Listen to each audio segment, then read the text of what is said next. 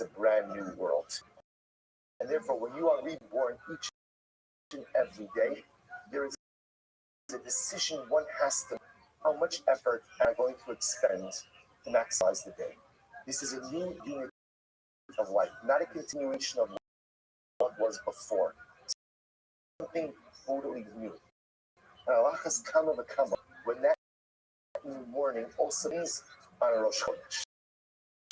And Allah has come when that new morning is on a Rosh Chodesh, is on an Erev of Shabbos. So much newness, so much haschala. And the Rebbe says us is one simple mantra for success in this month.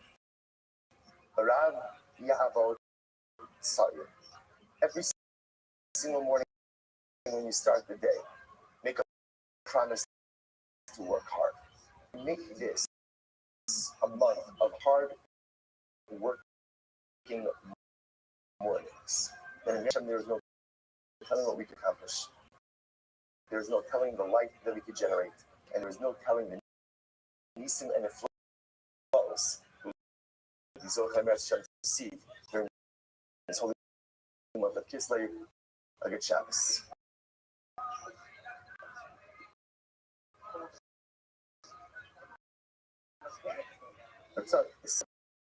So yeah, this is the part I didn't get to it. I'm sorry, but yes, same thing.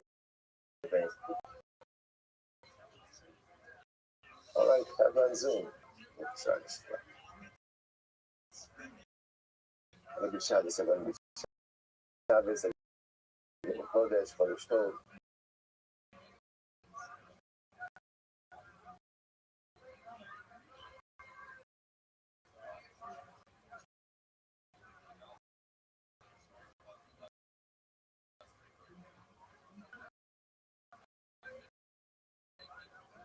Yes, a lot to do. So we are thinking of the son of Kessis. A Shamat. So it's 2, 4, 2, 4, 6 lines.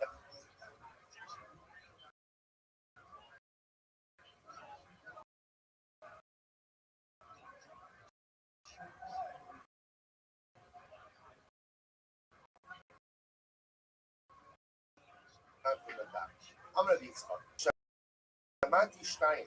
So Risa says, I heard 2 halachos. So he works Achas Zazar, the Achas Malika Zazar. So I learned 2 halachos. One of those was about mitzvah.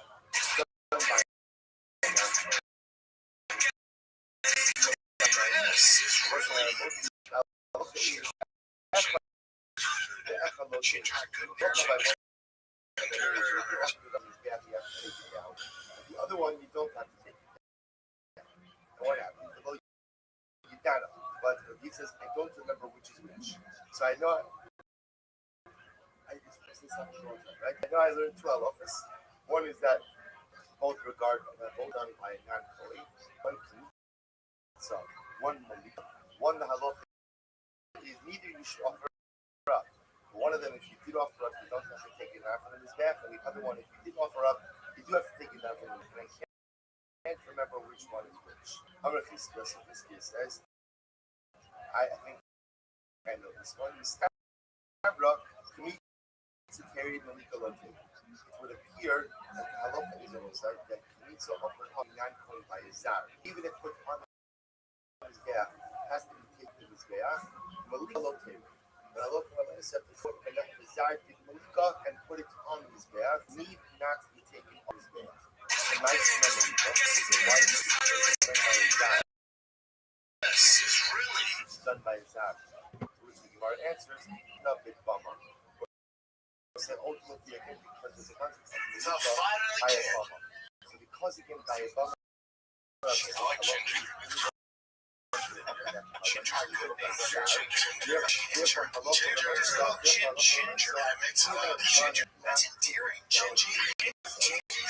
Yeah, be careful what you do. Be careful that one. Chinny's a rapper. Yeah, Chinny. I really call him Chin Chin, and I'm super racist. I can't do that. I call him Chin Chin all the time. Yeah, well, you're racist. Chin Chin. So Chin Chin wasn't racist. No, Chin Chin. Especially as a Chin Chin. Chin Chin. Chin. I fucked up. Chin? Yeah, when I became a national citizen, a chin is a man, a supernatural man, a kind of a demon who leads wayward and astray. Yeah, it's a cool name. Everyone kept calling me. They call me Chin. I'm like, no, they kept calling me Chin Chin, so I changed it to Chin. Chin is Chinese, and you guys call them. Her mother was like, you can't. Oh, and all the karate, how about triplets? I give them absolutely do it as you think. Fuck yeah, that'd be cool, man. That's so sick. My name is Ghost. I went to the that guy's a train girl. You know, I don't know. I mean, yeah, it's like, you know, karate? No, sure don't. My name is Karate. Dad was really into karate. Karate Callan. First day at school, I was like, buddy, are you a job interview? My name is Karate. Parents were assholes. Dad says karate, but it's karate. You should call it karate. Spell is K-A-A. They're either Excel or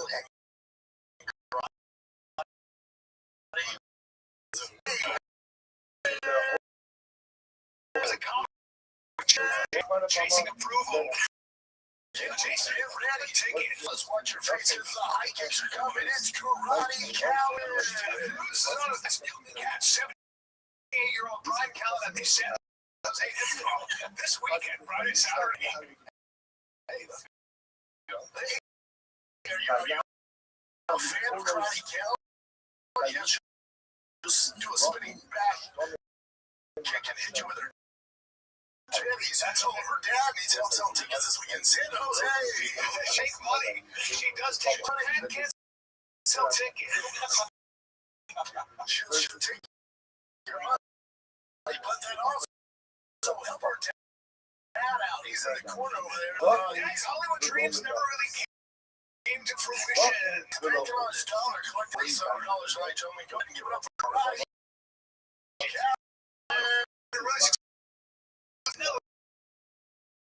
Give him hey, you guys like Karate Cal? Yeah, she's fantastic.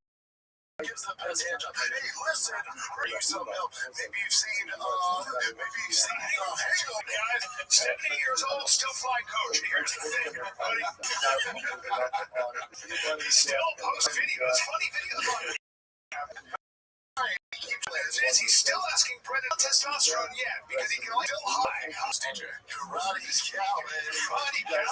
He is or she is related to Brian Callan, the comic. I sat here and, well, we're going to play some of his Hangover clips. Her dance.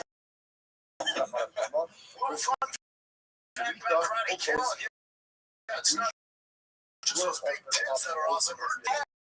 Was in the Hangover. Give it up for Karate. About as saggy as his nuts. She can't afford fame. That music stops. She's here. She's here. She falls. Back though. Back. This point, you're not even a guest, dude. You're just the third. Coming from my looking a lot smaller. Lifting.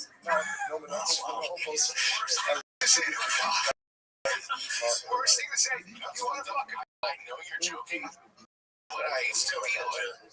I feel because I was about to like kind of ask her. It's shit. My girl's not got my shirt. It's not as tight. It's a little loose. I'm gonna be careful of that. You seem to be a lot of duck hunting. It seems like there's a lot of camo going on. Yeah, camo on a lot. I guess I want campaigns on Monday. Yeah, obviously, because that's a what? But that looks like first light shirt or something. That's a archery country. No, this is my studs. That's a brand. No, it's like camo. I'm sure my bow and arrow make twice. That's classy. Yeah. I just don't have time. Yeah. So it's going to February, but also, if I miss this, it's all good, baby.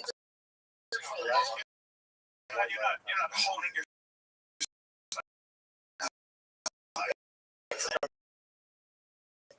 That's the first day I went to the village. I was like, I need to get on it. And then I just didn't go back for like 2 months. I just I love it. And I'm swinging going hunting. It's like shooting a gun. Like every time you do, we go out and shoot guns. It's fun. Like I need to get a gun. See, I don't get that from guns. I get that from guns. No matter what gun. I was with some soldiers yesterday. Yeah. I was with soldiers yesterday who were like elite guys. They said, dude, pistols. It's about I suck now. Practicing all the time. And I was like, well, I will always suck at pistols. Like, oh, yeah. What city we're in where we got with some Seattle, that Delta guy wasn't that well top at the time. Because I've never seen someone shoot a sniper rifle. Brian shot AKs on the road. And Brian did not realize the kick that was going to happen. Sliced the that was a silence they kept. No, that was a sniper rifle that shot back and hit me. I remember it slid the whole time. He went on stage, still bleeding hours later. Yeah. Because I shot the sniper rifle and the kick went boom. Was that the sniper? No, it's just a regular sniper rifle. Yeah, when you shoot with the goat, you gotta lean forward and you have to have your eye back. I had my guy from Boston. My dad did sniper in the Marines. We go to, he had the 37. Like,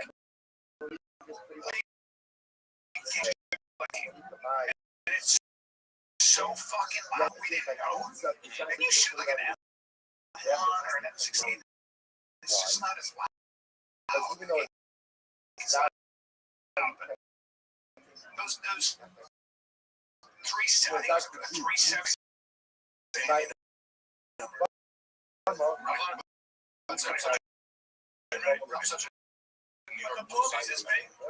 they say the numbers, I'm like, he lies down and shoot it, and he didn't know it was going to happen. He never shot. He also didn't know how loud he shoots that gun, dude, and it was outside. I was like, Jesus Christ! He comes out with a round. He walked around Alaska with hilarious. That's why the first time he took me shooting, I remember hearing the guns, and I'm like, movies don't make sense at all. When they fucking shoot people inside of a house, silence, and everyone just hanging around in silence. We were using headphones, and even then I was like, my dad was law enforcement, so he had guns. Nowhere to go shoot. I told you, he told me all like that. Take safety stuff. Stuff like that. I don't know. You know more than we did. No, I shot I bought an AR from Terran Tax. I got my AR 60 grand. I think I spent amount of had ear plugs in just ear side, and it was so loud that if I had, I was like, I can't shoot this. He goes, no, you need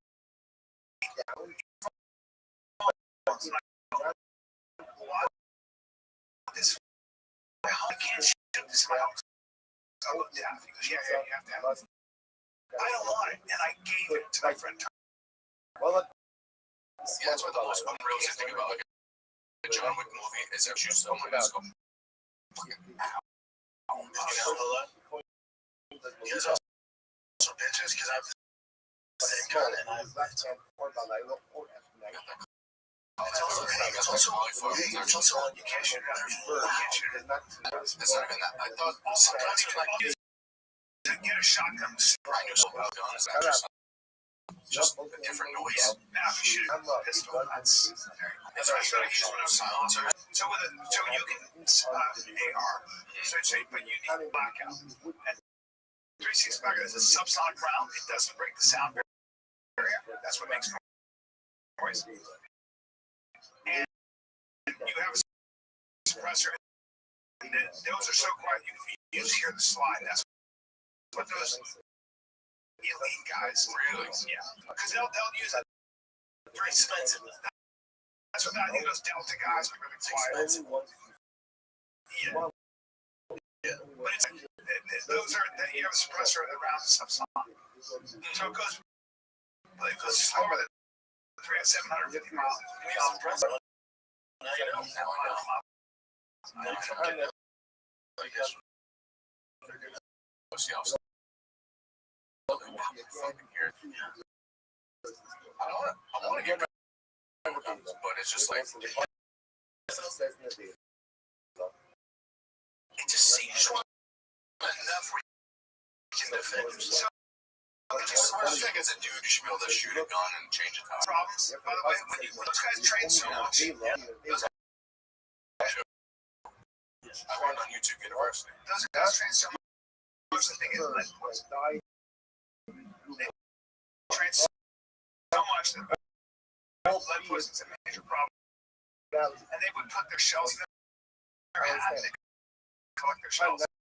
And then they dump shells in their head. Back on their head. And a lot of those guys are getting brain cancer and stuff. Yeah. So if you want to be good, if you want to be like a Delta guy, and they also practice shooting live rounds inside. That's super good for your body. Yeah, so many things we have to think. So many things. The people we have met, the stories that they've told us, if the three of us had to go into a house and do CQB, recorded combat, and clear a house, you know what would happen? We'd end up shooting each other. That's what happens. You're like, what the fuck? You sweep a guy's head, you hit him, you hit him. Yeah, you need to. And I was a lot on the HBO, right? I use throwing stars. I'm a no joke star guy. He's a bow staff. Remember when Dana did that thing with Gary Braga and showed his actual physical age? Remember that? Can we believe that stuff? Because the reason I bring it up because Ways to Well has this app, right? And so I was there doing all my shit, right? I bring him. And then it goes, it shows your age, 42. His actual age is like 34. I don't know. That makes any sense to me. I guess so you're just going based on your blood panel, right? Like you're, I don't know. No, even that guy, Brian Johnson, the guy who like dedicated his life to it, has like, that guy's dedicated his signs and even he has de-aged a handful of years. And that guy dedicated. So, like all the time, so like, they have Ways to Well sent me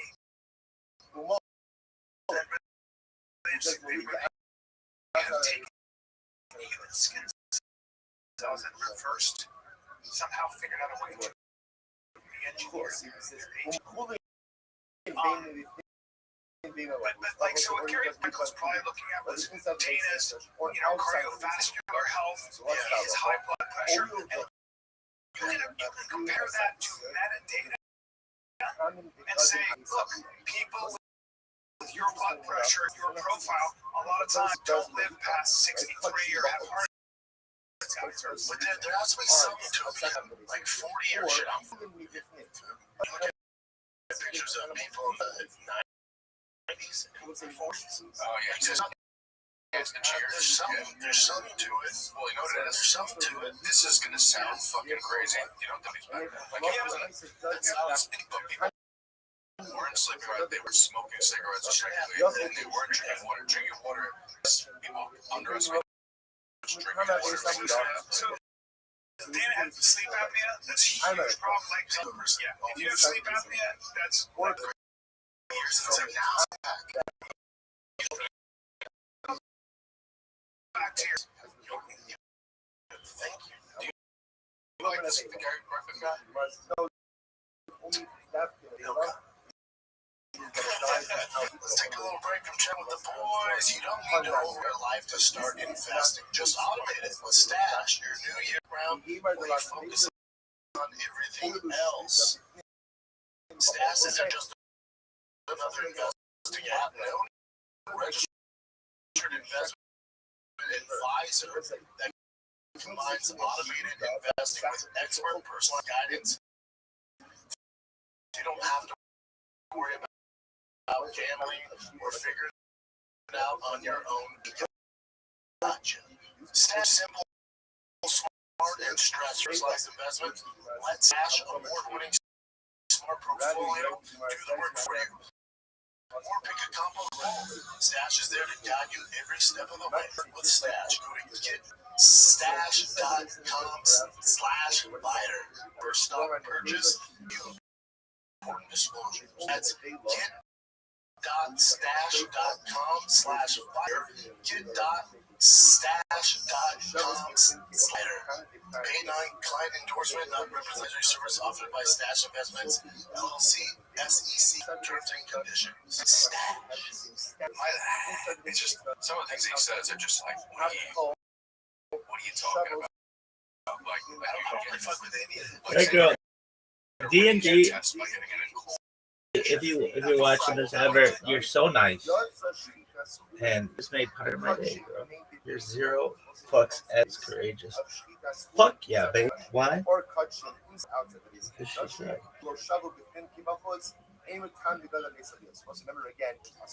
I have to walk all the way over there.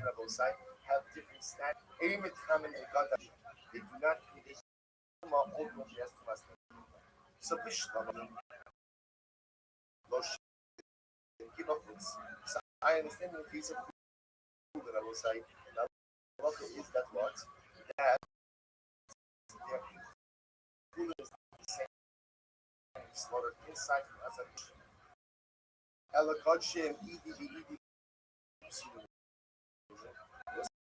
And the piece of touch, I understand. From you speak on a bird, then by definition, it's no matter what. I will say, it's possible that I'm doing it with him or Buffy.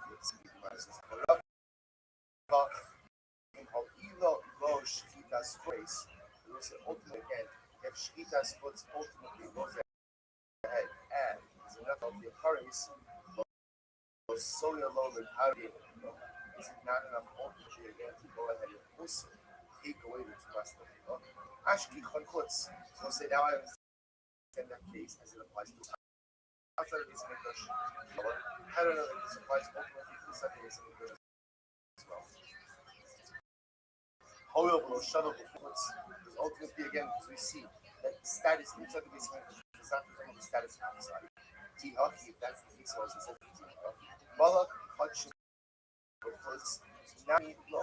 If that's the case, give him a leak on the sacrificial bird out. Also should not be the comment. Why not? To the shuttle different as we'll say. The status of it does not on the same question. Alright, so actually, Donin Gaber Shalom Bechero, davar shalom action. We'll say that. But same Rashi says it's fine. That the halacha is a case where the shita is not the item. Being bifnim and being mibachutz.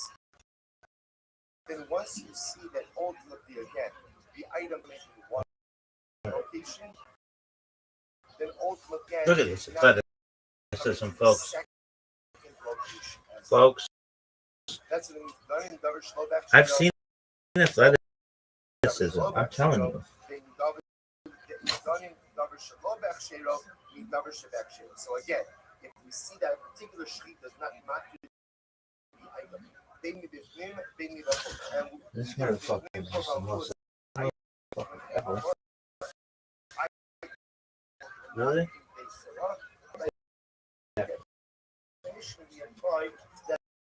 that same designation to the other location.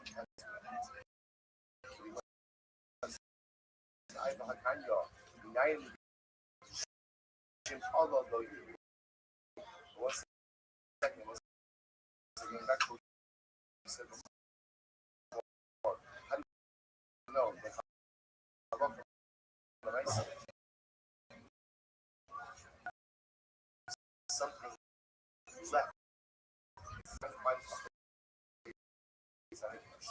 And then we came back in and was put on the say that we don't take it back down again.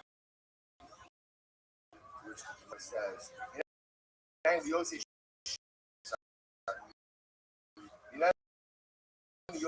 Allah, go so how do you know that there's something left? Yosef, therefore should not be offered. But it came back in, and indeed you put it on Wednesday after, that you don't have to take it back down. Which the Gemara says, Shari say, Kasher Baba, if you learn by Baba, the Allah is by, but even if something you don't see, but kind of the contract, even though Baba doesn't have this confined, nevertheless, it shouldn't have gone up and let it stay on. We're not asking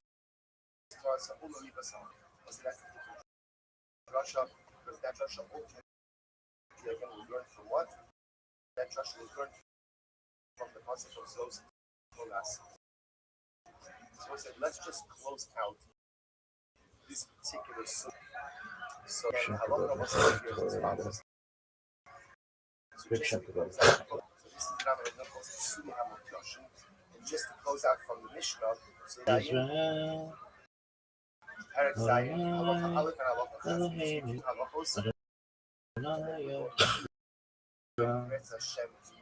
chesed, two halachos. It's Hashem in general, and it was possible for avodah. If you eat malika, the malika is possible.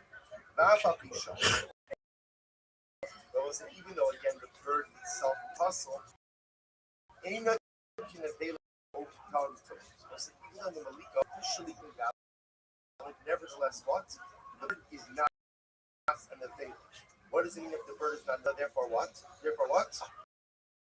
It doesn't convey tumah. Therefore, within malak balayla oshe shachat in the kachim. So,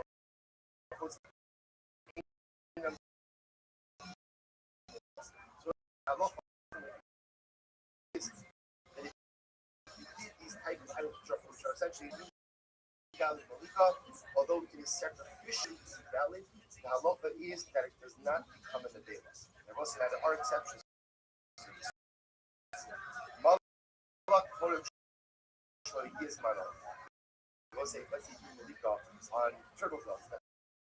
We're not the right age.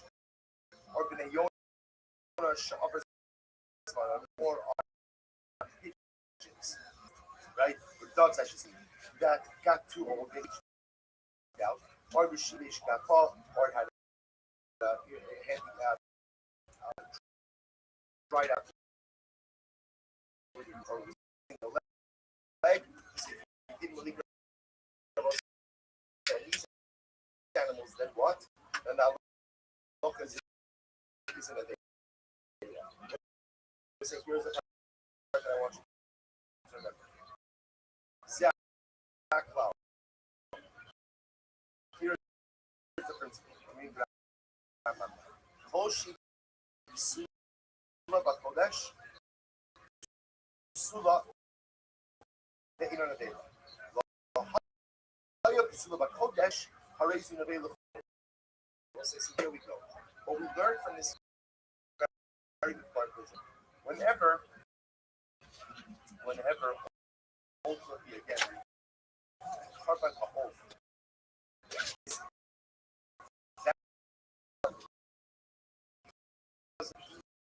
detail regarding the Malika.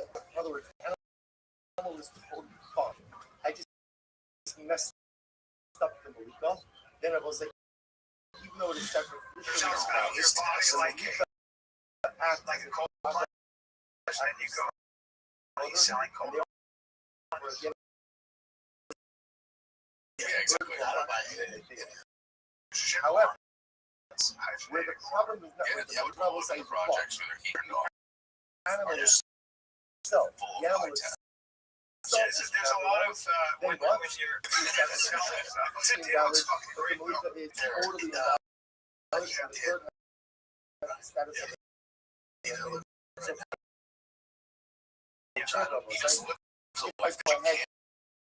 and I do my left hand. It's hard to keep up I with am that. not Disagree. You think so? It's easier. It's easier. He has the resources now. Everything you have a chef. What? That's converted to something what?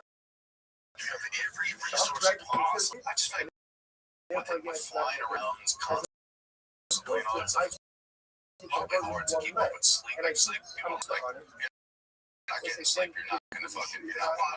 It's tough. Cortisol is your ghrelin raises all that shit. But he probably stressed.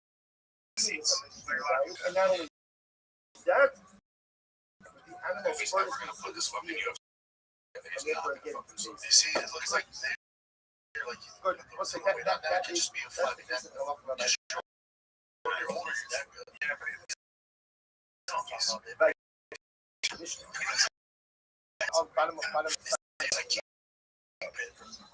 he really does. He is real life king. That's why just look. Well, I think I always say this, like people say, oh, I gotta start working out, eating properly,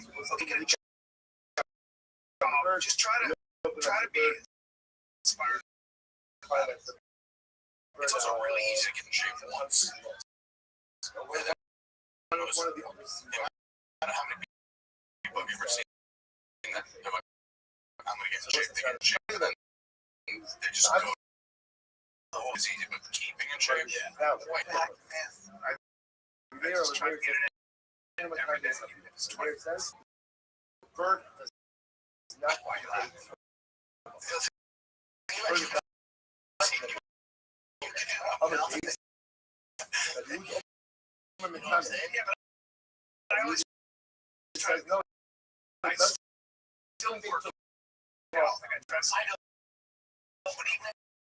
I'm really there for a reason, but I'll tell you why I'm not.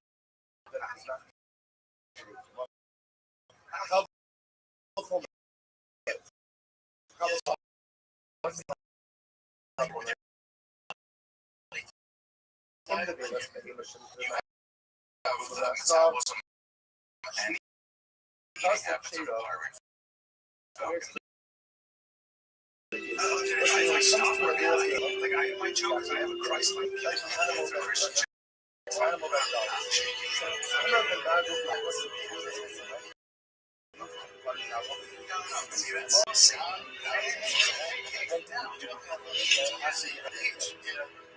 Don't say that. I think about that all the time. I look at my it's distracting. It's distracting. He's in can't say like him and his wife are staring at the sunset like that.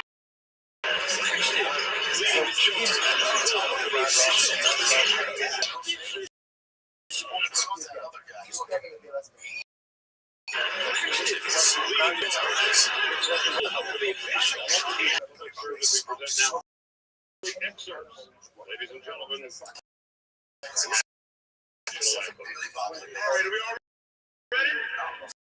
Is this show that good that I have to watch?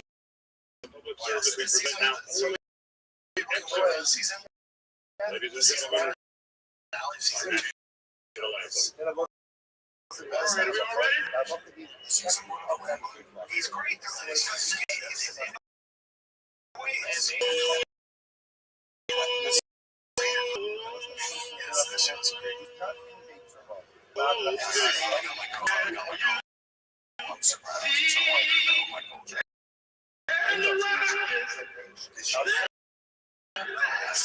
You can't. Show us her.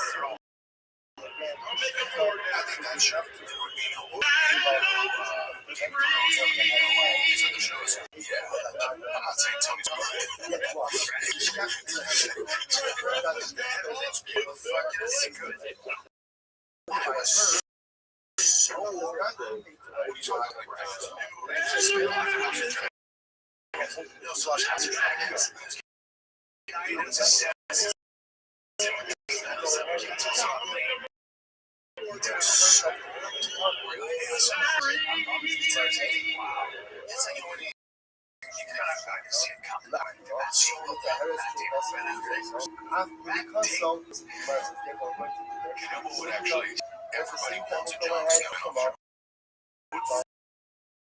See that?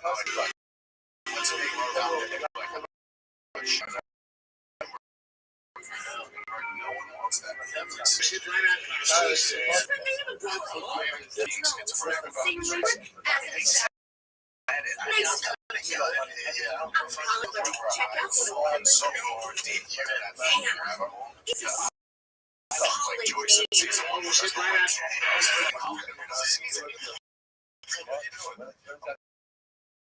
Because you were the one, you were like, I think this is going to be 100% sure. I'm like, yes. I'm like, there's an 11 on the clock. It was like Tom's schizophrenics. All of them. She read like all the Harry Potter. What is the Lord of the Rings? This girl would read at 13 years old. She was writing 1,500-page books or some shit. And she got to the point where she knows stories so well that we'd be watching some Stranger Things or a movie, and she would go, she's gonna die. She goes, it's foreshadowing. And she was right every single time. She'd be like, she did it, or he did it. I'm like, what are you talking about? She goes, of course he did. Why do you think? I'm like, well, but she knew the pattern. Yeah, she knew the pattern. She just went over. She ruined the story for me. What's right? You've been in Hollywood for 5 years. I know. I mean, well, you know, it's like, I'm sorry. A lot of my brain is still playing with crowds. Yeah. And it's embarrassing that my ex and my entire school were successful. And they know way better. Know that story way better than I can. And she's read it. There's 10 minutes. You know, like me. Like my ex-father. So he's like, I read everything. What? It's a lie. It's a lie. You probably understand. You probably know this. From what I heard, there's only X amount of stories. Like every movie, there's only certain things. A stranger comes to town. Boy the king. All that stuff. Yeah, which fits everything. 13 different like styles where it all fits into this. Yeah, just it's the same story. Yeah, there's trauma, which is like the character wants something, and usually they're really selfish about it, and they're singularity. Like, I'm gonna get this thing, and then they realize, oh, I gotta give up on, but I get something else. I get what I need, and I become a different person. So yeah, I'm still poor because I gave the money to the girl. I chased the money the whole movie, and I'm like, you know what? This person, for the first time in my life, I realized somebody else matters more than me. I give the money to somebody else, and then it's like, man, he's a good guy after all. Tragedy, you know what a tragedy is? You know the tragedy would be, what's a good white wants? He holds on to it. He still wants to kill that white sucked under because I paid. I'm not saying they broke both, but like, I've ever seen where every time you think this dead, you never know who the character. Yeah, you're like, that's everybody I knew. What the fuck? Yeah. The first a lot of times yeah, Tyler, Game of Thrones, remember, a lot of us, the good guys lose, you know, and you get attached to them, and then it's like, wow, this is a rough part. Just by the ending of it is so sour. Mother of Dragons, is the ultimately Chiefs. This one, yeah, she becomes the man. Because power corrupts. Do you like the ending? I love these season 8. Except I like them for nothing, to just be stuff fun. I like you ain't shit. Yeah, he Jon Snow's so rich. They don't Peter Dinklage will always work. Peter Dinklage, yeah. Well, Cersei's crush.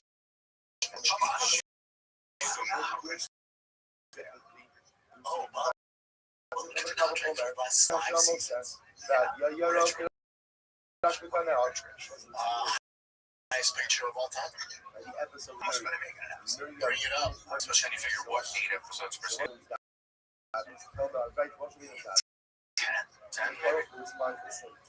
don't think anyone is scrounged for change from I've seen that movie before. Yeah,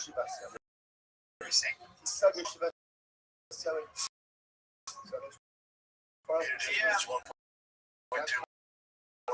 Yeah, no, I'm sorry. So let's go through it. You want to go through it? It's a lot of money. But after taxes, you're seeing so how many episodes they shoot in a season. But you also got to figure it's you'd be fucking amazed. But they're getting money for right? Yes. You on HBO? It's like someone's buying the rights to it. The main characters might be close to 30-40 million. Yeah, if you're broke after that, you're 8 seasons. Yeah, but I'm just saying. So, is it 8? How many episodes for? It's probably 10 per season. Let's just say it's 10. So let's just talk this out. This athleticism. This athleticism. This footwork. These are the laws. This is the Torah. The Behema and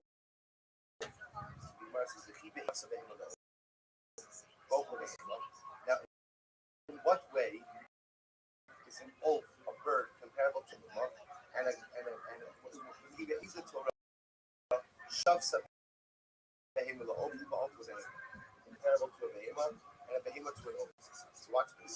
Behema oath in so I'm not exactly how they're similar. on one hand, a behemoth, because they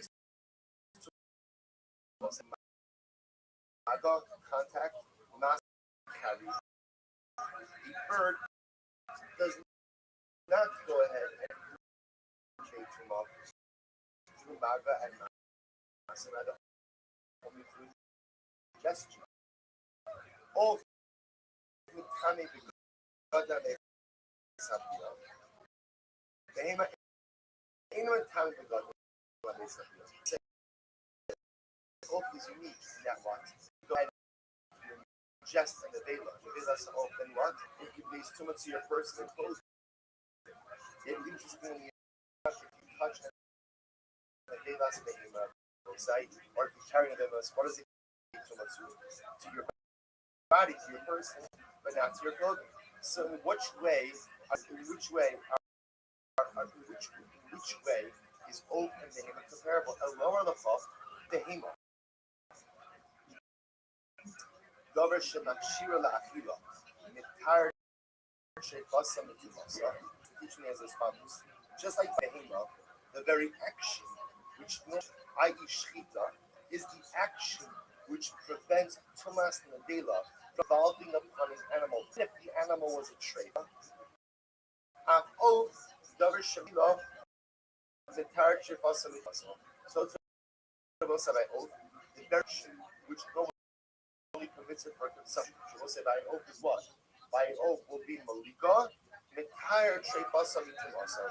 That same malika, if done on the bird, even if the bird itself is a treifa, nevertheless will prevent the animal, the bird carcass, from becoming tummy with tumasta. So we'll say that's what the mirror is Russia. The mirror says in the past that let's see, the hemo oath. I'm not sure exactly what the comparison is. Look past it all say in this particular case.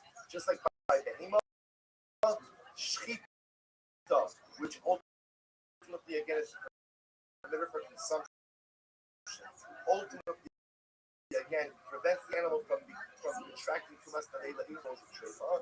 So to oath, malika, which normally permits consumption, will also go ahead and prevent the animal from contracting to even if the animal was already that the Yuda will say, what's that even not just?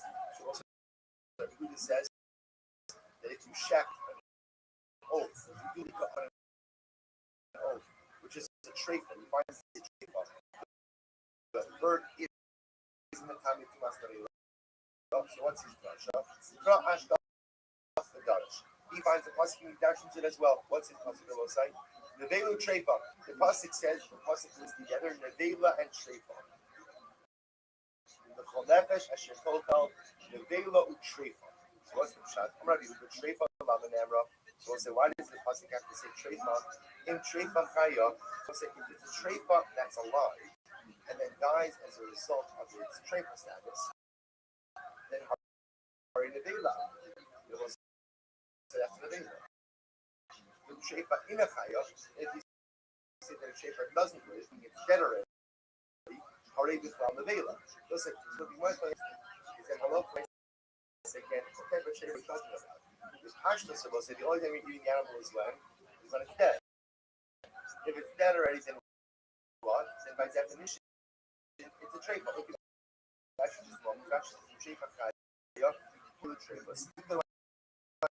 شيخ الحياة بيقول هذا إن الحياة شيخ الحياة بعد جلسة حيث بس حياة إن بيلا مولاش يسمى باسم كيف من شميسة من نادلس وميساس شيخ إن خشوا بحياة هاي مشاش نشوف بخلنا بيلاس بس if you're شيخ بس كيف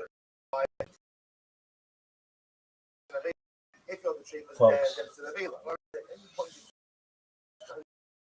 These animals, by definition, is already in the vela, which we must Allah hobby trade for Shishakta Shematimes. Other will say, why does the you recognize athletic prowess? Do you know what prowess is? Do you even know what prowess is? And even if it was checked, Because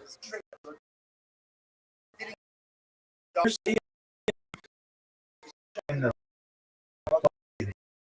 flesh never, that's what I'm saying. and bone. And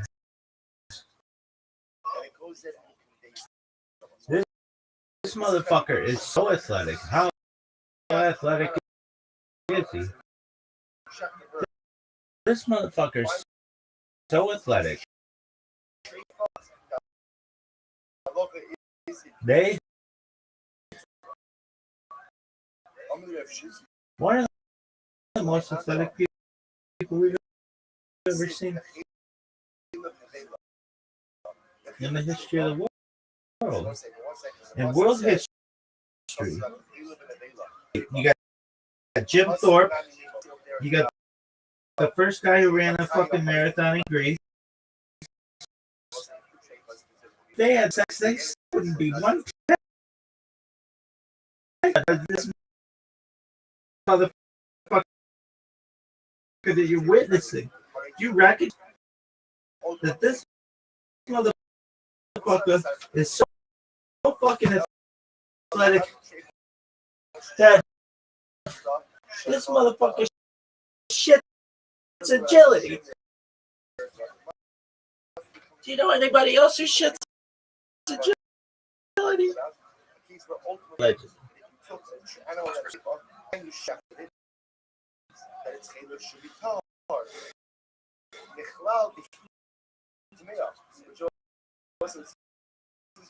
This show sucks. The animal itself is going to be I mean, it's 1.2 million,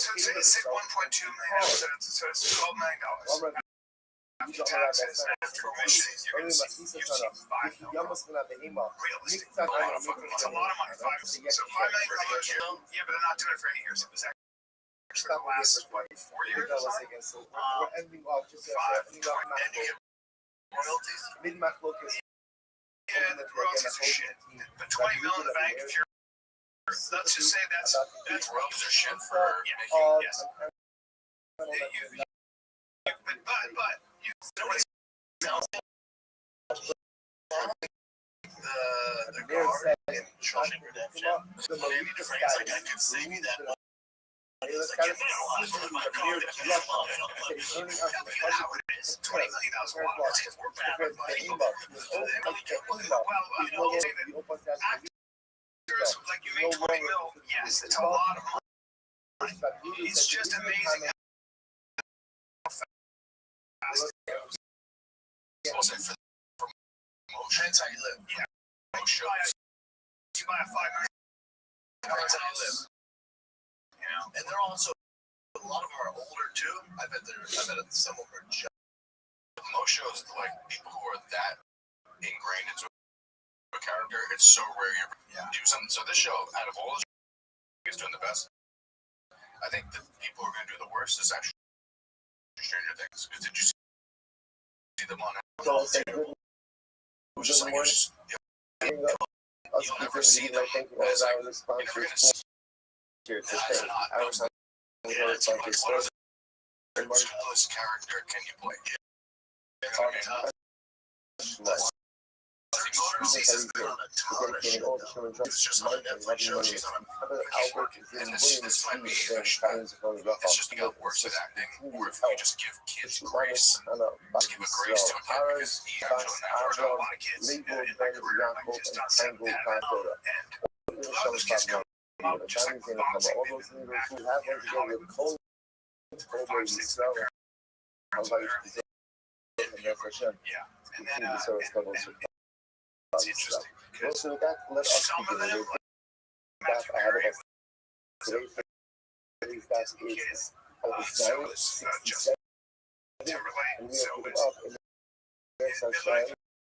what started and they just get it. But yeah, it's not as though when you're always on the set you become a great actor. You become reliable. It's become a skill set. Yeah, like sometimes, but then also those kids too. Like how long was it during season 5? 8 in the comedy, so it's actually started this yesterday, but let's shot it again. many are going to class and everything else? Now, the Mishnah is Once you get top and I know shit's what that's is not called, the you know,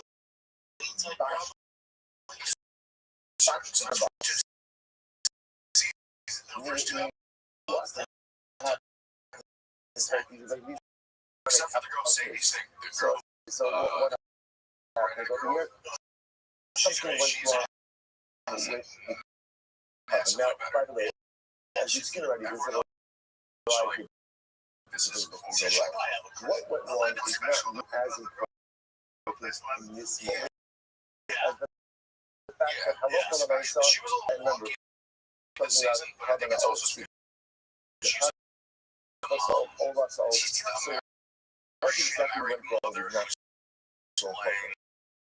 What matters right now is you have a carbon hull that is not usable. It's not usable. So now what if even then, it's not usable. Even in the current base idea. Remember again, Halacha Lamaisa, even though it's usable, however, Malika removes the status of it. As we spoke about yesterday here, Halacha Lamaisa is telling you, I don't know how Shita available. Based on the Maganasa, they carry or touching the animal outside. Let's say unconflicting sunshine. No longer in the or no longer being for like the same idea she has her own like offerings as well. kind of like 60 clothing line or something like that.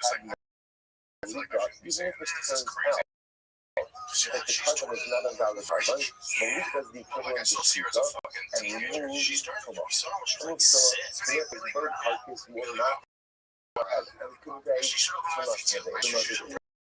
Furthermore, they are subject to the Yila. I will say now a word about this just a moment. When is something subject to Megillah? Jovi's son. Generally, now what is Megillah? Megillah Jake Bon Jovi. is again on our terms, so inappropriate use, mundane use of consecrated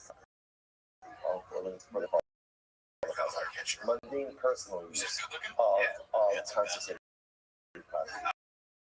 When is something subject to Megillah? When it's not He's a traditional. He's fucking. if something is He's a even New Jersey Italian. it's not subject Conservative New Jersey. He's still to American the same way. So let's say again, if Bon carbon Jovi's was over. Costa Rica, No, Bon subject to Jovi. Megillah. Bon After Jovi, the example, bro. let's Bon Jovi is a shout to that. so again, how is it?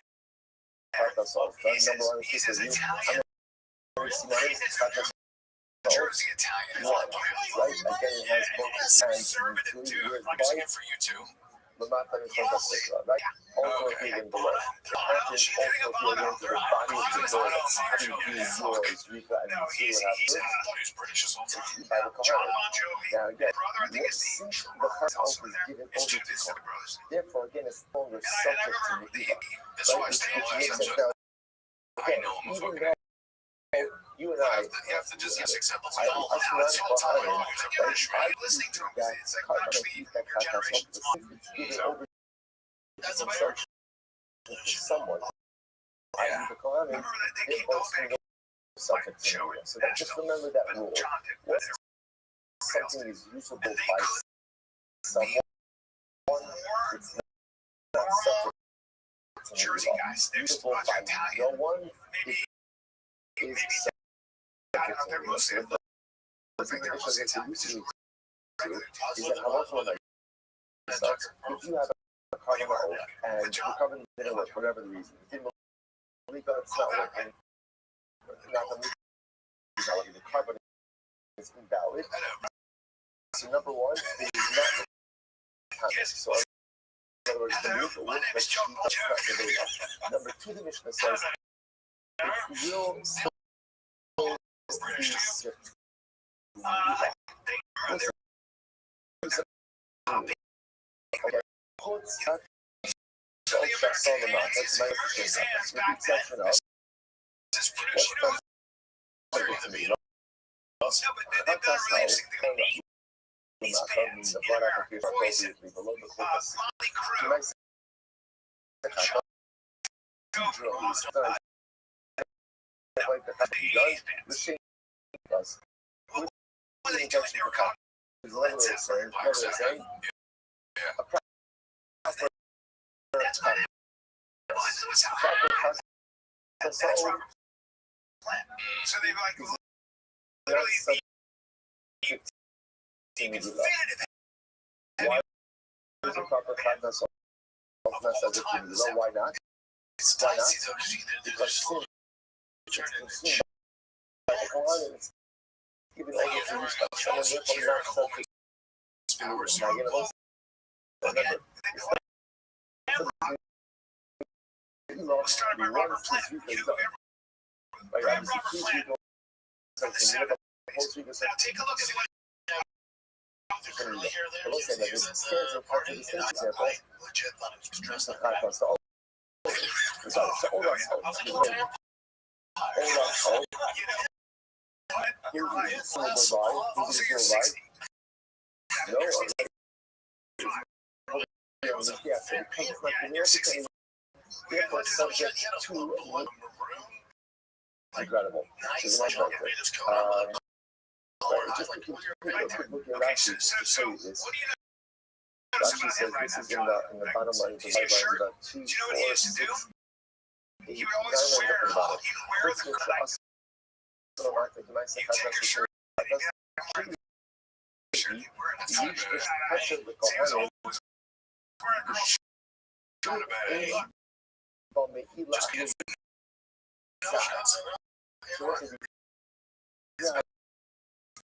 since the pressure so opens up closer, we like to look in the entire procedure, because it's over to the Quran for consumption, therefore it's not subject to Nihila. Even to a right, which means if I go ahead and I turn it into aircraft, and I go ahead and I take that bird, and I use it for fueling the fire, again, some of the but I use it for fuel. I'm that's not Nihila. It's not Nihila. It might be that. But the nice it's not Nihila. So once something has turned right side header, ultimately again that's everything. That's the order. Let's go ahead. So just on the map, actually nice stuff. It's now we go there. Watch this. Oh, that's all. It's now again. Let's go through it. Oh, that's all. I'm gonna make some money. Again, what do you do with it? Twice you do it. I like machine gun. Head and body. Right? Head and body both effort up separately. He's a guy Very aware how you feel about him. He's aware about how he feels about himself. It's like I messed up my old self. I messed up my old self. Right? How do I mess? By the way, so hard to listen to. you're my hero. Anyone who joins back during Svachin, right, you get out of your mind because I'm going to go with and take us home. Welcome. So let's say, make sure you guys can he comes back in the session. I saw it. Then you be like, oh, that's all. Just so. Not that. So now, in this case, I messed up Allah's house. What did I do wrong? So again, I want a salamata, which is what? Where did I do the blood applications? Below the clicker. Problem number 1. Remember again, what was all done? Number 1 is I messed up the blood. Number 2, to like the tapas. I procedurally, I just like the tapas, which means what? Like one sinning is leaving the head. So let me again, I'm totally messing this up. Blood placement, wrong procedures, the same tapas. I went to look again, I had in mind that it should be for a tapas. I totally botched this on everything. The question around is what's the status of the cover? So the laws are over. it says it is subject to subject to Look at Rashi. Rashi says, yeah, what's about 6 lines about it. The whole he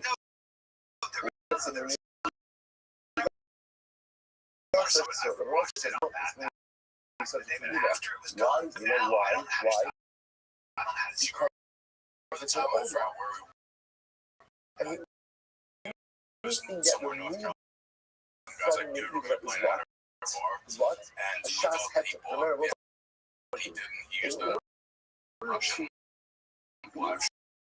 I remember it was like you would go 10 seconds at a time. I just think it's easier just to pay. Permissible for someone.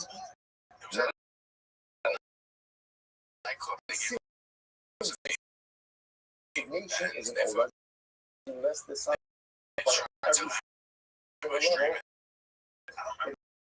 it's no subject to me. But you sure says no, absolutely not. It's not also going to be something axiomatically, ridiculously overwhelming, which is that the issue actually holds that this over is converted into I know it's crazy, but it's not the issue. He said that it's even designated to be wrong. That's because he made it wise. It was. So, DraftKings Sportsbook is built for live betting. Just pre-fight picks. The actual application. The actual procedure. The actual punch one.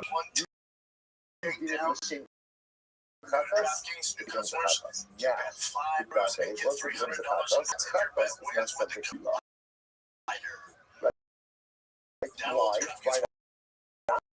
App, use the code by the provider to turn $5 into $300. So there we will see. And then we can actually says for $500 to show over even Sheena Shmo and myself in the coma, the Shane Katos Nasis the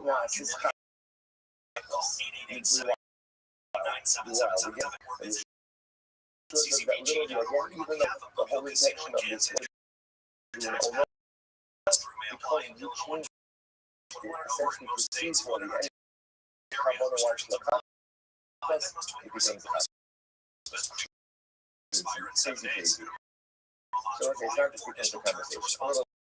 I'm gonna be at the so those are the disputes of your trust. So the Rosa says that. In my impact in more than the Shema, so when it comes to the Katos, that when you go to the Shema, there is no need of, okay?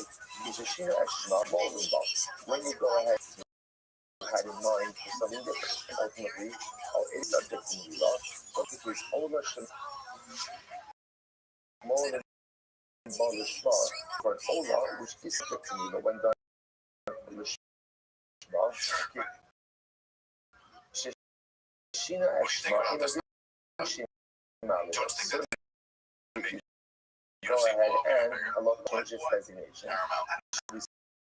Subject to Mila, that's his Kabbalah.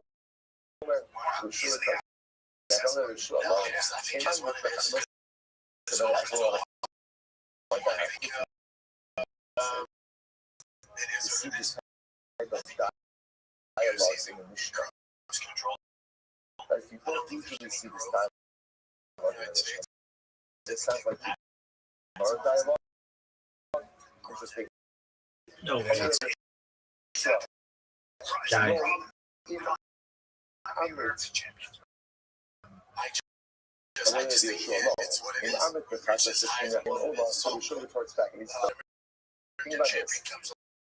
If you have a Chatos, which you change it, it is right. No, it's going to be the number 2 biggest fucking doing that.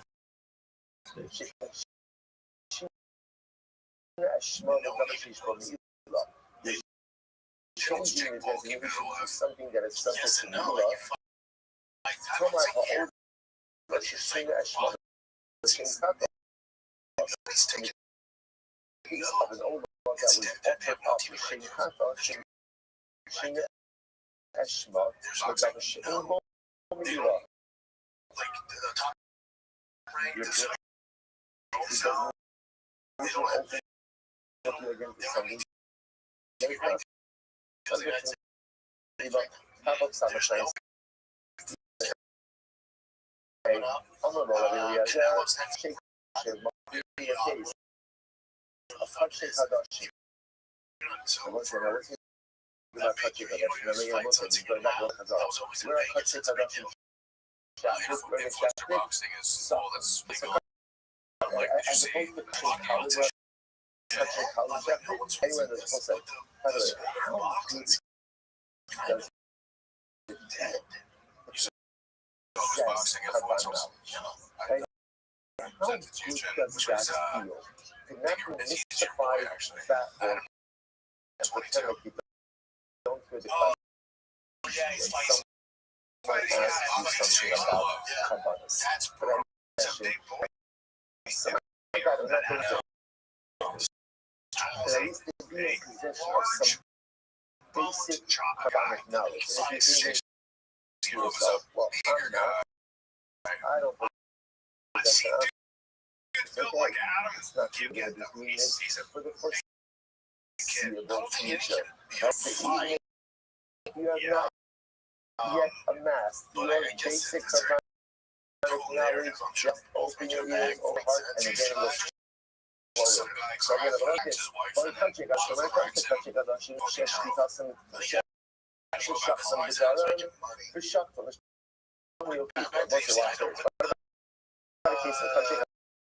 which again, you made the mistake if you checked it in the south. It's kind of hard I remember again that's wrong because Kachik Kadashim are in the south, are in the north. And what happens? You check it in Kachik College. And what here's the case where you spot Kachik Kadashim. You do two things wrong. Number one, Kabbalah-wise, you did it wrong. You did it with Kachik College, like the lowest sanctuary Kabbalah, such like a Shlomi, right? Because you did it in the south, as opposed to Kachik. That's going to have to be done in the north. In this case, between Shina Eshma, the double Shina change the designation to something that does not have to be done, like this Kachik College. For more than that, and yet, they will still be subject to Mila. is actually dying. I'm not on the whole lot. Says that should don't wonder about the case of the Ola. I thought people should come over here because even because the NFL, the second Mila, she might be wrong, but it's still subject to like if it's for that. However, no, I'm just Russian. Shut them the door and the shut down the same Kachik College. Not because in the case of Kachik College, but again about that. Number one, you back the location. Like you should have been done in the north, you're going to furthermore, again, you back should have been done with Kachik College, but instead you did the same Kachik College. Yes, one of the other should use for is the head. So it's very interesting. You see that there's a root ultimately like the same, that is both this, that was a little bit interesting. Remember again, let's take a simple example. As part of it that is consumed by the owners, and part of it that's burnt in his day. The that is burnt in his day is subject, and the part that is consumed is not subject. Interestingly enough, useful as the basis for the hacker. Come on, all the Shina Shmuel Davar Shekula hacker. It's different than the case of the old Shane Hathor. Because where you hold this designation and you're not subject to the okay, so we'll say, so bottom line, what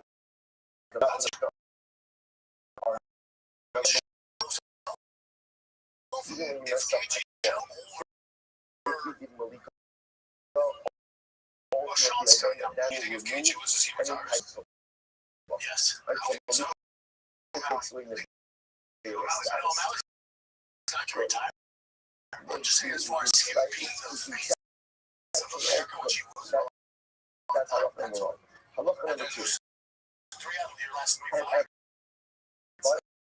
He was fully subject to me. So, the only time a carbon is not subject to me. The way he fucking manhandled Bryce Hall. Because you know when it comes to Bryce Mitchell. Yeah, fucking beast. Like that. That's gonna be a good fight. He doesn't go like he goes in there like a fucking. Yeah, Arnold Allen's dad was a strong brother. They would tell him use steroids and tell him not. Really, yeah. How did you? It's funny, his dad was always like, but ultimately, again, red place was wrong, right? so strong. Let's say that. That's probably number one. The CJ Lee's father, he gets Hatos, and he even had Havana for Hatos. What is the status of this? Shabarazzo says, ultimately, again, he's a fucking beast, though. It is subject to Mila. Because essentially, he says it's treated like an Ola. Because sometimes you get these big cards where it's big man, so it's not as himself. That's why Evolution of an Ola is treated like Ola. So the assurance of the fighter, it's not treated like an Ola. Again, so this is a piece of the Vatsini Gemara, essentially, and once it's clean, but it's ultimately not subject to Mila. The rest of the Mishnah is then going back and forth regarding this muscle. Says, yeah, let's go. Simon about 67, 80 Gemara. Tanya, Omer, Roger,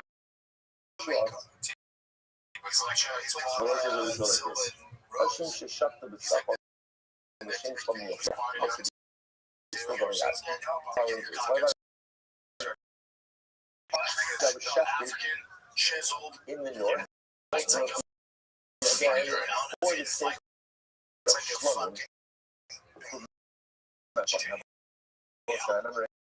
again, in this case, Hashem, what category is Hashem? Category? Hashem Kadashim. Right, Hashem Kadashim, right? Hashem Katos, Hashem Kadashim. So where's it normally shafted? Right? Sapon. North. Now again, in this case, you went ahead and you shafted it the right location, but you shafted it for the wrong designation. Right? Ultimately, again, right? Ultimately, again, that halacha l'maisa. Say again, look, now what I want to remember after the week is not subject to the law. Also, like, not subject to the so halacha l'maisa. So there, you shafted it in the right place, but for the wrong designation. Shishina Eshma, ultimately, you change the designation more than that, and it is subject to Milah, which is interesting. So what are you seeking with me again? Can you go ahead, make it subject to Milah? For those who wonder about this of Ola, Sha'asa is Shishina Eshma, even though you change the designation, and she's probably subject to me. So that's what's it. You come back and forth. So it's as well. Amit ba'ashim, Shina as Shmo, Shina as Mikor. There's the difference with the those three fighters themselves. Initially, having in mind, ultimately, you get the Shonim, but when you did it, you also did it in the right place. Somewhere in the Ola, in the case of the Ola, is referred to the case of the Mishnah. And the most I get is Mishnah was the most extreme of change. You have an Ola Sa'ot, and what did you do? You had a mind that is pretty for a contact. It's easy to do that in the house. You try to look like the same thing happens with the music for months in advance. He was talking about we're going to have the best fights we've ever seen. And then before he was even he admitted, I don't even know. It's now to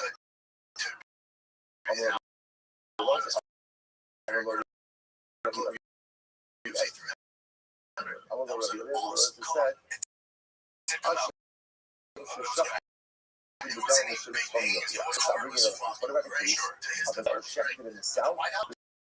Changed on this. I wasn't here. You botched everything, right? Because Hashem is supposed to be done there. It's something. In the wrong location for the wrong destination. You know, it says Shashina Eshma in the Kabbalah. Ultimately, again, the designation of the he also changed the location. And yes, a moral will be subject to new law. I'm talking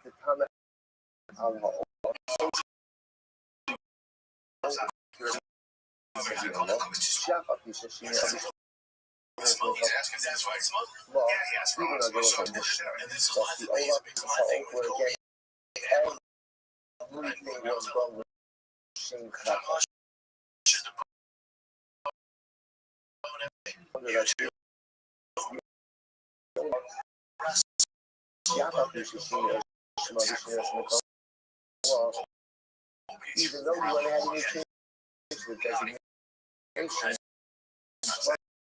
things like change the designation, subject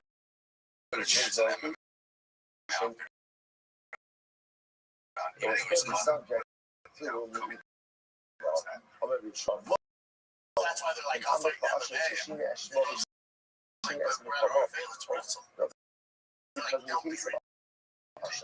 when you change the designation location of the location, that's not set. But procedurally, you still did to what's supposed to be done first. Yet in the case of the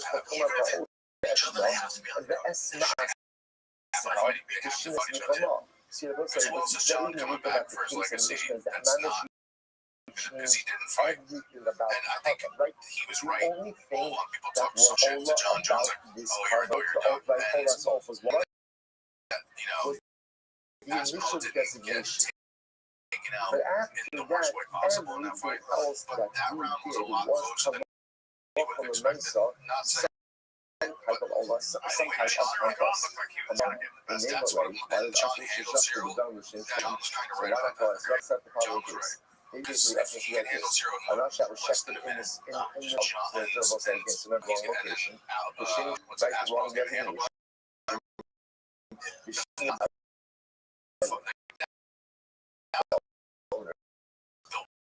one for that fight. it's not good. It's bad. Really gives a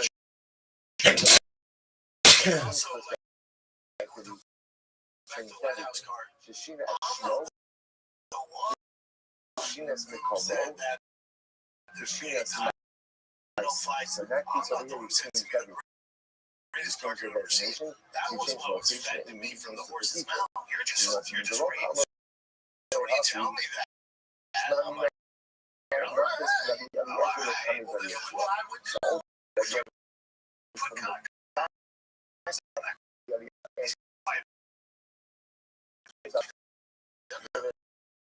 There must have been convinced of the reasoning There's a of one where so here we go. Here it is.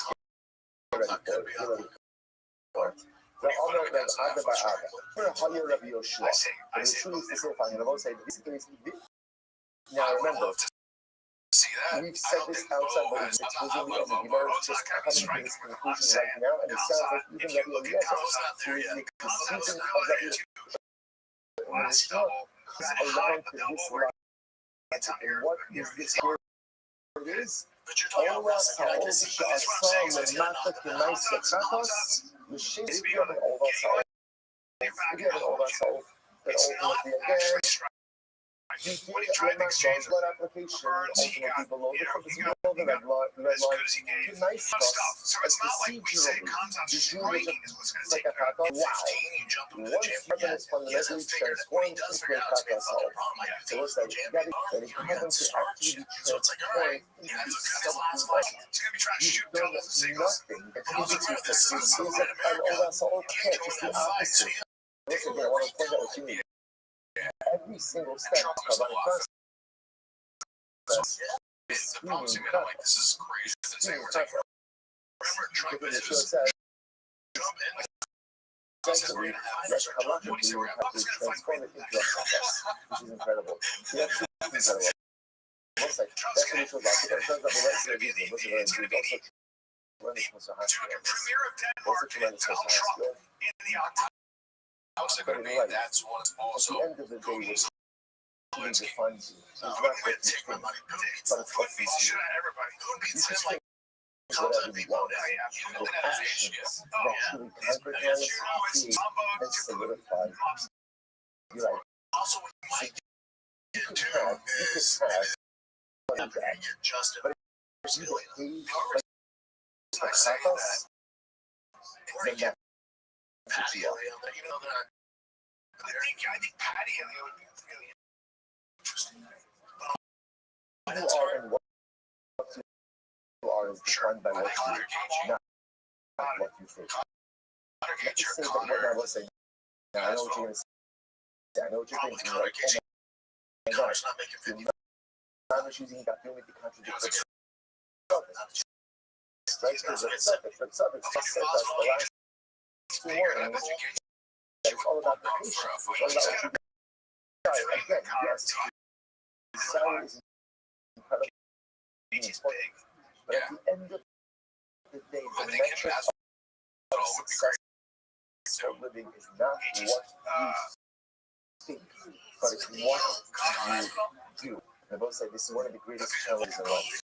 Because we all have beautiful ideas and goals and and it's beautiful, it's fantastic. For myself, having beautiful goals and beautiful aspirations, even if always goal, if you find expression in dynamic, life will only get you there. But it's what you do that truly suffices and concretizes you on what you are. You can do all you want to do all that all, but your behaviors are tough. Your behaviors define ultimately what you are.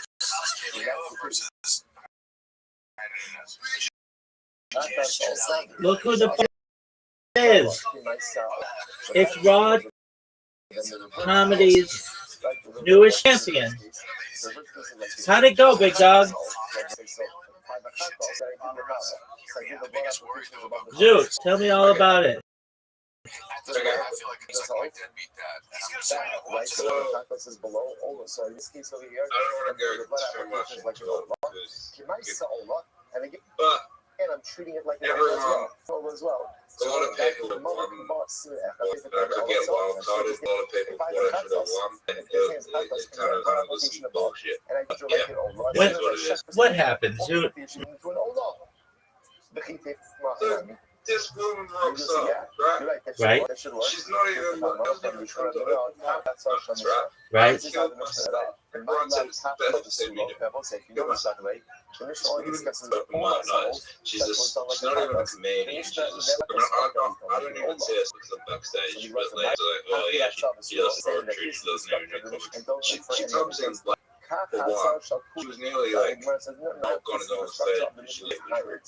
The thing that pisses me off is they still let on. So I really fucking like. Okay, and what happened? They only have one winner? For the hate, yeah. So you beat Chelsea? There's not people in hate. Okay. Reason why that becomes a cartas. Oh, okay. Wow, that's pretty good. Chelsea's pretty good. Okay, so you got second, or did they not rank them? There's possibility that I could get wild card. Okay, so you wild card.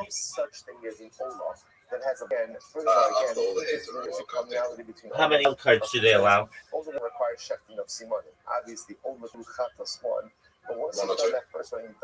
Okay, how many heats are there? All right, so you basically are 9 people for each heat, about 45 people or so. You have a chance 1 or 2 of those get choked. Okay. Well, dude, if people said that you've ever done it, did you mess up at all? that a person does that are done that the blood. You didn't say any sorry or anything. Listen to this. Probably did, but to the point where it was like putting. I paused a lot because I was laughing. Like the crowd was involved. That was good. So once Okay. Okay, so do your set. Let's hear it. Nah, you already got it. That's it? You told one joke that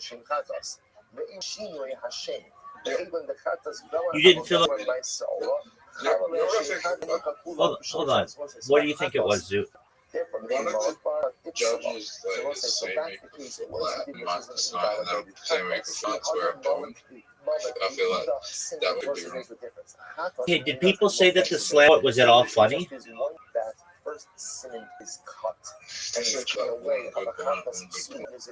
Okay, think that people. You think that people thought that you didn't have enough material? I mean, you did like 45 seconds worth of 5 minutes of material. The process is messed up by the first signal. No, I did like. All that doesn't become until when? I did 4.5 minutes. But once it's been messed up at stage, With that one joke? can't then be categorized. No, I did more jokes. Okay, what other jokes did you do? To finish up the rest of that Rashi, he says, It's really up to you, Robert.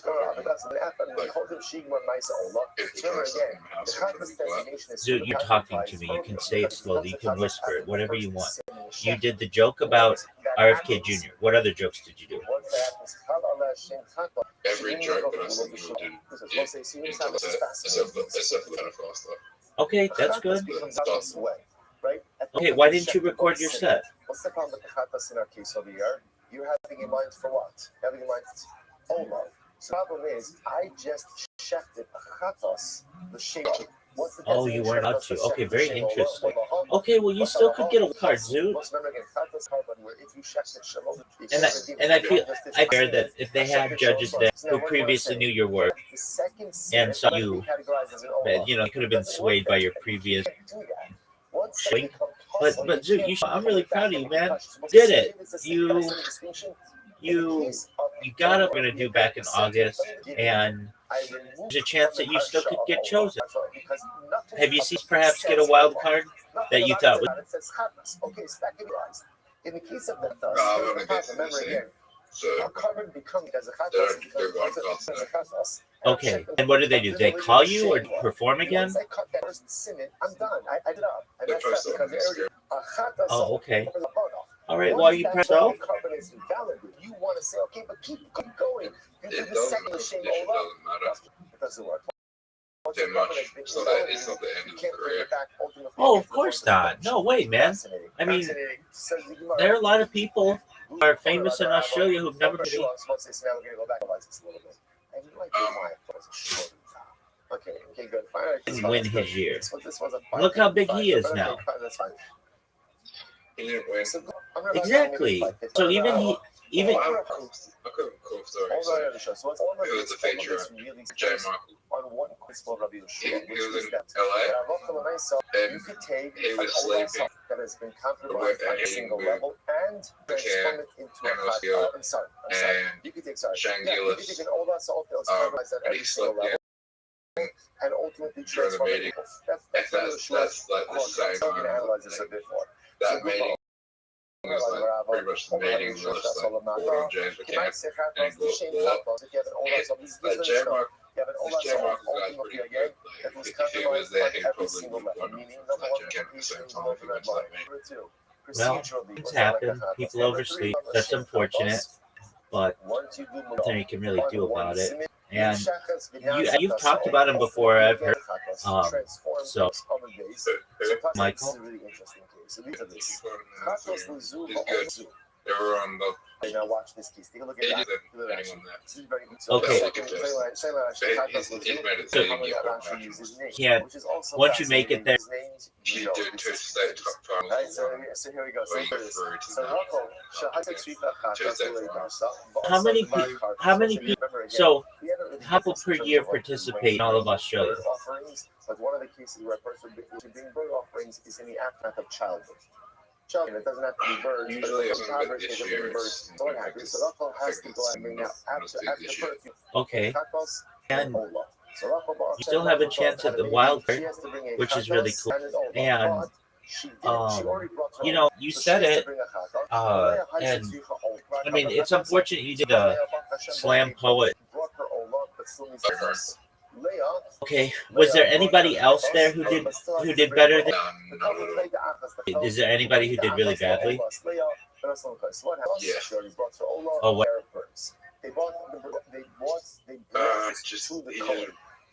He just randomly talked about suicidal. Just didn't make any sense. Ooh, that's a tough. Let's say you don't get the wild card. Do a top two rate, and you still Monday night come do, and he's funny.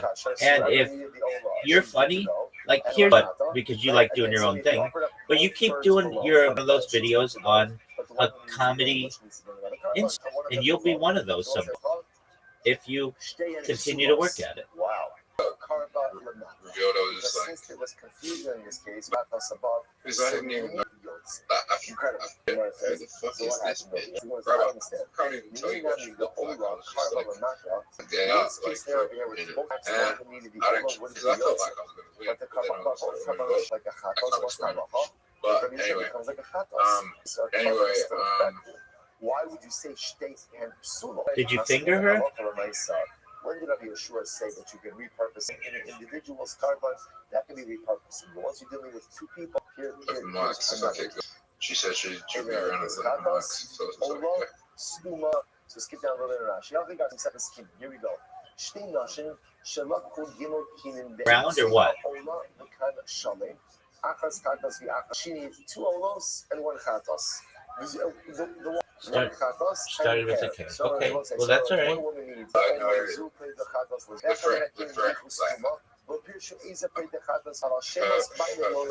It's just, yeah, I kind of a friend of the comedian, but she's really, the comedian, she came to say it, and I know lost her, but like, if she's performing, she's Yeah, or you could just wait till that chick shows up. Did you see? Do you know who that woman? Yeah, people liked her, but did the Wikipedia of the mother is? That's what I'm asking you. Her mother is named Fiona O'Loughlin. Been on a bunch of shows: Vixen's Good News Week, and Show Me the Movie, and Uzi. We Have a Problem. So yeah. All right, so what's your good morning? Good morning. O'Loughlin is? Stephen Tarizin. Steve's father, Albert. Zoo. Oh, she's giant. Kitty Falligan?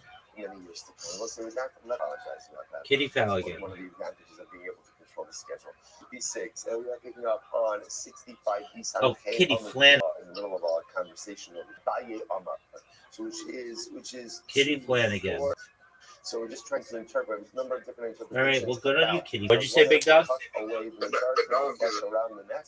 No, Again, there's another Oh, okay. Well, Well, is whether or not she spoke about she I remember again in Australian the cutting up in second comedians don't think funny, especially. Sorry, thank you. I think he's just got behind his go ahead and books and he's just at the wrong place at the wrong time. I think a lot of people from Australia would agree with that statement. So, Rhino Room, and you'll see if you're a wild card.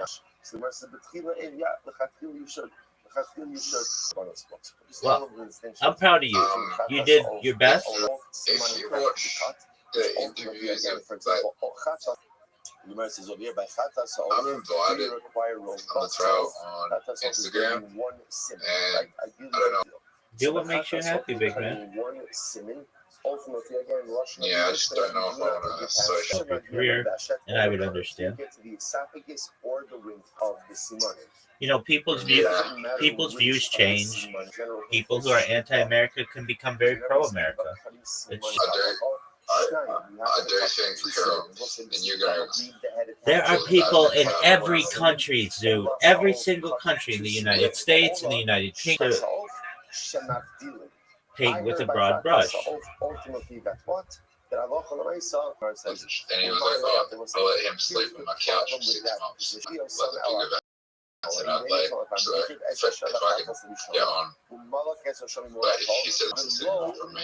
So if I get on showcase, Okay, what showcase? Friday night, only. Oh, didn't you do one of those like 2 weeks ago? Didn't they invite you to come out? They might invite me. There's another one. You don't have to. You don't have.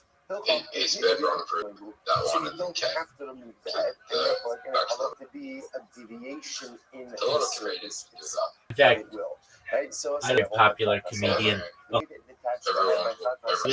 it was a 2000 show, so in one comedy club, and then instead of a comedian in New York City, and he did something like on Instagram that I've seen, where you don't always get a chance to do all three, but at least two of them you do like either two of those, and occasionally you get on all three, but usually you're fortunate to just do one, almost get all three of them done.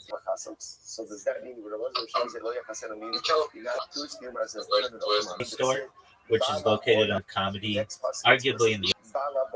Can anyone get So the way that it usually works is potluck is a dish, and so like Sunday nights they're familiar with the people there, and then in the past they've done two. Tony would do the comedy. Sounds like it's the same in Australia. They don't have headliners there, don't have features there. Basically they have a bunch of people who are fight night, and Mike the Comedy Store. Good. Somebody will see you and ask if you want to be a door person. Cliff started as a door person. David Letterman, I believe, started as a door person. Jim Carrey started that way. Who takes tickets and also helps people to their seats, always filled, so that you have people who are ordering drinks. And if you want to be a door person, and if you don't have a job, that's great. That's what thing. And then if you get really good, a lot of agents, somebody's really, really good, tell them, hey, do you know about X, Y, and Z? He was really, really attractive. She was like probably the most attractive. This girl was like not that funny, but she was just talent agents there that they'll get you in.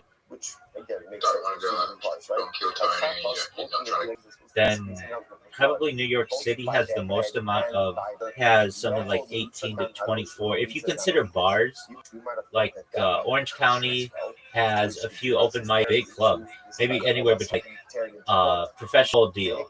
And so that's a pretty big room for an open mic. A lot of comedians, what they'll do is go to a bar. Let's say you're not fill a night that you're not popular. So you say, what's your two is every single week on Tuesday you host your own open mic. Ways to get for people to get up. As you know, as a comedian, the key and precision in your words. You know how it is. And the more that you do weeks or whatever, for like 6 months, right?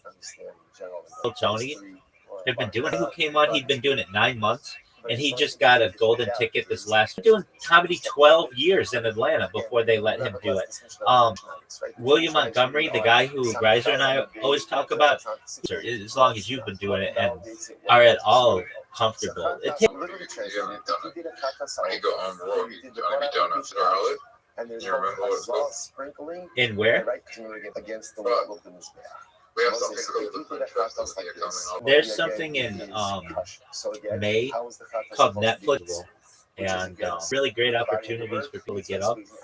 For your festival that you've got in Adelaide, is it something that you think you're going to have an opportunity at which to perform? Yeah. So below the red line, also below the red line, ultimately again that is kosher. That is kosher. So what's interesting to know about this? So first of all, why Michigan? What did you say, big dog? So this is kind of just like setting the bar.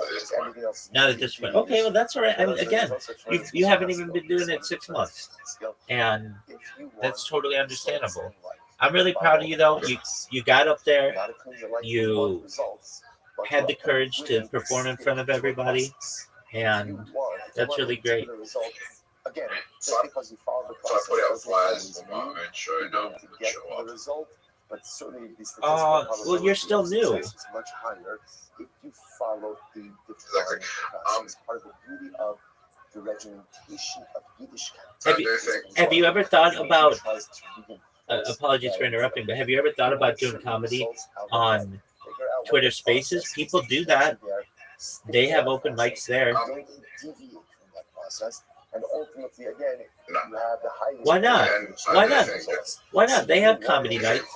What's the big deal? They have comedy nights on Twitter Spaces. Here are the steps, and if you follow the steps, Richard Hooks wants to do. if you deviate from the steps, I mean, you don't even have to host them. They're available almost 24 hours a day, but usually in the evening, they'll have someone who does comedy night, and they'll have people. There was one last night. Yesterday was National one-liner day. So you go up with a joke that's just one line and deliver it and see how it goes. But then they have people almost on a nightly basis who have comedy nights, and you go up and you do your 1 minute or your 5 minutes or whatever, and you make people laugh. I can tell you this, dude. I've gone up and I've done those. If you consider that's not stand-up comedy, but and I've made people laugh, and they tell me that I'm funny on there, and I'm like, wow, they're like, they're like, hey, you're really funny, and they remember me because of the jokes that I've told in some of these spaces. So from your perspective, you go up there, and it just gives you more comfort in your art, in your craft. It's possible. It's possible. So therefore, again, all of these cases where you're making some type of deviation in the Chatos What's up, process, if you do so, ultimately, again, Is it's James possible. McCann's working with Hassan these Lamala, canceled in America right now? If halacha Not to myself, my knowledge. then I both say that. Now remember, again, one of the other invalidating factors by Chatos is all parts of the Chatos. And if anything, he's big enough. So therefore, halacha Lamala said, If anything, he's big enough that he has enough people who could help him with that. For instance, Joe Rogan, Tony Hinchcliffe, Ron White, they helped Ari Mahdi with the process to become a citizen, and he's very close to becoming a citizen. So I'm sure someone like James McCann, they could do the same thing. Next. And then Outlifer. Next, so now the parts of the Mishnah is introducing once All right. Do you think he would once Do you again, think he'll become the biggest comedian from Australia? Oh, for sure. So again, He already is. Because he's been on Kill Tony 6 times in the last year. He's been on Joe Rogan in total, I think, two times. He really does well touring in the United States, and I know that he did really well in San Jose, and he does well wherever he goes. He's also been able to open for some of the biggest acts in the United States, including Shane Gillis. That's as big as a comedian in Australia gets from Australia, unless you get to superstardom. And there have only been in global history maybe 5 Australians who have ever hit superstardom. Those are Margot Robbie, who's the Steve Irwin, who was Crocodile Dundee, Paul Hogan, those 3, Nicole Kidman, Russell Crowe, isn't he like technically like New Zealand, but then he grew up in Australia? And Hugh Jackman, who was Thor, that guy, and he doesn't even count, but Mel Gibson. I mean, he's from like New York. But I'm trying to think of anyone who, like, that's 8 people. In the history of Australia, there have only been 8 people who have hit superstardom in the United States. The guy, Robert Irwin, is not at that level yet, at least not in the U.S.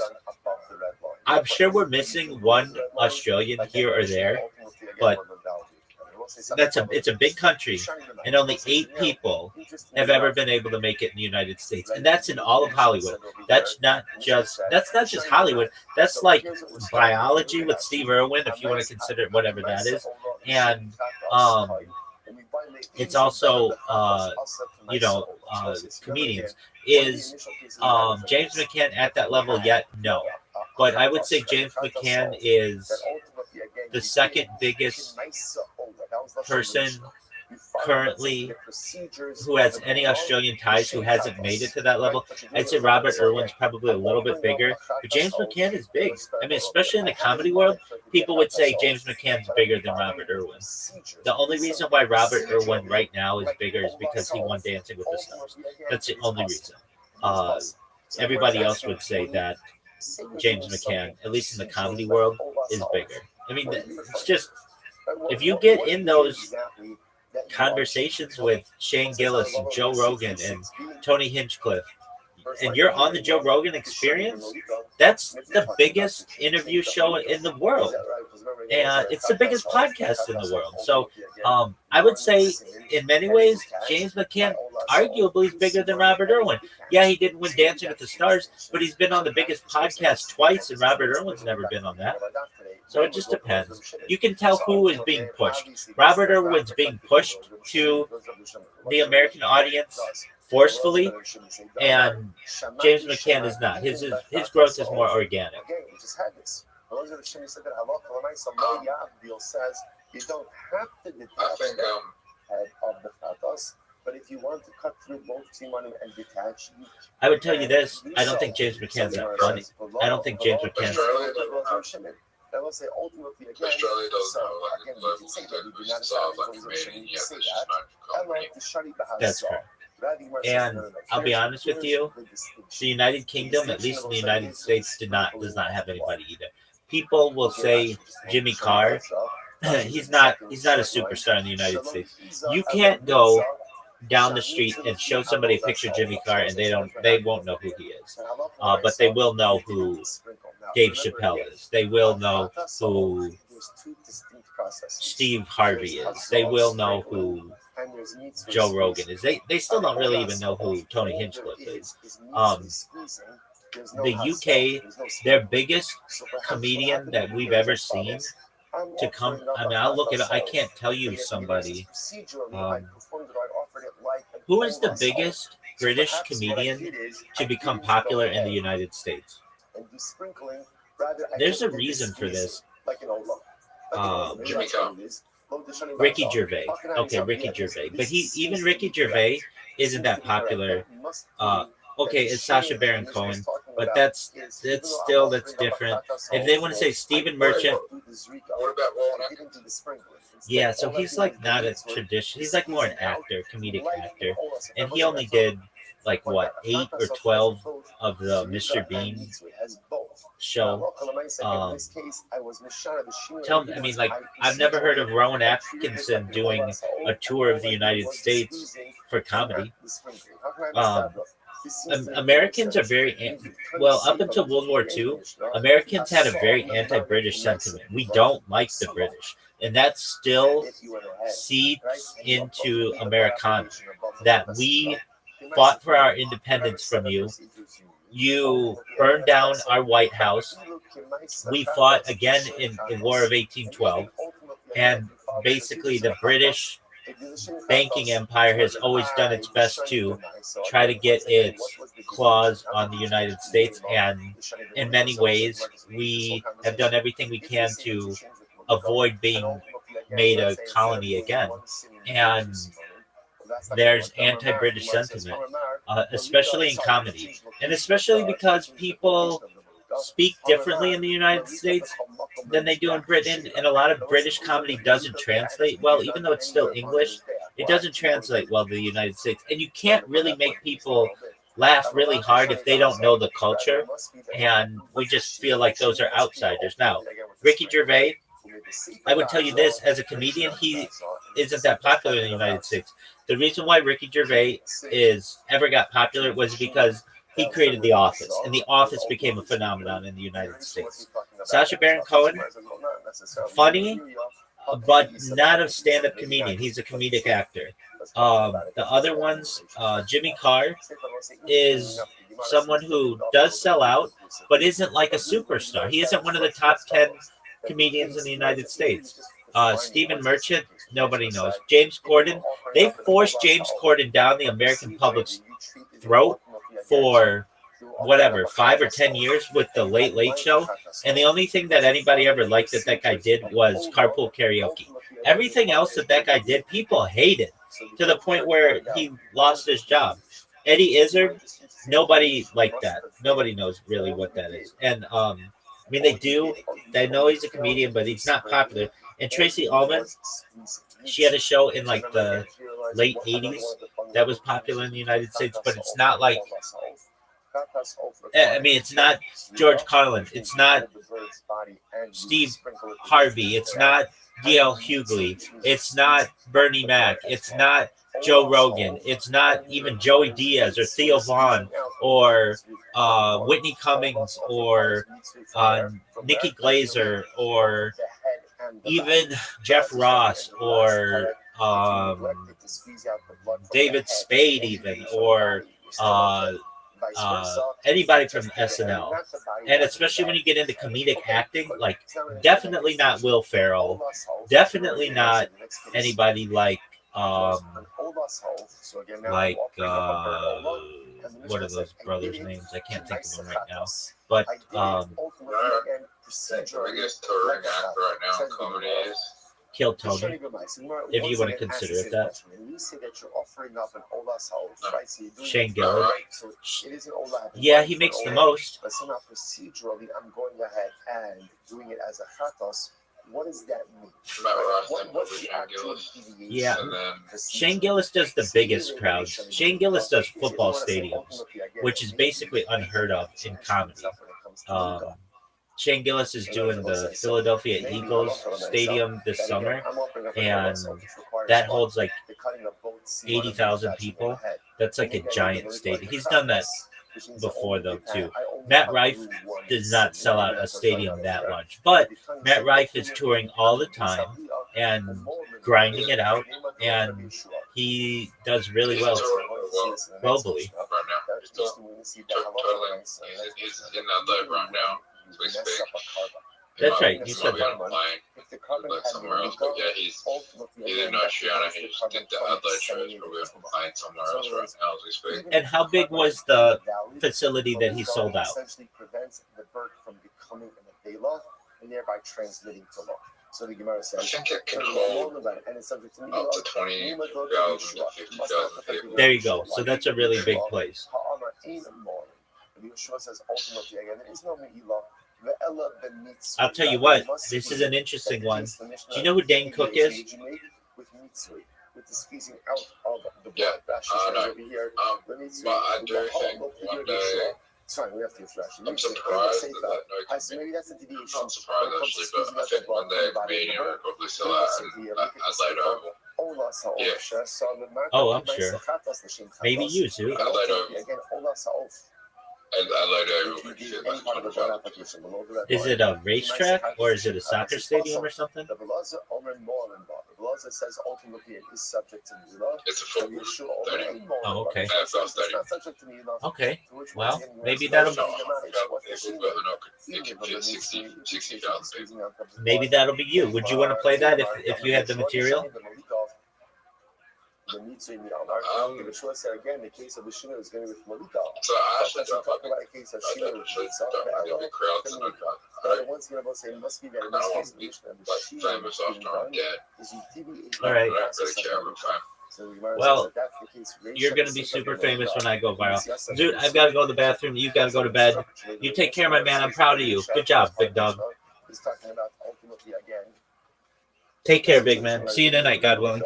And the middle part of the Mishnah is talking about mitzvah in Reisha the Sefer Malika or Mitzvah Sabbath. So ultimately, again, that is the case. Even though ideally we don't like to do it that way, we like to maintain Yishnei symmetry. But Allah myself, different cases of deviation in different parts of the Mishnah. Good. I will say, what is the takeaway? So the takeaway ultimately, again, is the Mishnah once again reinforcing the distinctions between Chata Sa'of and Ola Sa'of. By Chata Sa'of, we begin to see that any type of deviation really is going to render the carbon unfit. But that's not unique to Chata Sa'of. That's specific to the category of Chatas. In general, carbon Chatas itself is very sensitive to any kind of change, and therefore any type of deviation ultimately, again, will render the carbon unfit. By Ola Sa'of, again, certain changes specifically, again, for example, the type of malika that you do, will absolutely render the carbon unfit, as will the placement of blood application. That's another big thing. Ola Sa'of, ultimately, again, blood applications above the red line, katas below the red line, another thing to add to the list, ultimately, again, of distinctions. And anytime you mess with blood placements, that's ultimately going to render the carbon unfit as well, which makes a lot of sense because, in general, the part of carbonos that is ma'akev most is zrika mitzvah, blood applications. If you mess with placement, that's always going to render it unfit. Beautiful. Now let's cite Mishnah. This is a very interesting Mishnah, and now goes a little bit not off topic, but just extension. The kulan ein mitam beisavia. So let's say now watch this. The halacha is like this. Anytime Rashi points out for kulan,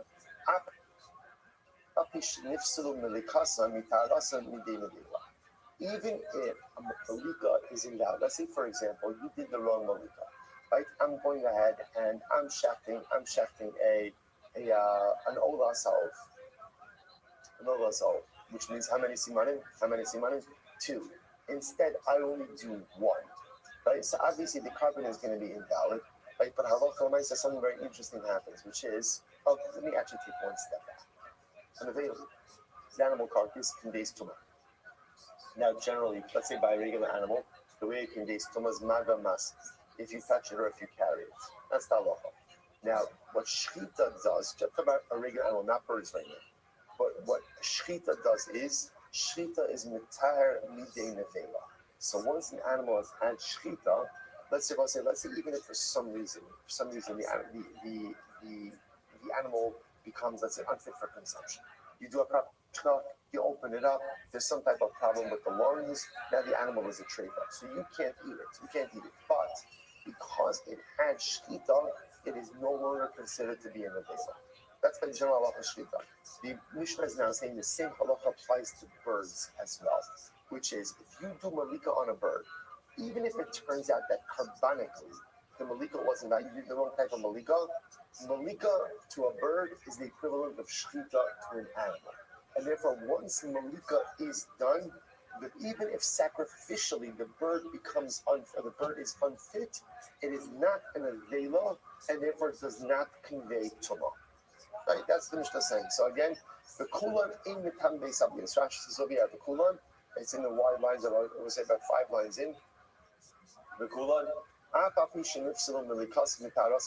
even though the malika might be invalid, i.e. the carbon itself is invalid, ultimately, again, the malika itself precludes, or I should say, prevents the animal from conveying tumah as an avela. Furthermore, only tamin bebeis havliya. Shabbos said this is very interesting. Now, in general, where let's say there wasn't a valid nevela, so let's say again the bird does convey tumah, there's a unique halacha by birds that a bird, whereas an animal conveys tumas nevela through how maga masa, touching it, carrying it. If you touch a bird carcass that let's say died without proper shchita, right? The halacha is it doesn't convey tumah. The bird carcass only conveys tumah the base habliya when you're swallowing it. Only once we'll see again. That's just exeris akasav. It only conveys halacha. We'll see that conveys tumah. Ultimately, again, the base habliya only once it's being swallowed. And furthermore, again, it is subject to me'ilah. And actually, the mola Vein by Shas Heter Lahaklanim Lo Yatsu Midei Meila Shabbai. So let's say, so ultimately again, this is talking about even if a carbon is invalid, it is still going to be subject to Meila. So let's say, so 3 halachas over here. Number 1, if it has malika, it's no longer going to be an avela. Number 2, if it isn't avela, it only conveys tumah when it's being swallowed. And number 3, ultimately again, it is subject to Meila.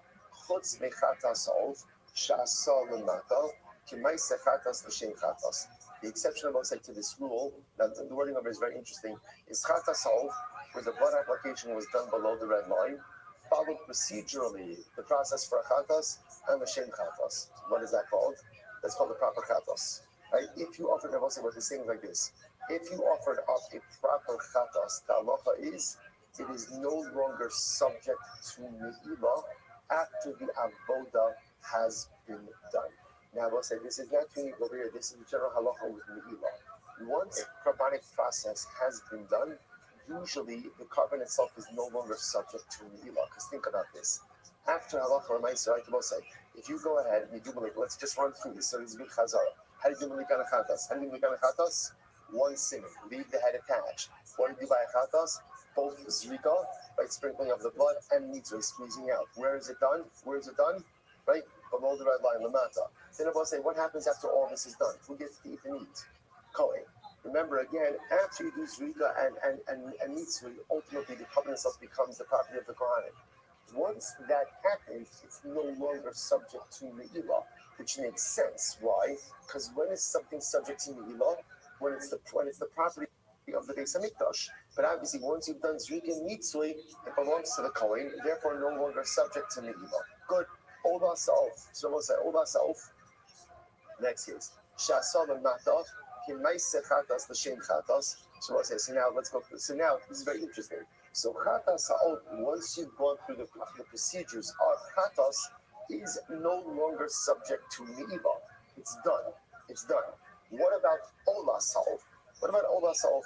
So we'll stop over here for today. We'll pick up and we answer this last part of the Mishnah tomorrow. So again, going through the policies and procedures over here. So we'll see Meretz Hashem Ola Sa'of tomorrow. Incredible. Incredible. What a daf. What a daf. Shkayach, everyone. All right, everyone, have a great day. Dr. Cannon, it's so wonderful to see you, Baruch Hashem, online. Incredible. Eretz Yisrael is getting bigger every day. Again, it was also a mazel tov to our electorate for Chalav sharing the last game being honored by the Water Japan last night. Beautiful shkayach as well. Have a shkayach, have a great day.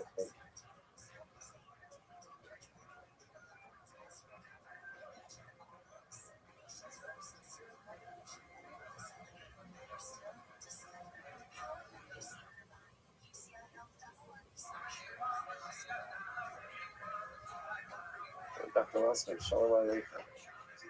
Great to see you.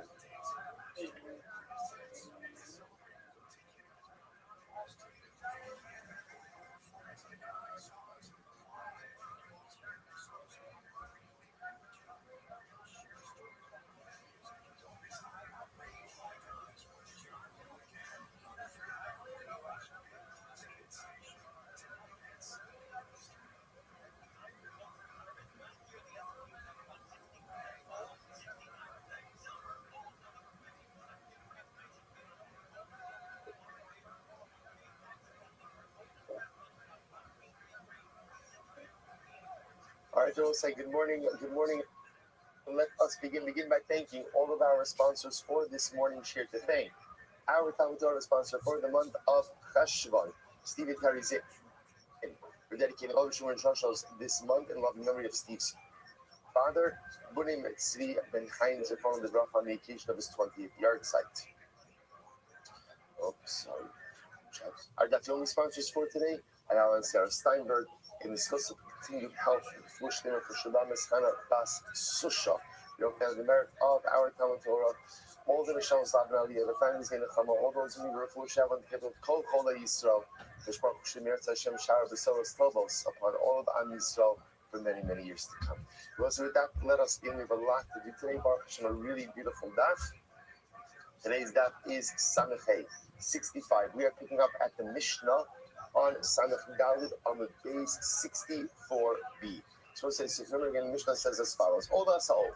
So in yesterday's daf, we spent a significant time speaking about Chatas Sa'of, bird Chatas.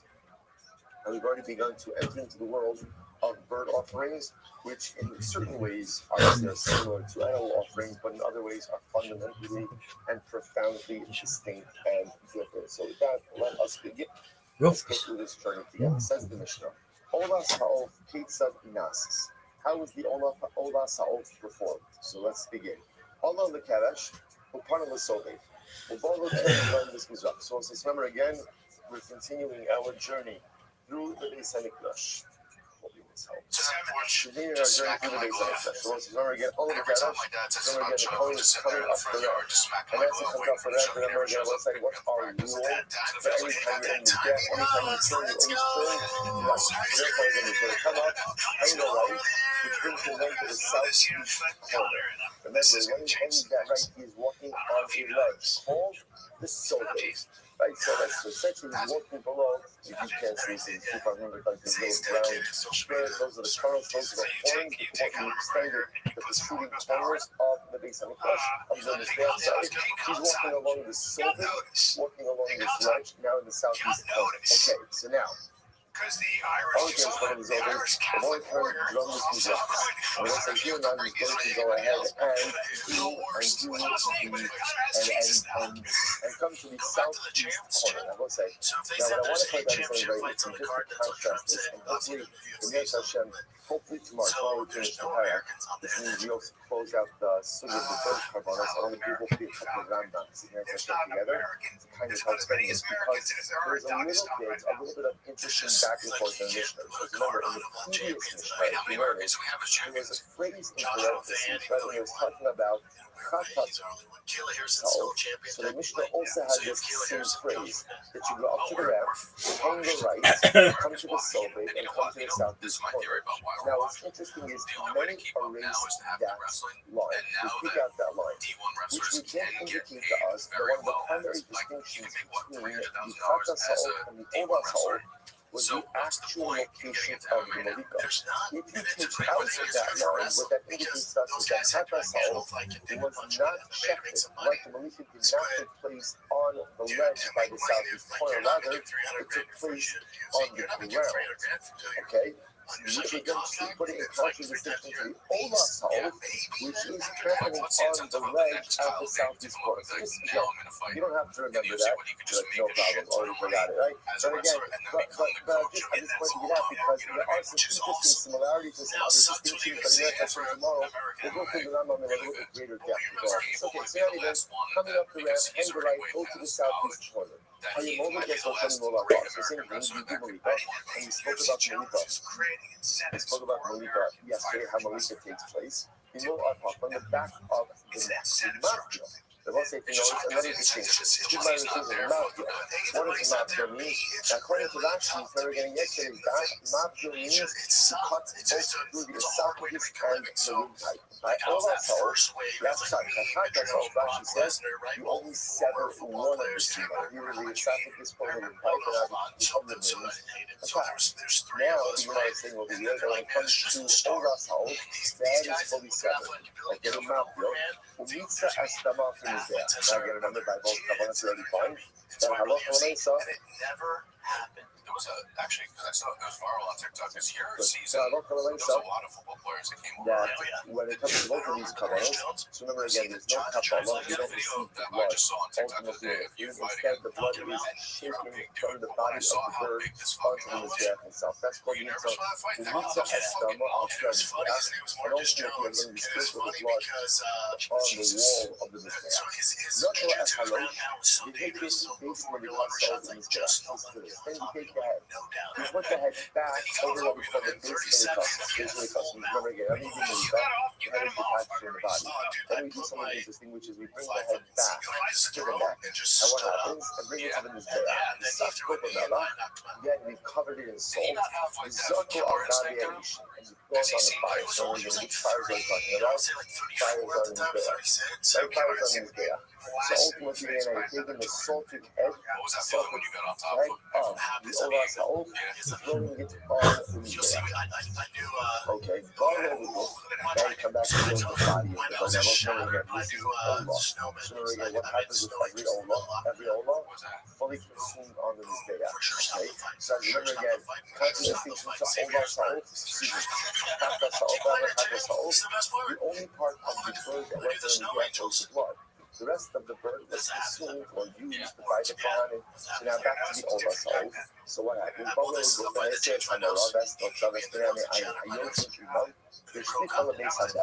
So again, you come back to the body of the bird, and what do? You take out the molar and the molar, notes, its feathers, and ultimately, again, when you pull out these items, apparently the kishkas of the birds come out along with this.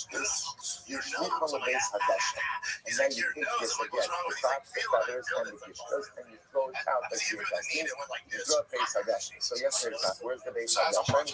I'm going to say right here. Right here. Southeast corner again. Southeast corner, right to the ramp. 3 hours away. 3 hours away from the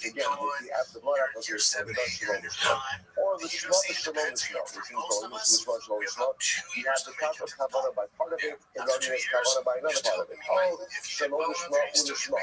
This is again, I will say, depending on the order in which you have the mindset. Shalom shema, ulishma. What's the halacha? Possible. No matter what, if you have a shalom shema intention, sometime during the chag itself, ultimately the carbon is invalid. That's the way it works by a chag. Ola Shal, and remember again now we're jumping back. That's by a chag. What about by Ola Shal? If you have a shalom shema intention by Ola Shal, the carbon is still kosher. However, the bat shall also abide in the same photo. So remember, this is Kabbalah 101. If by a non-chakras offering you have Kabbalah shalom shema, shalom shema Kabbalah, the carbon itself is still effective, but does not count towards your obligation. And then even whether it's a inside, cut even soul after or those all that that soul, once you're on your red line, Shemokan, like, you we take a did step back, Malika, you're still fucking good. Kishimitsa Stamon, and you went ahead and you did And then meet also, which is and then the there's season of another the guy blood, coming up, and he's in his prime. Gavar You're a step Shadak, behind. Back Lachol, then, the UFC Ola would do Akti, things like, Gavar Shadak, Ola Hakir, I was with Hutzlin Peter Komo, Thomas for about possible Imokos, and they what said, is you now, have to take this so fight. we transition to a different topic. 205 By both pounds. Katas They and were like, Ola Soul, if you don't take it, if you you'll did get cut. some part of the He's like, but I Avoda, have a and when doing it, come you off an had injury. in mind to go ahead and consume the carbon Hutzlin Komo outside of its permitted time, or to burn, outside of its permitted place, or to burn part of the carbon outside of its permitted place, what we call Hutzlin Komo. What's the halacha? Hustle the Imokos. The most like that is general halacha for Hutzlin Komo you've seen many times before. Hutzlin Mano, what happens if doing some part of Katas or Ola Soul, you have in mind to do some part of the Avoda or to eat some part of the carbon outside of the permitted time, then what is that called? What is that called? Bagel. Chayav and Allah Kares, and ultimately a Chayav Kares. Incredible. Overlast, Shiyaki Hanatik Mitzvah. Listen, I remember again, in fact, also Pegel 101, a carbon only becomes Pegel if what? If the Makia, remember again, this is the loss, if we had this, the Makia is the permitter. If the permitter, as long as the permitter itself, right, which is the Avodah, which is the part of the sacrificial service that ultimately renders the covenant effective. As long as the Makia itself was offered, then ultimately again the covenant can become Pegel. If the Makia was not offered, Pegel status cannot set in. So the Gemara says, let's give examples of this. So what's an example where the permitter was done in the right way? Malak Ishtika. So it says, let's say the Kohen did Malika. Malika Ishtika means, let's say, you could have any specific Kavanah. Let's remember again, one of the things we've seen by Kavanos is that certain things, but don't define this anywhere else in life. So no Kavanah is good Kavanah. Right? Remember again, Hazal of the Passion, it's not that explicit intent for Kavanah. Rather, again, it's more like negative intent ultimately undermines Kavanah. So, for example, Malak Ishtika, let's say he didn't leave it really means he didn't leave it in silence, which for our purposes actually means that he just didn't have any specific intent. So Malak Ishtika, Umitza Adam Chuslismano, and ultimately again he had in mind to do the blood application outside of the right time. Oshamala Chuslismano, or for that matter again you had in mind to do Malika, like with an intention outside of the time. Umitza Adam Chuslismano, I mean you could Mitzu without any Kavanah. Oshamala Umitza Adam Chuslismano, or you could both Malika and Mitza with an intention for Chuslismano. So those are all of these examples. Zeru Shekara Hamatis Mitzvah. This is an example ultimately again where the permitter was offered correctly and the covenant will become bigger. Why that was what's happening over here?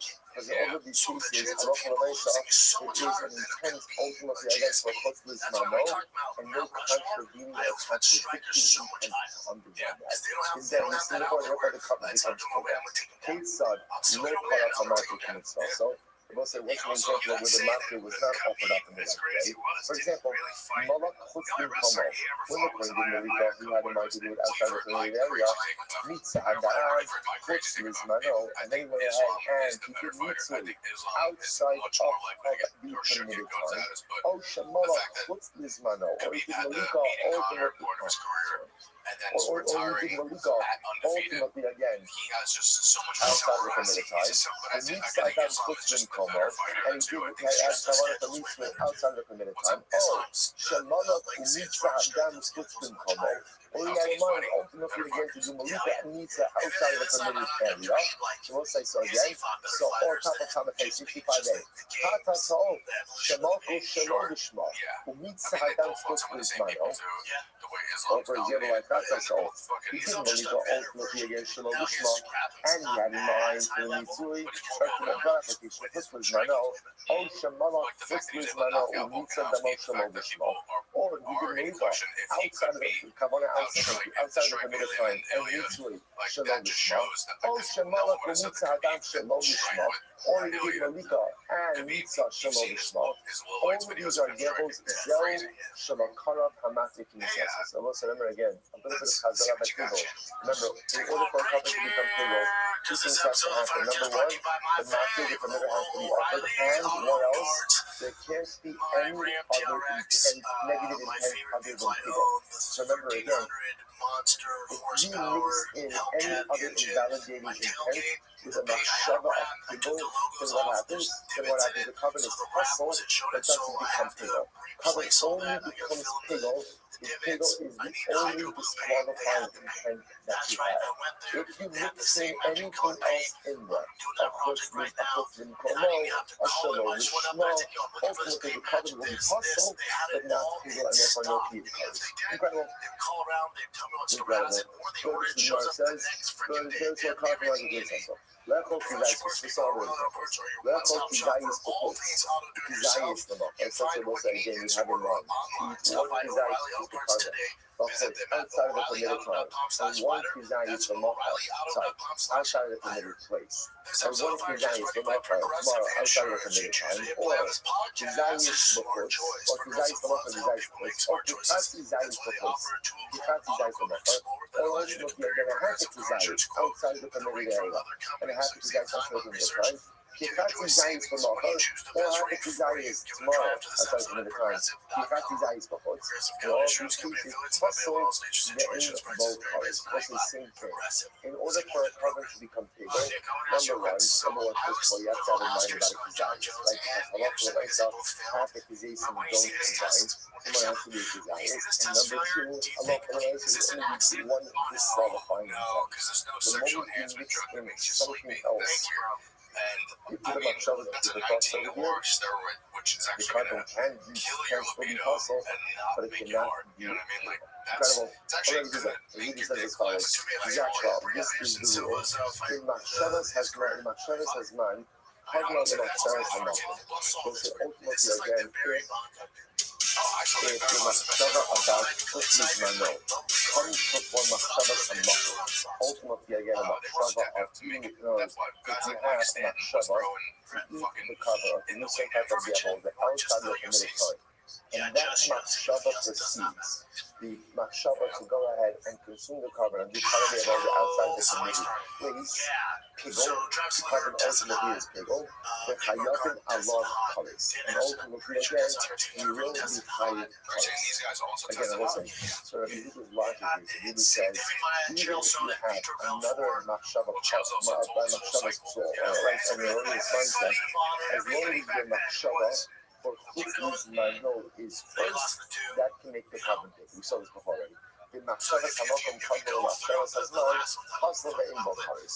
And ultimately, again, if your Machshava, we're going ahead and consuming or burning part of the carbon outside the permitted place, comes before eating it or doing some type of the above the outside the permitted time, the carbon is hustled, but ultimately, again, there is no colors. Now, I'm just going to say, Zeb Zeb also made the comes to the comments to look like Kamo. Again, it's good decision in two sheets. But I love the mention, doesn't matter. It doesn't matter which Kavanah came first. The moment we have some other erroneous mindset mixed into the sacrificial service is the moment ultimately, again, that the carbon can no longer become Piggle. It can only become a hustle, and it isn't valued. You know, it's like, that's feeling that every Huda, sometimes just to see different phrases in different ways at different times. Struck me this way, I think that phrase. Go back to just a moment. Rabbi Huda, Zach Cloud, the Machshavas Hazman, Kadma the Machshavas Hamakom, Piggle, the Hayavan of Kali. So it's like to be Huda, the Huda is like this. Just like literally halakha, the Huda says, if the Machshava of Chutz Mano, of going ahead and eating the carbon, of doing some part of the avoda, outside of the permitted time, comes before Machshavas Hamakom, outside the permitted Machshava outside the permitted area, but Huda says it's still Piggle. Right? So halakha, what Huda is saying is, even if you have mixed in another disqualifying mindset, as long as the Machshava for Piggle comes first, ultimately again the carbon is going to be Piggle. This is kind of a lot like so there's kind of like two things that occupy our mind a lot. Like two things that we potentially think about. Number one is the Machshavas Hazman. Like Machshavas Hazman ultimately is contemplation of our future. Like what do I want to do? Where do I want to go? What do I want to accomplish? Life goes by so quickly. And by the time we wake up and we realize that we'd like to do something with our lives, ultimately, again, so much of it is behind us. It's like I mentioned this, a lot of it is the rest that I and it's ultimately for Shabbat which is his diary. The ultimate is simply that Jesus says that by the time we know what we want to do in life, life is over. Like the Zechariah says, if only if the Father would give us two lifetimes.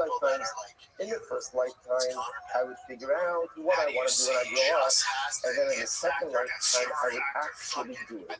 But ultimately, since the Zechariah doesn't work that way, by the time I figure out what I want to do in life, the Zechariah says so much of life is already in the rearview mirror.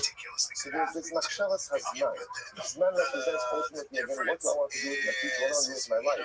But there's also Machshavas HaMakom. Machshavas HaMakom means a focus on the maximization of where I am right now. Because in life there's this tension. On the one hand, you can be fully focused on the future to the exclusion of the present. Right? And so a person says, I'm going to do this, I'm going to do that. All of this time spent on planning the future while fundamentally missing out on the maximization of the present. So there's Machshavas Hazman, which is Machshava about what the future is going to be, and Machshavas HaMakom. Where I am right now, here's where I am. I'm literally here right now. And what am I doing to maximize my present? Rabbi Yehuda says something amazing. Rabbi Yehuda says, if you live a life where Machshavas Hazman is always Kadma LeMachshavas HaMakom. If you're living a life where all you're doing is always focusing on the future and what's going to be, and you fail to focus on the maximization of the present, Rabbi Yehuda says, that's why the greatest sin of all. It's important to plan for your future. But you know, there's something which you're not planning for your future, which is, right? No matter how much you try, it is going to be dramatically different than anything you imagine. Hopefully better, but certainly different. So people who spend their entire lives planning for their future, they don't focus on the maximization of their present. The Buddha says, that's the greatest sin of all. Because at the end of the day, the only thing you really control in life is right now, is this moment. What you do with this moment in front of you right now, that is the only thing in life you absolutely unequivocally control. You control your makom. You control your present moment. And failure to maximize that because you're planning some type of unknown future, and Buddha says perhaps the greatest idea a person could think over spiritual colors. You have to plan for your future, but at the end of the day, more important than planning for your future, just as important as planning for your future, is maximization.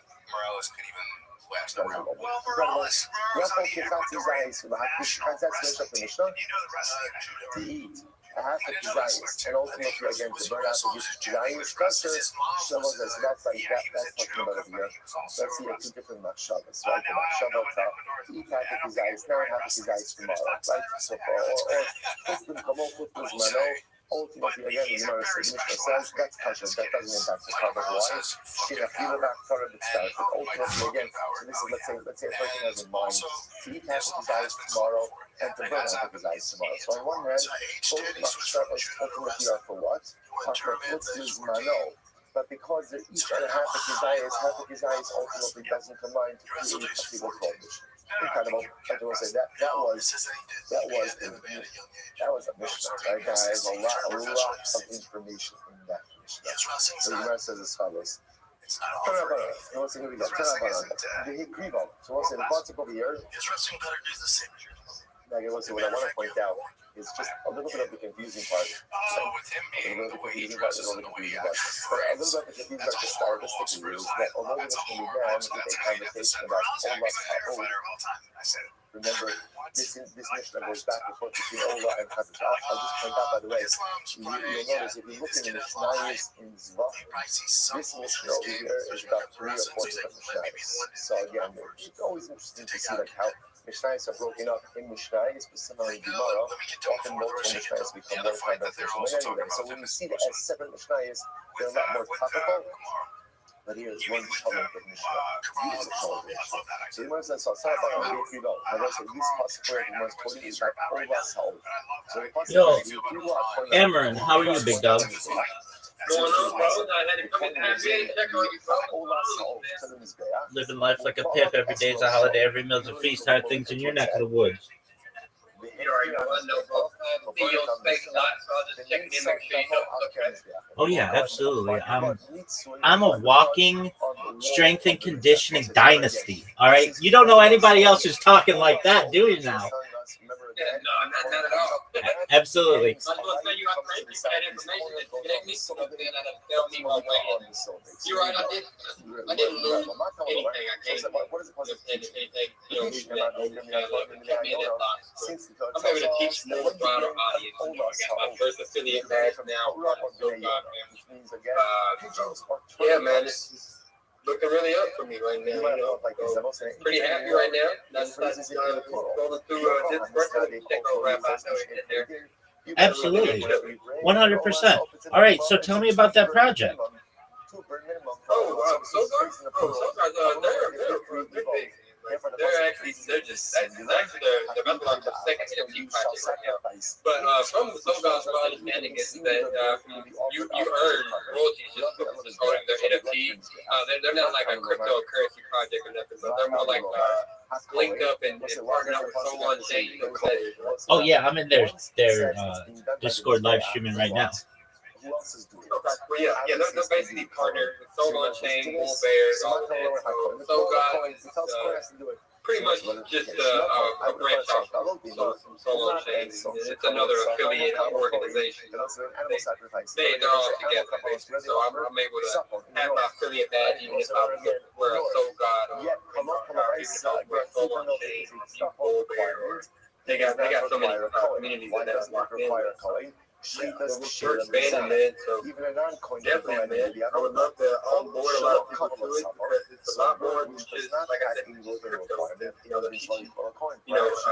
basic, anything basic, what I would say, literature or proper financial literacy, type of thing, how to actually dominate the crypto market. It's not like a hype type of coin or anything like that.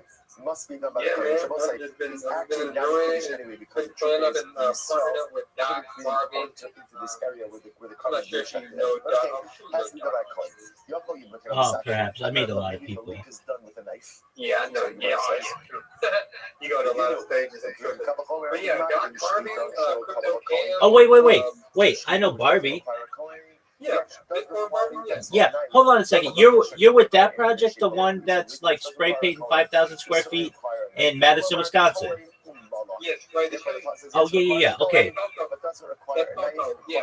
Oh yeah. I know that one really well. Yeah. Yes, sir. Yeah, we're actually working with them for a long time. They're all part of No God and the Bull Bears community. So you can Bull Bears and go on chain. I don't know if Barbie's affiliated with them.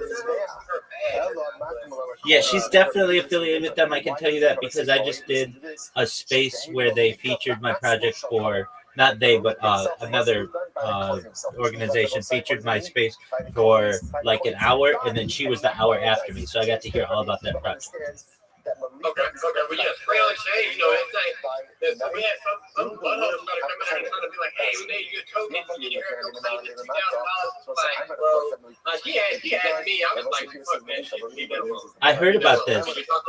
You're trying to make a Guinness World Record, and you don't need nothing shady to be a tie.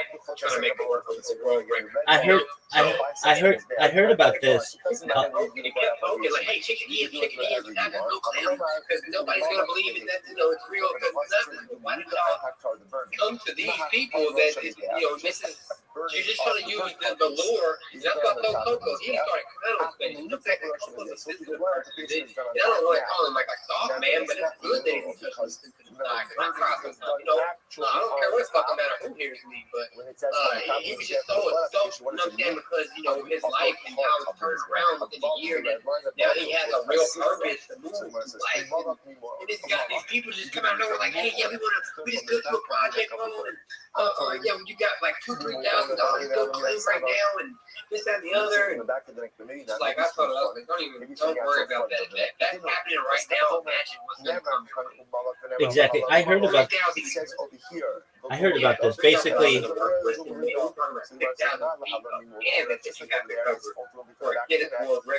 right. He's bringing it. So blockchain, NFT projects, stuff like that, you know, and like all the history of the blockchain. So you definitely should be Right. you are everybody. So I heard about this, what happened, and basically they started and rugged like 7 different coins over the course of a weekend, right? Yep. Yeah, and that's not cool. And I know that project's an NFT project and not a crypto project. So I think that person was doing an excellent job of clarifying everything for the Twitter community so that they know that, hey, that is not our project. We are an NFT project. We're not a crypto project, and to steer clear of that. He's actually not even a project. He's actually just what call is RWB. It's a real world asset. He's a real world business. Hacking could be illegal, but they're actually getting in touch with vendors and people that allow it to be judged. So it's not just going at nighttime tagging things. How can you make a world record? Right. Well, okay. So let me clarify. So he's featuring NFT projects, right?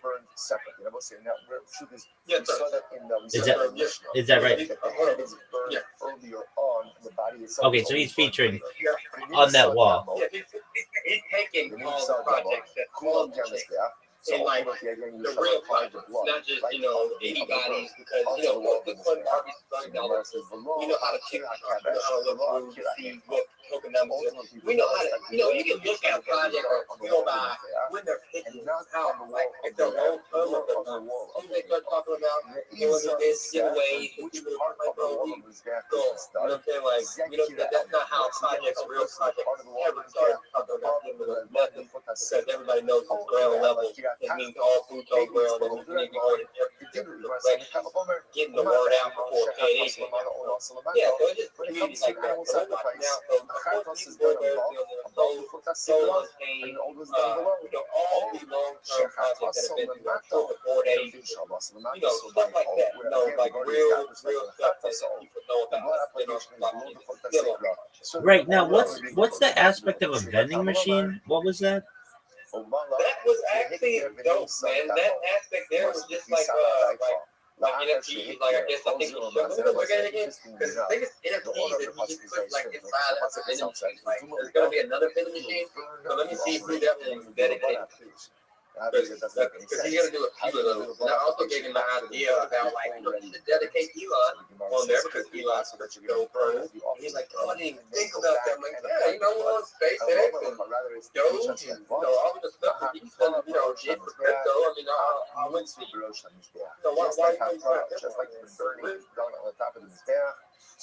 Word, but I don't understand. So you explained the vending machine part of it to me. Literally done on the top of the Mizbeach. When we talk about blood applications being done on top, what is that referring to? Ultimately, again, that's referring to the area above the red line. Hakitzad. So we say, how was it done? Hakitzad. All of the kevesh will come on the silver. So we'll say, see, here it is. You go up the ramp. This is talking again now by Ola Sa'ov. You come up the ramp, hang a right. The bottom of the Karen Dromis Mizrachis. Go into the Soviet, go into the ledge. Come to the southeast corner. Hayamolik Esro Shami Molarpa. Then ultimately, again, the Kohen holding the burn in his hand. And I will say, yesterday we demonstrated, right? We saw the pictures, how Malika was done. The Hulk is toast to everybody else, one hand, two hands, right? You do Malika from the back of the neck. Now, again, this is talking about Ola Sa'ov. You sever both the windpipe and the esophagus, sever the head from the body, and you do the blood application on the wall of the mizbeach. I will say that, just understand something. So remember, because all of this is happening on the sovev, the chut hasikra, the red line, is below the sovev. Right? So by definition, the kohen is already standing on the ledge, which is above the red line. He's applying the blood on the wall of the mizbeach over here above the red line. Okay, so Gemara says, so therefore again, just to understand, so the kohen is quite literally again standing on the soil, standing on the ledge, and applying the blood on the wall of the mizbeach right in front of him, which is above the red line. Now, interestingly enough, the red line was actually one amma below the soda. And therefore the Gemara says, even if the Kohen did the blood application reached down and he did the blood application below him, it would still be kosher. Right? Why? Because even one amma up to one amma below him was still above the red line. I've never seen the project. Yeah, that one. So I don't think this is interesting project necessarily. I just think that this is the start. Was done over again by the Rosh Hashanah.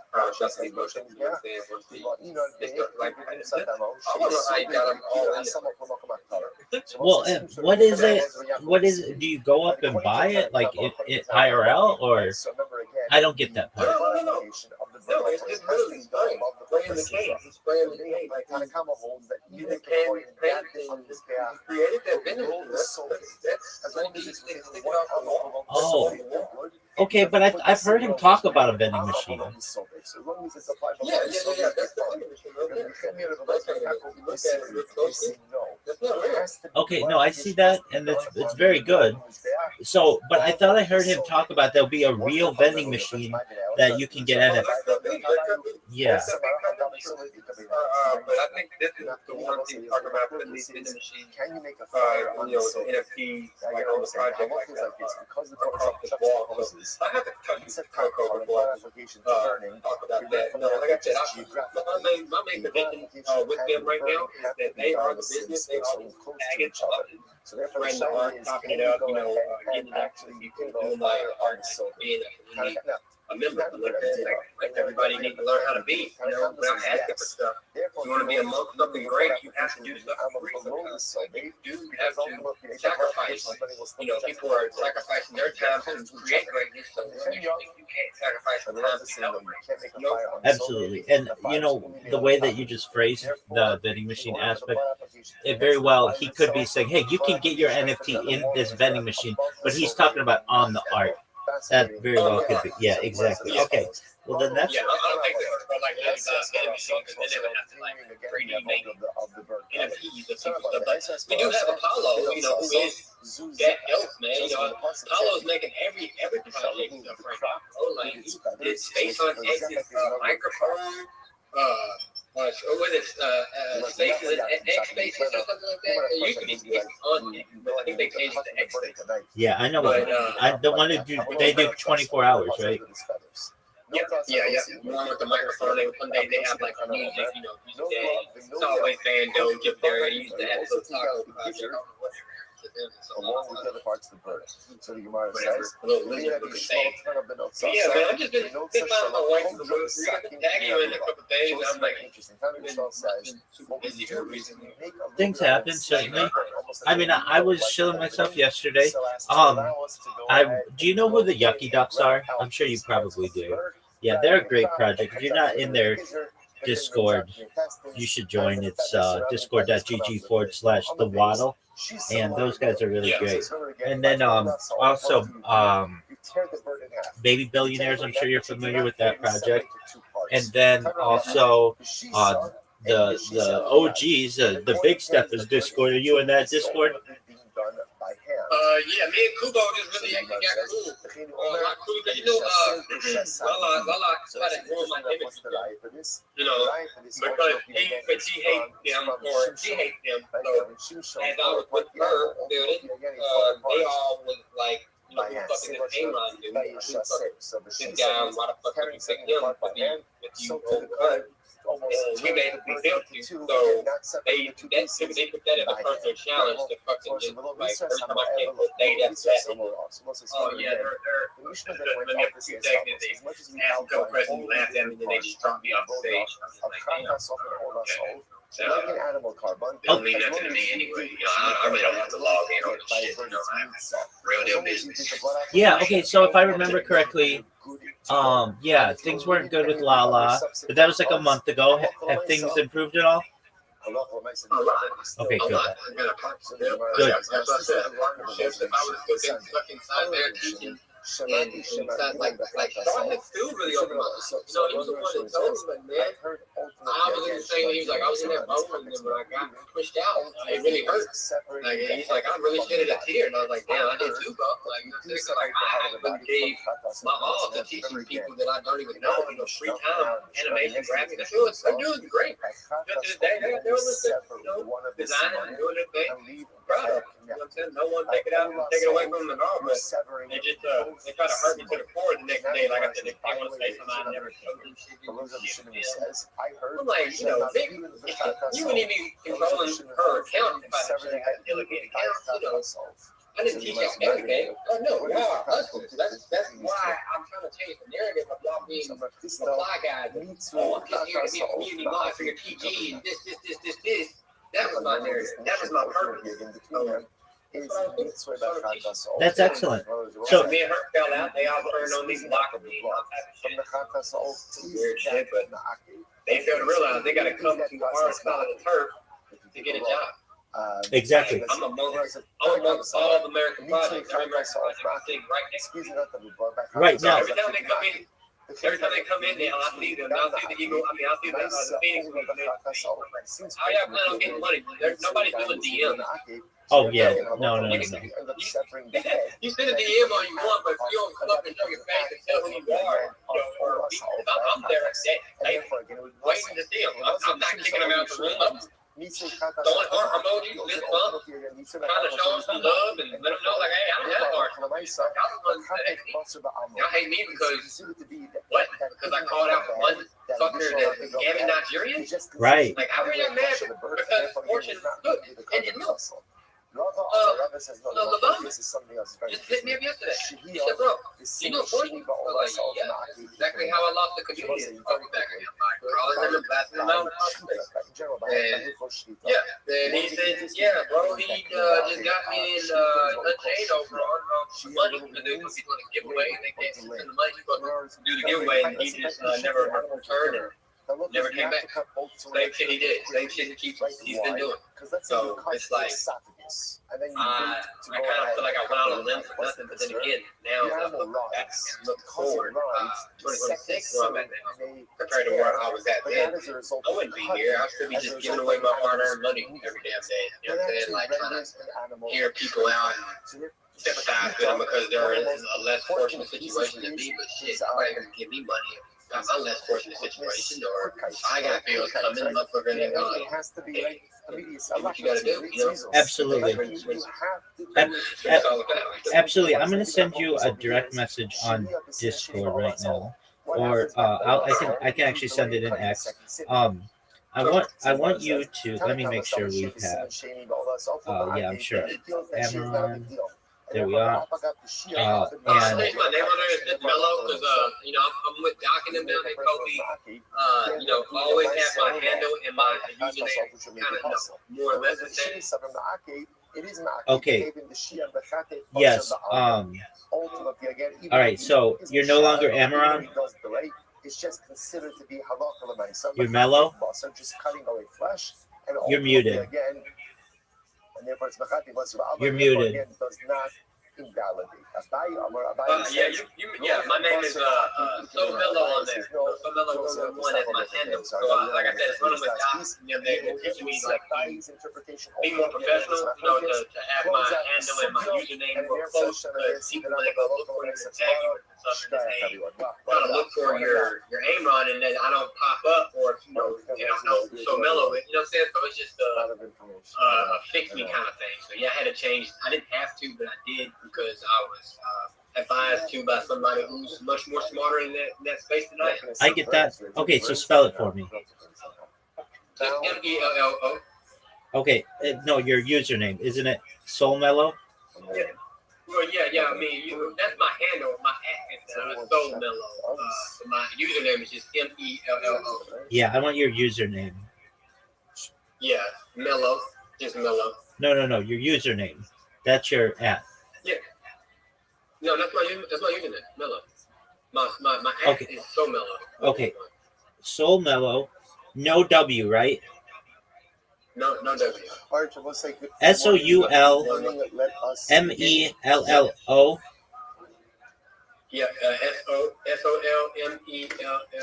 Oh, that's right. Okay, Soul Mellow.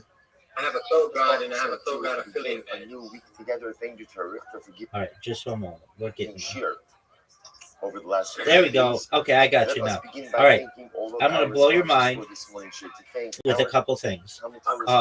First thing I want you to do is I'm going to send you a YouTube link, and I want you to look at it, because when I'm talking to people about how much I stream, they don't understand it, and it's really hard for me to put it into words. So if you can, I just sent you a YouTube link. I want you to click that link and see how many lives I have going. I want you to count them for me. All right. We'll have a complete and during the floor. They're all going to sham the families in the Chama, and the marriage continue to shine so upon all the clouds. Was with that, let us begin the today. Today's daf is $64. We are kicking off on Samach Daled Amud Aleph and the two dots. 3 lines down from the top. Shlosha Dvarim. At least. How many people do you know who are streaming on YouTube with more than one? 63. So the Mishnah spoke about the idea of Exactly. And I've been doing this for 4 years, which is a huge deal. Additionally, the account that I just sent you, that message, I want you to go to the timeline and look, I created a robot that actually uploads my life on Twitter as well. Can you do that for me? So just go, it's 2x dot, it's the same account that I just messaged you. Look on the timeline, and you can see a robot that just every hour uploads the last hour of my life. Do you see that? No. On X, the account that I just messaged you from with that YouTube link. Just click on that profile and go down on the timeline. And you should see like embedded video in my timeline. Remember again, we're speaking about the southwest. Do you see that I'm live? Corner. Just remember again, that's this corner over here. Yes, you do. Like southwest. I think you do. I can't hear you when you go maybe to the other app. That could be. Amron, I can't hear you. That was in yesterday's daf. Hagashas. How do we know the bringing of the... There you go. I see all of them. Yeah, so you see every hour I upload, and I created a robot that does that. And then the last thing I'm going to send you is another account. You don't have to follow it, but I've been doing live streams 24/7, or a live space 24/7. For more than 333 straight days. So I'm coming up on 1 year of 24/7 spaces.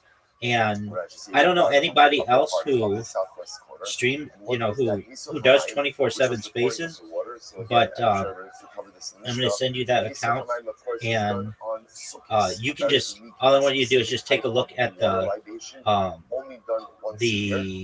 just look at the account, look how many spaces I have now. There aren't a lot of people who attend them, but these are on video, so I have video spaces. So if you would look at the link that I just sent you on X, on Twitter, and it's in your DMs, and you can see it's just like 12 hours, 24 hours, 12 hours, 24 hours, like really long spaces. And I've been doing that since February 14th, 2025, and they're all on video. I don't know anybody else who does 24/7 spaces, literally 24-hour spaces. It's a lot.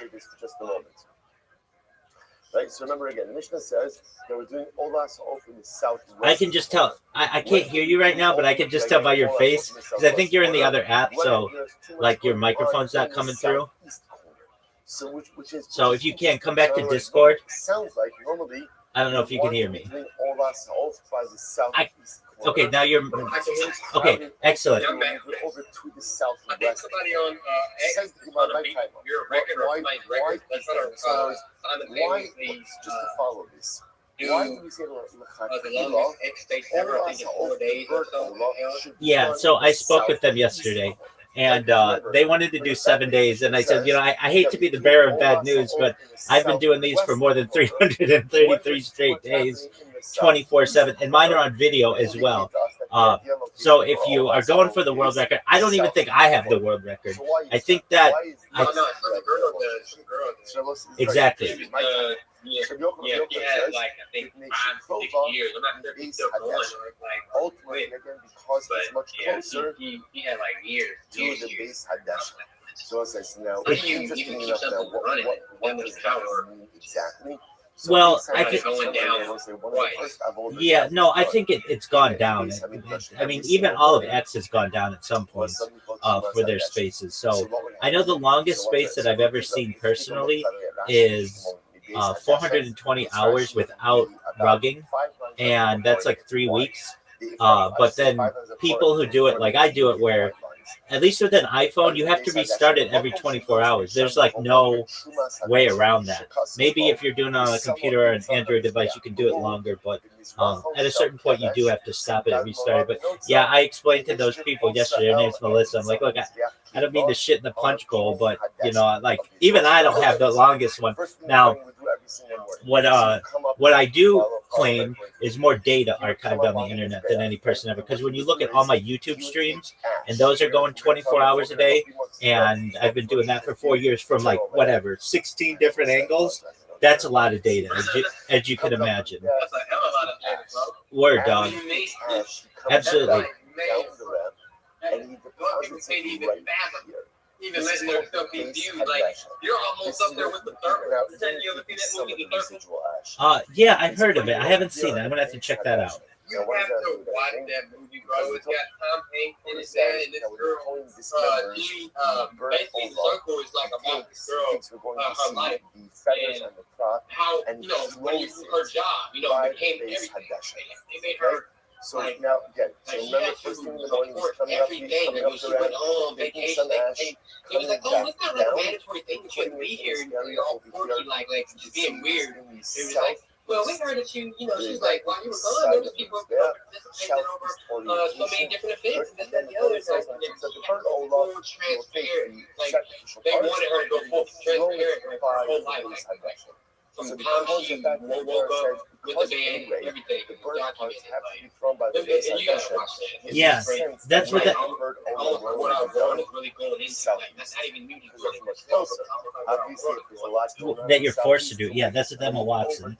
Yeah, I'll check that out. I might even check that out later today because people have recommended that to me. But yeah, so I mean, you can tell it's a lot of data that I archive in. All of the people's projects, I think, will be really interesting to people in the future to see some of these projects, the ones that rug, the ones that continue. I mean, we have the birth of a lot of really incredible creative people and what they're doing. So, and now you're on it. So, Amron, what do you want to say to the people of the future? I want to tell the people in the future, if you ain't tapped in with Rob, you need to be learning new skills, learning how to change your life, learn how to get your inheritance in order. This man has taught me a lot of things, gave me good game. There's a lot of things I can keep on going about. So for the future, if you ever see this, my name is Steph. Middle name is Cameron. I used to tell everybody my Cameron because I don't care about being doxxed. But yeah, man, this is Robert Rothschild, man. It's like set people apart. You know what I'm saying? Trying to make people financially stable. 100%. Absolutely. That's absolutely correct. Well, Amron, are you going to be in any spaces later today?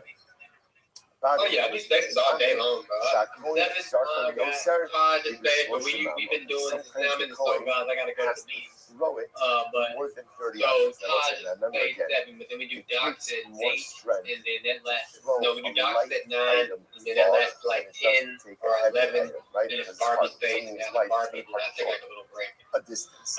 Like around 4 shows and mix a casket or because 2 or 4 just casket space. Does Barbie do them every day, or is it just Wednesdays? Every day. Oh, okay, excellent. And Taj, does he do? He does Monday through Thursday, right? Every day. He does it every day too. Okay, excellent. Do you do the yucky? He's doing it different way every day. So he has the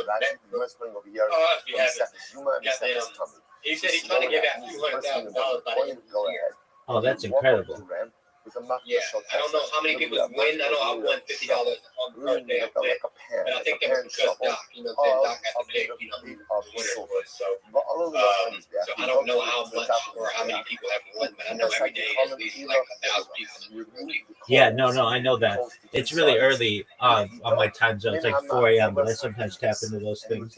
And he does them for 3 hours. Is that right? Or how long does he? Where are you in California? Yeah.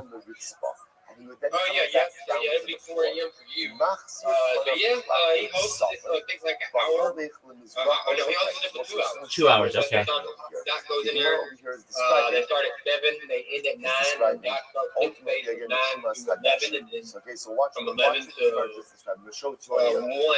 is Barbie. Okay, and then you said you take a little break. What ones do you do in the evening?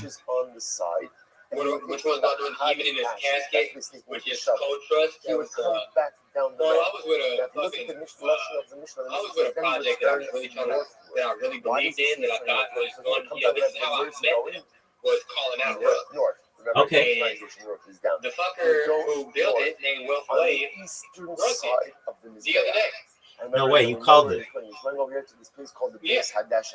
And what would happen? He called it. He He broke it the other day. And he would go, he would face towards the we're north. still building. Like we're not going anywhere because first off, the deck is. eastern side. It's already migrated from there to radio. He would walk approximately So 10 hours. he pulled all his money out talking about the back end is costing too much for the website that he built for people to go on there just to put a comment or to rate. KOL is costing him $600 a month. I said, bro, you're fucking lying. Why are you lying? Like, walk 10 hours down. We're dumb. $600 for a .io, not even a .com. Wow, that's incredibly expensive. Right. Like ridiculous. Like who? He's lying just to rub the coins, and I had about $300 in there, and he's like, you're acting like you put it on. I don't care if I put it in Tinder. You know what I'm saying? Like, what does it matter, bro? Like, my money ain't there. We're dumb. Man, for the Nigerians, they put in like, he didn't even give a fuck that you broke the Nigerians every day. TG, Discord, everybody cried on it. It's like, bro, like I had $60. Every morning, I just bought more. the coin would also go into the right? It's like, bro, you did this all wrong. If you wanted to shut it down, you should have told everybody they could pull out what they got. Which also had ass. And you get out and you take what's left, bro. You know what I'm saying? Like, you don't He would bring pull out first so you can send us our money. Like, that's what he trying to say. I took it out so I can send y'all your money. So this place Shut up. was base Right. My money was already there. I could have pulled it myself. I don't need you to handle my money to send it back to me. I understand that. Hey, have you heard from Spider Pig recently? No, he rubbed his dirt. Then 5 weeks. As soon as we called him out, this fucker did it to us. Shut Shut the fuck up. Spider Pig rugged everybody? No way. This is a guy who would come into spaces every single day, do his spider pill shill or whatever, spider pig shill, tell everybody he was going to be giving like $1,000 away every week or something like that in B&B, and That's what everybody needs to start realizing. What real company comes to pay you? Like look at crypto. I look at crypto like real business. Like, what company is going to come pay you? Maybe if they're in their demo stage or they're in this stage to come test the beta at our website for them. They might pay you to do that just to get real feedback from customers.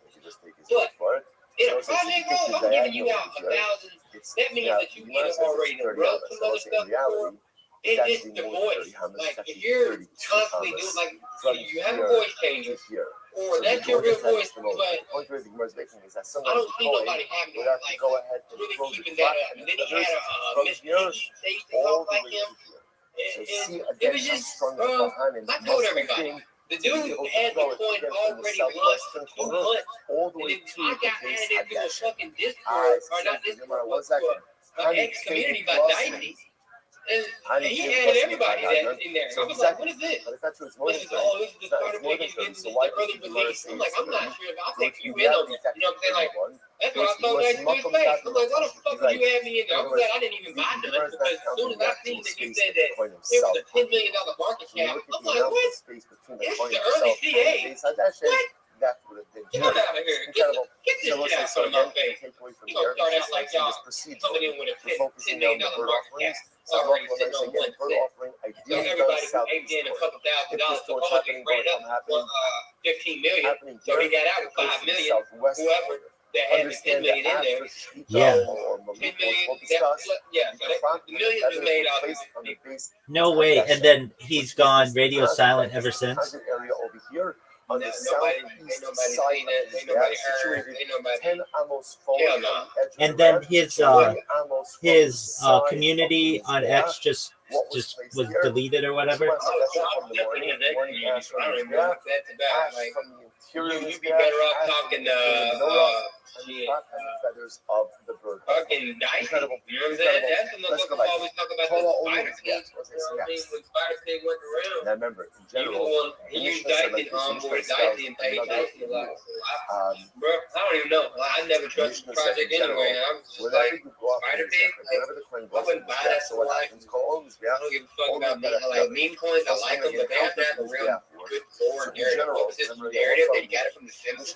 What's the rule? Like, what's the lore behind it? Go somewhere, Yeah, that's an excellent point. Wow, he was just shilling so hard that just something about it made me apprehensive.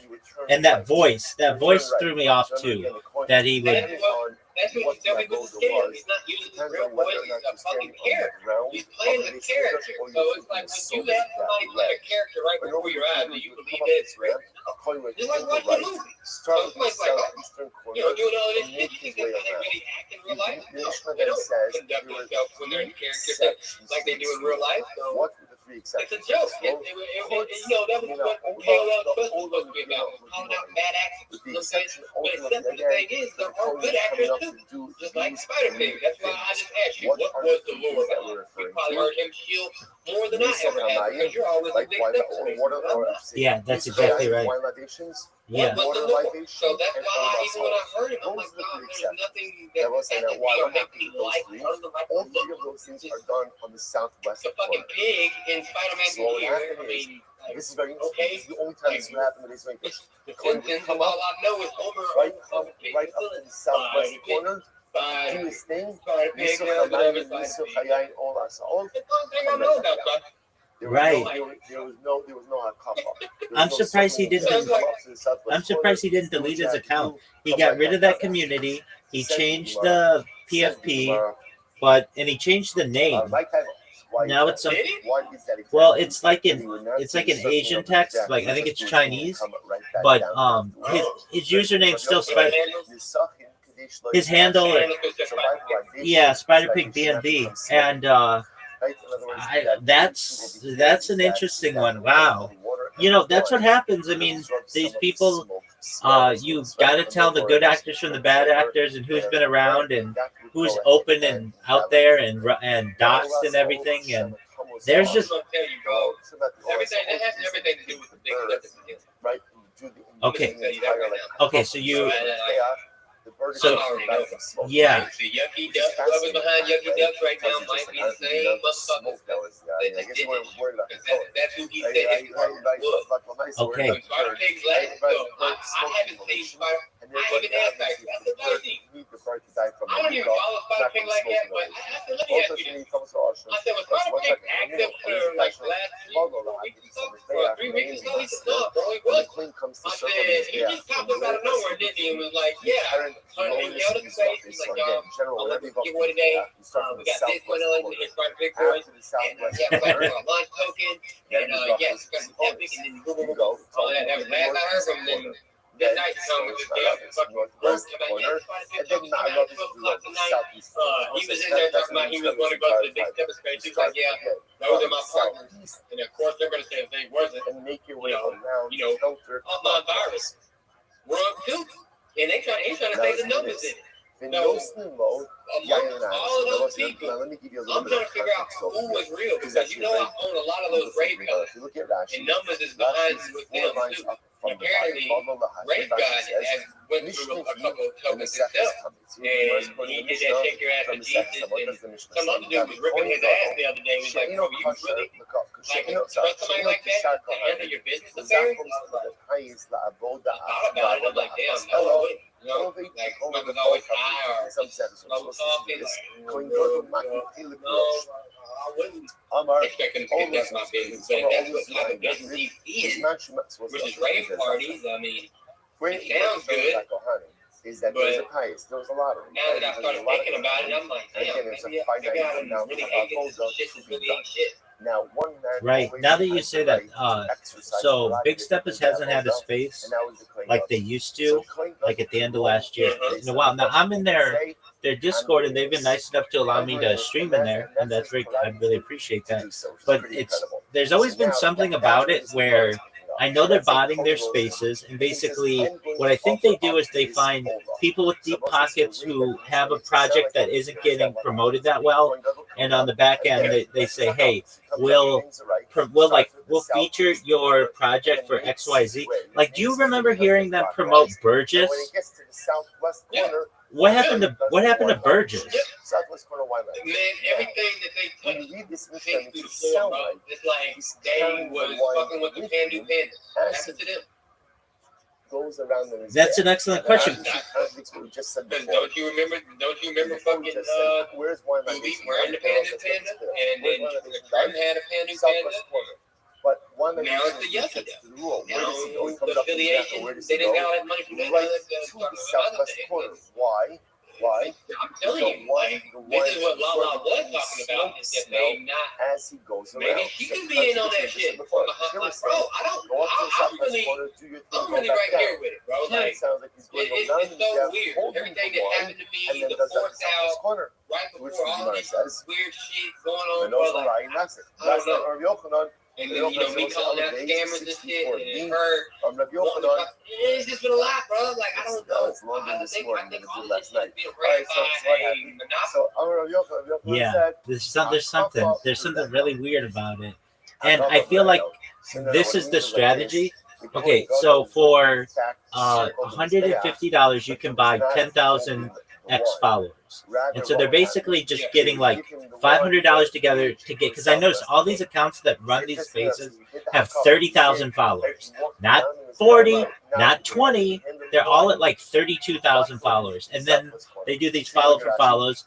And then in all of their spaces, they're all botted incredibly largely. And like, nobody calls them out. Everybody's just happy that it's a big space. But it's like, they're like, hey, there are 15 of us here speaking. And how do you call them out? Because you got these nice areas of going to keep showing us and keep doing this shit. You know what I'm saying? It's like, there's no way. It's like, when you start calling people out, then you start to look like this fucking weirdo everybody. It's like, get him the fuck away. Right. I heard fucking Spooky say, bro, did you start the he didn't know that the space was being recorded at the time. He's like, oh shit, close space. I was like, whoa. I had Lala, she was right there. This was kind of unique by she's like, I did.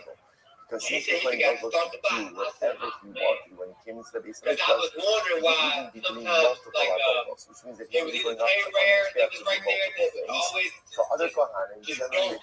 Like, they would be there, but they would say shit. Or it'd be the main account that would be there, but it would say shit. And I was trying to message shit. Hey, bro, if you run, you just gotta close the app. If you reopen it, you come back in. You broke down. Never said shit. And then he just come back in like, yeah, I was just over her fucking fighting with a,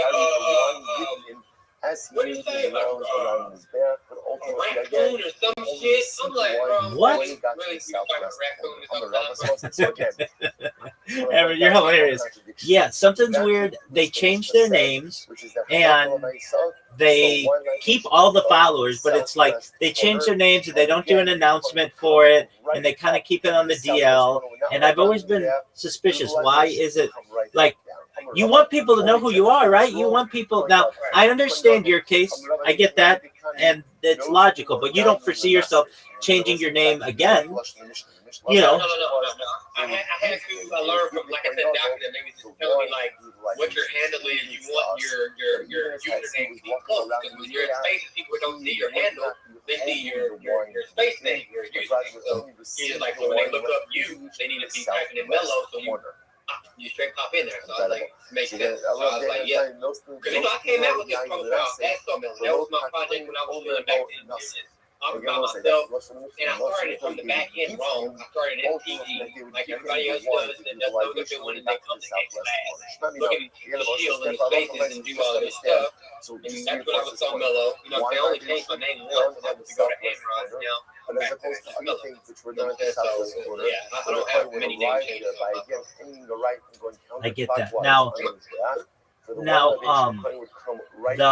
the big steppers, like they used to do spaces like sometimes multiple a day, and it's been radio silent from a lot of them. What they'll do is maybe they'll have somebody else in the space and they'll take one of their big accounts and put it in, but they haven't been doing it the way that they once were, and I don't really know why. I can tell you this: there was one project that was in there that I think was paying them to get featured, and they really wanted 10,000 followers, and it was a cool project, and it seemed like it was interesting, and I just messaged this account, and I said, hey, if you want 10,000 followers, it's $150. Here's the website.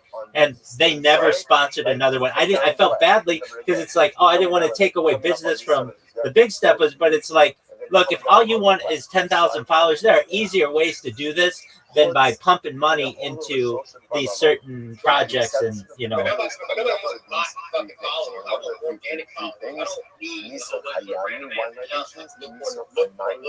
Well, if you're not engaging, like I mean, I'm just going up daily. Every time I wake up, I think I'm at another 100.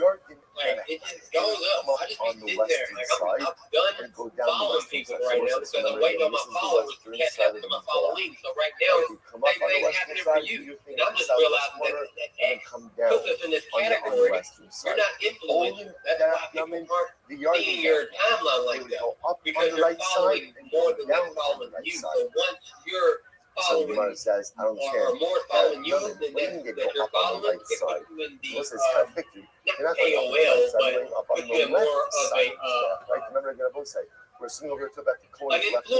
I get that. Like, so if you tell me they're going up on look like we're not influencers, we're influenced by because we're following more than they're following us. I get that. I understand that. So for people who are trying to get out a tweet or something like that to get a lot of influence, I understand the ratios.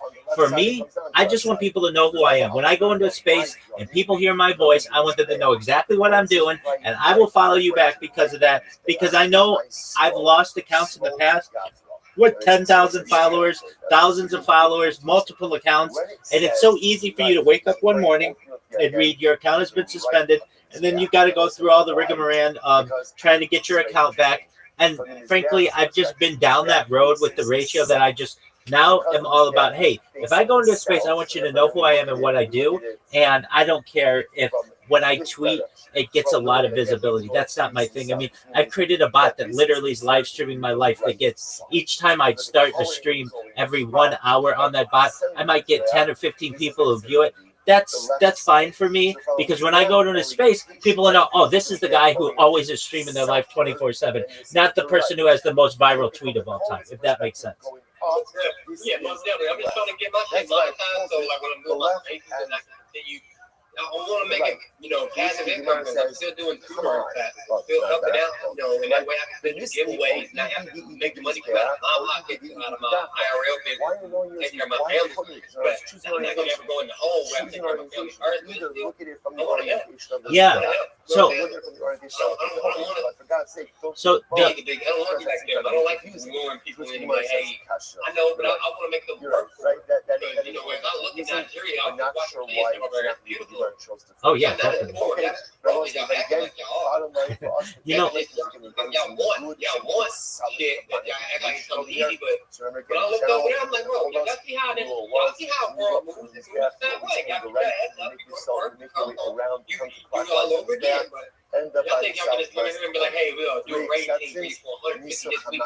Hold on, bro. I done did my history on the country. You're telling me that people that done went to college with degrees, that work in your government, that are teachers, that are anchors, nigga, the western side. you want to get paid more than them? They only make $50 to $60 a month, and they only get paid once a month. exactly. You want to get paid on the southwest corner. I know. I got nothing about on this. They stopped paying me. That's probably why they didn't really want me to run the King crazy. And I figured out a lot about asking those questions. Yeah. Digging deeper. Like, why are y'all like that? Why do y'all think it's okay to be moved with what you asked for? Like, I was like, trying to do like a, before I left, I was trying to do like this crypto thing. Like Santa Amos. I was going to help out a few people. Like, if they had, like, I did help out a few people. Actually, What else is going on in the session? reasonable thing. Most of them was like, I need a new computer. There's $450. Oh, I need a new iPhone 13 Pro Max. It costs this much. That Like, up until now was what do y'all think this is? Like, now it transitioned don't ask to your another parents for that shit. Hey, well, exactly. I'll buy a blue check. I'll send you $5 because it costs for a blue check. I might even buy you, like one girl, she said all she wanted was to get her hair done. She $15. Look, $15, I got that.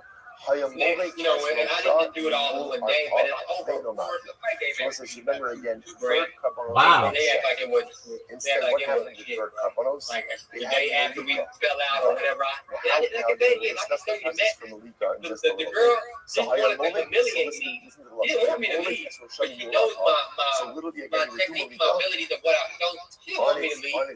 After I told her, no, I'm good. I'm balling with that. I'm gone. She was like, you got to change your profile. I said, done it. But the idea was the bird is actually the bird She was was mad, bro. Like, more mad at me that I left. She told me to step down as being the co-founder of the King's Queens. I'm like, why would I do that? The only thing you're doing is impressing for me. By buying them everything they fucking want like they're their mother. And they're coming to you and just, now you got victim on them talking about delegate your account. Now he's giving you over 140,000 impressions on your good morning post and good night post. And the nigga, like, he uses everything I talk against me for a year. Yeah, you paid up his rent for the year. Ooh, I could have done the same thing for anyone. I even offered him $300 right then. I'm like, bro, pay me $300. They'll give you my impression. You know what I'm saying? Like, you let me know what I did wrong. Everybody's here for impression. Before we all want to be monetized one day, to where we can make passive income, to where we can live our life a little more comfortable. Okay. You know what I'm saying? Like, Yeah. So, about this. So the strategy that I've seen people be able to use to get huge amounts of impressions very quickly is really simple, and I'll just pass it along to you, and hopefully it works for you. You need the 500 verified followers. You already have that. So that's step one. Oh, you can't hear me. Okay, sure. Blood is collected in a kli shares, a process we call Kabbalah, and then the blood is taken from the kli and sprinkled on the mizbeach. By a bird offering, the blood is actually sprinkled from the body of the bird itself. So that's you're actually taking the bird and sprinkling the blood on the mizbeach. First white line on 64b. And you go ahead and you sprinkle the blood on the wall of the mizbeach. And we'll say, by the way, which also sounds like over here, that where is the bird? Where is Chatas Off taking place? Where's it taking place? It sounds like it's taking place on the ground, right? On the ground, because remember again, where is the blood being placed? On the wall of the mizbeach. So just hold on to all this information. Okay, so again, no Kabbalah no receiving the blood in the kli. Instead, again, the blood is actually sprinkled from the body of the bird itself. Shiari hadam hayimismatze al yisod. So ultimately, again, any residual blood. So after the blood applications take place, any residual blood ultimately, again, is placed on the base of the mizbeach yisod. Name the mizbeach eladama b'kula kahanim. And the only part of the bird offering that actually goes in the mizbeach is what? Is the blood. Is the blood.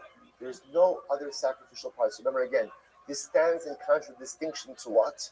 To the Ola Sa'of, where again the crop and the feathers were placed on the base Hadesh. And by Chata Sa'of, the only thing that is placed on his back is the blood. And then what happens to the rest of the bird? Belongs to the Kohanim. Right? The Kohanim get to eat it. They get to have it. Everything else goes to Kohanim. Which I will say, by the way, it's actually quite interesting because it turns out. While you're doing that, I'm going to use the restroom. Be right back. The bird, right? Even though what? Right? It was interesting. There wasn't a shchit. I mean, it is a shchit. It's a malika. But it's fascinating. They're able to eat the bird even through a malika. Again, we're going to talk about all this. Just keep it in mind. Says the Gemara. Let's analyze this. So the pasuk says. So again, what's interesting about the bird offering, about the bird chatos, is that halacha l'maisa there's no kabbalah in a kli. Instead, what's happening over here is that the blood is actually sprinkled from the body of the oath itself. Mikufa chatos. How does this work? So you hold onto the head and to the body of the bird. And ultimately you sprinkle from the blood on the actual wall of the mizbeach. Below al kira kedesh, but ultimately again not on the wall of the ram. Below al kir heichal, not on the wall of the Beis Hamikdash structure of the building. Below al kir ulam, not on the wall of the antechamber. So Moses says again, but the Gemara is highlighting over here is there's a very specific placement of the blood on the actual wall of the mizbeach. The zeh, and which part of the wall of the mizbeach is this done? Zeh kirat takton. This is the lower part of the wall, which we'll say, remember, means under the chota sikra, under the red line. Says the Gemara, maybe the blood application is done on an upper part of the wall above the chota sikra. Gemara says, no, it's the kavachomer, it's the kavachomer. Uma behema shal. Allah salamata bechata salamala. So when it comes to an animal offering, the blood application for an olah is done below, and for a chatas is done above. All sha'olaso lemala. So for an oath, where the blood application is done above, eno din shechataso lemala. All the more so, ultimately, again, that the chatas blood application should also be done above. Talmud Lomar, v'nishar v'dam yimatze al yisod hamizbeach. Therefore, the pasuk said that the residual blood will be placed by the base of the mizbeach. Here, so place it on a part of the wall. Shashirayim shalom mismatzim yisod. Place it on a part of the wall where the residual blood ultimately easily flows down to the base. Ve'ezozeh, which part of the wall does that refer to? Zeh kirat takton. This refers to the lower part of the wall, meaning below the chota circle, below the red line. The Gemara says, so there's two blood applications. Maybe do one application above the red line and one blood application below. So the Gemara says, does the pasuk say yamse? It shall be placed himotze, which means on both sides it shall like gradually flow down. The memela mashma, that you should place the blood on a part of the wall of the mizbeach that it could easily and just gradually flow down to the base. What does that refer to? The lower part of the wall below the red line. Incredible. So I was about to both say this is very exciting. So this about to be says this house. I'm around. Kitzat molkin chata sao. So both say now watch this. How do we do malika? So the Gemara says, okay, so now I'm going to tell you something I don't tell you to do very often, but take a look on the WhatsApp chat. Only for this. Don't check anything else. Right? If you go to the document one, I sent out last night a bunch of pictures. So if you take a look, this is interesting, and it might be a little bit easier to illustrate this with the pictures. So first, I put in here also, there are a couple of pictures of the Trumas Hadeshen. So now I want to point out also something which I want to say at the outset, which is there is a fundamental machlokas about how Malika was done. Was Malika a one-handed process or a two-handed process? Tosfos is of the opinion that it was one-handed. That is actually the last image that you have on the chat that I sent you is actually Tosfos. Right, the bottom image left hand where you see Malika is being done with one hand, that's Tosfos. The majority of opinions actually hold that halacha l'maaseh Malika was a two-handed process. You both say so. That's again, if you're looking at this image. I think this is totally unhelpful, right? It's the color image that I put out, and you can see over here what's happening. And also you can see that we're going to go through it now in the Gemara, but you can see how the bird itself was actually on. So let's go through this now in the Gemara. So first of all, so you would take the bird in your hand, and ultimately again you would hold its wings in between your two fingers. Now essentially what you can see over here is that the wings were positioned between the index finger and the middle finger. So what you would do is you would immobilize the wings.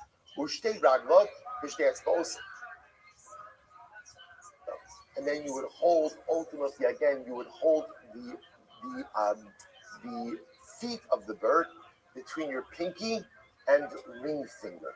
Right? So you're immobilizing the wings between index and middle finger, and then ultimately again holding the feet between again ring finger and pinky. Okay. Omosach savara arocha godlo, and then also you can see over here, you would bend the bird's head forward using your thumb, between your thumb and your index finger, right? That's the image over here. Umolka. So remember again, this image that I'm showing you, this is not like Tosfos, right? And then you would take your other hand, thumbnail, and do Malika. And as we said before, again, by Chata Sa'ol, because remember, the Mishnah is talking over here about Chatos, so you would go ahead and you would sever only one of the simoni, either the esophagus or the windpipe, not both, right? You would sever one of them. Umolka. The Nasnisa Tana, alternatively, Sifra Milabar, ואוך יזקף בשתי אצבעותיו, ושתי רגליים בשתי אצבעותיו, ומוסך צווארו ארוך על שתי אצבעותיו. Now, by the way, if you look at the other image, right, the other image is, there were two different ways pretend that you could go ahead and hold the bird. So, for example, if you go ahead and you take a look at the last image, so you can see again on both sides, the bird is held a different way, kind of like, but in the first image, the bird is held, we'll call it like in the inside of the hand. In the second image, if you'll notice again, the head is bent back towards the back of the hand. So the point the Gemara is making over here is there's two different positionings for Malika. There he is. Yes, sir. Yes, sir.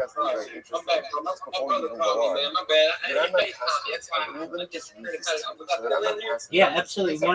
No worries at all. I understand things happen. Dude,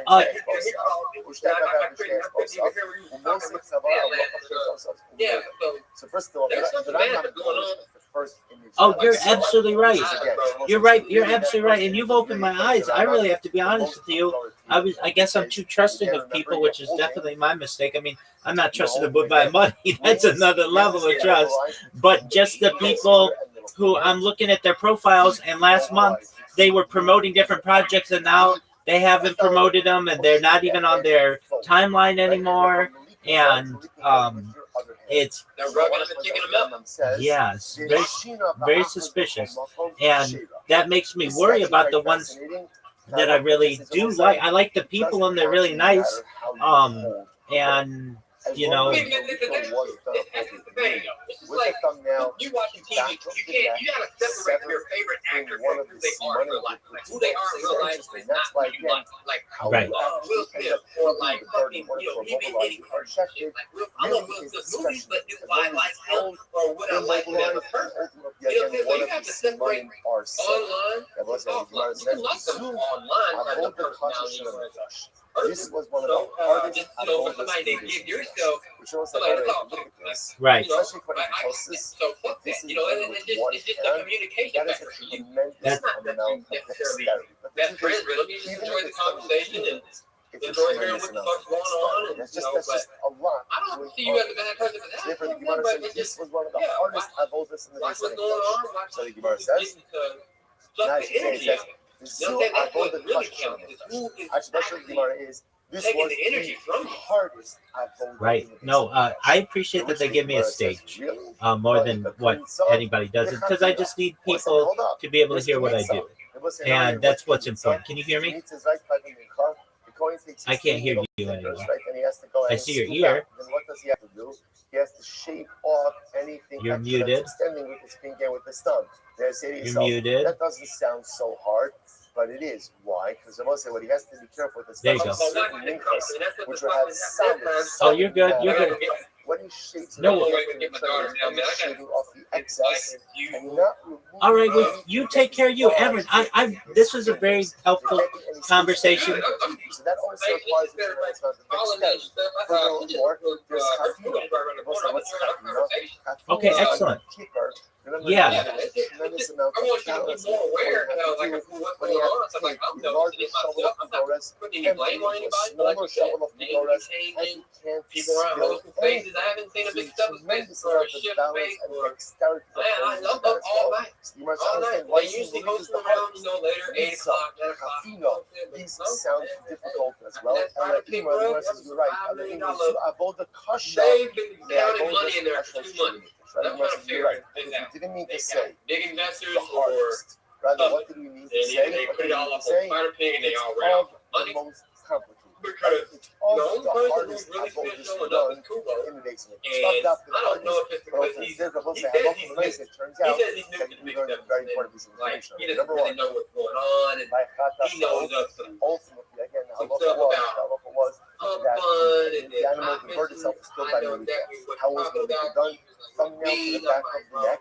The Gemara gives not hard to tell when you say pump fun, boy. You got these pump fun bandits out there stealing people's projects. I know exactly what you're talking about. Malika done He's with like, one oh, hand. I didn't know if you anybody else two knew. hands. Yeah, I know. Not The name is Naughty Soul. as long as And he's ultimately going the bird is through, killed we got a from the pump back fun of the neck. project, One and of he the sees seed that the money dev is severed. shit Now doesn't again, accept we're those going to see rewards about within the the 12 head, hours. the rest of the They body. might have fucking gone to sleep. They might just be ready to accumulate No anything. Kabbalah He says, done in oh, separate I thing. got a lot of Rather, money goes it's straight to done pump. They didn't let him. directly He from the probably blood about of the 50 animal itself, recordings. And which the Gemara within says 2 this weeks, is one of the 4 hours hardest around him. animals I was just chilling. I'm like, oh, what are you doing? What? I was new. Just trying to figure out what was going on. It was a new project up there.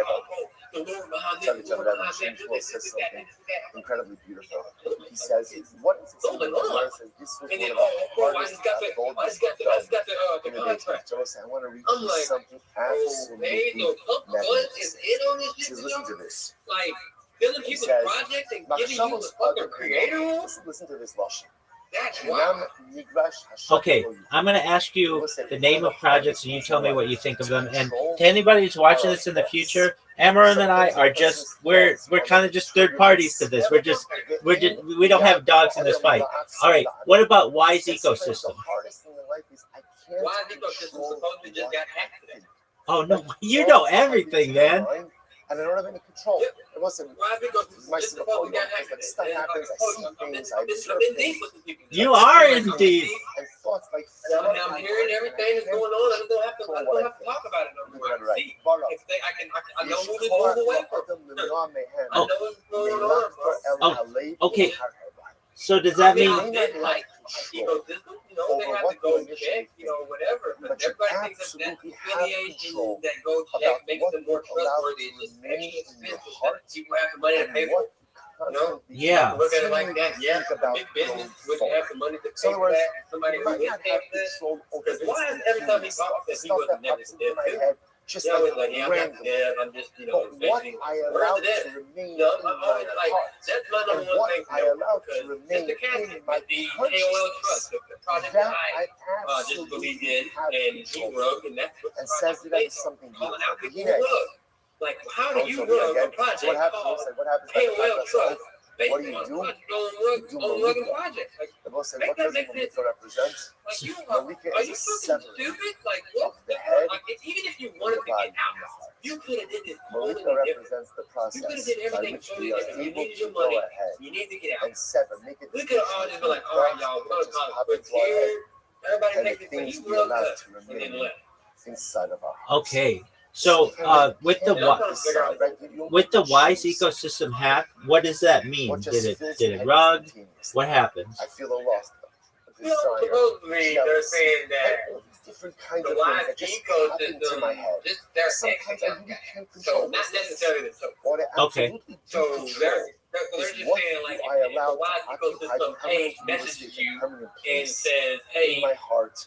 And if in you my have your life. wise whatever, this, that, the other, this, that, the other, like you know how they do. Sometimes you How they do? sever the Right. They play games like somebody hacks them, and, or if they've been hacked, and That is the one of hacker the tell you to hardest send of all your this to do. CA or drop your wallet or whatever. That way they can find out how much people's holding, and send malicious coins, and some choose what pops into your they'll head. get one or two But you idiots out of absolutely there always have a click choice. and What send on accident. occupies permanent Come on, boy. space in your heart Yep. and in your spiritual consciousness. Absolutely. Mine Okay. is- What about End Pump So I'm gonna Fund? stop over here for today.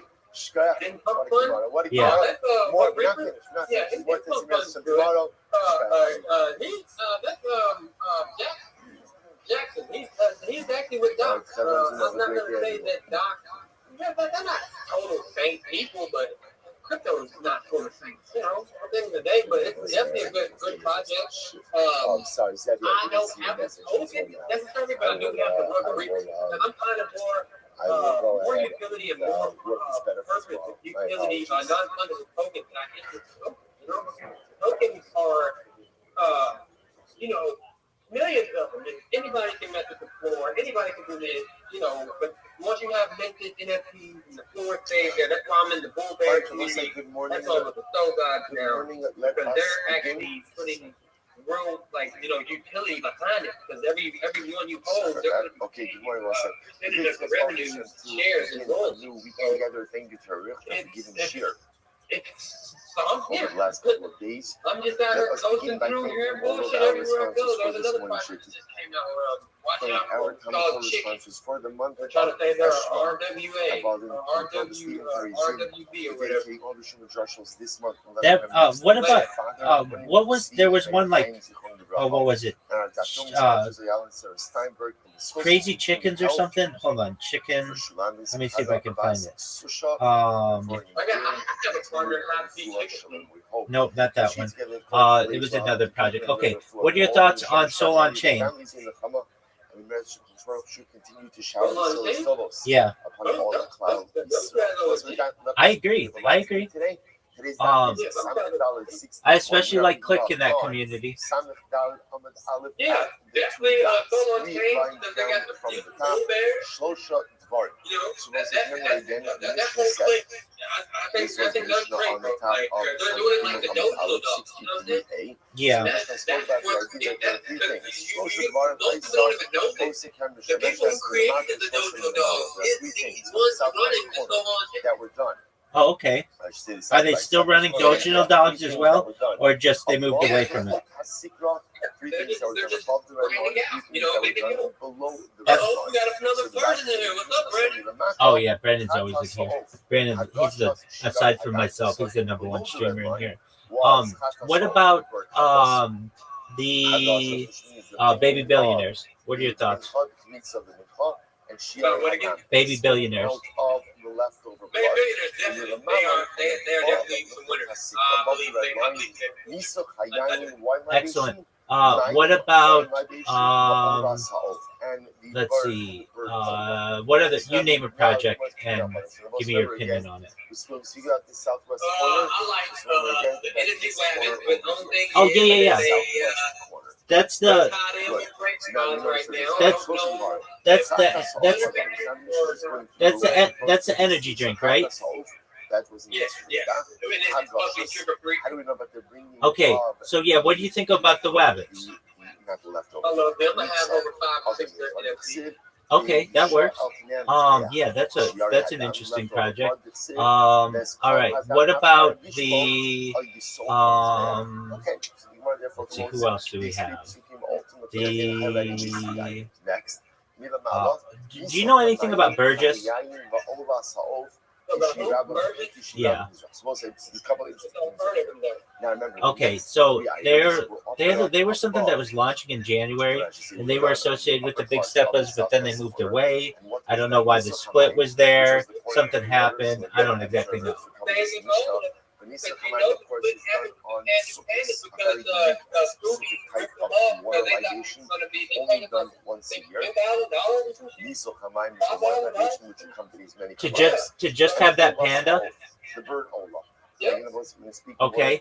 What about 32 Dream? The next Mishnah as well. Now, this I can't really, pinpoint people. when is the Ola Sa'ol offered up on the southwest Just trying to corner? navigate So through Lashon the Mishnah space. is Kishirapa and Mizrach, which means ultimately again when there's too much stuff going on in the southeast corner. Yeah. Things I want to over the southwest I want to corner. believe. Understand, just to appreciate this for just a moment. Right, so remember again, Mishnah says You know, that's what happened. southwest corner. When do we do ultimately again all that's up in the southwest corner?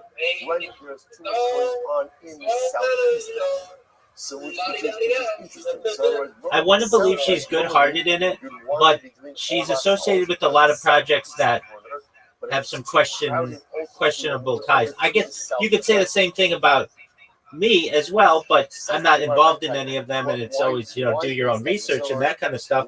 I just am associated with the people. But if you're in as many spaces as I am, or as many as 32 Dream is, then you're going to be around these kinds of people. Do you think she gets compensated for doing all the call-outs during the spaces? When there's too much happening in the Okay, interesting. So she's indicates just that the ideal location for Ola Sa'ol is southeast corner. So why is that? Why is this the ideal location? So this is very interesting. Right time. So the Yochanan says that Shekrova the base Hadash. Ultimately, again, because it's much closer to the base Hadash. So says now, interestingly enough, now what does that mean exactly? So base Hadash, remember again, we'll say one of the first avodas that was done. Yeah, I know you're saying that, and it hurts me to hear that because they're just really nice people, and I really enjoy their company. I was in their space. It's Rashi in the about 500 from before it gets wide. Actually 500 for the intermediate מקום שנוס נשם בחובוקר תשומה סדשן שכסו בו ושמו אמצע המזבח והוא במזרחו של כבש סיפקה גמורה נוצה והשתת עושה אל אמצע המזבח כלימוד במקום הדשן. Okay, so listen, now watch this. First thing the Kohen would do every single morning is he would come up, follow my Kohen, he would come up on the Mizbeach, right? And what he would do is he would take ash. We're gonna go a few more to the general layout. Everybody can see this. He comes up to his bath, he's going to take ash. After he takes ash, he comes back down the ramp and he deposits it right here. This is called the base adhesion. This is where he take it out. He's only taking some of the residual ash. I get that. He's putting it over here on the base adhesion. Now, what does that do with anything? Yeah, no, definitely. Okay, I want to hope that this is a good project. What about tree gens? He thinks we're going to see the feathers of the crop and throw he's the base adhesion. Tree gens. He's the guy who plants trees for every person who follows him. They're going to try to plant 1 billion trees on June 6th.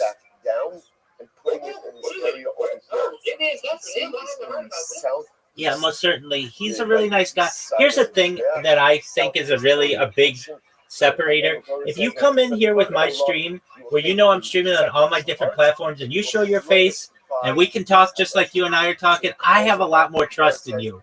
Because then, I see that you're a legitimate individual, and that that you're being recorded and everything. And Jimmy, he's the guy for Tree Gens, and he seems to be he's got a lot of connections. He seems to be like a legitimate person. And I really want to believe that he is. Okay, so I'm going to send you this guy's profile. You certainly look it over as much as you want. But he's a really nice person to know. He hosts spaces every day. And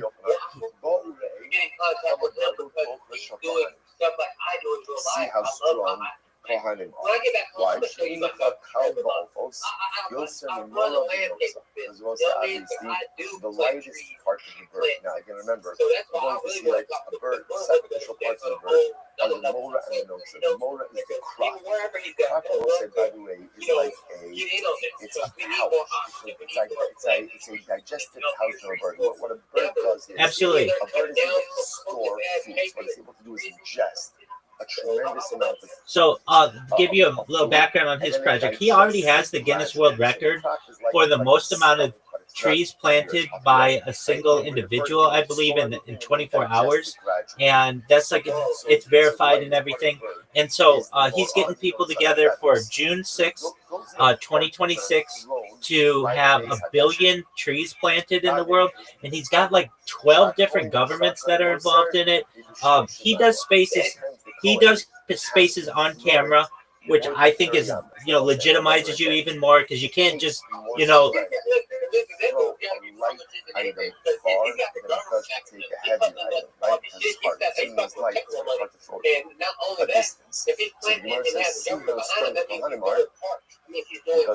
sometimes that's exactly.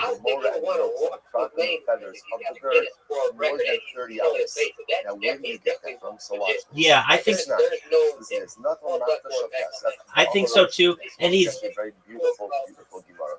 And he's all over social media with this project. So what would happen? Pardon me? The first thing in the morning, the coin would go ahead. He would walk up to them. I've seen a picture of him with it. It was really like a shovel, really like a pan shovel.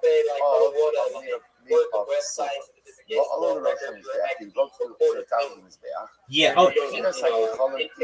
I mean, yeah. I mean, I think I can look it up right now. He and I have talked about it. So that's.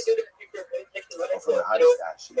And you're right here on the rich spot. And you then come back down to the floor. Max on a flatly soften. The whole day for me is not social camps. What's interesting to see what just happened over here. The Gemara over here is describing ultimately again the Trumas Hadash. Okay, so watch what the Gemara just described. I'm going to show it to you on here. He would come up the lab. And what would he do? He would come to the ash pile and he would move the ashes on the side. And he would take from the hottest ashes. That's absolutely. He would come back down the ramp. Now, look at the Mishnah. The Mishnah says then he would turn northward. Why does he say turn northward? Because when it comes down the ramp, where is he going? North. He would go north. 100%. Yeah, he's on their website. In a picture of him. Most mangrove trees planted by an individual in 24 hours. And it's his name. Like, yeah, that's legitimate. Okay, and we've got what other projects are there? What do you? Sure. Not familiar with them. Tell me about them. He would come off the ramp. He would come off the ramp. Now turn northward, going in the northern direction on the eastern side of the ramp. Walk 10 hours down.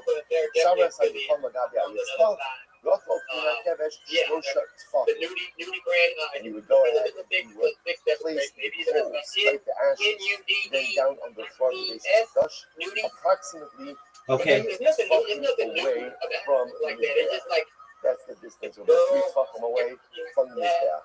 Makom shenostin mora'ah v'notza v'dishon hamizbeach ha'animi v'hamenorah. Mostly just understand what was deposited here in this base of Hashem. So what deposited here is the morning ash, right? The morning ash that comes out of the Mizbeach. There were also other ashes. Every morning, the coin would also go into the Heichal, right? It's going to the Heichal. He would clean out the Mizbeach HaKetoras, right? The incense which also had ash. He would clean out the menorah, which would also have ash. He would bring these items out, walk around the Mizbeach, come deposit it over here. So in this place called the Beis Hadash, which was on what called the southeastern side of the Mizbeach, in a northward orientation, he would deposit the ash from the capital, some of the ash down the Mizbeach, ash from the Mizbeach, first the incense altar, ash from the menorah, and now we got what else we place there. Furthermore, right. And that's where Makom Shinosu Morah and Notza. That's also where you would place again the parts of the bird that were discarded, right? The top and the feathers of the bird. That's right. Oh, before I forget, you were wondering, we were discussing about how you can get a lot of impressions very quickly, and the strategy that I've heard works the best is to have your notifications on when a big influencer like Elon Musk or somebody like that goes and posts something, and then immediately posts a well-known meme, and that goes all the way to the top and gets a ton of impressions. Southwest. So Rashi Well, does that only that, works so you don't have to do it. like I Just got take his really word like for it. capability. So it says if you take the diagonal Like I'm here, at 3.5 it's, million. yeah, the Gemara says it's 30 I used to amas. be able to So get in like reality, 30, it's actually more than 30 40,000, bro. amas. It's actually Now 32 I'm able to get amas like from here to here.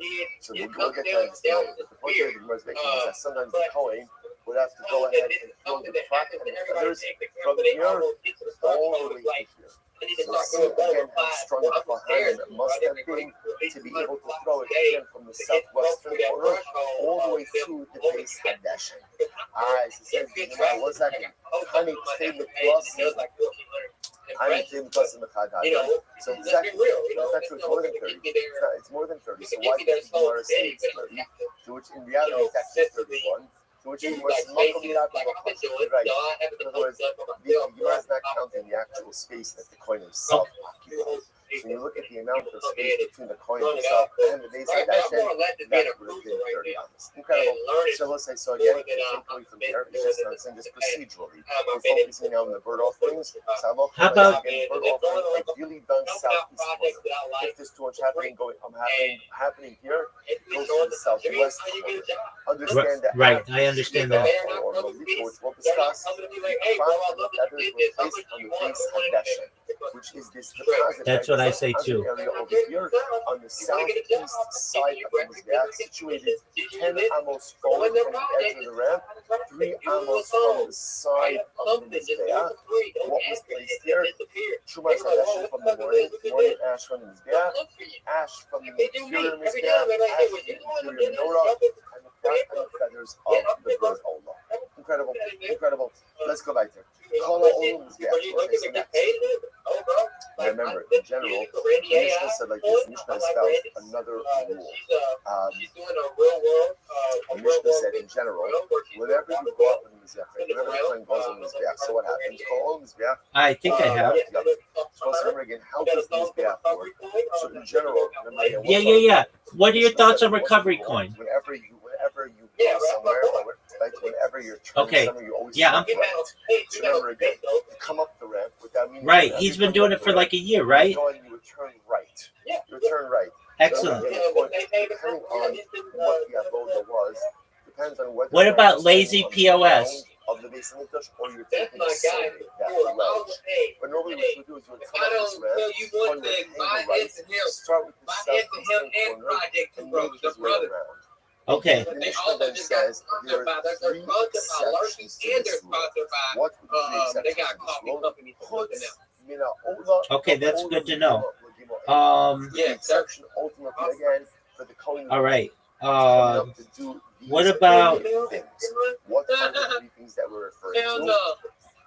Miso Hamayim, right? Wine or water, or Miso Hamayim, wine nations, libation, and exceptions. Now let's say that why. Oh, no way. All 3 of those things are done on the southwest corner. That's another one you do. So what would happen is, Do you like weeds? Absolutely. Coin would come up. Well, Grain Tree, those are my buddies, man. They got money. They don't need it. Let me just tell you, they're so fucking thin.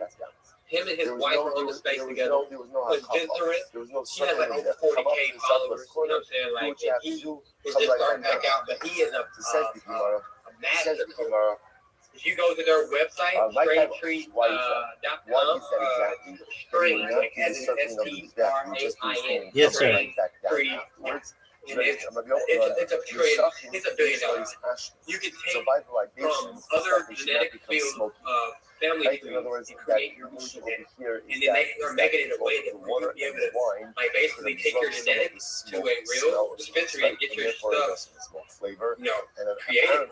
So Strain Tree app is one of my good friends in Facebook. You Facebook them, Crypto Cam, and Decentralized.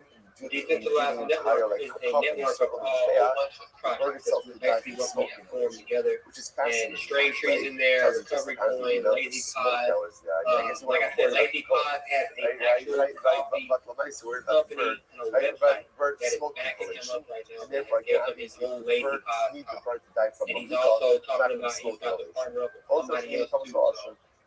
I would recommend, even if it's $5, as low as this coin is right now, you're gonna have at least $1 million, $2 million.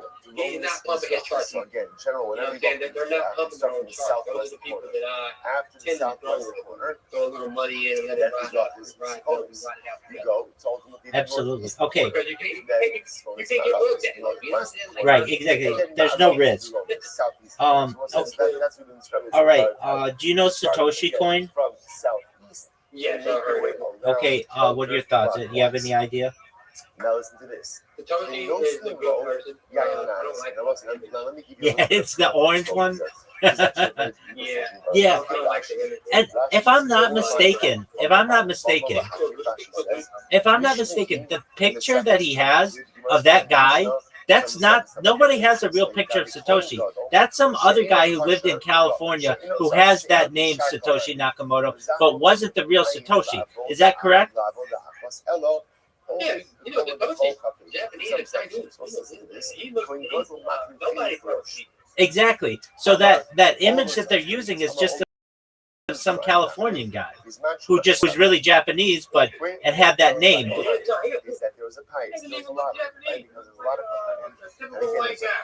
Well, there you go.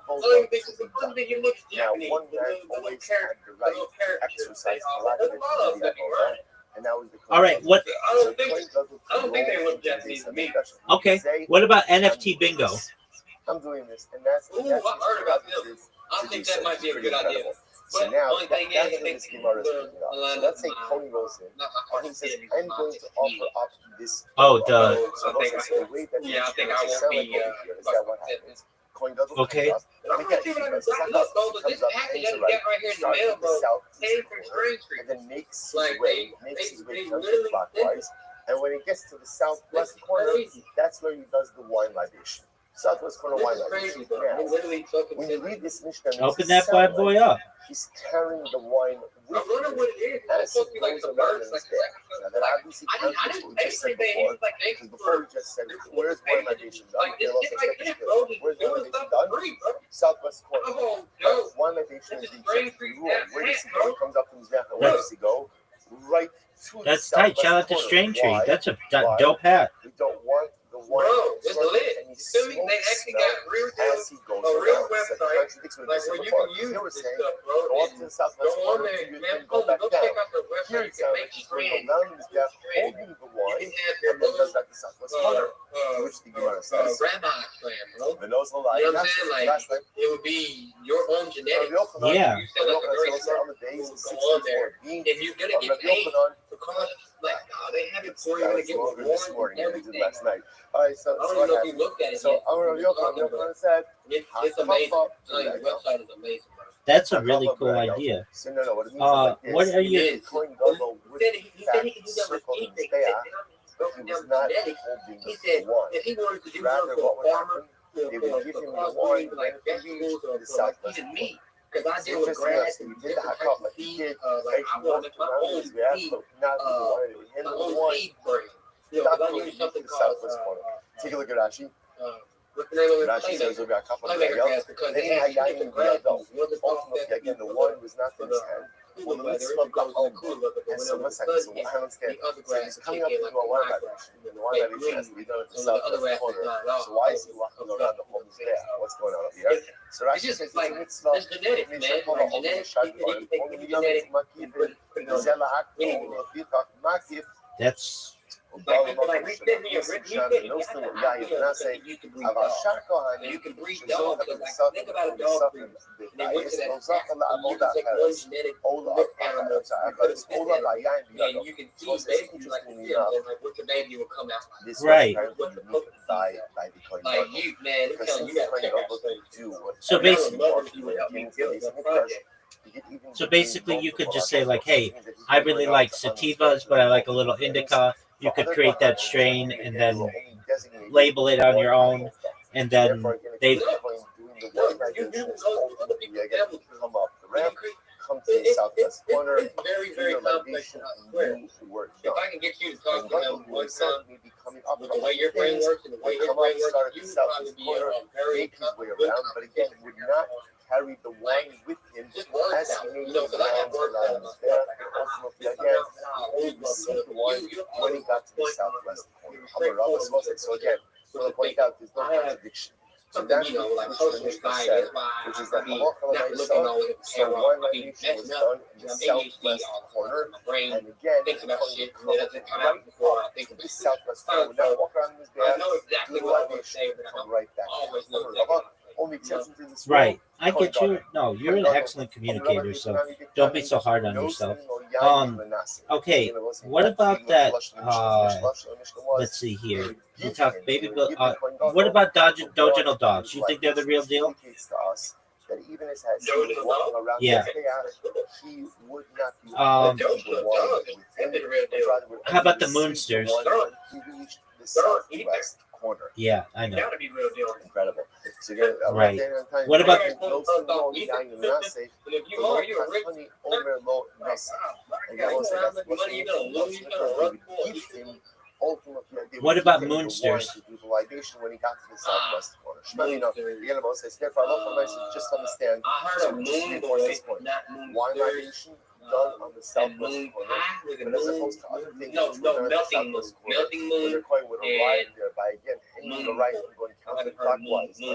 That's okay. For the wine libation, If you look at that name, it doesn't sound like it's gonna be a great on the product. side of his there. That is the number one, like corner. I had that Do the question. libation. What Why? a term You don't want the wine to absorb any of the going to the smoke moon. flavor. This is the next 100 days. You know, like you just said, like it's just not like all the bullet terms is outpoint. You would hang a Right. What about Meta? Have you heard of Meta? No. Okay. How about no, just Meta. Okay. There's another one, and I know he's had a little bit of a shaky start, but I like him a lot. Bitcoin. Do you know Bitcoin? Okay. He's a nice guy. He's been in here, and he's very open. But he had a dev that went astray with him, but he's got his coin back, and this guy locked him up. Okay. That's another $1 billion project. That for these And I'll people, tell you why. It's that he built, and I hope he keeps his word. So that's one thing you can do, people, man, is hope. they would come up on the western side and go down the western side. So let's remember again, this is the western side of the whatever. Right, they Right come now, up on the he western is just side, looking and for you're in the partnership. southwest He's actually corner, got his and website come up, down and once people on go on the there, western that's side. running IRL businesses, stuff like that, or just running other businesses that They would go up on I the thought right about that. side, You might want and to go just down slow down on the doing that, side. because you might have somebody incubate with you. So the that Gemara says, I don't understand. You're a That good doesn't. guy. What do you mean they go up on the right Slow side? down, don't Listen, it's be trying to pay They're for not going friends. up on the right side. They're going up on the Basically, left that's side. like, you know, Like, trying to have anybody to incubate with you, to have anybody to buy So it. therefore, again, remember, What you can do with tell me his going up is on basically the go to his western website, side of the create Mizbeach, free beans. the You know coin what I'm is saying? left. It has a Not meme the coin generator is right. that So what's going spits on out over memes. here? And you can just take them and put a caption on them and slap them out. They look like comic books. Absolutely. I'm sorry. It's changing. Oh, that's cool. And it's got a meme generator on the website. Yeah. Definitely check out Fat Memes. When it says right, All right. it's referring to right that means How about bad. Zero X Laboratory? Have you heard of that one? When it's supposed to say Yeah, Zero X Labs. Yeah, that's another ether. when it says Okay, so that's a right, pretty big it's one. referring ultimately again to the right Just of ether. this Anything gap. Zero X. Why? Right? Because this is very interesting. Yeah. From the Mizbeach's perspective, all right. the Mizbeach faces south. Because the Mizbeach was facing How about you? Do you have south, anything that you so need? I need to be on the lookout, either good or bad. Normie. this direction. Normie. Oh yeah. I know that coin. Yeah. Oh, how about Fap coin? This is considered to be the right side. Never heard of it. For the No, coin FAP. going FAP. up, like ascending the Mizbeach, Oh, this is never heard of considered to be Okay, that's the all right. left side. Yeah, I know Normie So coin. Mizbeach Talk to me about it. orientation, right? If you look at the Mizbeach Yeah, Normie, he's a real solid southward, chat, man. then this is the right. Normie, If you look at it from the coin's he's perspective a going boss. up, This is Look all I can tell the you. left. He's a boss in That's real why life. it calls it Man the on left and the big, right. two big R Which the lounges. Gemara says, He come goes on. live Oh, stream. no, He that's shows wrong. his face. Right? He has a wife that he calls his heartwarming wife. She has, you Why probably seen her profile before. It says or not choose an her orientation? on it, but Choose that's an another orientation.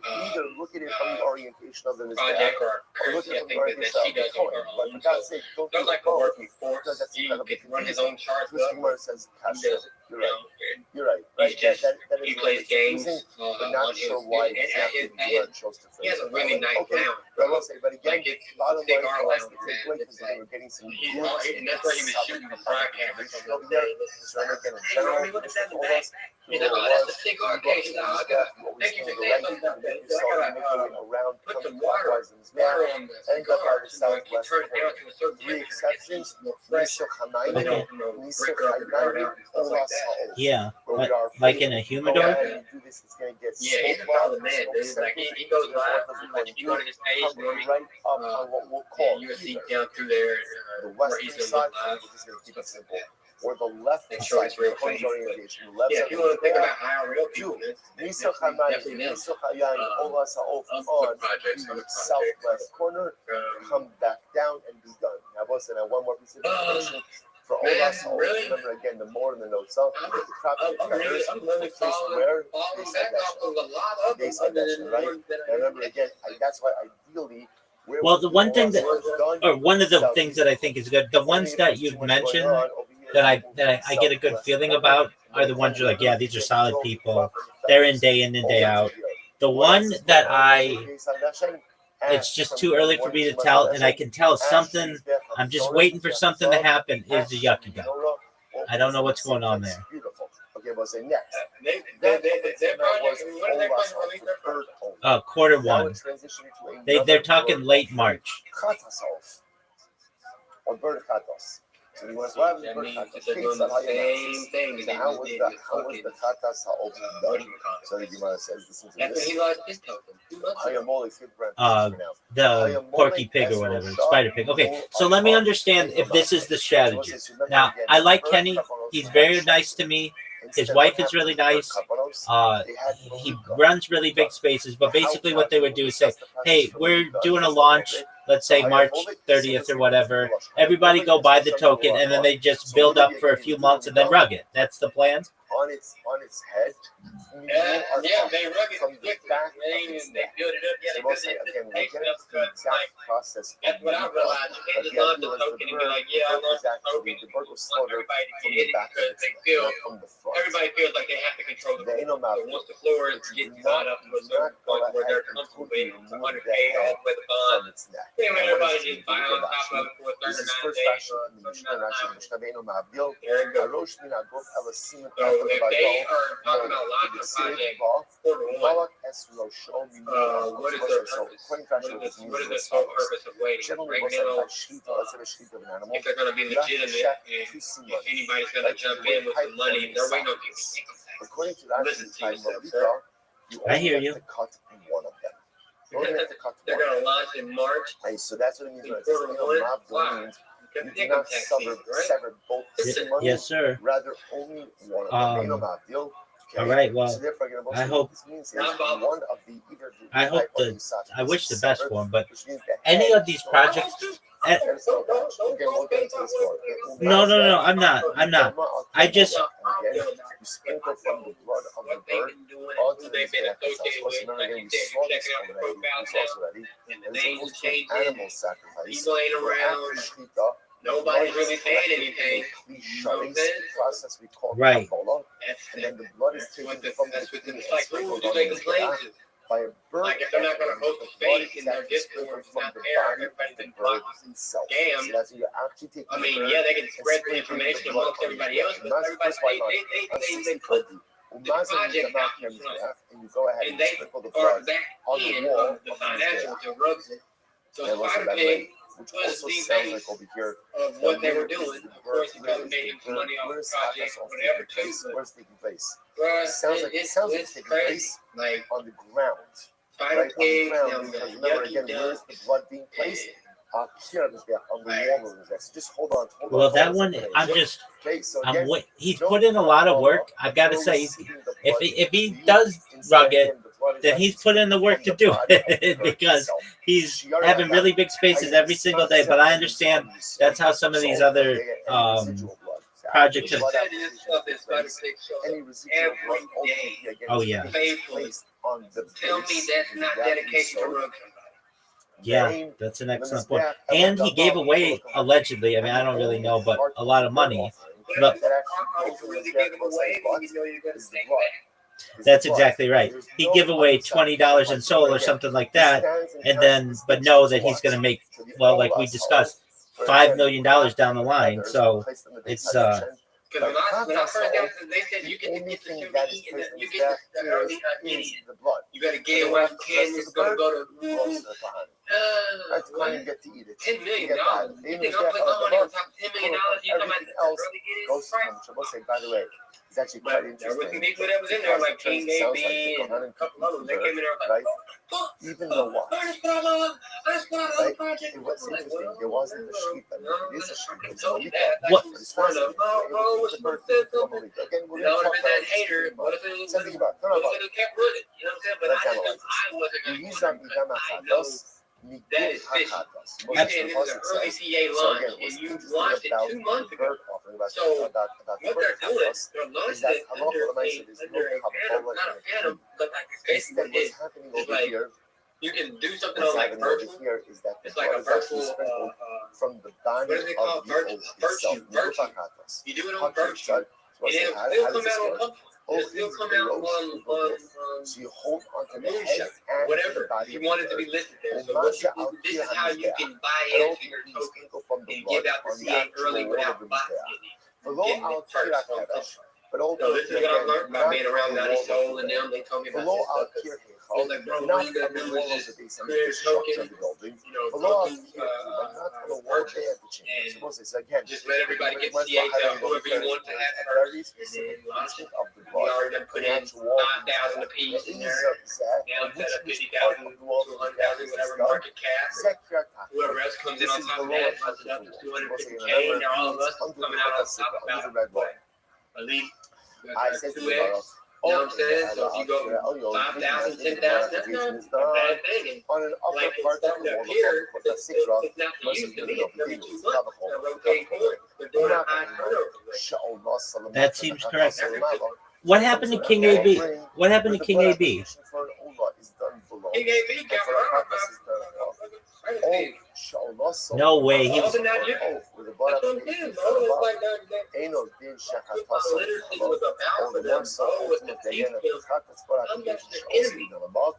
taking my time out to learn your language. I'm actually taking the time out to learn out where y'all live, how it looks, what's the situation, what's the weather. They don't give a. They want your max engagement. They're not telling you to build your brand. They're not telling you to go pay that $5 to have that food check for your business. Where the residual blood ultimately They're going to tell you that. They're going to tell you to show up, smash that purple pill, engage with every close at the top. They don't give a fuck about how many accounts you've been ran through. And that's why every time they get that, they start to buy their blue check, they lose their account because they triggered in the system from the last time that they lost. Like, bro, y'all don't even know y'all are fucking y'all's life up when y'all trying to say you're trying to free. Like, what the, you don't want to be X out on Web3 before you can even learn it. Like, how are you thinking from your buddies? Oh yeah, you can do this, you can win giveaways. Like, and that's where I started digging deeper. Who's giving y'all the money in IRL to use all of this data to come here and get these free giveaways? But y'all gonna say like, oh, I need this, I don't have no data, I don't have this. So who is paying for this stuff for you to come here to sit here in these spaces all day long and do this? Well, yeah, So exactly. you're not hurting as much as you're that's the scheme. Right. And y'all can, and I call that in. I said that too, though. They was like, yeah, a lot of us do use it as that. You know what I'm saying? And that's the scheme. That's why the bad name is in the scheme. So y'all don't get mad when I call one a scammer. What are your thoughts on? put in there also the Apologies, go ahead. of the Chumas edition. No. So now, I want to point out also, which I want to say at the outset, which is, for telling y'all about there this is a stuff. fundamental You can't be focus mad at me at for how not Malika allowing is done. other people Was to get Malika robbed. a one-handed It happened to me, process I let or it go. a two-handed I let it go. I process? lost $100. Most systems of the Did I opinion go and that start it was blabbing my mouth on one-handed. cost That is no. I actually was like, the all right. last Maybe it's just because I'm an outsider. I'm a that you foreign to have him. on the So chat that I he's like, sent yo, you fuck is you. actually You know what I'm saying? closest. Yeah, I'm At looking the at it. bottom Cool. of his left hand where So, you see Malika's I doing looked at it with like it one was hand, off. It's not like I that's could fly to closest. Nigeria for The $100. majority Like of you go to the New York, I gave you money for like people that the street Malika different. Malika But was a to live in Nigeria, you know what I'm saying? So process. there's nothing I really Again, do about that. if you're That's why I looking gave at you this money. image. I So, think this is totally yeah. helpful. So But it's it's just the color dumb. image, And the then color I image got that I put out. dig You even can more see over deep. here It's what's like happening. they feel And that also when you they can get see their big that win or when we when go through somebody now they the can Gemara, get over with, you see how the bird itself was actually us. So a let's random finish down person the throws Gemara. up $100.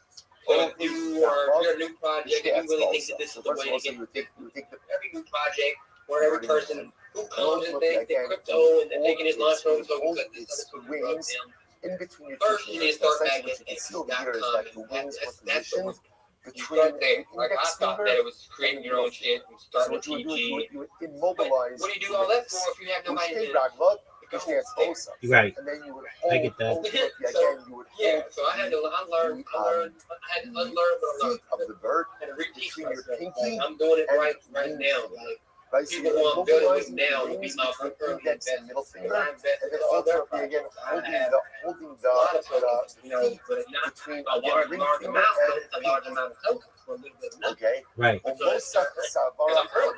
Right. What are your thoughts on Task Hub? You would bend the bird Task Hub? forward Yeah. using your thumb, between your thumb I and your can't really index give you an finger, opinion right, on that's the image Task Hub, over here. actually. Is that one on Suey? So what's this? So I'm again, not sure, this but is it's I'm like showing you, this is not like those its things, logo looks right? like panties. You would take your other hand, thumbnail, Like It didn't take my as we said before, again, by I'm Kata really Sa'o, getting away with you main because shit. remember, the Mishnah is talking over You here know, about like I said, the Katos. main shit So is you would really, go I ahead think, and going to sever only one of the or let just like me in real life, right? put them Not out both, right? for You 24 would sever seconds. one of them.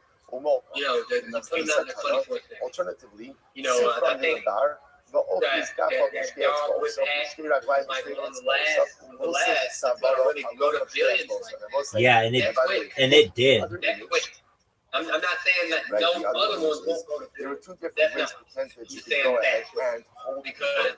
So for what the fuck example, was if you good go about ahead and you y'all take a with look that? at the last Right. image, the last image, What are your see, thoughts? both say the What are your bird- thoughts the on bird is Jimmy? held this way, kind of like- What's his like Jimmy the first Wynn? image, the bird is held, we'll call it James like Wynn. the inside of the James bird. Wynn. James The Wynn. second image, if you notice again, the head is bent Yeah, he back comes towards in the back of the head. and doesn't So the seem point to be the Gemara is making extremely over here is trusting. Have you ever been different on KOL positions for Malika. I've heard about it. No, So I say, haven't. want to point out No, something that's interesting. the project that Before I you that I can go want on, that I You're am not starting to passing rebuild this. right now. They got rug about to So you're not passing that. like These are both these picking katas that of up the because Shas we're the key opinion leaders trust. Which kind of understands Key both opinion leaders. mostly Yeah, And this is we should go to that First of all, website before we the take this Rambam down. holds like the first And image that we saw. I'm gonna go there Which is actually again, and see if I can take some really pictures. that first image I would like you to go there. Rambam, Bring some of the the people most who are listening there. authoritative one, And which that is would give you again a good remember you're idea. holding What you can you're see holding looking again. for. Wings, It's an- wings immobilized between It's an index excellent finger and middle finger. .com. Feet immobilized Nope. between the ring Do you ever go to finger and spacesdashboard.com? thumb pushing the head Basis forward. dashboard. Oh, you have to go to. It's the best Spaces website in the world. Go to spacesdashboard.com. It shows you all the spaces that are happening concurrently. You can order them in terms of largest to smallest or most recent to longest duration. With the thumbnail, Spacesdashboard.com. one of the simonim you're good to go. Yeah. This is very interesting. Yeah. That's why You again, still got it up how there. you actually end up holding the You ever bird still once got it you're up there. So mobilized and check you it. check it out before he takes it down. I'm looking at it. That's all we were doing. He was Immobilized. able to put in the KOL's name by name, their handle, or their handle. So yeah, there's a lot of people on here. Okay, I see it right on the front. Spider Pig, meanwhile. That must be different than Spider Pig.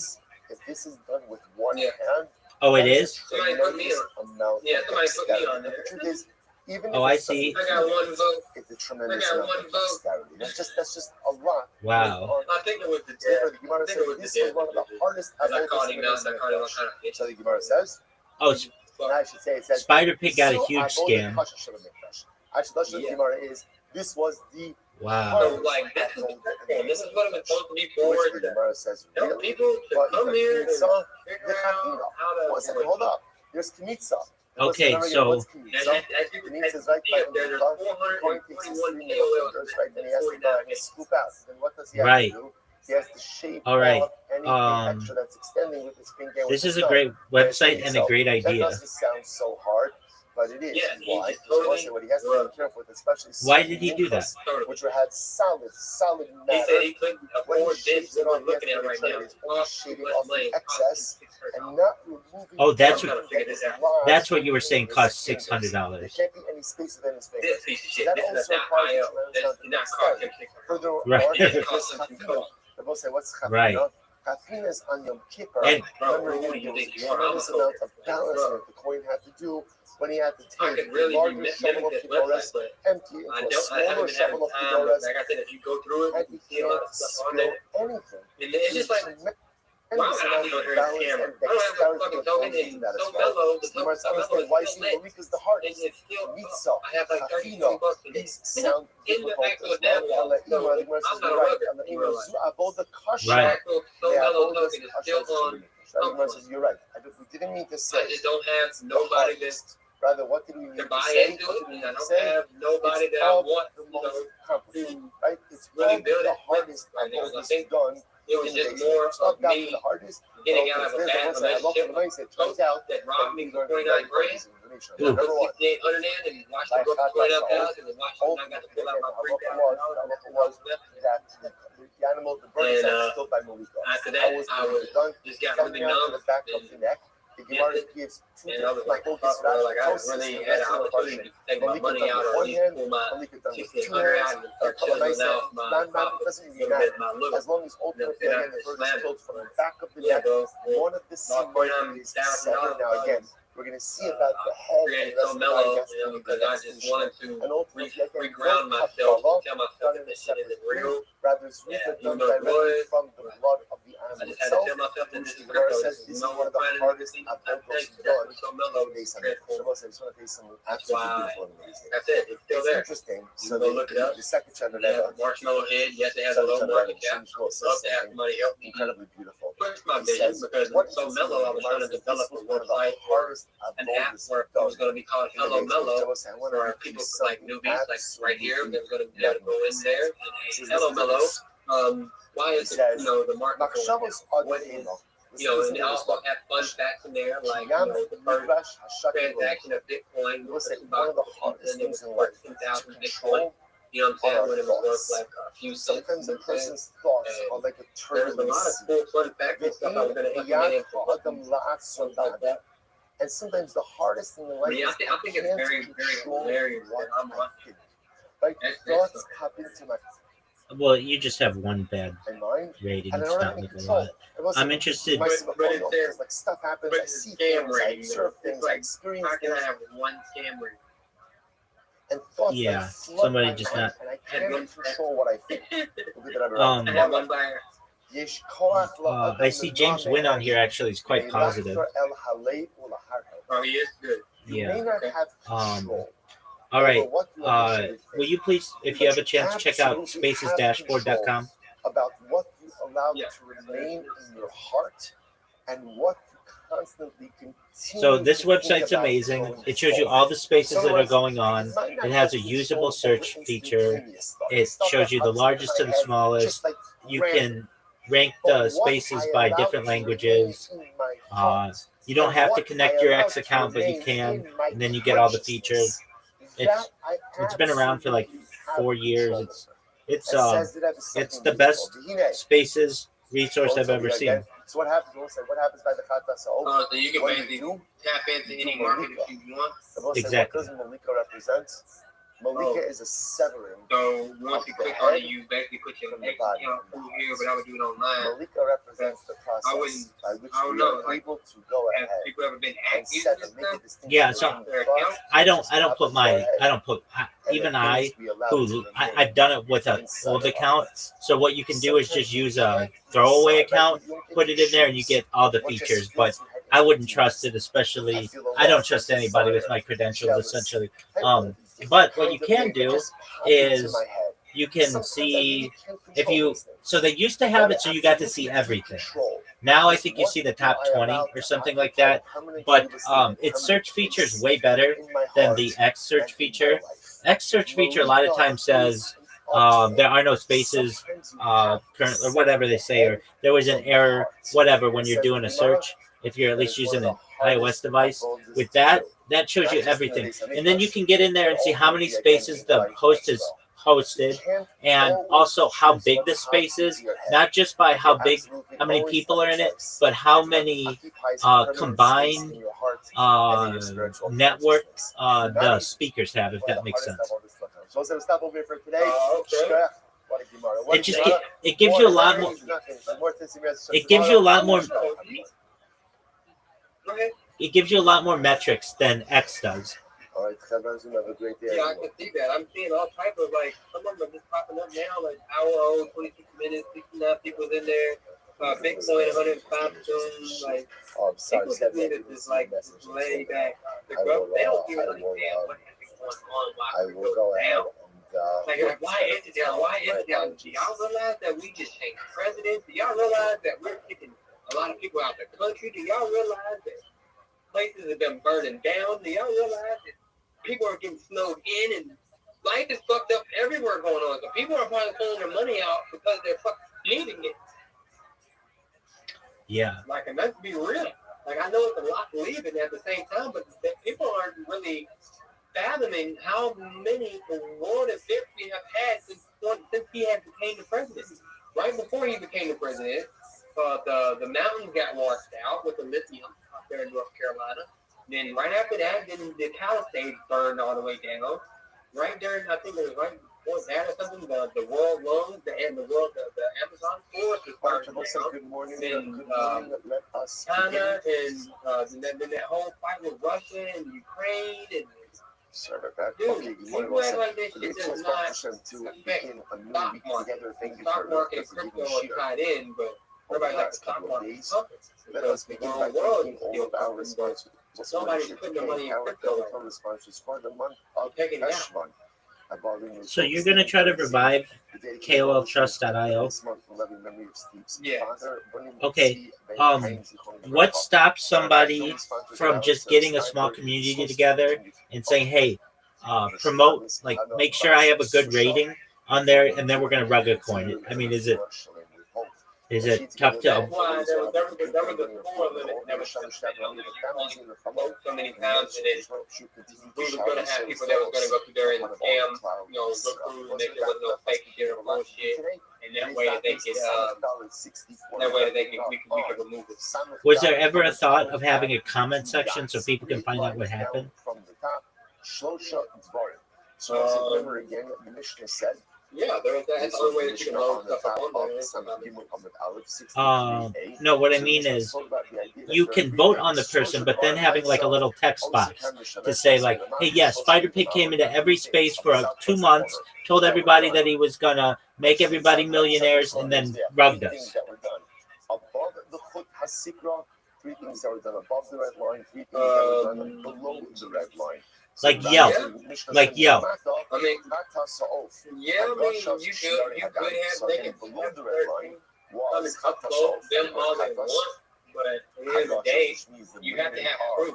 You can come on here and vote, but yeah, you only get 1 vote, and every vote, like I said, you can't just go around here and spam it. So there was something that we implemented in here. Like a reward system, voting system, you can't just, and then we made the PFP generator. He put that in here where, he's a decent coder, but he's not all that. You know what I'm saying? He acts like he was truly, something was really, really doing something here. I'm just so pissed. This has the best narrative behind it. Somebody do this. Right. Is there any way to get control of the website anymore? No, I don't really have to rebuild this. Yeah. That's what I was shooting for. And then with the token, we don't have a damn wallet either. what I did about research on it since he graduated is like if you pull all his money out, no matter if he's dead or had the debt lost, Now remember, the next three items were Right. offered up. that's what happened with Pepe. Right. They had CTO Pepe, but I don't think they called it Pepe CTO. Which was the point of the war. Well, I mean, this is a really great website, a really great idea. It's unfortunate that they can't. water libation. No, like you can't see the future. Number 68K. I when I found it at 28K and he did all that shit, and he did it to try to have people buy in more. So they thought we were going to get used to this. Go to the new door, start going to the new door. That's part is very interesting. Right. Is the Ola Sa'ol offered up on the southwest corner? So what So we started going down, I'm up $10 more, $50 more. I was buying it after it was going down. going on the south. People hit the 40, and people keep taking up the money. Over to I'm the just gonna take it all the way down. southwest. Just to understand, just a moment. No, Right, so remember, you're Mishnah an says idiot. that No, the Ola you could be Sa'ol in the way more southwest rich than corner. what you are. When do you ultimately get Ola Sa'ol in the southwest corner? When there's too much going on in the southeast. No, I can't even say if I don't know if Mr. Interesting. Cat. So normal sounds like normally you Like want to be doing Ola it's just so Sa'ol much. by the Like this dude told me southeast that they put corner. down at a But coffee if shop it's in too a cafe crowded, and ultimately we'll move it over before to the lunch and southwest corner. he supposedly got rubbed too. He said, imagine having he said he bought it 18K, so the dev already put in a large amount of money in before he said he got it for 18K. And I looked at it, and he, I guess, was telling the truth. Because when I looked at it all the way back to lunch, started at an 18, 19K. I was like, damn, he really made you buy on top of him at 18K.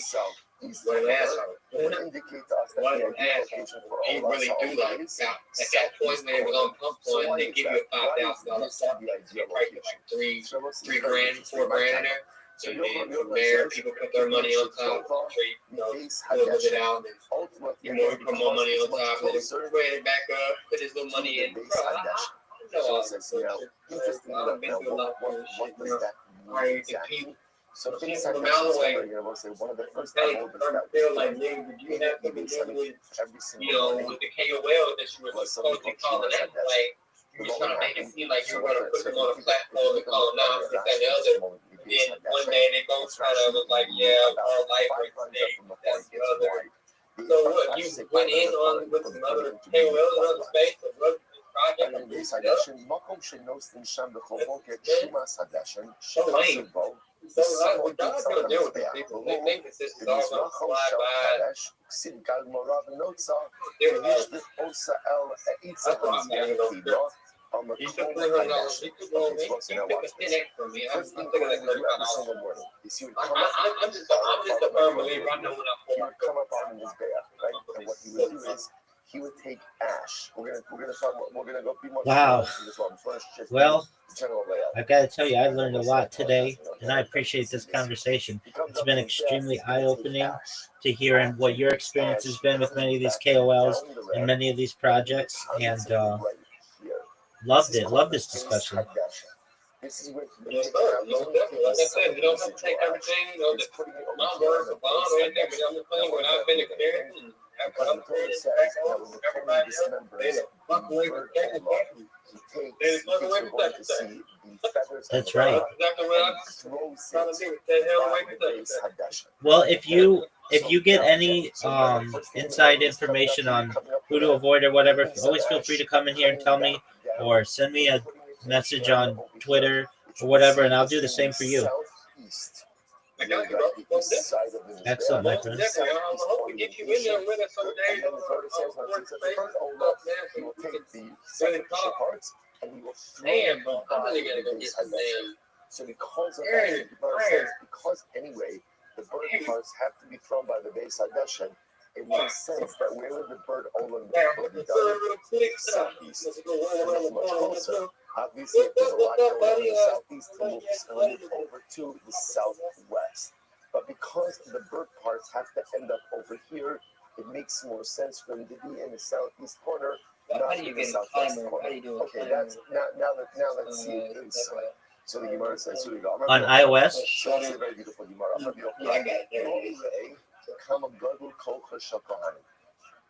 see how strong Kohanim are. Why? She'im lecha kal ba'ofos yoser mimora v'notza. Because we'll say obviously the lightest part of the bird. Now, going to see like bird, sacrificial parts of the bird are the mora and the notza. The mora is the crop. The crop, I will say, by the way, is like it's a pouch. It's a digestive pouch of a bird. What a bird does is a bird is able to store food. So what it's able to do is ingest a tremendous amount of food, and then it digests it gradually. So the crop is like the stomach, but it's not down here; it's up here, right? Where the bird is able to store everything and then digest it gradually. So the lightest part of the bird is the mora and the notes on the feathers. So those are parts yeah, man, you're gonna have to by the come out base of the room and come out about back to the spaces. Oh yeah, I was in them yesterday. I'll be in them right after. I've got one thing I've got to do. It's going to take me about an hour, and then I'm going to be in spaces all this evening. So I look forward to seeing you in there, God willing. A light item far than it does to take a heavier item, right? Something is light, it's very hard to throw a distance. So the Gemara says, see how spread the Kohanim are, because the Kohanim sometimes have to throw the more and the notes of the crop and the feathers You could just get in there and just more than make 30 more friends. ounce. Now where do you get that from? So watch this. It's not. Listen, it's not a Machta Shokasa, but on the Rosh Hashanah. So it's actually a beautiful, beautiful Gemara. Yeah, the smaller spaces, they usually have, I think, better questions and allow you to really get into conversation with good people. Yeah. In most places, usually it'd be about 30 to 40. So what's the average birth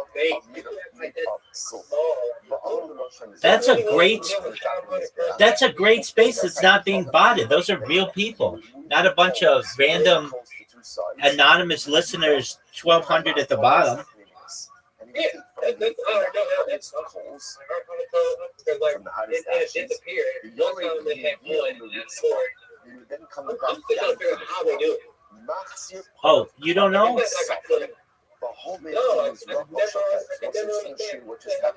Here, I'll send you the website. Just one moment. Website? Yeah, and you can. It has all the. Yeah, it has all the. It has all the pricing. So just one moment, and it's actually.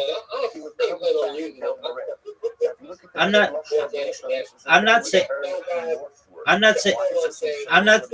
not saying to use it, but I just want you to know what the prices are. And I also want to know how many people are doing it. Okay, so I'm.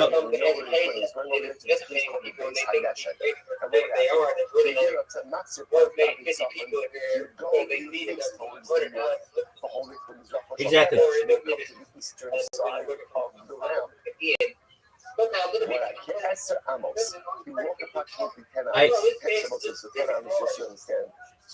I agree with you. I know you're in the car.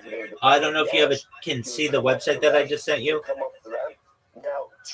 It has all the prices, and if you want, I'll just read them to you if that'll make it easier. So if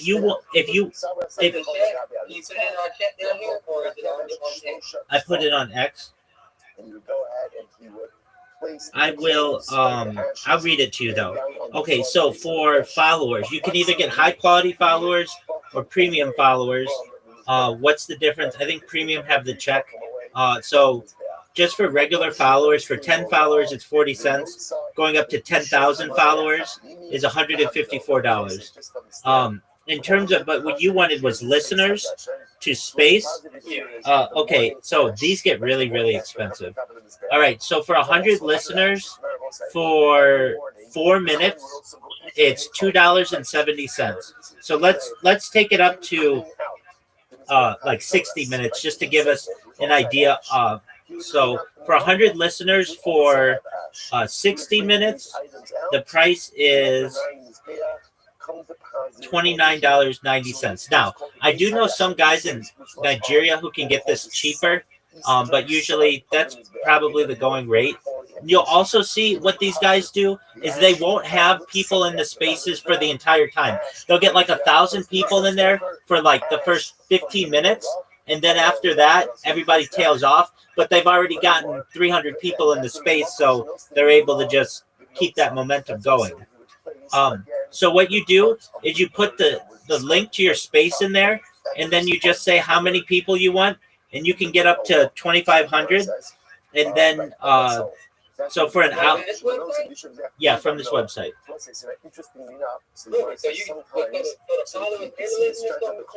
Oh yeah, you get everything here: YouTube followers, Facebook followers, Twitch followers, LinkedIn, everything. They have every service. And I can tell you, I used this service when I first started in social media, like more than 4 years ago. And all of the followers that I got from like Instagram are all still there. I bought 10,000 followers on Instagram for $100, not because I wanted to be a big Instagram person, but because I wanted it to look like I had people following me, so that people just didn't find an account with 3 followers. And all those 10,000 followers are still there. And I'll tell you this, I bought on Twitch 50,000 followers 4 years ago, and I still have like 49,000 of them, 49 plus. So, and like just to give you an idea, those followers stick.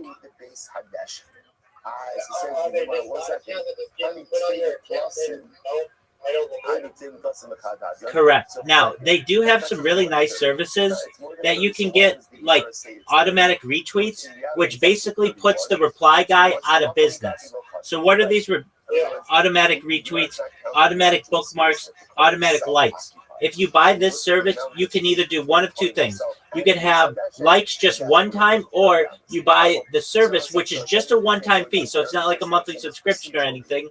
And every time you tweet, like for instance, for automatic likes, every time you tweet, if you want the premium ones from premium accounts, every time you tweet for $15, you will get 100 likes every single time. Yeah, and it says this automatic likes package has no time limit and will be applied to all future tweets you post from now on. So you know how you get these guys who are like, hey, for $150 a week, I've got this group of reply guys and chillers and raiders and all this other shit that will help you? Yeah, you don't need that. You just get this package and you get 100 likes for $16 every time, that $16 one time. And from now, for the next, as long as this website's running, which it's been running for 4 years, so I can vouch for that, you'll get 100 likes on every single post.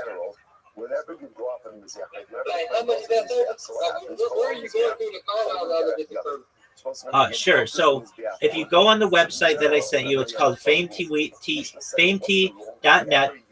And then in the upper right corner, you'll see like the sandwich menu, the 3 bars. And then you go to the X. They have like an X services. So you can buy Twitter likes, Twitter views, Twitter followers, Twitter retweets, Twitter bookmarks, Twitter automatic retweets, Twitter automatic likes, Twitter space listeners, Twitter poll votes, Twitter impressions. You can just straight up buy impressions. Automatic Twitter video views, Twitter clicks, Twitter comments, and then they have free Twitter followers, free Twitter retweets, free Twitter likes, and free Twitter video views. And so you can like basically test drive it to make sure that you like the service, and you can do that for free. But let's just go to impressions. You said you had like 3.5 million impressions. If you want another one, let's just say 1 million impressions. 1 million impressions is probably going to be pretty expensive, but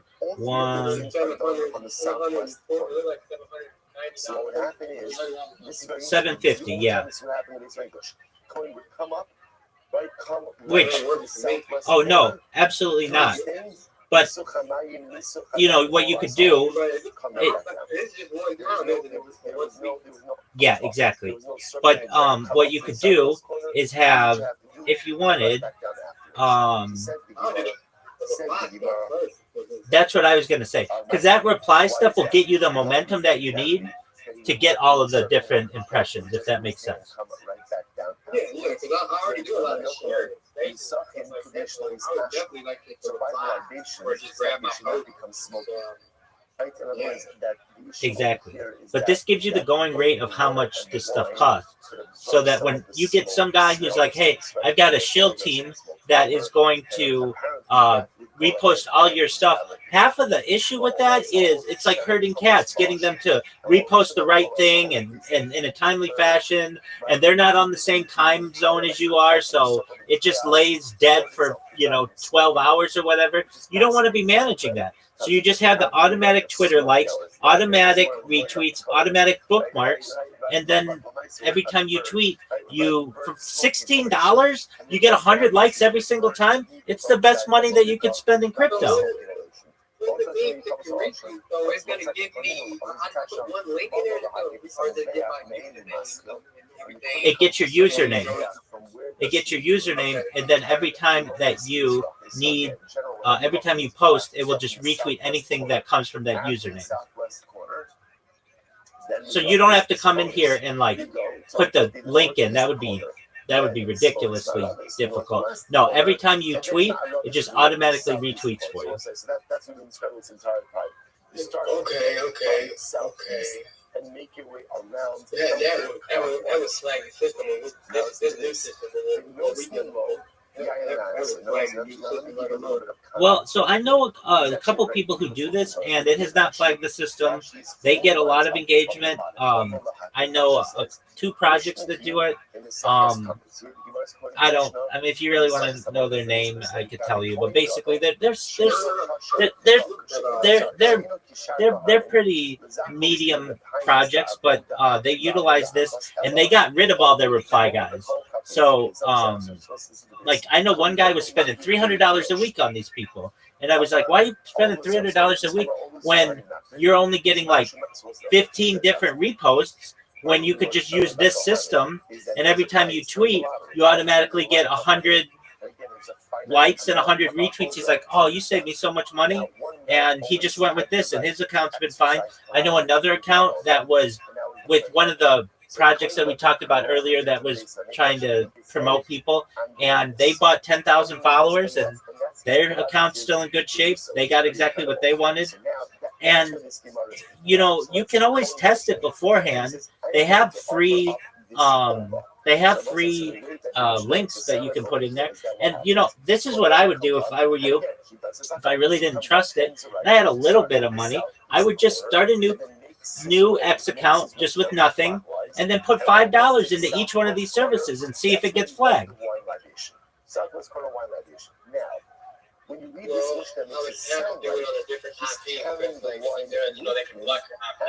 yeah, absolutely. So you just use a VPN. Nobody will ever know. You make sure that you use an incognito, and you just try. I'm not. Look, you do what you.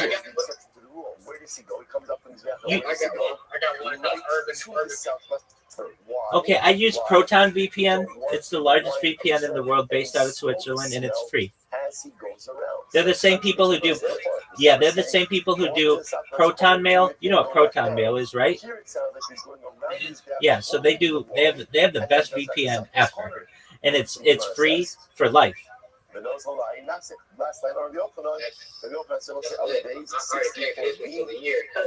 That's okay. I did the same thing with one of these, and also the fact that it's based in Switzerland is definitely an advantage because many of the other ones are not.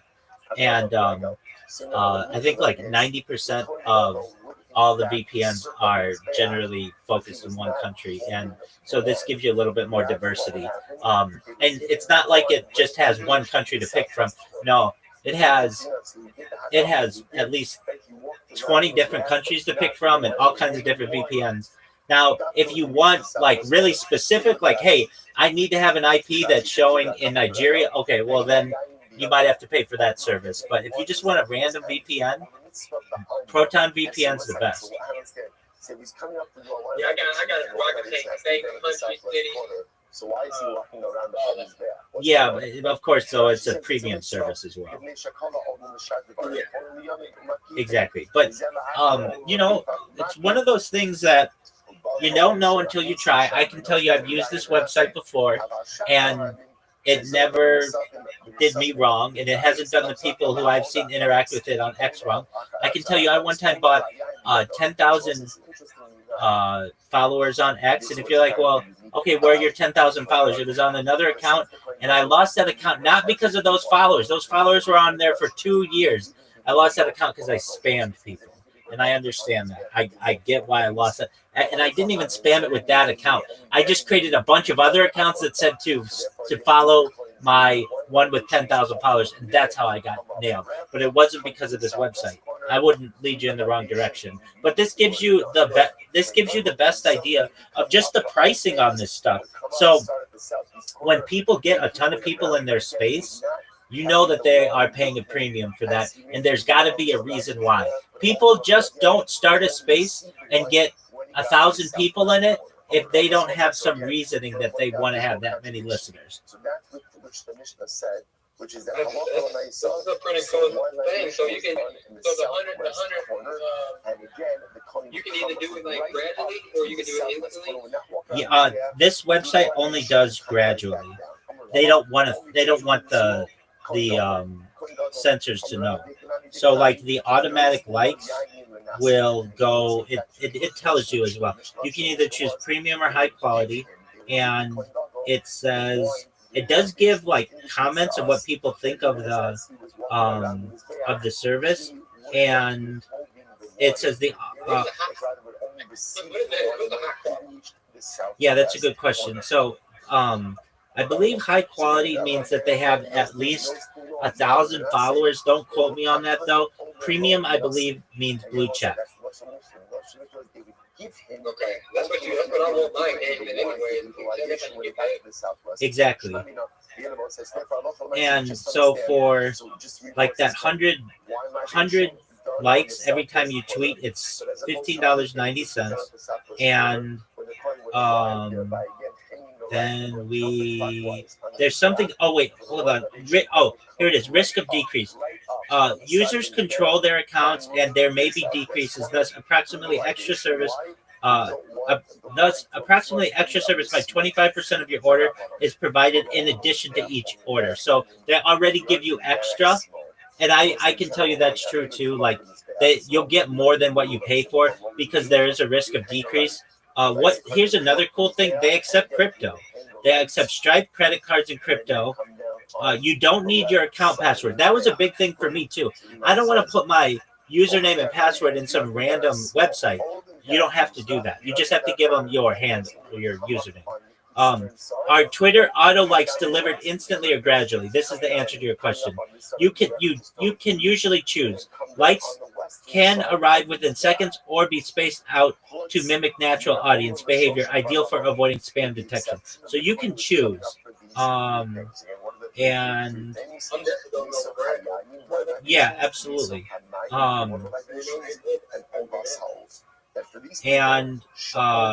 Do automatic likes affect visibility on X's algorithm? Absolutely. Early likes are a strong engagement signal on X, helping tweets reach more timelines and possibly qualify for trending tabs or replies. Is it safe to use automatic likes on Twitter? Yes, if the delivery is gradual and the service uses real-looking or real accounts. Avoid shady tools that ask for login access or flood likes unnaturally. What do I gain from automatic Twitter likes?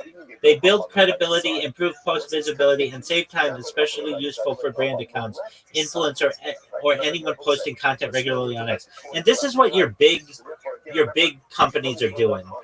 They don't have 500 people who like their stuff right away. They just use these services. Now, here's a nice thing. Is support included with automatic Twitter like services? Most services offer ticket or chat-based support. Some include setup help, daily post syncing, and customer service or for missed or delayed engagements. So they have a support team, which most websites, or like if somebody just sends you an X message, they're not going to have support. What is the buy automatic Twitter like service? Twitter auto like service is a social media service that allows you to purchase as many likes as you want for any number of tweets you will post in the future, and the likes will automatically arrive. Why should you buy Twitter auto likes? By purchasing Twitter auto like service, you can prepare your likes for your tweets and focus on the quality of your profile with peace of mind. real and high quality likes automatically reach your account. So, you know, it's like with anything, do your own research. But if you really don't trust it, then just create a new X account, or you could even have just somebody just use a VPN and do whatever, and then just get $5 worth of likes and start tweeting and make sure that it doesn't get flagged. And after, you know, a few weeks of that, every time you tweet and it's good, then you trust it on your main account. To which the Gemara says, come on, that's quote, right? Yes, sir. Why quote it? It's choosing orientation. Choosing orientation. Either look at it from the orientation of the Mizbeach, or look at it from the orientation of the color. But for God's sake, don't do it both, because that's incredibly confusing. Yeah, man, Rabbi, yeah, you right on point about that. You know, right? That is a little bit confusing. We're not sure why exactly the Gemara chose to phrase it that way. Okay, but I will say, but again, That's absolutely right. And don't believe the amount of people who are following these people either. Look, you don't know a single person who shields themselves more perhaps than I do, at least for the last 3 months on X Spaces. And I'm telling you, I'm maxed out on people. Everybody who's on these spaces already is following me. And it's like at 3,500. It's, you know, I look and everybody's already following me, and I'm following everybody back, or I'm following them first. So I'm telling you, like, there aren't 50,000 people out there to be following you, at least not in these X Spaces.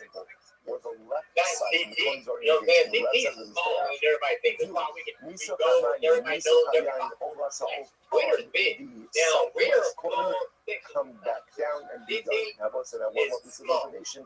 That's Remember again, the millions people know. Probably about 50,000. so at least in the X Spaces at any given time, there are about 10,000 people in X Spaces. So to give you an idea, yeah, I would say 50,000 is probably, and that's not even crypto Twitter in X Spaces. And you know this too. Not a lot of people who are in crypto Twitter just listen to the spaces or don't even do the spaces and just are looking for tweets and such. All placed on the same place. Beautiful. Okay, what's the next? That up until now was Ola Self, the bird Ola. Now we're transitioning to another bird offering, Absolutely. But if I were you, I would at least just, when you have more time, check out that famet.net. And if any of the services, I mean, if anything, just use one of their free services and on some random account and see if you actually start to get followers right away. And you will. I've done it before. Well, I have an old account. She has an Asian account from 2012. Oh, that's it. My wife, I just had her log on the other day. She only got now she's got like 100 followers coming in. I had her pay for a check. On its head, she's like, now I know how to operate Twitter. Like, you know, back in the day, you could go on Twitter, you could post up, people follow you. You know what I'm saying? So it was just random stuff. You had to have, like, you know, you had to be a part of Twitter. Part of it. People who write, people who do, whatever it is you like to do, you have to find that part of Twitter. Right. No, I understand that. Well, then try it with her account. Yeah, he's going to use hers for her view. She has, she's trying to figure out how to put cosmetology on. She wants to do not necessarily in form of a token, but she wants to remind the NFT. NFT for her, you know, beauty industry. You know what I'm saying? And you looked it up, and it's been done before. Some other big company has done an NFT project, NFT for I get that. What I'm saying is just buy the automatic follower or automatic like and automatic retweet for her. And if it works, then use it on yourself. We'll get into this more. If any, I've been having her repeat myself for real right now, so I can try to get through the goal post, because I'm like, she got an ancient account, I can get her followers. She's going to be racking in the process we call Kabbalah. And then she had the followers that I got, natural followers, you know what I'm saying? Bird offering. So I got 3,200 now. The day I'm just at 3,000. They just keep rolling in. I ain't getting nothing. Same here. First of all, Every day I wake up, it's like 30 or 40 minutes. and you go ahead and you sprinkle the Then go down and on the then wall. some of those. I've been shaving off my other And people listen, that I've that been following too. it also sounds like over here. So where is the bird? Where is Katas all taking place? Where's it taking place? It sounds like it's taking place on the ground. Right? Yeah, that can get to be a pain. I think they let you unfollow 15 people at a time or something. Just hold on to all this information. Yeah, Okay, I'll so follow probably about 20. no receiving the blood in a clean. Right, that's the way to do it. The blood is actually sprinkled from Yeah, the body. I've heard people getting their account banned, suspended, or just unfollowed 400 people. Like, what the fuck? How's that odd activity if 400 people not following me? If I just go down through there, Any I have residual blood unfollowed them back. is placed on the base. And like, he is so dumb for that. Like, what does it mean unfollowing somebody having to trigger an alarm before body? And the only Right. part of the bird offering, You know what I'm saying? Like, why would a bot be going to say is what? I mean, just going through unfollowing people. You know what I'm saying? They be mad at Other people sacrificial for parts. Remember unfollowing again, this stands in contradistinction to what? To the Ola soul, where again the crop and the feathers were placed in the what's base. going on, man, with the bird, man? The only thing that is placed in his back Oh, is the blood. He's doing his own thing. He lives in here 24/7. He's been in here for almost. Believe it or not, he's actually just a special needs guy who met me in some Discord. He met me in like the Aiden Ross Discord, if you know that one, and he just started live streaming his life, and then one day started talking with me, and I found out he was a really good-hearted individual, and that's how we got connected. And he loves sports. So my man here, Brandon, will watch every single sport, every football game, every basketball. He's always got sports streaming. Oh, okay. Instead, what's happening over here? Well, you can hear me. Hey, What's Brandon. happening over here is that the blood is actually sprinkled Hey, Brandon. from the body of the oath itself. He may be deafened right now on that one account, but he's got the other account going. He's just doing his thing. So sometimes we'll go a few days without saying hi to each other. Not that we don't. He's just kind of a random person who came in here, who became my friend, and we keep each other company, so to speak. Word, dog. Guy's got a heart of gold, I can tell you that. That's how you meet your tribe. You know what I'm saying? Your tribe, you're attracted to. Absolutely. Like they'll come find you. You know what I'm saying? Like regardless. Exactly. It's kind of weird. Like it's like when you get on Discord, it's like you know what if he was on X one day and stumbled upon. I wonder how he felt. He did. So I was in two different Discords, and he would always see me streaming in there. And he would try to talk to me in there, but I just keep myself muted in there because I don't want to, frankly, I don't want to talk with kids. I only want to talk with adults, and these people have people of all ages in there. And I don't want to throw an F-bomb out there or anything like that. And, you know, I know how I would feel. So I say to anyone who comes to my Discord, you have to be 18, and there's like a verification. And then, you know, he's 21, and I asked him, how'd you find out about me? And he said, you're always in Aiden Ross's Discord, and you're always in the socialized Discord, and we're always trying to talk to you in there. And then one day I just came in here, and he's got, you think I have a lot of accounts. This man has a lot of accounts himself. So he's live streaming on like three different channels right now.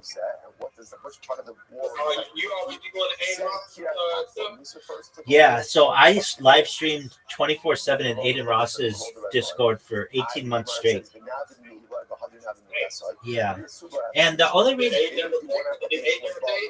yeah, Aiden came in my YouTube stream, and we spoke, and he brought like 30 people in there at one time, and I didn't know who he was, which is kind of a funny thing, and we just talked about what I do, why I live stream, why I'm always in his Discord or whatever, and then I just continued to live stream in there, but I switched that one out for the Yucky Ducks because that was more people who were available in crypto Twitter and everything, and then so that I've got that device there now, but I'm still in the socialized Discord, and I'm also in the Soul on Chain Discord and some of the other Discords, and I just leave my camera on in there. I have myself deafened and I have myself muted so that people don't hear any curse words or anything like that. Not that I am a huge cursor, but again, I don't want to get in trouble because Discord, I wish Discord had a setting that said, I don't want to interact with anybody who's not 18. They don't. So then I just have to ensure that I only let people in here who are 18. Exactly. Like with most accounts that I come in, some of them make you verify yourself. Like you have to literally like go and like put their age, your account, your name, everything. Like you got like some of them got to where you can't even go because it's so Right. I recognize that. On this one, if you have a computer or an Android device, it forces you to. If you have an iOS device, iOS does not allow that. Was a two-handed process. So that's again, if you're looking at this image. So yeah, I mean, I get a lot of people who come in here, and really the first question I ask them, if they sound young, how old are you? And if they say 18, then I really quickly say to them, all right, in what year were you born? And they'll be like, and if they're struggling, I'll say, come back when you're 18, take care. And then I usually ban them. Just because, I mean, I was under 18 one time. I can't tell you how many times I told people I was 18 on the internet just to see what was going on. But yeah. You know, that's why they like that. We used to get asked at ASL, bro. What's your age? It's in your location. That's exactly right. And now you can't. I mean, people like that. That's from the old days. You know how it is. People don't even do that anymore. But that's how ASL.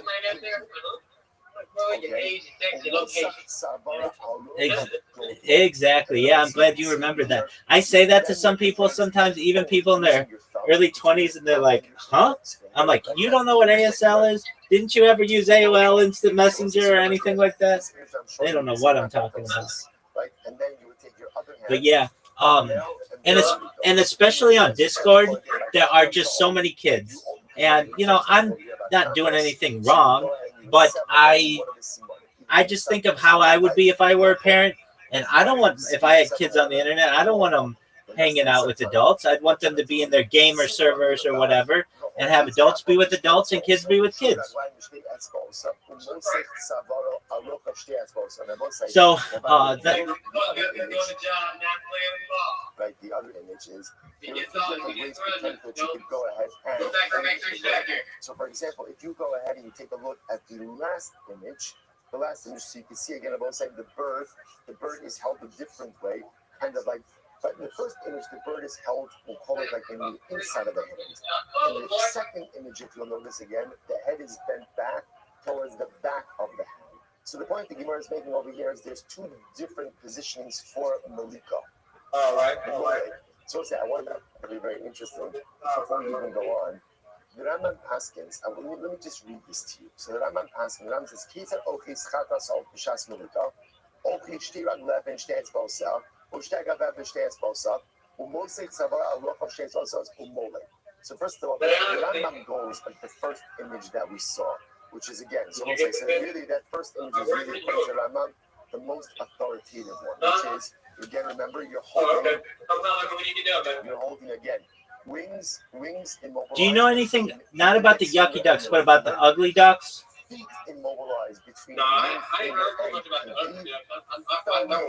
Pushing the head. Yeah, so I will say this, I don't like being pressured into anything, and one time they had a chill, and I go in there and I'm like, I tell them my spiel or whatever, and they're like, oh, do you know about the ugly ducks? And I'm like, I mean, I see you're hosting the space, but aside from that, I don't really know anything about it. And they're like, oh, well, do you like NFTs? And I'm like, yeah, I mean, they're like digital art, they're cool or whatever. And they're like, oh, all right, well, why don't you buy an ugly duck right now? And I'm like, well, I didn't want to just shoot the guy down in front of his whole space. So I said, maybe I'll take a look at him. And if there's something that of interest to me, then perhaps I may buy one. He's like, no, we want you to buy one right now, and we're going to live stream it just like you're live streaming us. And I'm like, well, let me take a look and see if I like the art and everything like that. So I sent the guy a message and I said, look, I'm just making you aware. I don't buy NFTs. I don't buy crypto. Generally, people give them to me. I'm not asking you to give them to me, but I'm just making you aware. I come into these spaces to chill and not to be pressured into buying something, especially because this guy's got like a picture of himself in a Lambo where he basically is wanting you to buy a $150 NFT, and I don't know anything about it. So I was going to say, if you ever run into that group, I don't necessarily mean to say anything bad about the guy. I understand, but I felt that it was a very high pressure sales pitch. And on top of that, I was really nice to the guy. I said, look, if you want me to do yeah, exactly. If you want me to do a like a shout out for you, or you want me to help repost something, I'm willing to help you. You just let me know. But I don't want to buy any NFT right now, especially if it's anywhere between $50 and $150 in this NFT market. And he's like, no, just stay out of my spaces. I was like, all right, dude. I mean, I get it. You're a dick. No big deal. I get it. But I didn't know if you had any of the same interactions that I had. And if so, I can tell the guy, he's a hard worker. He's a hustler. I can tell you what he does. He like goes to places in the 5 boroughs of New York City and like collects their oil, if you know, from like restaurants and stuff, and then he sells that. So you've got to be a hustler to do that kind of a deal. But I just wasn't I don't like high pressure sales pitches, especially, hey, we want you to do it right on the stream right now. It's like just calm down, okay, my man. Yeah, for sure. But I was never going to tell me to buy no $150. If you ain't got no name already created for y'all, ain't nobody rocking you and stuff. well, exactly. And then I look at the guy's timeline, and it's like him with like, Ferraris and Lamborghinis and stuff. And it's like, look, I'm not going to give you, like, to your project that I've never heard of, that you're putting pressure on me to buy. And I know it's just basically for you to be able to spend it on your car.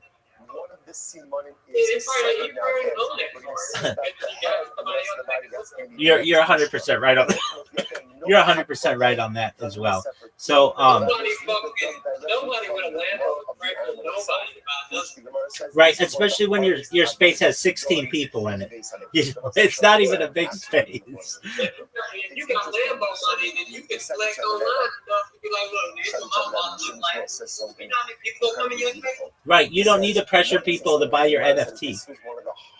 Right. All you gotta do is you be like, yeah, my account's looking real healthy this month. Just make that post like it. It's like, yeah, I got a credit coming up. Right. You people go run in there.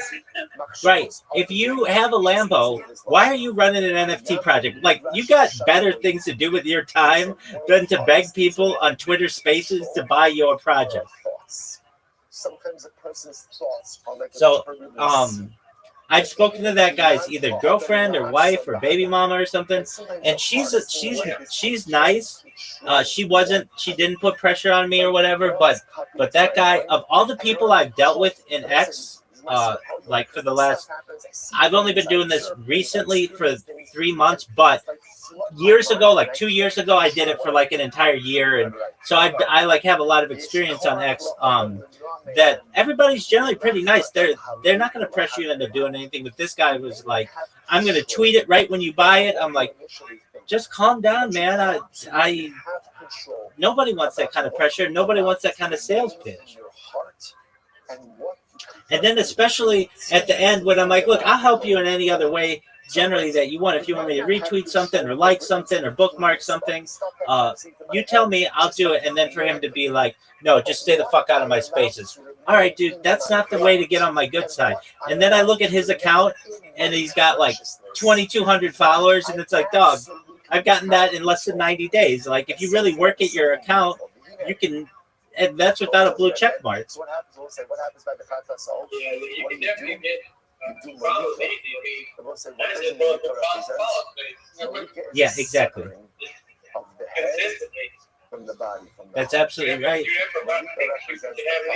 If you're just going for followers, a good strategy is to go to those follow for follow spaces, leave your account in there before you go to bed, and when you wake up, you'll have 20, 30, 40 extra followers, and you just follow those people back.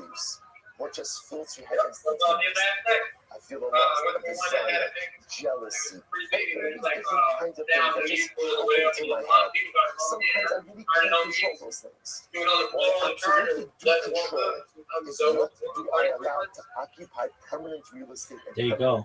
I've done that too. in my heart and in my life. You know, I find though that there are sometimes you have to set the big fish are either gone or not there because of the market, and so it's kind of the same people in Twitter Spaces, and you find it. And then the other Twitter Spaces, the big one, a lot of the big ones are like political, or they don't want shills. So like I respect that. I don't go in there and tell people what I do if they don't want that. But if you're gonna say shill and spill or shill and chill or whatever it is, or follow for follow and promote yourself, I'm all about those spaces. The mutuals, the growing, that's cool. Yeah, see, I like to grow, that's it, and just like the mutual people. I don't like doing all this trying to link up with people, do accounts, and try to be here, there, and the other. I'm not in for that. I understand that. I don't want to be involved in a lot of bad negativity shit. Right. It's like every time I get into think something's decent, think something's good, it's just like, like recovery coin. He sent me my recovery coin too. I bought $1 million. He sent me $6. So I'm just holding on to what he sent me mainly. That 18,000 market cap. He's been out here grinding, David. Good morning. Making these faces. His face is fine. He's probably doing his own face now. I think he just held it on. But my face is actually up right now. Today's stop is welcome. I'm at Gimel 63. We're beginning by thanking all of our sponsors. Levinson, Avik Shelber for sponsoring all the shura and all the justice of the month of our festival in honor of her husband and his birthday. On behalf of the Levinson, we have to thank the rep everything that he does, and we wish you many years of rich, young, and son, and rich, and Hatzlacha and Kol Tov. Also thank the Steve of the Reserve sponsor for the shura of the month. And loving memory of Steve's father, Albert Zinn, William Sweep, and Chaim Spencer, Rochon Spencer, so thank you, Yal Steiner, for trusting the young share in the plus of continued help for Shalom, Chicago, Place, Sasha, and for ultimate push, Lema, Mitzvah Shem. Now there's a big one again. Early fire, early days when it was since. They bought thousands of them. Also, they used to have PTC falling on PTC online. Where, people lost the ball game to the first crypto web like PTC. Right. And You'd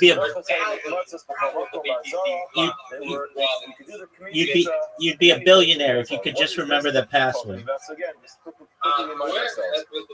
people don't understand. A meal offering. I know some people out there today. It's a grain offering. There's no damn way. It's cheaper and easier to bring milk up and to bring a carbon from any type of animal. Now, well, the process was that they would take. Right. I like to think that there may be a way in the future to get all those wallets back. I'm not saying there will be, but it's just something that allows me to sleep better at night.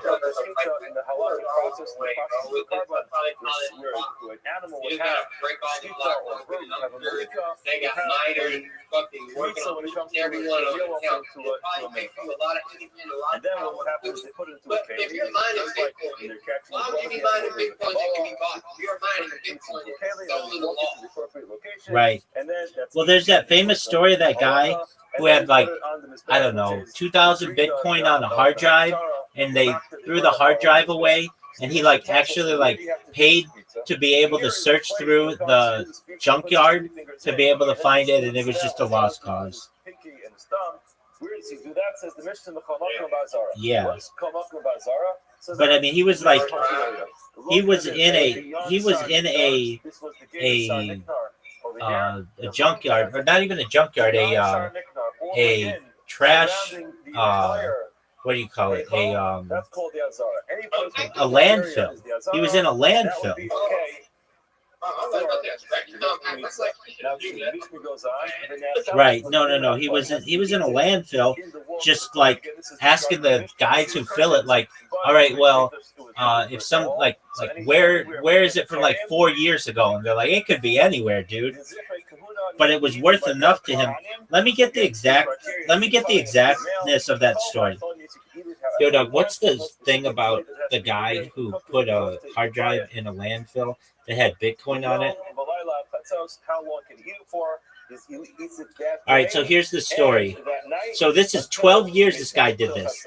He was James Howells, a Welsh IT engineer, accidentally threw away a hard drive containing 8,000 Bitcoin in 2013, mistaking it for a blank drive during a house cleanup. At the time, Bitcoin was worth just a few dollars. Today, those coins were worth about $1 billion. He spent over a decade trying to recover the drive, petitioning the Newport City Council for permission to excavate the landfill, offering large sums of money, and even proposing high-tech solutions like AI-powered scanners, robot dogs from Boston Dynamics, and drone surveillance. Despite these efforts, the council repeatedly denied access due to environmental and logistical concerns. In 2025, a court ruled that Howells has no legal right to search the landfill. He has since shifted strategy, announcing plans to launch a Bitcoin Layer 2 network backed by the lost funds, claiming legal ownership of the coins even though the hard drive remains uncovered. Like, what a story. So he got his funds back?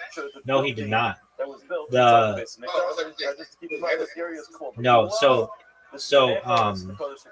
Like basically what he wanted to do is start a Bitcoin Layer 2 network backed by the lost funds, claiming legal ownership of the coins even though the hard drive remains uncovered.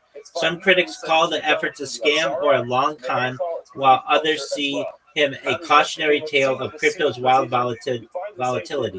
The hard drive likely remains buried in the landfill, possibly damaged beyond recovery after years of exposure to moisture and compaction. Showbread. They had the bread that was lined up over there. Two piles of 6. Isn't that a wild story? Now sitting on the table were these 2 spoons filled with the frankincense. So now you have those 2 spoons there. Now they would switch out these breads every single week. And part of the process was they would take the Ravona off of the shofar. Yep, and he's got 8,000 Bitcoin. They were mocked here. So he's a billion. Yeah, that's why he tried for. That's why he tried for 12 years to try to get in that landfill. These 2 spoons filled with frankincense.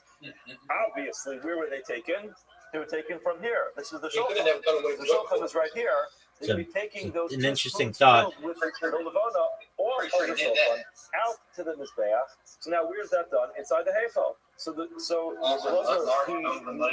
he rationalizes that if you could do that, the kmitza inside the heichal, obviously that's what's going to be done because that's what you could do.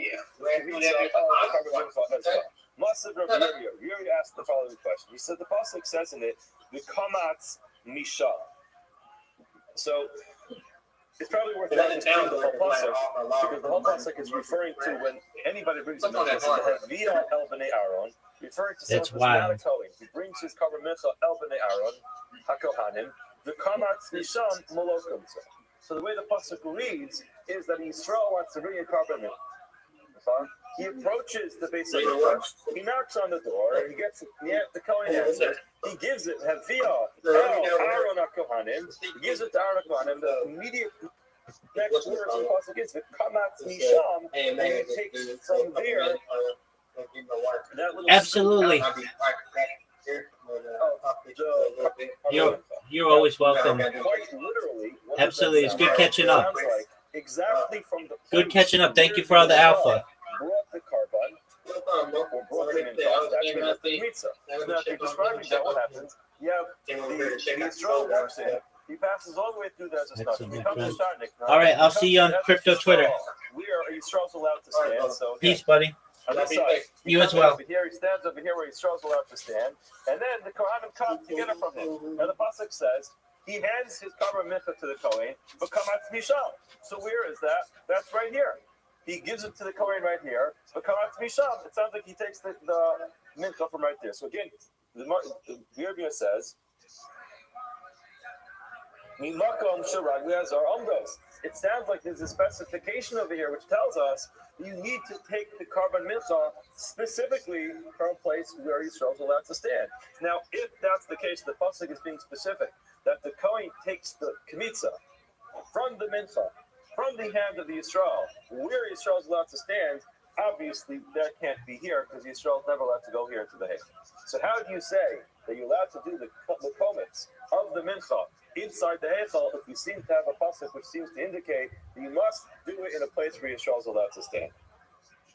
Now, the Gemara just adds in another point, which is part of this, not necessarily relevant to this discussion, but Ben Beseira says, "Minayin shim kamatz b'smal sheyach serviyikmotz b'yamin." How do you know that if the Kohen mistakenly used his left hand to do the Kmitza, that what he does is he puts the Kmitza back in and does it again? In other words, he did not disqualify the Karban Mincha by using the wrong hand, but it didn't work. So you put it back in, then you use your right hand. How do you know that you can redo it with your right hand? He has a drasha from the word misham, the place we're ready to take the komets from, you can do it again. Okay, this is not necessarily relevant to the Gemara's question. The point that the Gemara is dealing with over here is that Belazar told us that a Kohen is allowed to go ahead and do the Kmitza inside the Heichal, but the pasuk seems to indicate the Kmitza needs to be done in a place where Yisrael is allowed to stand. The only place where that would be is over here, and therefore it seems limited to this place, and this place would be a problem. Some say that Rabbi Yirmiyah himself, who most of love, whom Rabbi Yirmiyah asked the question, he answers himself. Some say it was not him who answered the question, rather, Rabbi Kiva explained this to Rabbi Yirmiyah Tachlifa, and he said, explained it as follows. The reason why the pasuk said the Kamat Bisham was to tell you that the entire Azara is a permissible place to do the Kmitza. My initial thought would have been that I would have said just like a mincha is a kodesh kadashim, and an olah is kodesh kadashim, not olah tunatzafan, after tunatzafan. So that's why the pasuk tells us that it can be done anywhere in the Azara. In other words, you always have to start with the default of what you were talking about. If you're understanding that you have no idea where you would do the Kmitza, so if the first thing you ever learn is the words the Kamatz Misham, then you would say it's a limitation to be in a place where Yisrael is allowed to stand. However, the Gemara says, no, that's not our default thought. Our default thought would have been you need to do the Kmitza of a Mincha exactly in the same place we do the Shkita of an Olah. And where will that be? In Safa. You know, turn this a little bit so everyone can see it. You would have thought that it has to be over here in Safa of the Azara. Why? Because an Olah is done over here. Hello. You would have thought it has to be done over here. So the Kamat Misham tells you no. It's not limited to Tzafan. It's anywhere in this entire Azara is going to be okay. I'll show that to you by telling you could do it over here. This is where the Yisrael brings it in. This is where the Yisrael stands. You could do the Kmitza over here. And that will indicate to you that you're not limited to only the northern side of the Beis HaMikdash. Now the Gemara gets a little bit stuck on this thought. Like, really? Is that what you would have thought? Why would you think to learn a Karban Mincha from Karban Olah? Mala Olah Shekain Kalo. We already know that an Olah is a very unique type of Karban. The entire thing is going to be burned. So an Olah is unique. It has to be shafted in itself on, and that's something which is unique for an Olah. However, a Karban Mincha, the whole thing is not burnt. There's a part of the Shira, and it's going to be eaten. The Gemara says, all right, you're right. It's not Olah that would have made us think this, rather Mechatas. I would have thought I learned out Mechatas. As we mentioned many times this discussion. Katas is very unique carbon because it has the ability to wipe away the Avera, which would otherwise leave a person with a key of cards. So again, how can you compare an Olah to that? He says, all right, it must not be from there, me Asham. I would have thought that I learned a carbon from an Asham. Just like an Asham has to be done in the northern side of the Beis HaMikdash, I would think a carbon has to have the Kmitz in the northern side of the Beis HaMikdash as well. Mar says, no. I never would have thought that. How Asham came and he done it. And Asham, the end of the day, it's a carbon that has blood. But does not. It's just a grain carbon. Where it's just cool. So why don't you just learn it from all of them together? No, you can't learn from each one individually. Just bunch them all together and say, all of them are contradictions. All of them need to be in yourself. So you would have thought that a minchah gathered youths in the contradictions. The Pasuk tells you otherwise. Where it says, no, I never would have thought that. Why? This is different. I never would have thought to compare a meal offering to any type of carbon. Any kind of carbon, which is an animal and it has blood offerings, is going to be unique. And therefore, a minchah will be different. Tomorrow says, all right, so now let's try to figure out why we need this pasuk. Again, the bottom line is we have this pasuk that tells you to come out to Mishan, that when Yisrael brings it in, the Kohen takes the comets from there. The question is, what is from there coming to tell you? Option number one, that it must be in a place where the Yisrael is able to stand. Option number two, it tells you the entire Azara. Now, how do we know? I would have thought, since part of the mincha process is that the Kohen brings the entire mincha to his bath, he touches it up against the wall, and then it says, the hair mimena bekunza, you should lift this comment, ma hagasha b'kar maravis promise. I would have thought, just like the hagasha, when you have to touch it to the mizbeach, it has to be b'kar maravis promise. So again, where would that be? Dharma is over here, Marav is over here, so the hagasha is at this corner of the mizbeach. I would think Knitz b'kar maravis promise. I would think the Knitz needs to be b'kar maravis promise. Kamash Malan, the pasuk of the Kamat Misham says, no, it doesn't need to be here. It can even be over here, and that indicates to me that this entire area is going to be kosher for the Kmitza, but not to the exclusion of the Heichal, says Rabbi Lazar. The Heichal is definitely permissible as well.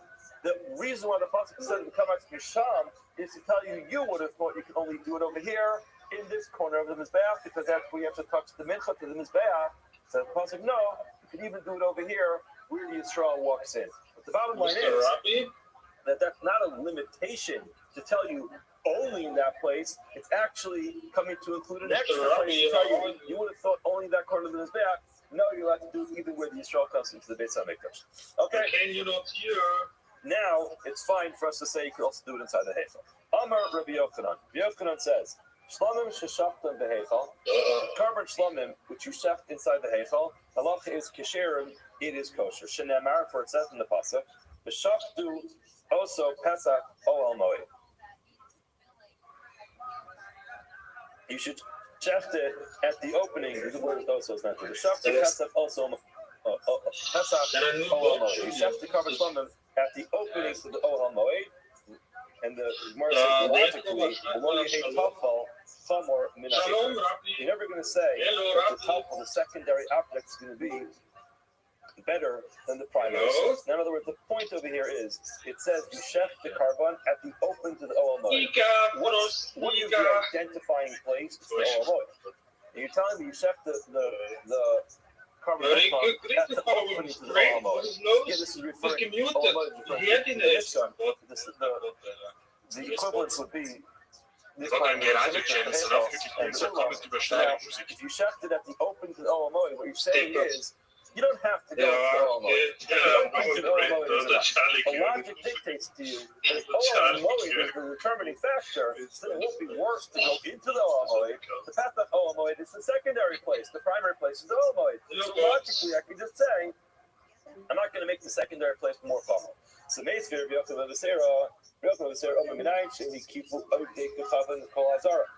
I know that if Rahman al-Islam, a bunch of Odik Kachavim surround the entire Azara, and there Rashi says what's going on over here?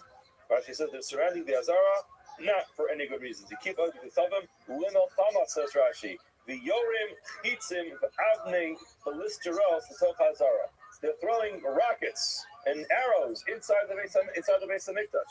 So they're throwing it. They're surrounding all around on the outside, and they're busy tossing these arrows into the Beis HaMikdash. Now the Kohanim are busy doing their work. So what do they want to do? They want to get some protection.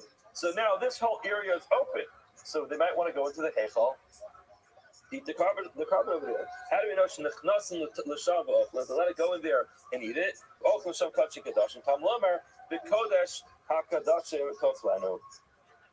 So now, we have a pasuk which teaches us that if the Kohanim are under the threat of the siege of the Oznik Kusavim that are surrounding the base of Mikdash and throwing arrows in, we need a pasuk to tell you that they are allowed to go inside the building to eat the karban. Now, why do you have to have a pasuk to tell you that? V'amai, name of b'chatzar olamoy yochlu. The pasuk says you're supposed to eat the karban b'chatzar olamoy, in the courtyard of the olamoy. Now, again, what's the identifying place? What's the identifying location? The olamoy. Why don't I just say lo yetafel chaman ikar? If they're supposed to be eating it at the opening to the olamoy, so the identifying place, the primary place to eat it is the olamoy. The secondary place is the opening to the olamoy, or I should say the chatzar, the courtyard of the olamoy. Why don't you just say logically they can go inside and eat it over there, just like you're telling me that they can go ahead and do the shechta shlamim inside the olamoy, because the olamoy is the primary place. I should say they'll to eat it. The Gemara says no, you can't compare the two. Hasam avoda adam over makom rabo amri lo yetavol charon ikar.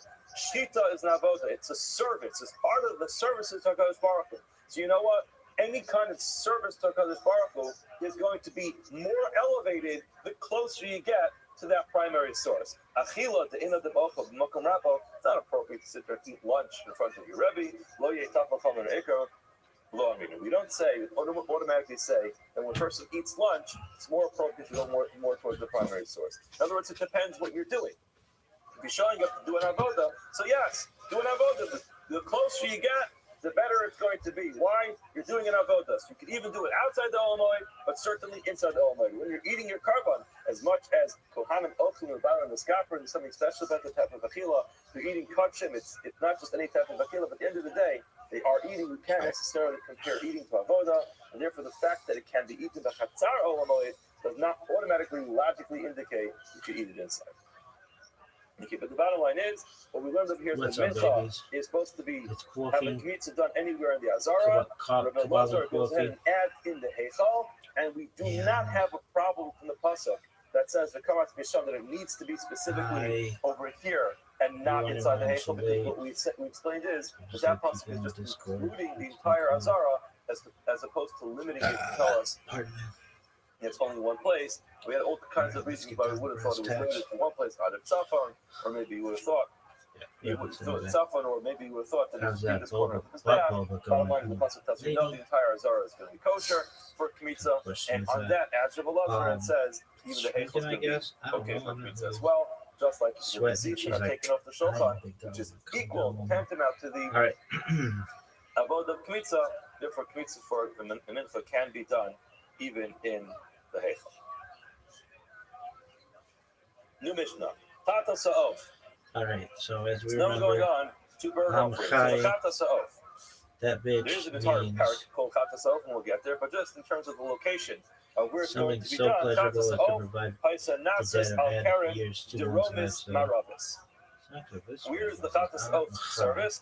It's on the southwestern corner of the Mizbeach. Now the Mishnah does something funny. It says, it was perfectly fine to be done if only I wish. anywhere on the Mizbeach, Elazeh Paisa Makaima. So this was its place. We don't usually find the Mishnah doing that. Starting off by telling us, here's where you should do it. Southwest side of the Mizbeach. And then, oh, by the way, anywhere is fine. Oh, but I just want to let you know, we should do it on the southwest. Which one is it? So therefore the Gemara is going to say at the end of today's daf, in other words, what's going on over here. Tell me where you want me to do it, I'll be happy to go there. So the Gemara is going to explain it's a little bit ambiguous in terms of what the Mishnah means, but there is, the Mishnah does actually mean very specifically what it says. We'll see very soon what that is. Now the Mishnah says, the Shlosha Dvarim, Paisa Nasis, Paisa, Shlosha Dvarim, Paisa, Oisa, Karen, Mishameshes. That corner of the few who composed Hasidic discourses the on southwestern corner one of who the composed Mizbeach Hasidic serves discourses for of three the different things. You want to remark that prior to the exposure Where of is the that? Hasidic Since approach, he this is could Myra, have fancied himself a Zadok, this is the Durham, righteous so this one, is free of south, sin this or is blemish. west. We're However, referring to this after corner learning the of Chabad the approach, Mizbeach over he here. now There were three came things that to were done realization that on that Halavai, Mizbeach. Bailey, if Yolata, only I could under be a the line midnight of the servant Mizbeach, of God. Mashloshim Lamala, and three things were All right, done that's a cool above the story, line. So dog. total of 6 things, What 3 about on the bottom, Yiddishikah? 3 on top. What are the three things at the bottom? Lamata, under that line of the Mizbeach, the bottom half of the Mizbeach, Chata Sa'of. That's where they brought the Chata Sa'of, we just mentioned. And the Hagdashos, where they would touch, as we mentioned, the Karban Mincha, they would touch the Karban Mincha to the side of the Mizbeach. That was the Shiore Dam and the leftover blood. So we know that they would catch the blood of the Karbanos, they would sprinkle the blood, but they had a lot of leftover blood afterwards. So what they would pour it over here on that corner of the Mizbeach. And Shiore Dam, that will Malon. What was done on top of that line? Nitzuch Hayayin.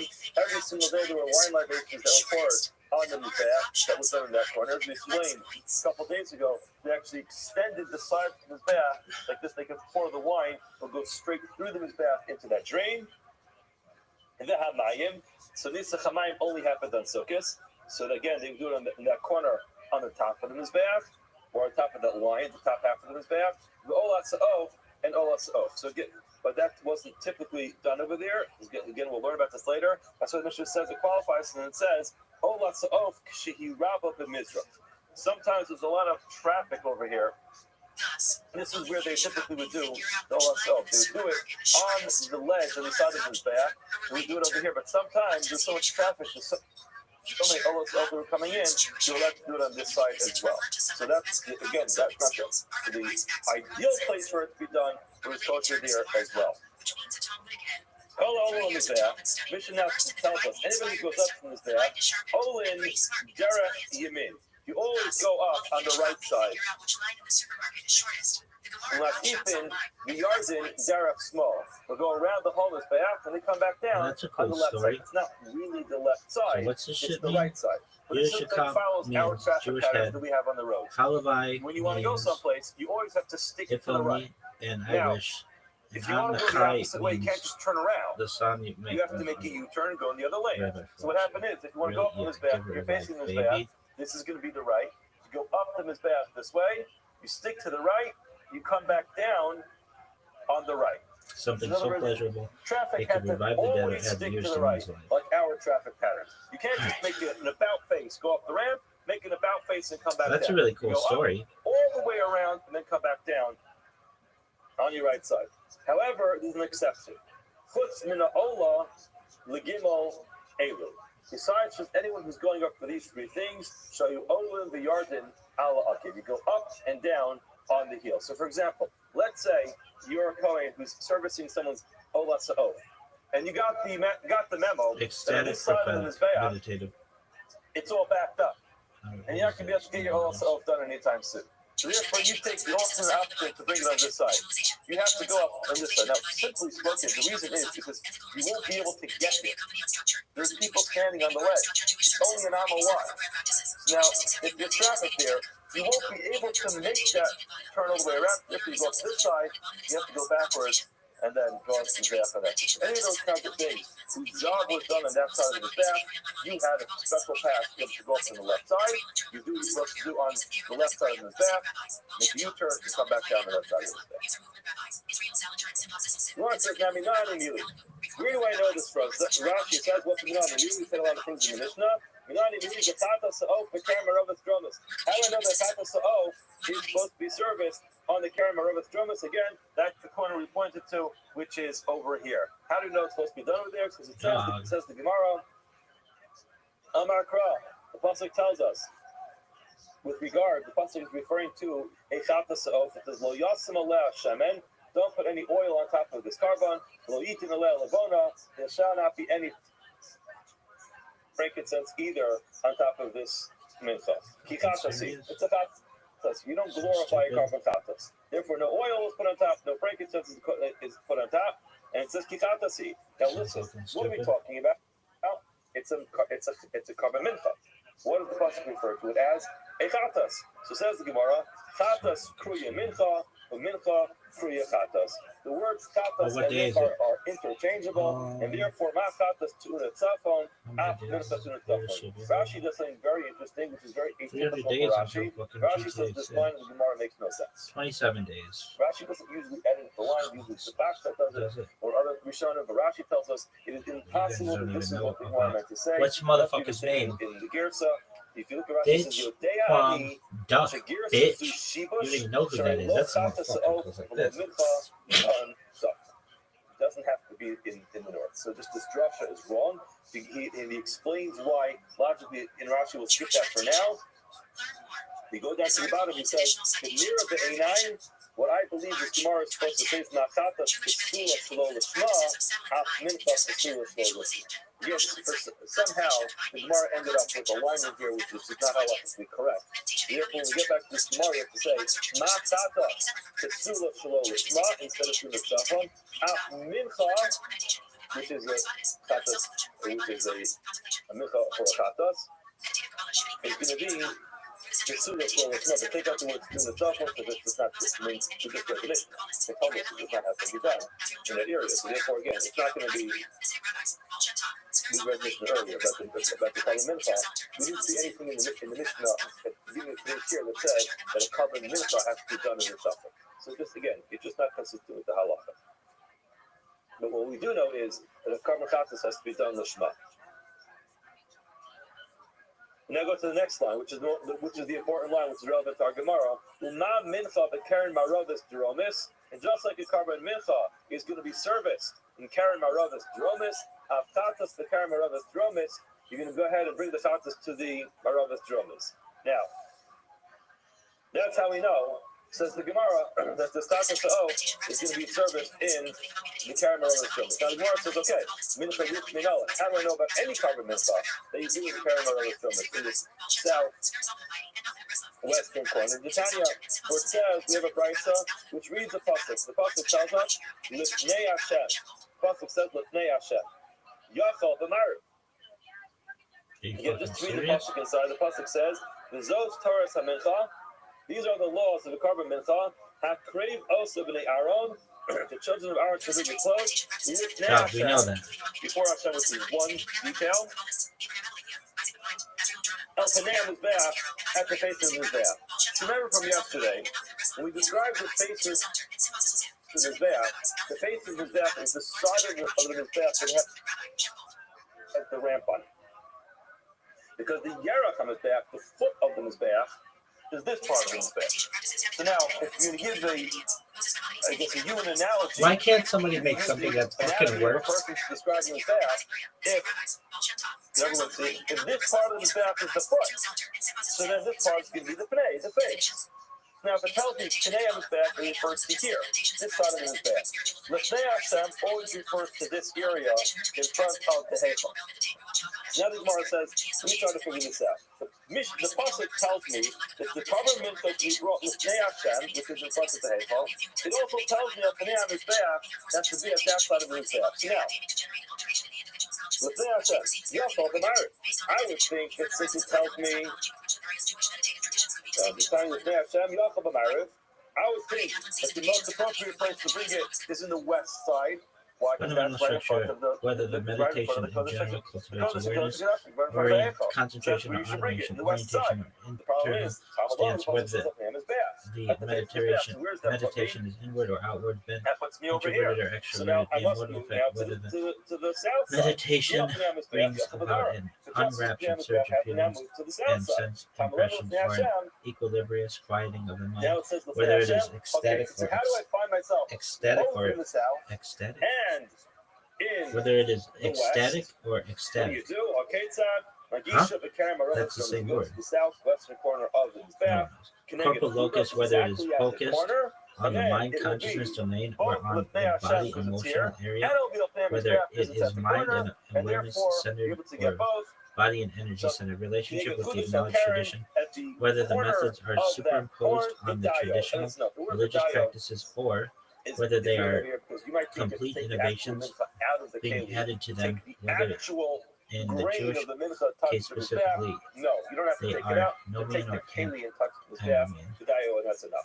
Rebbe says that actually I would think of it this way. I would think you put it on the western side of the horn of the corner of the horn of the Mizbeach, or the drama, one or the other. Shall Karen. In other words, you can put it. Let's read this again. Yachol, I would think Yagisha Lemarava Shel Karen, the Drama Shel Karen, I would think maybe you could touch it to the either to the west side or to the south side of the sword. Amrit, so he says rather Kalmakum Shatamotzish Nemikros. Anytime you have a situation where you have two psukim, Echad Mekayim Atzmo Umekayim Chavero, if you follow one of them, it will be inclusive of itself and the other pasuk. The Echad Mekayim Atzmo, the other pasuk is something which is exclusive. You're able to fulfill that pasuk. That was much more mutually exclusive. You can't get both done. So Manisha and Zesh Mekayim Atzmo, you abandon the one that only allows you to fulfill what that pasuk says.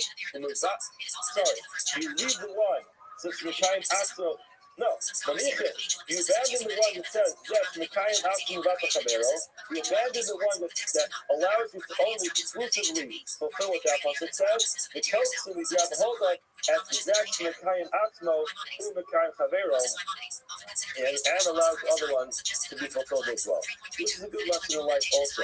The people who are generally more inclusive are people who are better to hang around with than people who are much more mutually exclusive.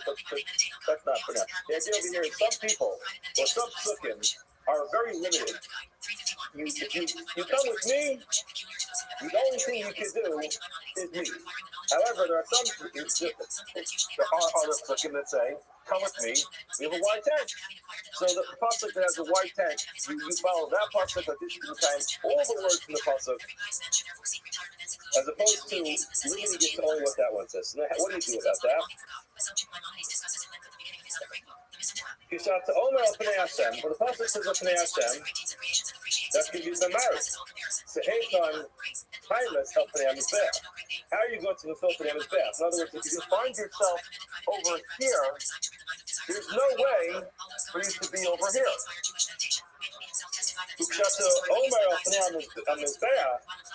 When you say Pnei Mizbeach, where's that put? Where's that put? You're the Dara. So Kiyamtu with Pnei Hashem.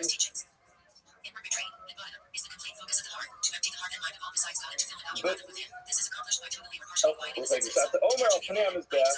His Daro is going to be in the south, and that's where you'll be standing with Pnei Hashem, the Daro of Hashem Kayim. In other words, how are you going to be able to see with Pnei Hashem if you're here? The Pnei Hashem is supposed to be over here. If you go here, you're limiting yourself to this. Therefore, what should you do? Okay, this pasuk. This kind of understood the path was not here. You have to move everything over. If you shift this entire path down here like this, so then this corner of the Mizbeach is going to be both in front of Hashem, in front of the opening of the Heifal, and it's also going to be in the south side, so it's all going to work out. In other words, the bottom line here is we're trying to be able to get both things to work. We're trying to get Pnei Hashem and Pnei Mizbeach both to work out in exactly the same location. Now, if Mizbeach is here, you can't do it. Look, if you're to the south side, you can't be Pnei Hashem anymore. Therefore, the only way that you can get it is to move the Mizbeach over to the middle, move the Mizbeach over to the middle, then that corner will be right in front of the door. You need to continue. The Chalach wants to type of share. This is what we mentioned before. But the Mishnah starts off by telling us, Tatas Ha'ayif, Nafis al Karen Bromis Marovis. We do Tatas Ha'ayif, we do it out on the southwestern corner of the Mizbeach. It will go, it was conquered in any place. It says the Gemara, my Talmud. You first tell me it's got to be in the southwestern corner. Now you're telling me to do wherever you want. And we're actually helping cover. This is what we meant to say. Some words are left out of the Mishnah. Any place on the Mizbeach, place the Kesher L'Mulikasa. You do Malika for the bird anywhere on the Mizbeach. Remember, any type of bird offering the Mizbeach is not a pita. It has Malika, which is the Kohen takes his fingernail from the back of the neck of the bird, and he exploded it that way. So now, you can do this any place you want on the Mizbeach. This corner is where you're supposed to actually put the blood of the animal. So again, there's no contradiction. It's just that we're talking about two different things. You could do the malika wherever you want. the Hazah has to be in that southwestern corner of the Mizbeach. That is where it's Nina Lahad Torah. Now we can understand what the Baran Torah. It says, Malka B'chol Malka of the Mizbeach. He says, if you believe in any place of the Mizbeach, it's good. He's a Gama B'chol Malka. If you squirt his blood anywhere, Kishera, it's also fine. These are V'lo Mitzah. If you do that stuff, you don't do the Mitzah.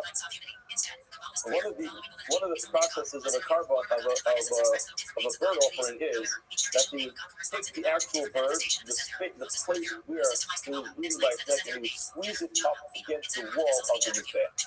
Now, so if you squirt his blood, you don't actually mix it, you don't squeeze the blood up against the wall of the mizbeach. Kishera, it's fine. As long as you put the blood somewhere under this red line on the mizbeach and below it. And it has to be the damanefesh from blood that came out at the time that the animal was dying. Now, again, my comment doesn't make any sense. Look who we just said. Nothing we said is consistent with this stuff. It says, if you do malika anywhere, it's going to be kosher. If you squeeze its blood anywhere, it'll be kosher. As long as you put it in a very specific place. What does that mean? If you did it anywhere it's kosher, as long as you put it in a very specific place. That doesn't make any sense. Gemara says, "My comment. What are you telling me over here?" Gemara says again, you have to add some words to make sense of it.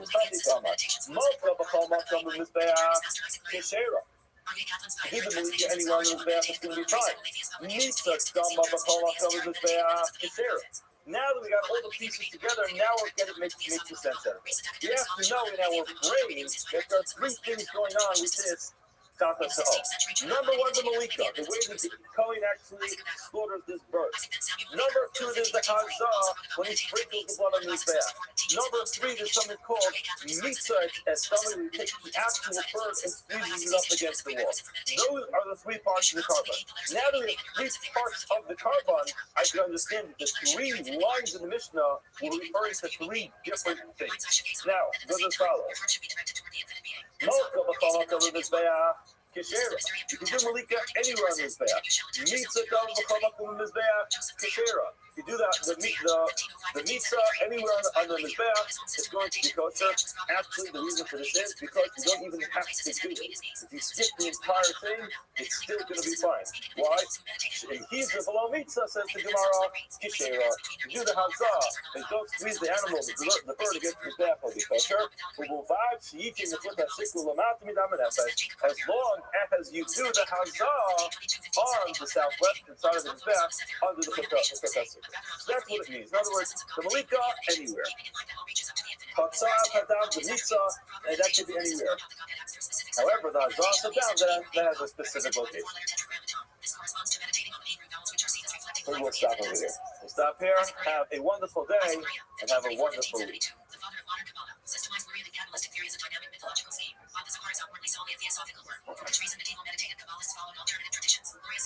a great day, everyone.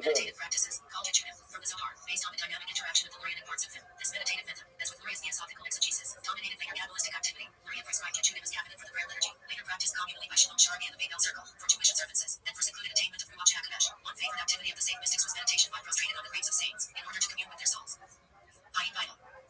Hayin Bible, c. 1543-1620, major disciple of Isaac Luria, and responsible for publication of most of his works. In its Hayin and the Eight Gates, he describes the theosophical and meditative teachings of Luria. However, his own writings cover wider meditative methods, drawn from earlier sources. His Sharei Kedusha, Gates of Holiness, was the only guidebook to meditative Kabbalah traditionally Good morning. Its most esoteric fourth part remained unpublished until recently. In the film of the Vital Presence, the method of our Yosef Karo in receiving his heavenly Magid teacher, which he regarded as the soul of the mission, recorded by Karo and Magid Meshrin. That's Stomach Al, Meditate on the by house, wrapped in a prayer shawl. Sit and shut your eyes. The transcendent physical is if your soul has left your body and is ascending to heaven. After this divestment ascension, recite one Mishnah, any Mishnah you wish, many times consecutively, as quickly as you can, with clear pronunciation, without skipping one word. Intend to bind your soul with the soul of the saint who taught this Mishnah. Your soul will become a chariot.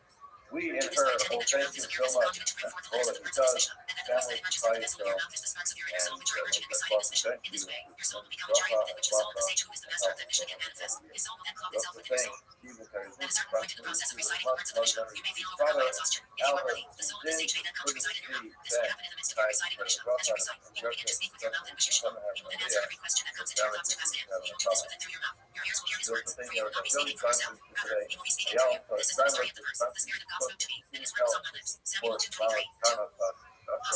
and for ultimately.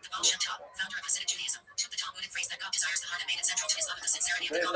Mahalo, the 61 in the discussion we are picking up the style of the in the middle of the discussion. So the style of the Aleph is more general discussion about what happens if you death gets damaged. The more products are saying, the more close. To quickly read the words of the style of the Aleph, the 6 right to the bottom, notice that some of the ones in death in this count in Earth and DNA, we are in mental. You know, it's kind of possible. The obvious truth is that the CRA mental, the leftover part of the real offering, cannot be eaten if the death is damaged. If you want to live more much know what halacha is with subject about this, we want it. We want to provide and that's common from our people to subject production in the law. What's halacha? We want to say that's obvious. What the subject says, say that production is things that subject that we learn from. That the wind part has to be eaten as long as the death of the tax, that part as well as the word for the he. Therefore, we know that the determining factor is in place for that. Having gone goes on to look at level of knowledge, and our body answers that we learn from the drug. And that's what is more essentially the draw, what essentially tells us the toxic deduction.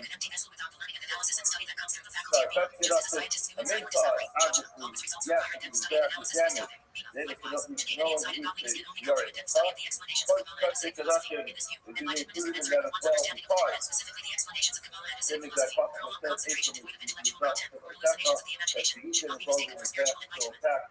Also, as opposed to it's not true because in talent, like the fun end or something like that, more runs from a drop. The drop that we had yesterday is sort of about the funeral that came in. This is that, and they haven't gone calculus and to be small. What happens here? He wants to compare the far nicer and the cooler. And more goes back and forth trying to figure out how you learn this yourself. But ultimately, what the Gemara came out with was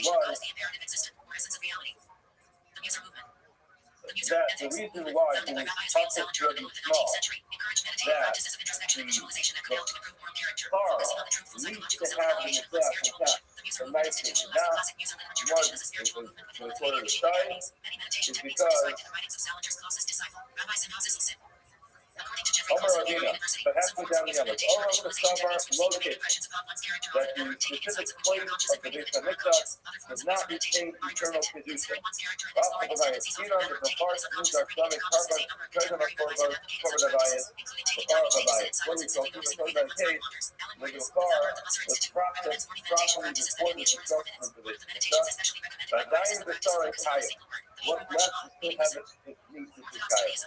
So in other words, whatever point you're going to find about of a far that can make it better than nicer, and yes, Jim Moore explained that the far is better than nicer, or different than nicer, in that it has to be processed on the bath. The Moore says, all right, fine, we found a scenario for you where it was properly processed before the destruction of the Beit HaMikdash. Now that this Mikdash is destroyed, that doesn't bother us anymore because it already had its Hashov on his bath, the sound is very sprinkled on his bath. What do we do? We make a hechek from the meat of the leftover, the meat of the flowers can be used now to gummo. Just as Mark says, not gummo in the bath, just like it's not. It's only able to be properly processed if in the bath is still there. If they come thorough in the bath, it's thoughtful, the leftover meat can only be eaten as long as in the bath is there. That's ultimately how the Venus plays plug out. You have a case where the bath is no longer there. Actually, the carbon is comparable to nicer, and that is one of the things. So therefore, the other context for the Vina, that case is going to be written by the part. The obvious to the Vina to be small, that the part can be different. And what's the bottom line? The bottom line over here is what do we see? We see the custom column like the car. You have to have in the bath. So that, this whole thing, you're trying to kick to the side and kick to us above. All of that, ultimately, all of that, those are the results of the car. What's our love? That's his back. Now you see, when it comes to down, you have to have his back attack, and you can't use it. Now, aside from the marches of the knife of the alpha of the bar, we now learn Meister from afar. Now, the marches, if you double alone, the heck is going to run. If you go to work, if you go ahead and double up on a hectic, you learn an initial hectic from the down, the blood of the carbon, the meat of the carbon, and then take the meat of the carbon, and then apply it to Meister, then you can't do it like the custom. You learn two things with that stuff. When it comes to the custom, you can't go ahead and use the double hectic. Right, because Meister dog on food. Talking about Meister grain, that's not a double of hectic. That's not considered custom. And therefore, the problem of making a double hectic is only relevant to custom, and in this case, it's not going to be custom. That's only going to be true if you go after the item that you learned to. Like my armor about from a lot of this thing, but when we're talking about the double hectic, we always focus on the original source of that. And we say when you have a cover, something you can touch it. You can't double the hectic. It's starting point to that instruction. You can't learn it to anything else. Like in the middle, we would say this is not a step. This is two parts. Number one, learning even hard touch. Essentially, the idea that you can't have a double hectic tells me when you're learning even of touching, to double up the hectic is something which we not be able to do. Why? Because touching are unique. Touching are not necessarily things that always follow the same level of oneness or svara as any other type of meaning. The touching are unique with different types of carbohydrates, with different types of touching. So make the double hectic, say, listen, my group wants thing, Bakar for another thing, even if you're going to say that the meat of a Bakar, we learn from the hectic, to the dam of a Bakar, you could say, listen, when you learn the new din, it's going to be different. But the truth is, the rest of the Malamas, the initial point as well, Bakar also meat. In other words, what the Malamas doesn't mean, say Bakar to meat, it's got full of demon, you used it up over there, so how do you have the right to then double out to learn Bakar from blood to meat, and then for meat to learn that carbon, maybe Bakar to meat, you can't stretch it any further. What it says, my nervous mother is leaning my to me, Mar. Once it's down, the boss are called the down and bossar is one thing, and therefore it's not really considered to be a double hectic. So that's where the Gemara ultimately ends off.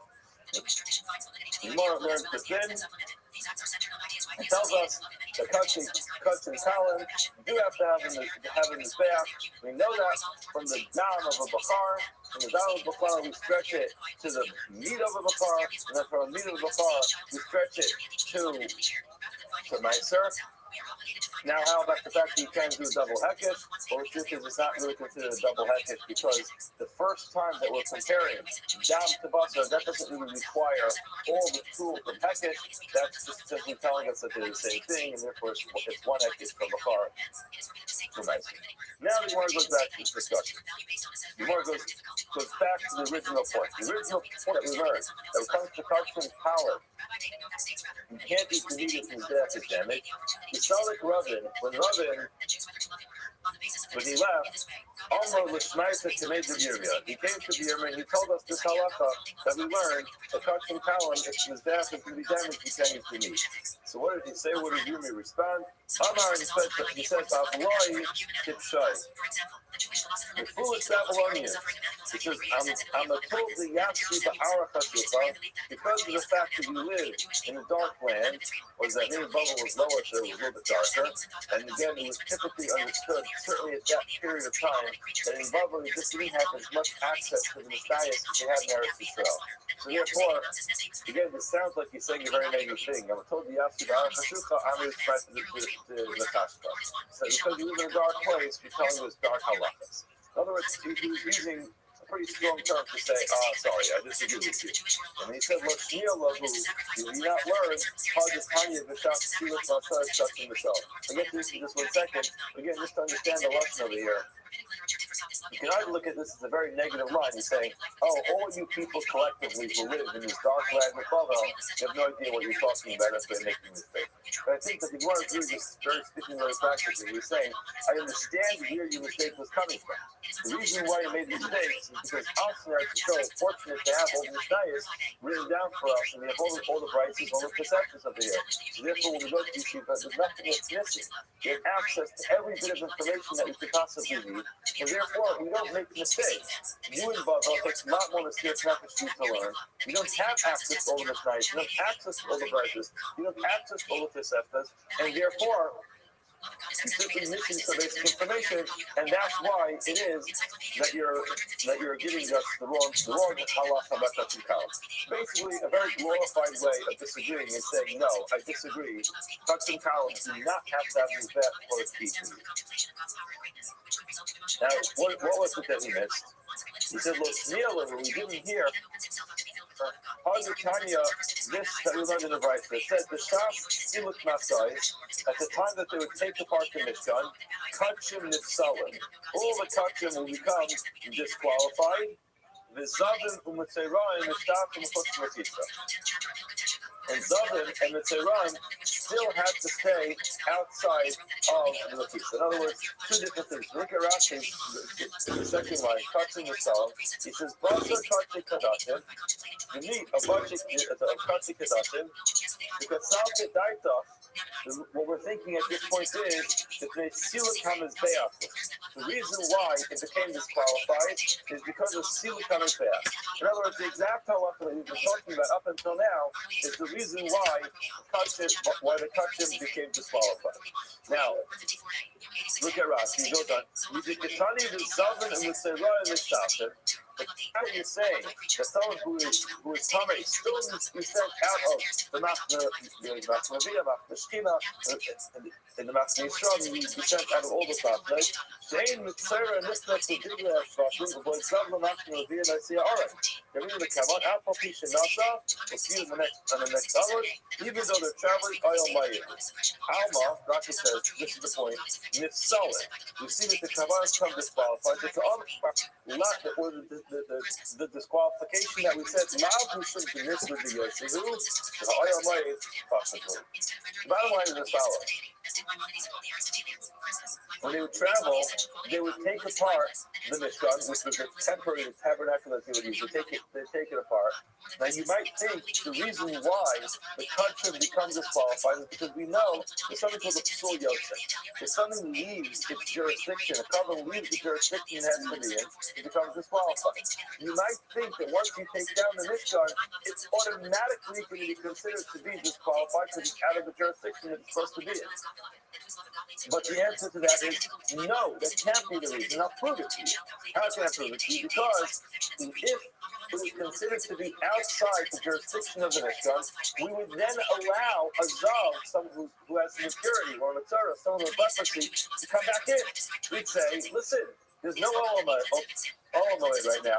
Therefore, you're invited to join back in. But what's that? No, he has to stay out. So what do you see? It can't be that the disqualification of the Kavanos is because there's a Soyot, because it's outside the jurisdiction, or the area, the confines of the area where it's supposed to be. What's the reason why you can't eat the Kavanos? It's because the Mizbeach is not intact. The Mizbeach was moved. Once the Mizbeach was moved, you can't eat the Kavanos.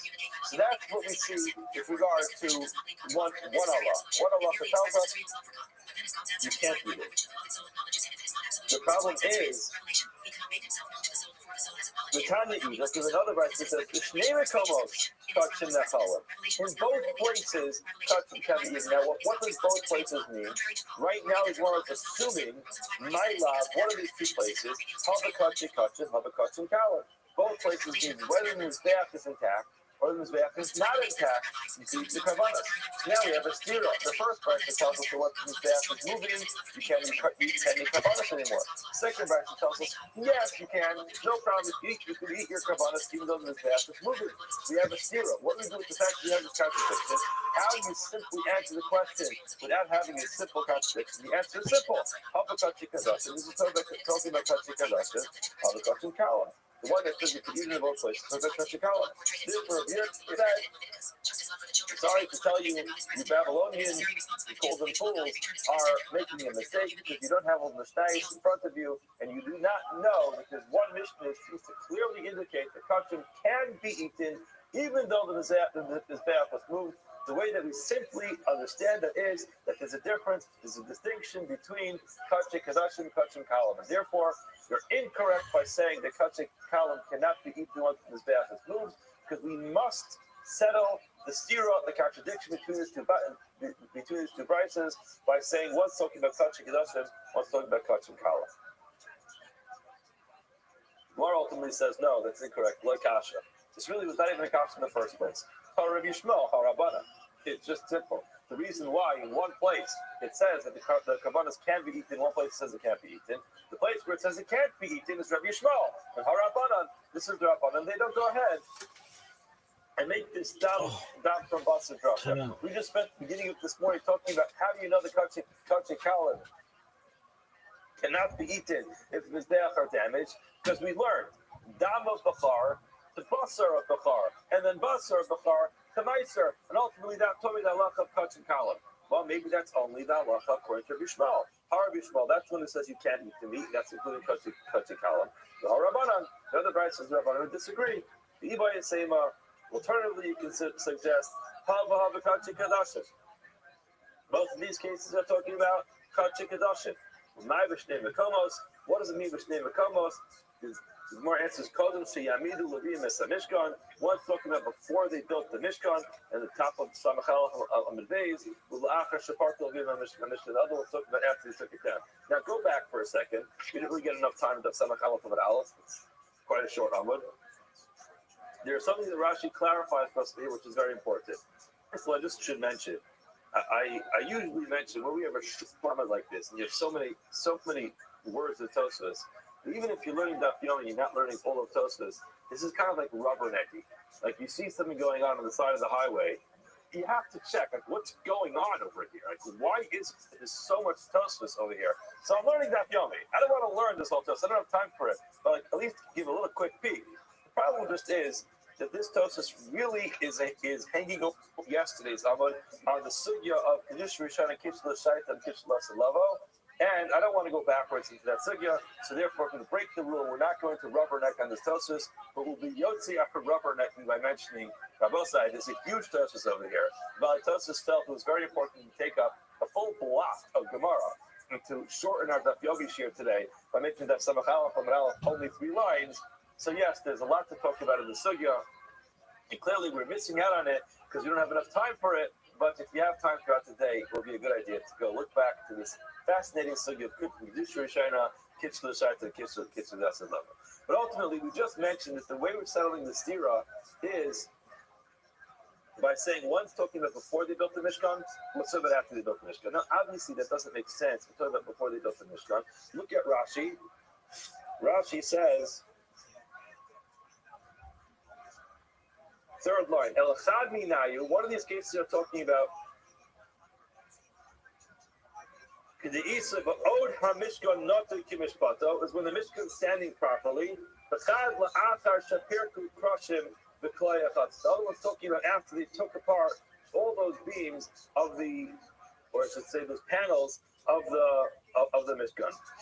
V'Dayim is Bech Mekomo. Now he says, Rashi says, Kodem Yamidu Levim Es HaMishkan.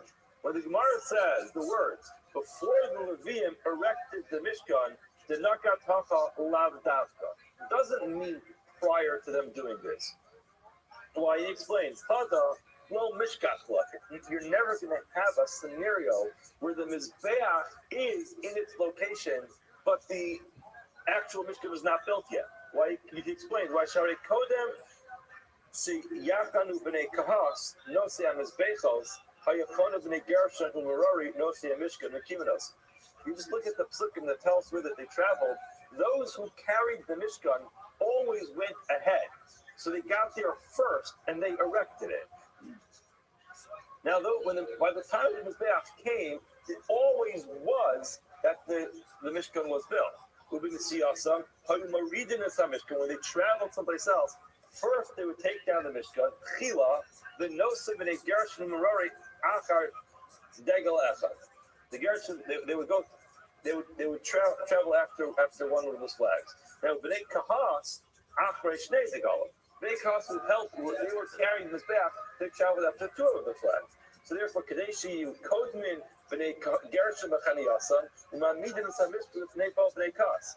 Says Rashi, this was structured like this intentionally. They knew what they were doing.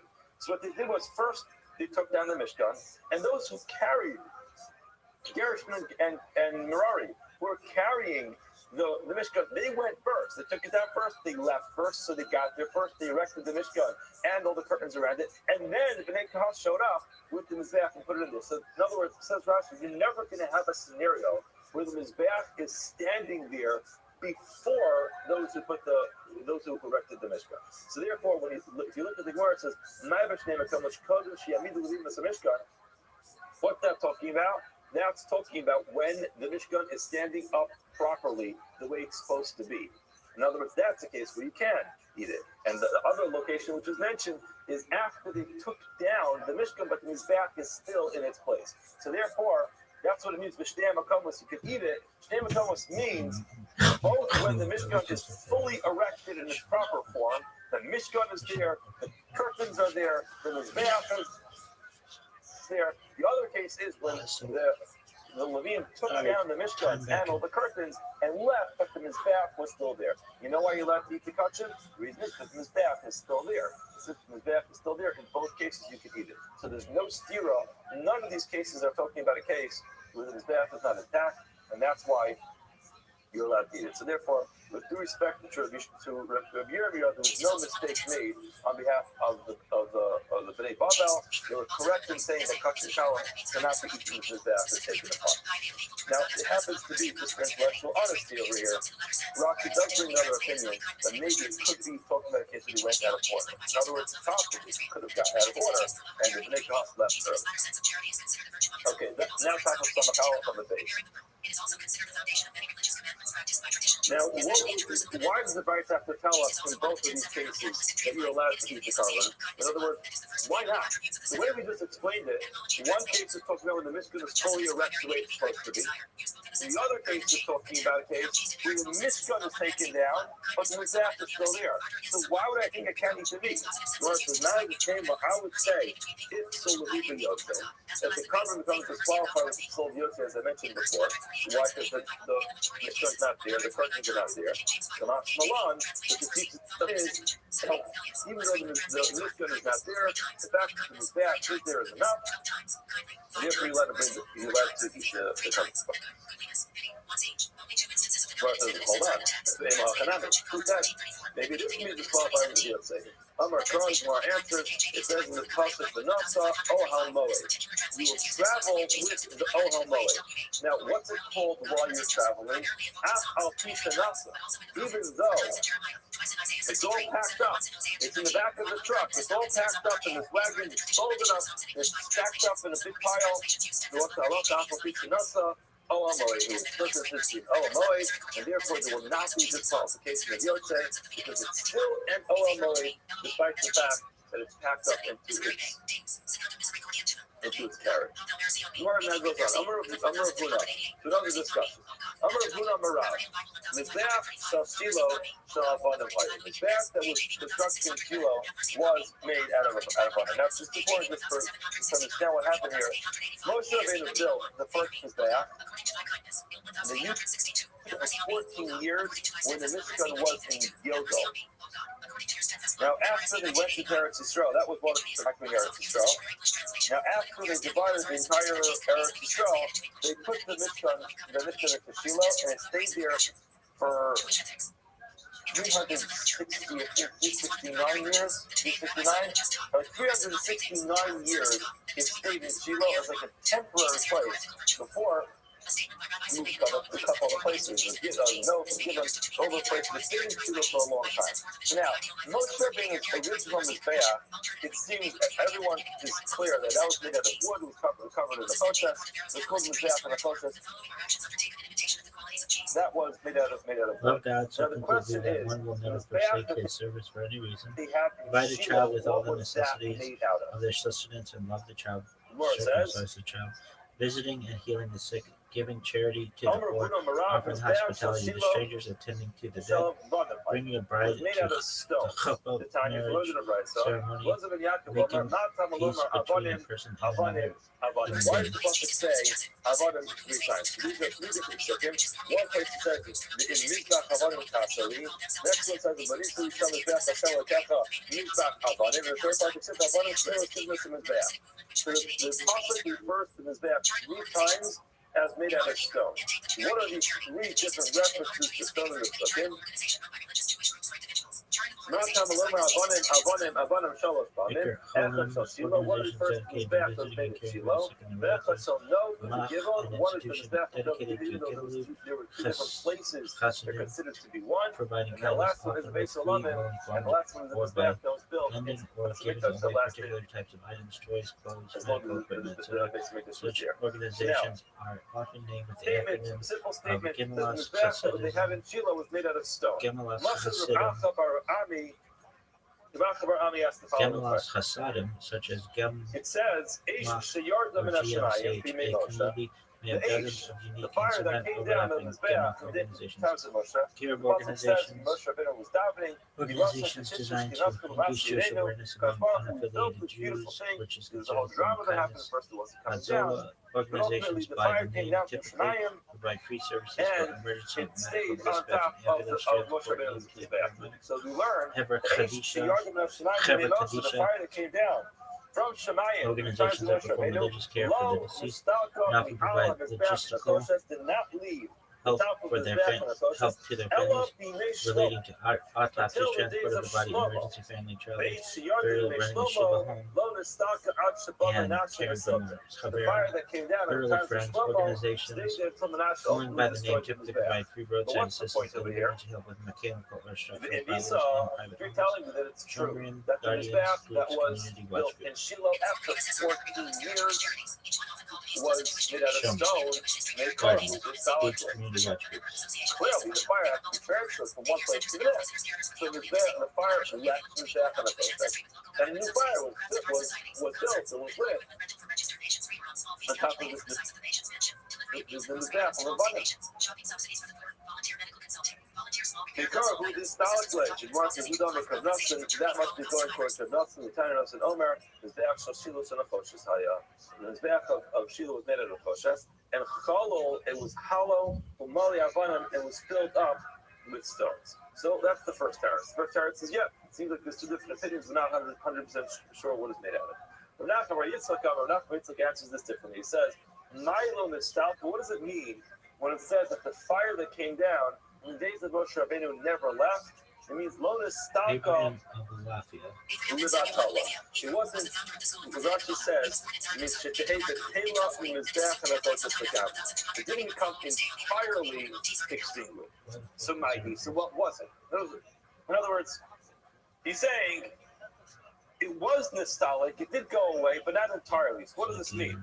Mighty, what does that mean? Rabbanan Amri, Shaviva Havi Mishta. So what this means is, the Karashi Kshayu Maktirin Al Shalabanim Hayu Zikim Ulahabos Yotzes the Eish Shamayim Amazak and Aposis Salmosha Sha'af Hu Minach Shah. That's what it's asking. You want them to just fascinating idea. They didn't just throw out the Mizbeach the Moshe Rabbeinu built. Moshe Rabbeinu built this Mizbeach from the Moshe, and they kept it. Now they built a new Mizbeach made out of stone. That became the fire on his back that they would use, but they left Moshe Rabbeinu's mizbeach standing right next to it. Now what would happen?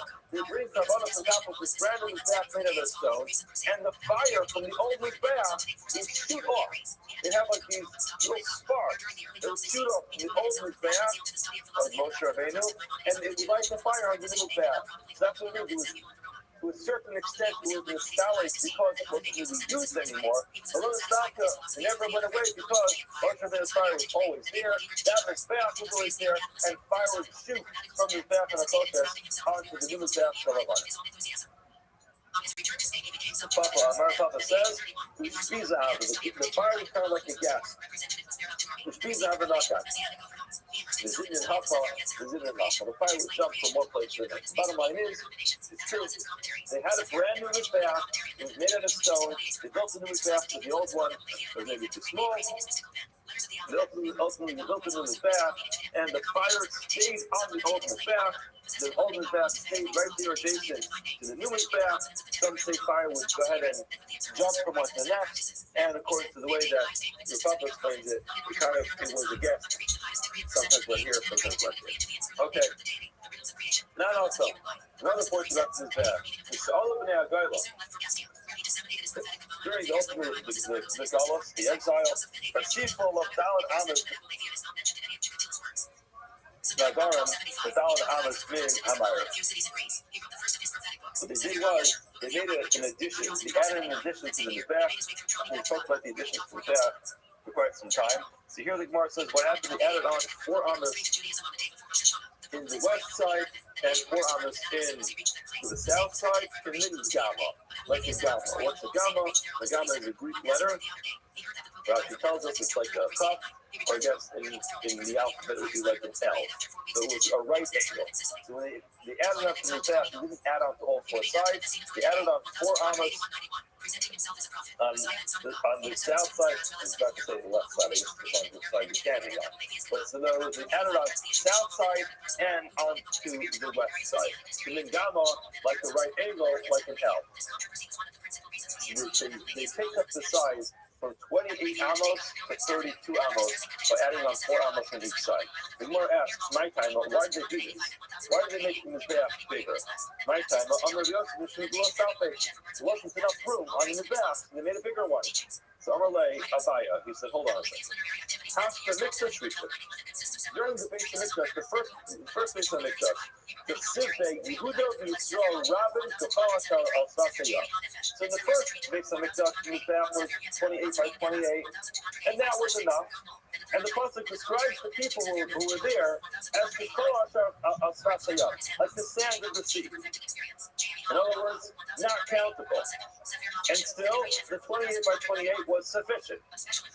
And something, Mikdash Sheni, when it came to the second Beis Hamikdash, we added on this extra L, this extra right angle of 4 amos on the south and 4 amos in the west.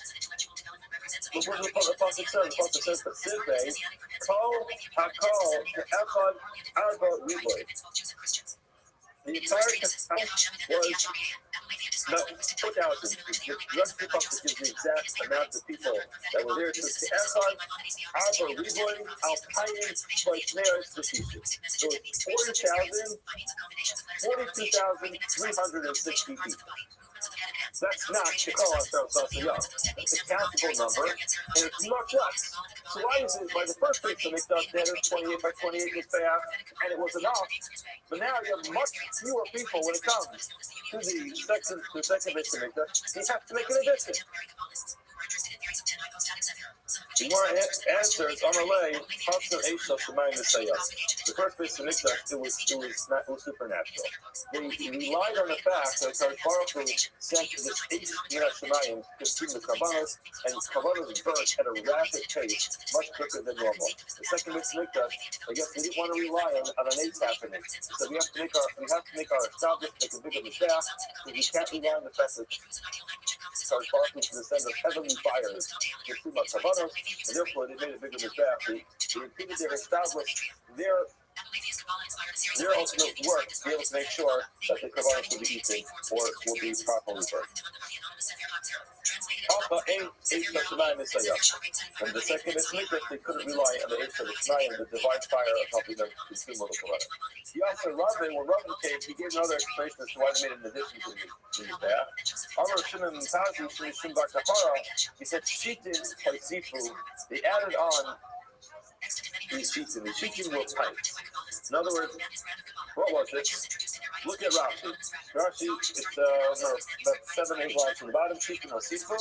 Karen Maravis Jeromis for Sifu Lemashka Lidaro Ulamara. They added on the pole of the bath to the south and to the west. Why should some Hayu Menafkin Nisakim? Because I'm reading the Nafis. They had these wine libations they poured on his bath. Will come on. The Shlomo Hayu Kamin Bar. Paroi eats in his bath. The days of Shlomo Amala. And he had this, I guess, this little pit that was dug next to his bath. But also Zavis layered on the Safin the Koko, the yarded in his bath, the rich the Shoshin Shop. During the first place to make this, they poured the wine on top of his bath. Where would the wine go? It would spill over the side, run down the wall of his bath, and then it would be absorbed into this pit at the bottom of the floor. The second is the Mikdash. The Hain Kaltu Osa Avar. With Koch on his bath, the guide for the perplexed, Sefer Chaya, and the guide what would they for do? the They stretched out in his bath to cover this area, and they drilled a pipe inside in his bath, and they pour the wine libations directly into this pipe or to this funnel, and it goes straight through the bath into these ditches. Book So of in other Upright words, instead of Righteous having wine Trust spilling Sefer over the Sefer side of Torah, his bath and running Cultivated down his commentary bath, on the and guide of the going onto the floor, being perplexed. absorbed into the floor there, they stretched out the mizbeach to cover that area, and they drilled all the way through the mizbeach. Before the wine libations on the mizbeach, it went straight down through this pipe, right into that ditch, and absorbed into the ground, and didn't make this huge mess anymore inside the Beis Hamikdash. But the Gemara wants to know. Meikara Savar, by the first Beis Hamikdash, what did they think? They thought it was Mizbeach Adama, when the Bible says the Mizbeach has been made out of earth, it's got to be completely 100% clogged up with dirt. You can't have a hole running through the middle. Therefore, they didn't do that. Imre However, Schaefer, with the Words of soap Beauty, Savar, at 1291. the end during the second Beis Hamikdash, what did they think? Yehuda, and this is where you Drinking is like eating. We have this this a doesn't lot make with regard sense to to me. people at Shtia Kachila, but they learned that Mizbeach as well, the same thing is true. Just like the Mizbeach consumes Kavanas by eating it, it's called the fire goes ahead and consumes it. The fire is called Misachel, it eats it, and it's digested on top of the Mizbeach. Same thing is true when it comes to the wine libations. The Mizbeach is able to drink the wine, and therefore you can have a hole where the wine goes to the Mizbeach. Well, my Mizbeach Adam, what do you do back to back? And it says Mizbeach has to be filled up with dirt. It doesn't mean it has to be completely filled up with dirt. There can't be any hole throughout the middle. That's commentaries it's on connected to the ground. a guide for the perplexed. You can't build it on top of any type of platform, on top of any type of tunnels. So they changed their understanding from the first Beis Hamikdash to the second Beis Hamikdash. Where in the first Beis Hamikdash, they understood the Mizbeach has to be completely filled up without any hole through the Mizbeach. And therefore, they did the Nisachim, the wine libations, pouring it on top, allowing the wine to drip down the side. Second Beis Hamikdash, they relearned the Psukim. They came up with a new drasha and said, no, that's not what it means. Mizbeach doesn't mean it's completely full of any holes in it. What it means is it's connected to the ground. It's not on top of any platforms or on top of any tunnels. So now, we came up with this brilliant idea. Instead of having wine spilling all over the place, running down the side of the Mizbeach, they just made an addition to the Mizbeach. Not because the Mizbeach wasn't big enough. The Mizbeach wasn't big enough because there were much fewer people during Bayis Sheni than there were during Bayis Rishon. So what the Mizbeach was perfectly the right size, but he added on to the Mizbeach 4 amos to the west and 4 amos to the south. It's like this Mizbeach went further without moving the Mizbeach to cover over that area where the wine would be absorbed into the ground or to the stream. First step, preparation. The initiate purifies himself through fasting. The wine after filling and dyeing pure white garments. The second step, the mystic writes out specific letter groups and their permutations. The third step, physiological maneuvers. The mystic chants the letters in conjunction with specific respiratory patterns, as well as head positioning. The fourth step, mental imagery of letters in human forms, the mystic imagines a human form and draws without a body. Then the mystic draws the letters mentally, projects them onto the screen of the imaginative faculty, i.e., he mentally imagines the patterns of letters. He then rotates the letters and turns them as Abulafia describes in Imre Schaefer, and they, the letters with their forms, are called the clear mirror, for all the forms having brightness and strong radiance are included in them. And one who gazes at them in their forms will discover their secrets and speak to them, and they will speak to him. And they are like an image in which a man sees all his forms standing in front of him, and then he will be able to see all the general and specific things. During the final step of mental imagery, the mystic passes a succession of four experiences. The first is an experience of body photism or illumination, in which light not only surrounds the body but also diffuses into it, giving impression that the body and its organs have become light. As the ecstatic Kabbalist continues to practice, combining letters and performing physiological maneuvers, the result is the second experience, weakening of the body in an absorptive manner. Subsequently, the mystic may feel an enhancement of his thoughts and imaginative capacity. This is the third experience. The fourth experience is characterized mainly by fear and trembling. Abulafian emphasizes that trembling is a basic and necessary step to obtain prophecy. Citrate Torah, Paris 774, volume 158. In another place he writes, all your body will begin to tremble, and your lips begin to shake, and you will feel tremendous fear, and the body will tremble. Like the rider who races the horse, who is glad and joyful, while the horse trembles beneath him. Oxford even Gathos, Oxford is 1580, volumes 163b, 164a. See also K. A. Gatho, Oxford 1582, volume 12. For Abulafian, fear is followed by an experience of pleasure and delight. This feeling is a result of sensing another spirit in his body, as he describes in Oxford even Gathos. Then you shall feel another spirit awakening within yourself and strengthening you, and therefore your entire body and giving you pleasure. Oxford is 1580, volumes 163b, 164. Only after passing these successive experiences does the mystic reach his goal, the vision of the human form, which is closely linked to his own physical appearance and generally experiences standing in front of the mystic. The experience is increased when the mystic experiences his own body form. As speaking, the double begins to talk to the mystic, teaching him the unknown and revealing the future. Abraham Abulafian describes the experience of seeing a human form many times in his writings. However, initially it is not clear who this form is, as the dialogue between the mystic and the form proceeds. The reader understands that the form is the image of the mystic himself, addressing his students and followers in Sefer HaKeshem. Abulafian further elaborates the scenario. And he says, though a man is standing before you and waiting for you to speak with him, and he is ready to answer you concerning whatever you may ask him, and you say, speak, and he answers, and begin then to pronounce every sign first command of God, drawing out the breath and the great deeds, and afterwards go back as if one standing opposite you is answering you, and you yourself answer, changing your voice. Apparently, by utilizing the letters of the name with specific breath techniques, the human form should appear. A name less sentence Abulafian suggests that this form is yourself. Yet he explicitly put it, as he has also explained in another, Sefer HaMe'il HaGadol and Hagah, that considers his reply, answering as though you yourself had answered yourself. Oxford is 1582, volume 56b. Most of Abulafian's descriptions are written in a similar fashion. In Sefer HaGadol, Abulafian describes a similar episode, but from an explicit self-perspective. I saw a man coming from the west with a great army, the number of the warriors of his camp being 22,000 men, and when I saw his face and his sight, I was astonished, and my heart trembled within me, and I left my place and I longed for him to call upon the name God to help me. But that thing invaded my spirit, and when the man had seen my great fear and my strong awe, he opened his mouth and he spoke. Then he opened my mouth to speak, and I answered him according to his words. And in my words I became another man. Pages 81 to influence. Abulafian's subterranean influence is evident in a large number of manuscripts of his major meditation manuals that flourished down to the present day until all his works were finally published and made a share in the course of the early 1990s. Abulafian's prophetic and messianic intentions brought to a sharp reaction on the Lord Shalom Amen on the Literature, who famous legal authority who succeeded in highlighting the influence of Abulafian's ecstatic Kabbalah in Spain. Response, volume 1, number 548. According to measurements, the Shambil approach of Kabbalah and Jewish mysticism, Abulafian's prophetic approach to meditation included manipulating the Hebrew letters and no denominational context that brought him into conflict with the Jewish establishment and provoked the opposition. In Italy, however, his works were translated into Latin and contributed substantially to the formation of Christian Kabbalah. In the Middle East, ecstatic Kabbalah was accepted without reservation. Clear traces of Abulafian doctrine are evident in works of Isaac ben Samuel Hager, Yehuda ben Eliyahu, and Joseph Feivel. In Israel, Abulafian's ideas were combined with Sufi elements, apparently stemming from Islam and Arabic. Thus, Sufi views were introduced into European Kabbalah. After the expulsion of the Jews from Spain, Spanish theurgical Kabbalah, which had developed without any significant influence from ecstatic Kabbalah, was integrated with the latter. This combination became, through the part discredited by Moshe Cordovero, part of mainstream Kabbalah. AI Feivel brought Abulafian views into the fourth unpublished part of his Sha'arei Keshem. In the 18th century, Kabbalists of the Papal Academy in Jerusalem perused Abulafian's mystical manuals. Later on, mystical and psychological conceptions of Kabbalah found their way directly and indirectly to the Polish Hasidic masters. The influence of ecstatic Kabbalah is to be seen in isolated groups today, and traces of it can be found in modern literature, e.g., the poetry of Yonko, mainly since the publication of Persian scholars' researches, and subsequently the groundbreaking studies of Moshe Tal. היום לדוד, זהו בייס השם האלוקים, וזה מזבח לעולו בישראל. David Melech says, this is the house of HaKadosh Baruch Hu, and this is the Mizbeach for the Olah, for the offerings of Klal Yisrael. And what's picking up on over here is the comparison between the Mizbeach and the Bayis. The key Bayis, Mizbeach is like the Bayis, like the Beis HaMikdash. Ma Bayis Shishim Amo, just like the Beis HaMikdash again, was 60 amos long. Half Mizbeach Shishim Amo. So to the Mizbeach was like 60 amos long. Now, the Gemara is not suggesting that the Mizbeach was 60 amos long. what the Gemara is suggesting is that the Mizbeach can be up to 60 amos long. The idea being that the Mizbeach has a maximum dimension like the Bais. Just like the Bais is 60 amos long, so the Mizbeach can be up to 60 amos long. So it says a beautiful Gemara. This Shalom Bais in Karatsulas. So it's actually necessary to look through that to rebuild. Ezra comes back to rebuild place and English. So how did they know where everything went?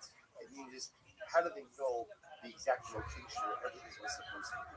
So I understand the actual base of English itself. They were able to know where the base of English was to go. Why? Minkarat Sulasa. Literally, again, its form was recognizable. Look at Rashi. Bishlama Bayis. Yodu Anshik Neses Hagidona. Ma Kadosh La'azara.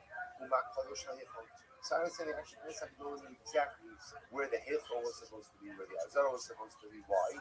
Shinikarim Sulasa actually says, Yisodos HaChomos. Because the Most High ultimately, again, there must have been either some part of the foundation, some remnant of the original walls, and as such, again, actually, we were able to know exactly where the base of Mikdash was supposed to be. However, El Mizbeach Minot Yad. We'll say, from where did they know where the exact location of the Mizbeach was? Here, the interesting shayla. They knew the exact location of the actual bias, because either again there were wall remnants or something else. But the shayla is, how do they know where the Mizbeach was supposed to be? So it's actually quite beautiful. I'm going to write I'm going to write Ra'u Mizbeach Banim, and we call Hasar HaGogo Ole Makina. Baba Ganoush. We saw an image of the rebuilt base and the rebuilt Mizbeach, and the Malach Mikhael was offering Karbanos on time. So number one is that we cannot be shaken. We cannot be given the exact location of the Mizbeach, but giving this beautiful celestial, not celestial, but beautiful image. First image of the Mizbeach, ultimately again, the Malach Mikhael offering of Karbanos. The other part of the week's talk. The week's talk not Allah. The week's talk not itself. After the week's talk one, Shamina for Islam. They saw the ashes of week's talk. So the ashes of week's talk gathered in that place. They realized that this was the government of the Islam. All right, maybe just find one video.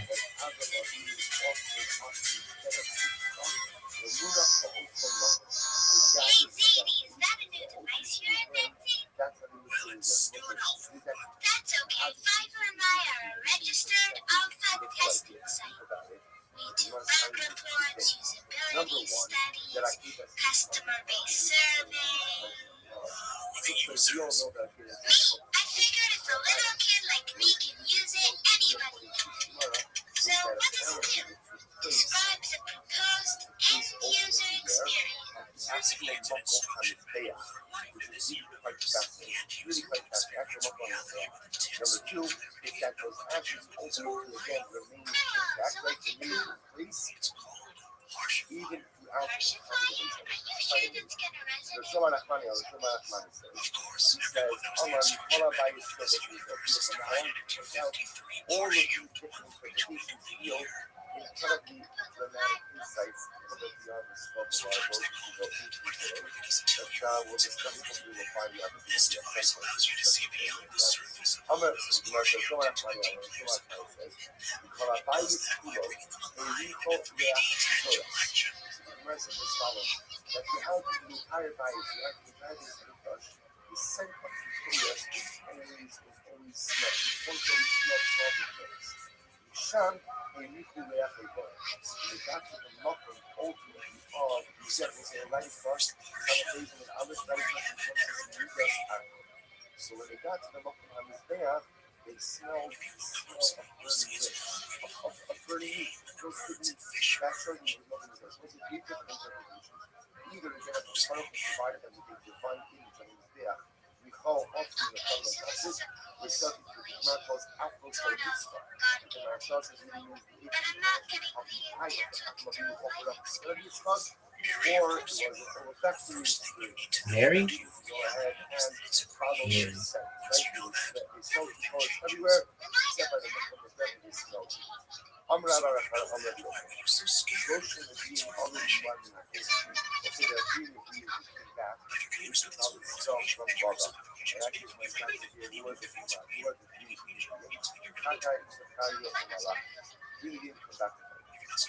And what was the role of the community? Effort Shamir Muhammad also one Nabi, his job was to ultimately That sucks. I'm gonna just be honest with you, Kaban. You gotta get your shit together with your videos. Why? Because I'm gonna watch every fucking piece of media that you put out from now until the day that I fucking die. And if it's not A+ shit, I'm gonna be pissed. How is that? What the fuck is a partiatometer or whatever? No one knows. So one Nabi was the Echad She'ir Lahem Al Mahmoud. One Nabi came to And I gotta take another whiz.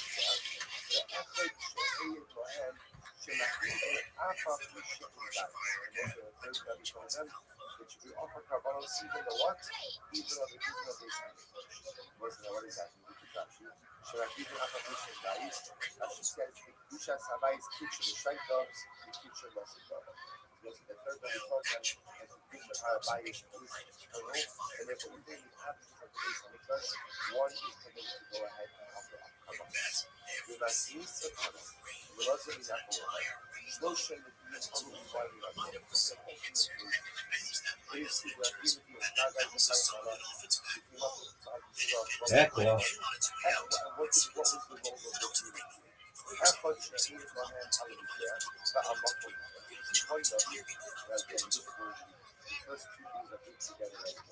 Nabi number one taught them about the location of the staff and ultimately again also taught them about the possibilities of expanding the military.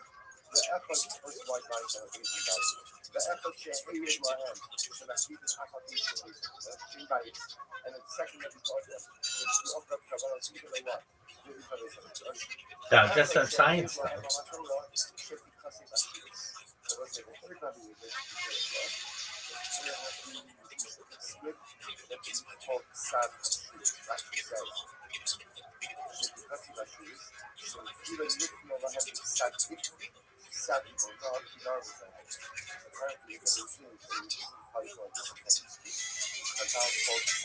I don't know if I'm such a big fan of that shit. Alright. What's the argument? What are you gonna study? What are you gonna study? Yo, dog, there was a time when Jews would meditate by sticking their head between their legs. Why did that process stop?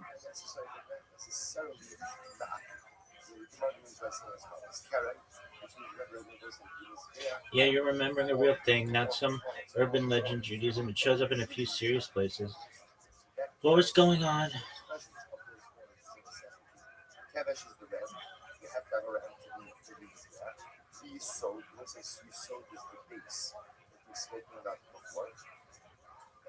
What was going on with the head between the legs? The early posture shows up in early Jewish meditative ecstatic practice, especially in prophetic or proto-mystical contexts. Classic source: Elijah on Mount Carmel, 1 Kings 18:42. After the first miracle, Elijah prays for rain and puts his face between his knees. The rabbis don't read that as yoga class. They read it as intense prophetic concentration, cutting off sensory input, compressing the body to induce altered awareness. Later traditions picked this up. Early Merkava Hekhalot mysticism, 1st to 6th century-ish.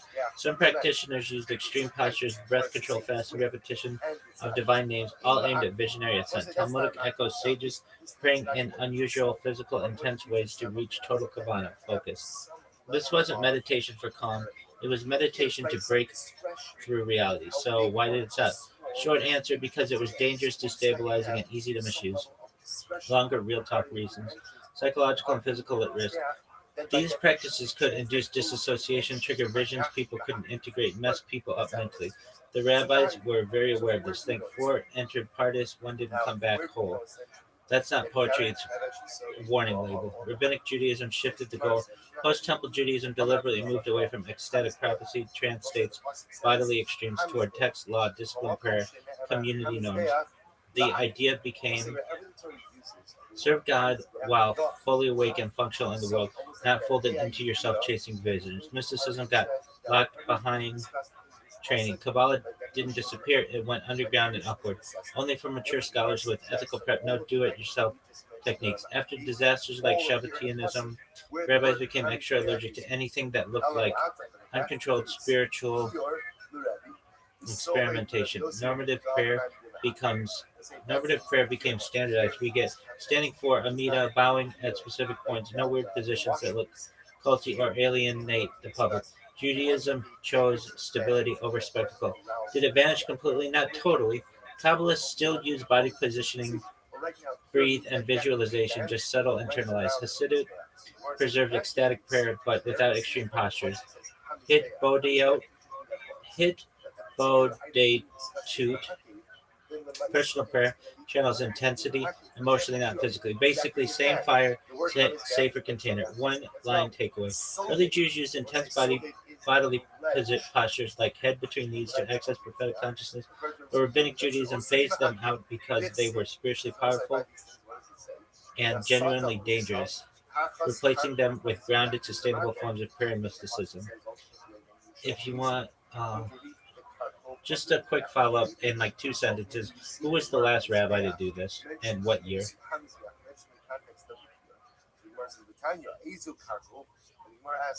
There is no securely documented later rabbi after the early Merkava generation, but the less traditionally named figure associated with these ecstatic techniques is Rabbi Nehunya ben Hakana, active around the late 1st and early 2nd century of the Common Era, 100 to 120 Common Era. After this point, the rabbis deliberately stopped recording or endorsing bodily trance postures like that in normative texts. Is this ever mentioned in Talmud?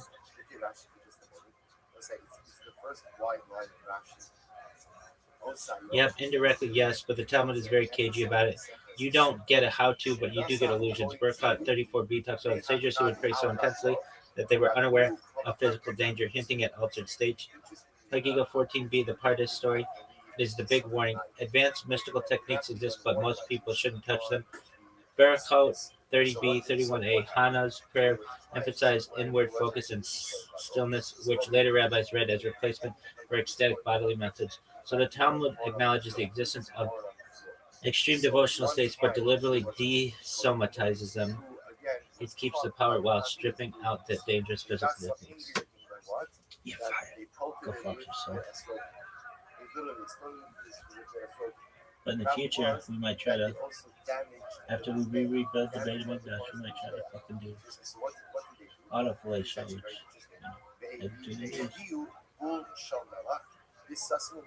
they brought the bullets of fistful of salt and they repaired it, or I should say, they filled in the damaged part of the all right. Well, let's be clear. Filling in the damaged part with a little bit of salt in no way goes ahead and what? It repairs the Are you done? Ella shelo yirem mizbeach. Gotta shut up. Rather, they just did it. They're going to have to repair the mizbeach. It was like ultimately again, the mizbeach should have been conditioned. So this is like a covet. You have covet to the mizbeach. It doesn't. The fistful of salt certainly doesn't make it usable, but the fistful of salt at least what? At least allows for it to go ahead and represent it. Shekom mizbeach sha'im lo keren v'kavesh v'yisod v'ribua also. Also, why are we bringing this story? Because ultimately, again, this narrative is support that which we said before. That there are certain things that are unhappy in this gap, specifically, again, Keren, the corners, Kevesh, the red, the soul, the ledge, Ribua, being squared. If you don't have these items, it is possible. So, Yosef Yehuda Omer, Afaso. Yosef says, even the ledge itself, Right. even so big, ultimately, again, But chill, bitch. So, let's go back to this. So, let's analyze this. Izu cartridge. remember again, what's the karkol? The Torah mentions this karkol. What is it? So the Gemara has will say. So beforehand, one of the opinions that the karkol is the same thing as the kiyah. Is the kiyah? Is the deck that's examined around the mizbeach? Now we're going to see other opinions. Ezu karkol. Talking about ezu karkol. Bein keren lekeren.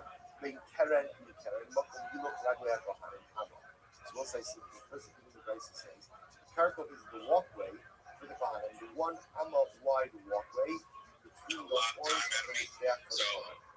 Problem with that is, I thought kohanim being keren lekeren alazim.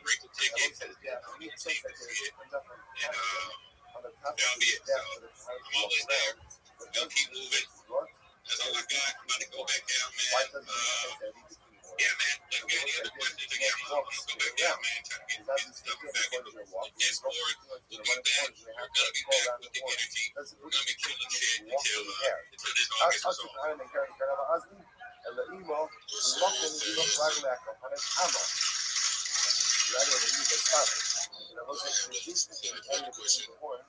There's also a 1 amma wide walkway for the kohanim around the center of his map. I've observed tachas karkuvo milamata advetzio. So we'll say ultimately again, but it sounds like that. I mean, it doesn't matter because he's so out of his mind. Yeah, that's I don't know about it. In fact,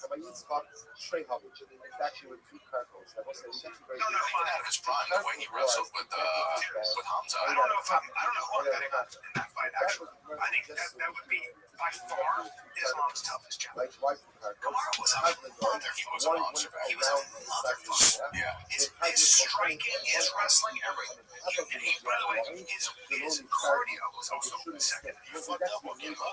There are 2 metal bands.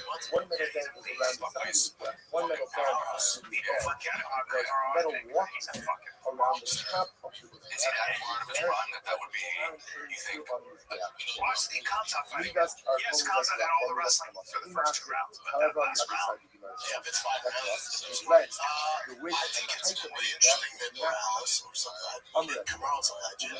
Maybe you can feather the cap. Yeah. Sorry. Can we get to the next? This is the coolest thing on the internet I found. This is so fun. I've never seen it in my life. The strongest force. The first challenge was a 1-rep max on squats, and every weight looked like nothing. Even the women's squat performed Chinese and she chose high-defined weights, but the force made it look even easier, and he won this challenge by squats with 6 plates being actually used The torso did 19.3 seconds, and they won actually beat that by doing it in 19.2 seconds. Us wrestling was the next event, and he won and actually dominated this challenge. Well, no, it's years. Now, the 4th challenge was a deadlift ladder, and the strongest force won this, so it was now tied 2-2. Tofu was the next one. It was the first 3v1, which was easy for the force to win, but not as easy for the 3v2, and the woman actually won this, and then 5v5, the woman won as well. It's funny that the strongest winner this is like challenge. This was the Atlassian section. The first challenge, and the men tied this up, so they then did a tiebreaker relay race. There was a long cut on wrestling when you start, but the horse came all the way back and officially won. The stronger giant horse versus the women in competitive wrestling. Takedowns or throwing out of the heat, and the dwarves came all they want them. Wow, it's kind of hard to get low and shoot. Why should have done? Why is this not being talked about everywhere? Why isn't this on ESPN? This thing is serious before over everything. The doors crushed it. The dwarves. The only thing I'll give the women credit when you're deadlifting. You have a very short line too. They're all about 2 inches. Yeah. Good for them. What's this? This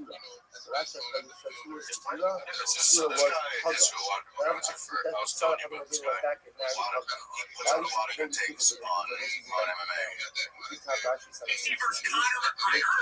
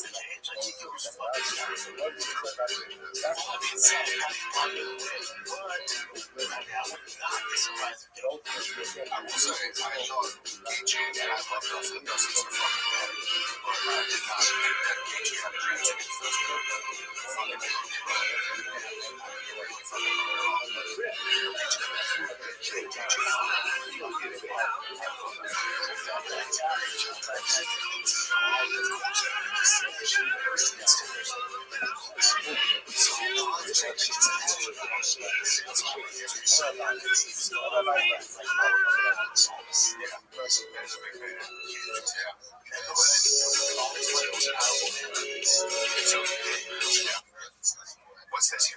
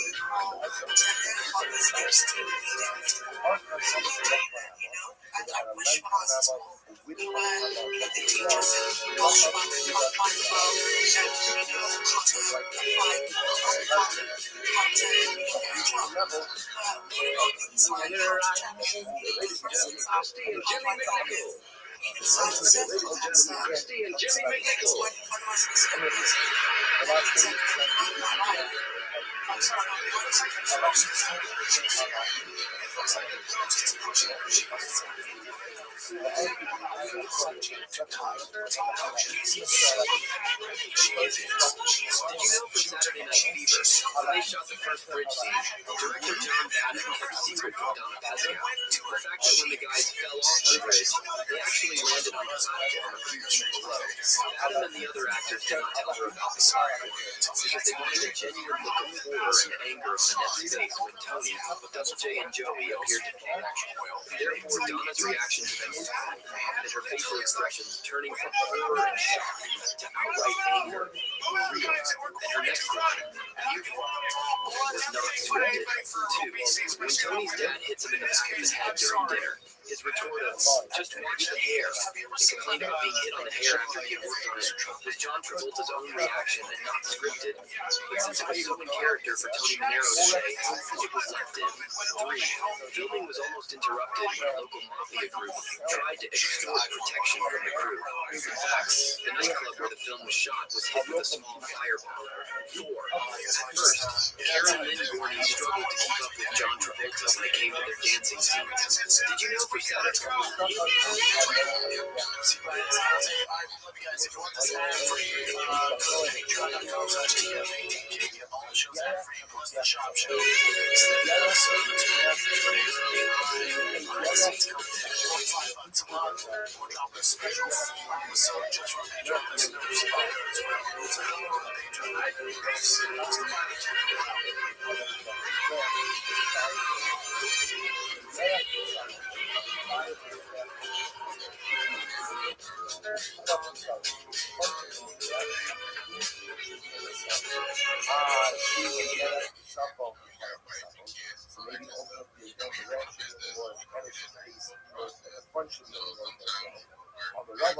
Lani Gavra Ad.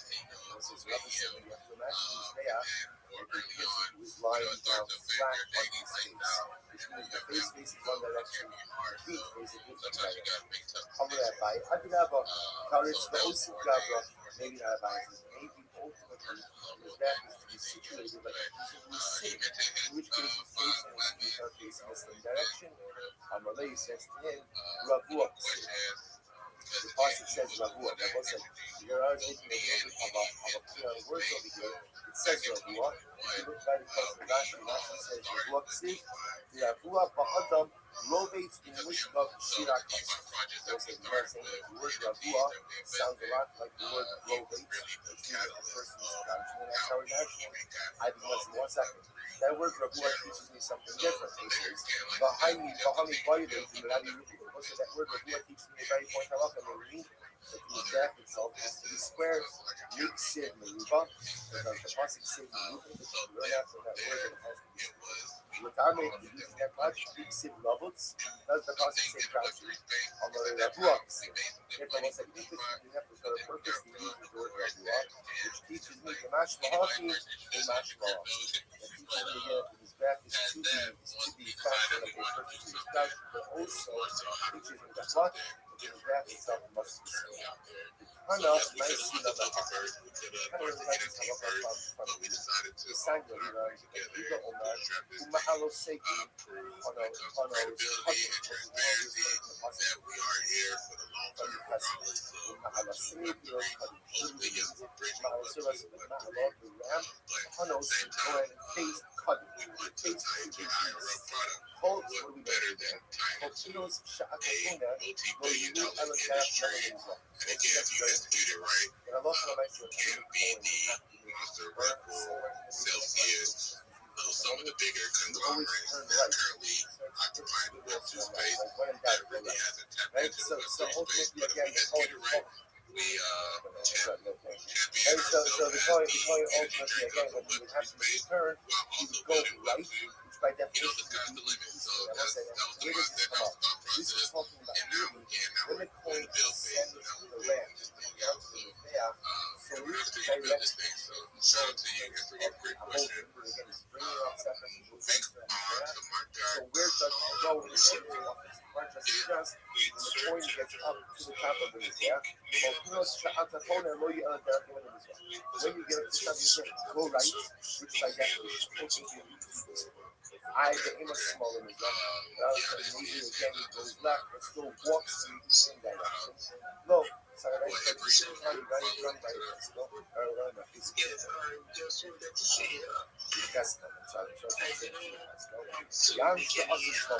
Listen,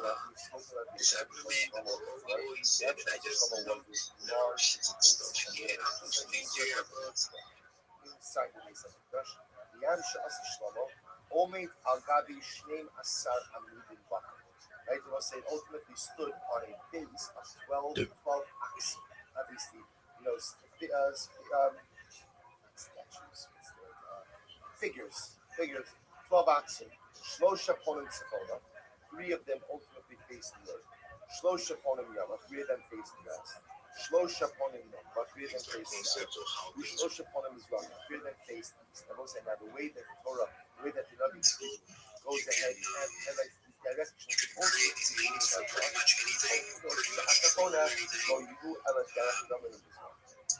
Say that again. When focusing on directional Stupid with it, and it's good fun. So that's the idea of it. There's no super special bit behind it or anything. It's just fun. It's a fun game.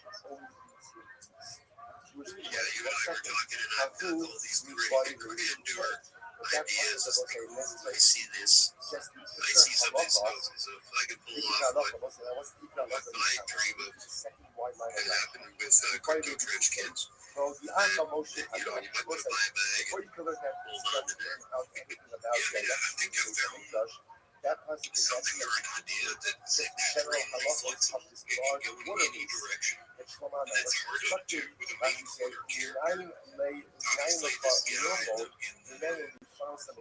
in the picture in the PSP he's kind of the main character, but there is no main character. So it's pretty much everybody, and it's making fun of our own selves. So it's malleable, it's flexible, it can go in any direction, and completely degenerate. In my opinion, I think that's something very simple and easy. That's whenever I have to return, I go And by the way, I just looked it up. Garbage Pail Kids came out in June 1985. So it was an 85 phenomenon. And in the varieties cards, you see these packs of box packs of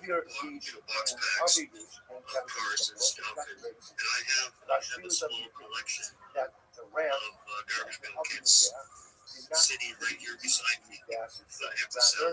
The crazy is they do release like limited edition packs every year still.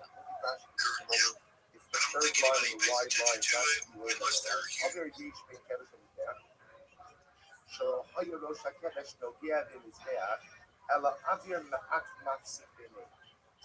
So did Rashbi literally say that Halacha Lamaisa, the ram didn't get to the top of these after another, and then there was a little bit of space in between the two. Did he actually say that? Hamalo, the Atla Iyata Omerting was actually very interesting. So Rabbi Yossi says back to Rabbi Yossi ben Mekunya, the fact that you're asking me this question seems to tell me that you don't subscribe to this. Do you not hold up this same thing? Well, Karnana, the Pasuk explicitly says, Va'asisa olosecha ha'basar v'hadam. Also, the Pasuk says that you shall perform your olos, the basar, the meat, and the blood, madam bisrika, just like the Mosai blood has to be sprinkled, af basar bisrika, so to the meat also has to be rolled. Also, you have to do that. We'll say, now, what's the actually just a moment? Madam, Ola Shomit Baharis is Zork, that we can see the Zarko, Afa Basam is Rika, Alma Abianish, Umachmas Abi, who Sarah Zvika Shomit Bikavish is up. So let's listen to this. So we'll say, so Rabbi Yossi has a very interesting drush. He says that the Torah compares the blood, the dam, or the basar to the dam. Just like the blood has Rika, so too the basar has Zrika. Now, why would basar have to have Zrika? It must be that what? That there's a space in between the top of the ram and the flat part of the mizbeach, so the coin doesn't carry things across the gap. Thank you. Instead, he throws the meat onto the fire from the top of the ram. Amrlo, to which Rabbi Shimon Yossi says, no. Shani Omer, only b'tzad ma'aracha v'zor. No. When it means that the coin throws the meat, what does that mean? That means the coin is standing on the top of the mizbeach by the ma'aracha, by the fire, and throwing the meat in there. Amar leiki shu zorik l'ma'aracha d'luku zorik, ulama ola ma'aracha she'ena d'luku zorik. So ultimately, again, when the coin throws the meat into the fire, so we'll say, which part of the fire does he throw it into? Does he throw it onto the periphery of the fire, which doesn't turn as you can see? Does he throw it into the middle of the fire, Obviously, have you Omer, it's obvious that the coin will throw the meat onto where? Onto the part of the fire that's intense. If that's the case, so we'll say ultimately again, so now we begin to understand, obviously the coin is throwing the meat. But the reason the coin is throwing the meat, I will say is why? Because there's no other way for him to get it into the middle of the fire. Let's remember, even if you know that the coin ultimately is standing on top of the gap, you always say, even though there's not a gap, the coin is standing on top of the gap. And yet, by definition, it always has to throw the meat because the part of the fire that's most intense is the middle of the fire. So he's not placing it on the periphery of the fire, but instead he's throwing it into the middle of the fire. That by definition requires zrika. But that zrika doesn't need a pasuk. That's just utilitarian zrika in order to allow the carbon to burn properly. So we'll say ultimately again, Rapapa Amar Kidan. Shababa says no. The blood, excuse me, the meat actually does require zrika because the meat is going to be like blood. How so? Madam Abir Karka Mafsiku, Afbasser Abir Karka Mafsiku. Which is actually very interesting. Just like when it comes to dam, just like when it comes to the blood. So ultimately, again, Abir Karka Mafsiku, we'll say there is airspace, there is ground, there is floor that separates between the Kohen and the Mizbeah. Right? We'll say, remember again, the Kohen doesn't put the blood on the Mizbeah, he sprinkles it. By definition, when he sprinkles it, that means that there is a space, there's ground space between him and the Mizbeah. So Afbasser Abir Karka Matsiko. So to us when it comes to the meat, ultimately again it is Abir Karka, the airspace of land or ground that is also going to hard time and separated. So we'll say ultimately again so we're going to see this much more tomorrow or maybe more tomorrow. But I love how nice one say it sounds like over here that there is a certain there's actually space in between the top of the Mizbeach and the actual altar. Now, again, why there is that space, we're going to have to discuss. I'm not going to Snake Vashon, the Rebbe says as follows. Snake Vashon, ultimately, again, there are two ramps. Kind of looking at that.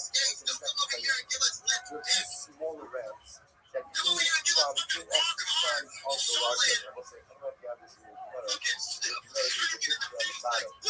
Right on the bottom left hand. That's an image. Well, okay. Look at you see over here. This is the main ramp going into this ramp. Smaller ramps on the side. Snake Vashon, don't see it like that. There are two small ramps ultimately again come down from two small ramps come down from the primary. Because I am pulling the so to the soul. What happens?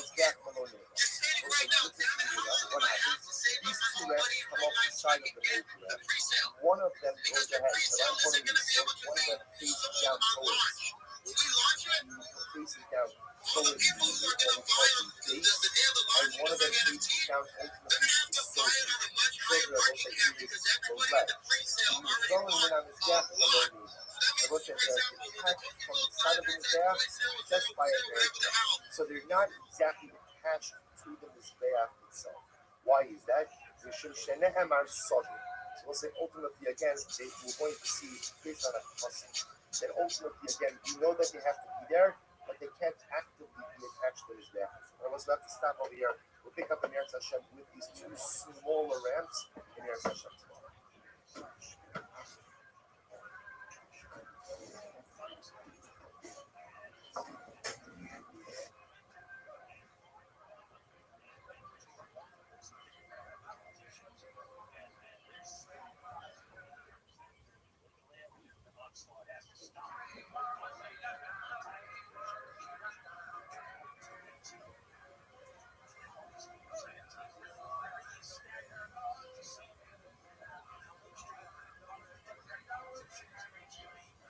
All right, we'll say good morning. Good morning. Let us begin by thanking all of our sponsors for this morning's share. To thank our commentator sponsors for the month of Cheshvan, Stephen Tarizin, the loving memory of Steve's father, Albert Zin, William Steve, and Chaim Zikon Ruch on the occasion of his 20th yard site. Our Dak Yomi sponsors for today, Ayala and Sarah Steinberg, Nischosa will continue to refer Shalema for Shulamis Chana Bas Susha. And our Dafyomi sponsors for today, Tali and Michelle Strug, creation of Tali's grandmother's 28-yard site, Esther Bas David Yitzchon Mizracha. We also have the American Bar Talmud Torah, all of the Neshama Sadnali, all the families in the Kama, all those who need Rafu Shabbat for the Kol that you started with Torah, continue to share the Soros Tovos upon all of Klal Yisrael. Was with that verse today? Today's daf is daf Samech. We are picking up in Eretz Hashem, on Nun Tesla base 59b, with Rabbi Yossi. Rabbi Yossi Kigamar Gizeh Shava, which is 2, 4, 6, 8, 10, 12, 13 lines up from the bottom. So let's just remember, just to orient ourselves for a moment. If you remember again, we had an interesting machlokas. The Torah said that halacha l'maisa, when Shlomo HaMelech built the Beis Hamikdash, built the Mizbeach, so the Gemara says that the Torah says that Bayomahu, on that particular day, he went ahead and he was in the Kaddish. So the pasuk says, Bayomahu Kiddush HaMelech es tol ha'chaser asher lefnei Beis Hashem. So literally the pasuk says that on the day of Shlomo HaMelech planted the Beis Hamikdash, he sanctified the actual floor of the Beis Hamikdash. Okay, so the Gemara says that halacha l'maisa, machokas. Is it literal or is it not literal? So if you understand that it was literal, it means that the Mizbeach that Shlomo HaMelech built is too small to accommodate the sheer volume of sacrificial service, and therefore they have to go ahead and actually set the Kabbalah Shem. The other thing is that no, that's not what it is. What it means is that is too small. It's a metaphor, a euphemism, I should say, for whose Mizbeach is too small, Moshe Rabbeinu's Mizbeach is too small, and therefore Shlomo built the new Mizbeach to accommodate the new level of carbonic volume. Why not just say that straight out? Because it wouldn't have been nice to explicitly say that Moshe Rabbeinu's Mizbeach was too small. So what uses, remember again, they use the midget metaphor just to indicate to us that sometimes again you like to say something not in a straight out fashion, but a little bit of a veiled fashion. Okay, so that's our ongoing message. And that's Rabbi Yossi. Rabbi Yossi, Kigomer Gzeir Shava, the Golfa with the Gomer. Rabbi Yossi, when you understand this Gzeir Shava, is what's remembering again, what was the Gzeir Shava between, again, yesterday is that, the Gzeir Shava between the Beis Hamikdash, the Beis Hamikdash of the Pesach, and the Mishkan of Moshe Rabbeinu. Remember again, we saw also as my focus is the vision of the Pesach, the completely Pesach, speaking about the second Beis Hamikdash, the third Beis Hamikdash. Let's go to the idea right now that the second Beis Hamikdash, and the first one. Rabbi Yossi, he doesn't say Shava, so Rabbi Yossi understands his Shava because of his Dibana. He's ultimately understanding it to apply to the height of the Mizbeach. Besides that, we learned the Shalosh, Amos, Komaso, Dibana, Shava, and Rabbi Dibana. So what's when the pasuk says,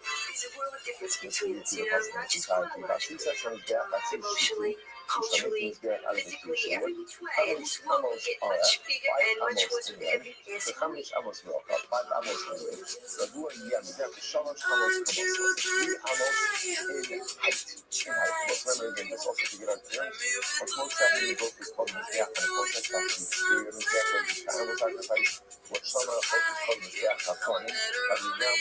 Information come together. Why was it called Mizbeach HaBanim? Why was it called that? Because you remember, again, a couple of days ago, we spoke about how the Mizbeach was actually formed. With the smooth stones, right? And then the pitch tar, lime, and plaster. The pitch tar is one thing, right? Pitch tar, lime, plaster, right? Combination, sorry. Local left, thank you.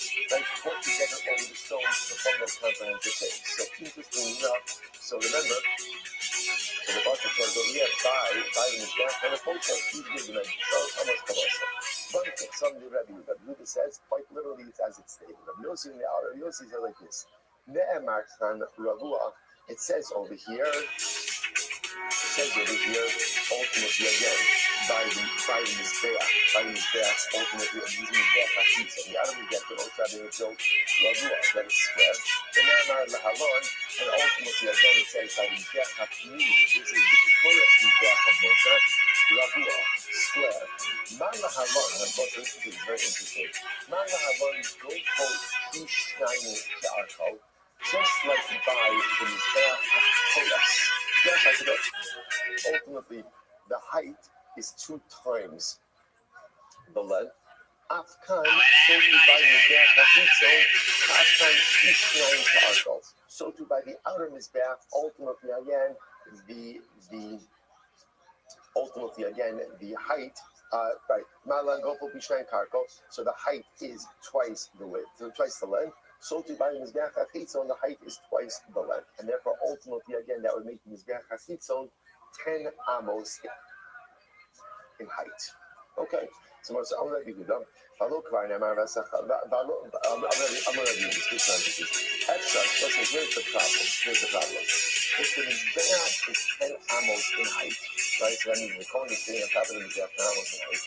Extra Kohen only the capital Mizbeach, the Avot of the Yadov, the color of Lodo, so if that's the case, interestingly enough, then Allah said that would mean that when in the Mishkan, when the Kohen was on top of the Mizbeach, he was standing above the curtains which surrounded the Mishkan, which then would mean that everyone would see the Kohen doing the Avodah. So what's that? So this point that's very interesting. So you see yourself, so what? So it's fascinating. Remember again, is one of the elements that is so core and pivotal to the concept of avodah in one of those interests as well is sneeze, is a sense of modesty, a sense of privacy. That's why, right, if you think about this, the holiest day of the year on Yom Kippur, the holiest avodah, holiest hakadosh, and holy of holies. Yet, amazingly enough, who sees it? Who sees it? No one sees it. Because if you think about it, it's the strangest thing in the world, right? Shouldn't this be like on a mitzvah jumbotron? You know, like everybody should see this, right? This is the most inspiring thing in the world. But Elamai, there's a very important musar that sometimes the most dramatic spiritual piece should happen in a modest, unassuming, non-public way. It is natural for people who want to publicize their spiritual accomplishments. And by the way, there's a place for publicizing your spiritual accomplishments as well. Right? Because remember again, if you don't know this comes up a lot, this comes out a lot in Tzedakah. Right? Tzedakah has these two competing motifs. On one hand, there's the high level of Tzedakah. Nobody knows what these guys are saying. It's impossible. What do they say? They sound like this. There's a competing value. To make sure that your tzedakah is public and well known. Why? Because it encourages other people to give. And by the way, this in general is the dynamic by spirituality. That on one hand, I'm supposed to be private and supposed to be tzanua, modest in my spiritual accomplishments, but I also have to figure out when, by sharing those very things, I could encourage others to do the same. You know, this kind of many examples of this. But as I said, for example, a seal, right? The reason why a seal is so incredibly important. Because what does a seal do? We all know this. We've all been to seal. What does a seal do? How do you feel when you leave a seal? Don't say bust. Right. How do you feel when you leave it? You feel like I can do it. I'm ready. Give me Gemara. Give me Gemara, right? I'm absolutely ready to do this, right? I'm ready to accomplish. That's the power of these things. And yet, I just want to point out this notion of engaging in spiritual activities in a more modest and non-public way. They come around, and they come down, and I can feel it. I'm in man down the hand, there's the other day, there's all that is, and I'm feeling. Pretty woman, she moves to the line, something I find in the sun.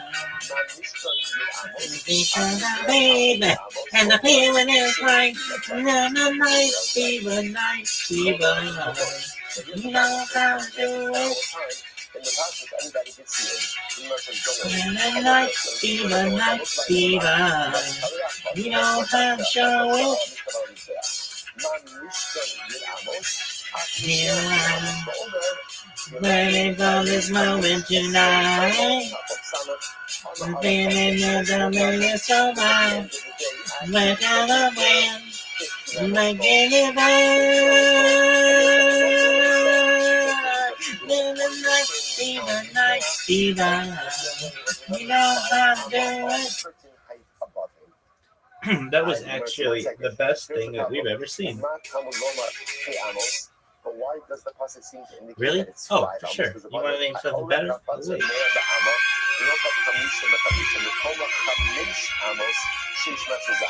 The power is the pasuk seems to say that the height of the curtain is 5 amos. So how do you reconcile that? It's very interesting. What it means is the measuring cup on the top of the mizbeach and above the curtains were 5 amos. So I will say, so really the total height of the curtains was 15 amos, but measuring from the top of the mizbeach, it was 5 amos. And therefore it turns out that halach l'meisa, the Kohen did have privacy even when doing the avot. So man Talmud Lomar, so was a son of about 68 line mathematics. Man Talmud Lomar, the Shalosh Amos Komoso, the starts Silver Kulamalo. So now this is transitioning to the Mizbeach HaKitoras, the incense altar. When it comes to the incense altar, the pasuk says, right, this is the what we call Mizbeach HaKitoras, Mizbeach HaZohav, the golden altar, the incense altar, the much smaller altar inside of the Heichal, inside of the Beis Hamikdash itself. So what does the pasuk mean when it says B'shalosh amos kapal misfas sobei ulamalo? That the mizbeach was 3 amos in height. Misfas sobei, the ultimate area of also now the sobei we're going to see there was like a band around the mizbeach ulamalo and above. Rabbi Huda, this is Rabbi Huda. If you look at Rashi, by the way, Rashi says misfas sobei ulamalo and makom hakronos ulamalo. Vav Amos, we go back parent Amos. Fine. So Moses is like this. Rabbi Yehuda, Kidomer Gzir Shava Berachmu Kidomer. Rabbi Yehuda learns the Gzir Shava. He's learning the Gzir Shava much more to refer to the width. Rabbi Yehuda, how come is Chazi Kohen? So I say here's the issue. According to Rabbi Yehuda still his height would have it that you could still see the Kohen. Now, granted, some of the curtain did extend up, but you would still be able to see the Kohen. Look at Rashi, just one to Rabbi Yehuda. It's in Rashi in the third line. Meaning, Nami Didvan Kich Savan, Hakam is Chazi Kohen, Hagomu Shalosh, Uklayin Ena Ela Chamesh, Uatzmo Gimo Amos, Nimso Rosho Lemala Minakalayim. Rabbi Yehuda's model understands the pasuk a little bit more literally. Although some of the Kohen's body is shielded, pretty much you'd still be able to see his head above the curtains. So the Gemara says, not a problem. The Kohen is Chazi, Avoda de Biyadolom is Chazi. So this is very interesting. The Yehuda says, what's the avodah of the curtains? That you shouldn't see the avodah. If you see the Kohen's head, you see the Kohen's head. It doesn't matter. The idea is that the avodah itself should be in a bit more of a private setting. Okay, beautiful. So Bishal Yehuda, Hayud Siv Kiddush. And so Rosh Hashanah, going back, remember this whole discussion started by Shlomo HaMelech. So the pasuk says that Shlomo HaMelech sanctified the floor. According to Rabbi Yehuda says Dvarim Kich Savan, that it's literal. It's literal. So according to Rabbi Yehuda, this makes a lot of sense. Why the pasuk says Rabbi Yehuda says Kiddush, that Shlomo HaMelech sanctified the chutzner. Why did he sanctify the chutzner? Because literally he was using the floor of the Beis Hamikdash to shecht karbanos. Take a look at Rashi. I'll almost right across. B'shal Rabbi Yehuda Tzib Kiddush, HaMelech Estoch HaChutzner, Shechutzrich HaKol HaRitzpah LeKadsha L'Shem Mizbeach, U'Kedushas HaMashiach Mincha. We'll get to that in just a moment. So again, according to Rabbi Yehuda, it makes sense that the pasuk says Kiddush. The Shemach literally sanctified the ground because that's what he did. He literally sanctified the floor of the Beis Hamikdash so that it could act as a mizbeach. Hello, the Rabbi Yossi, my Kiddush. I say, here's the issue. Right? The pasuk does say Kiddush Hamelech Estol Chachatzer. It says that he sanctified the floor. It really does say that. So according to Rabbi Yehuda, the pasuk makes a lot of sense because essentially he was making the floor an extension of the mizbeach. But according to Rabbi Yossi, he says that. No, again, what does Rabbi Yossi? Rabbi Yossi says that when it says that the mizbeach is too small, which mizbeach is too small? The mizbeach of Moshe and Ezra Shlomo built a new one. But what does it mean when it says it should not sanctify the floor? What does that mean? Amazingly enough, my Kiddush, Lahamid Ba Mizbeach. It's beautiful. Ultimately, again, to put the mizbeach there. that in order to place the Mizbeach on the ground of the Beis Hamikdash, what did you have to do? You had to sanctify the ground. Now which is interesting, by the way. Of course, something unique that didn't happen by the Mishkan, right? Because remember again, the Mishkan did not need what we'll call any soil sanctification, because by definition it was mobile.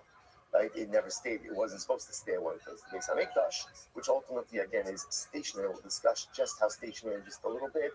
Halacha l'maaseh apparently required some type of soil sanctification. You had to sanctify the ground. So that's what it means that Shlomo was mekadesh the ritzvah. He was mekadesh the ground upon which the mizbeach was situated. Incredible. So it says Bishlam Rabbi Yossi had the same katan. So according to Rabbi Yossi, ultimately again, this is why the pasuk says katan. That it was too small. Ultimately, as well, because remember again, according to Yossi, ultimately again, he's referring to the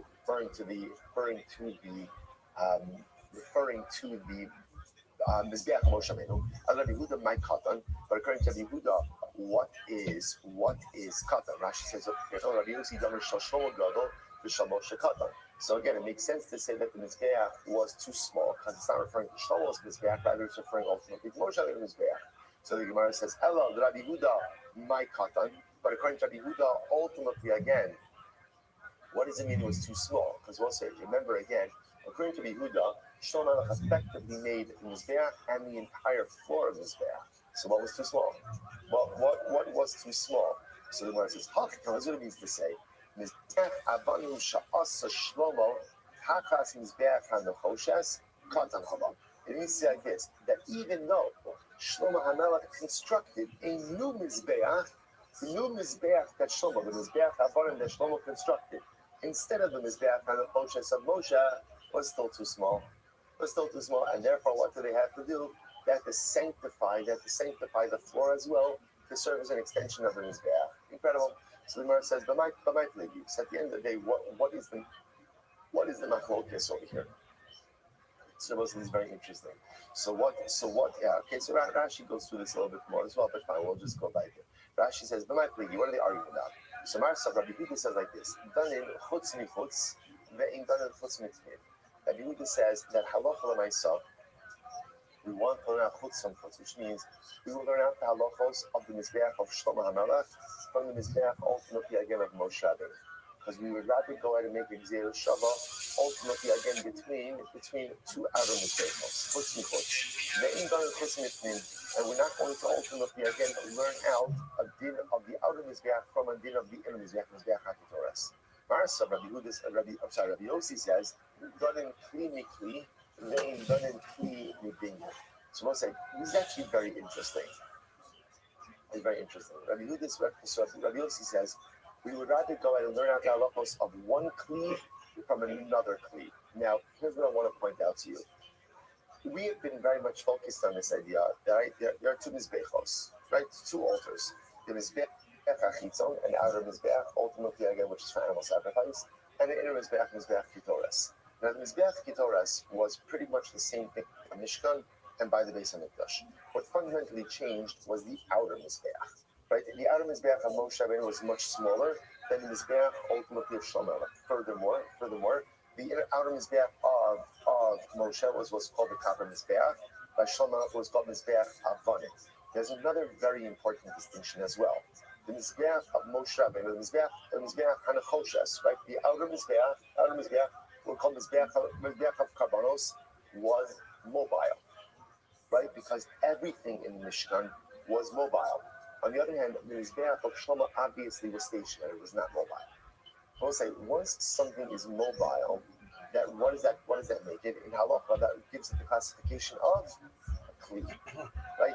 In halacha, remember again, something we categorize in multiple categories, but let's for our purpose have two primary categories, which is kli and karka, right? But what makes the difference between kli and karka? Kli is mobile, karka is stationary. So what's interesting over here is, fascinatingly enough, the mizbeach hanechoshes, the copper mizbeach, the outer mizbeach, the altar, right? The carbonic mizbeach of Moshe Rabbeinu was a kli. It was a kli because it was mobile. So watch this. So on one hand, Rabbi Yehuda says, I'd rather go, I've done it chutz michutz, they've done it chutz mitmin. Let's learn out one outer mizbeach from another outer mizbeach and not compare the outer mizbeach to the inner mizbeach. On the other hand, Rabbi Yossi says, Marsav done in clean, being done in clean binyan. We also remember again, the common denominator between the Mizbechos of Moshe Rabbeinu or the Mizbech, the outer Mizbech Moshe Rabbeinu and Mizbech HaKetoras. Remember, Mizbech HaKetoras in both Batei Mikdash has the status of a kli, right? Why? Because it's movable, because it's small, and not that it was moved, not that it was moved, but can be moved. So what Rabbi Yossi says, we'd rather learn out kli mikli, one kli from another kli, than done in kli mibinyan, and not kli from a binyan. Take a look at Rashi. Kli mikli, Mizbech HaNechoshas va'Zahav Kelimei. So remember again, by the Mishkan, both the Hanachoshes, which is the outer Mizbeach, and Mizbeach Hazav, which is the inner Mizbeach, ultimately again are both Kelim. So therefore, in Rabbi Yossi's mouth, he's supposed to just have this point in the up. Rabbi Yossi will rather learn out his Gzeir Shaval, ultimately again from like items. Kli, so Mizbeach Hanachoshes, from the Mizbeach Hazav. Amar Rabban, both Rabbi Yehuda B'Dami. And it's very interesting as follows. As much as Rabbi Yehuda said that Halacha L'Maisa, right, the entire Azara ultimately again was Mekudash, right? That Shlomo HaMelech was Makdish the Ritzvah, that he was Makdish the floor, and therefore you could shecht karbanos even on the floor of the Mikdash.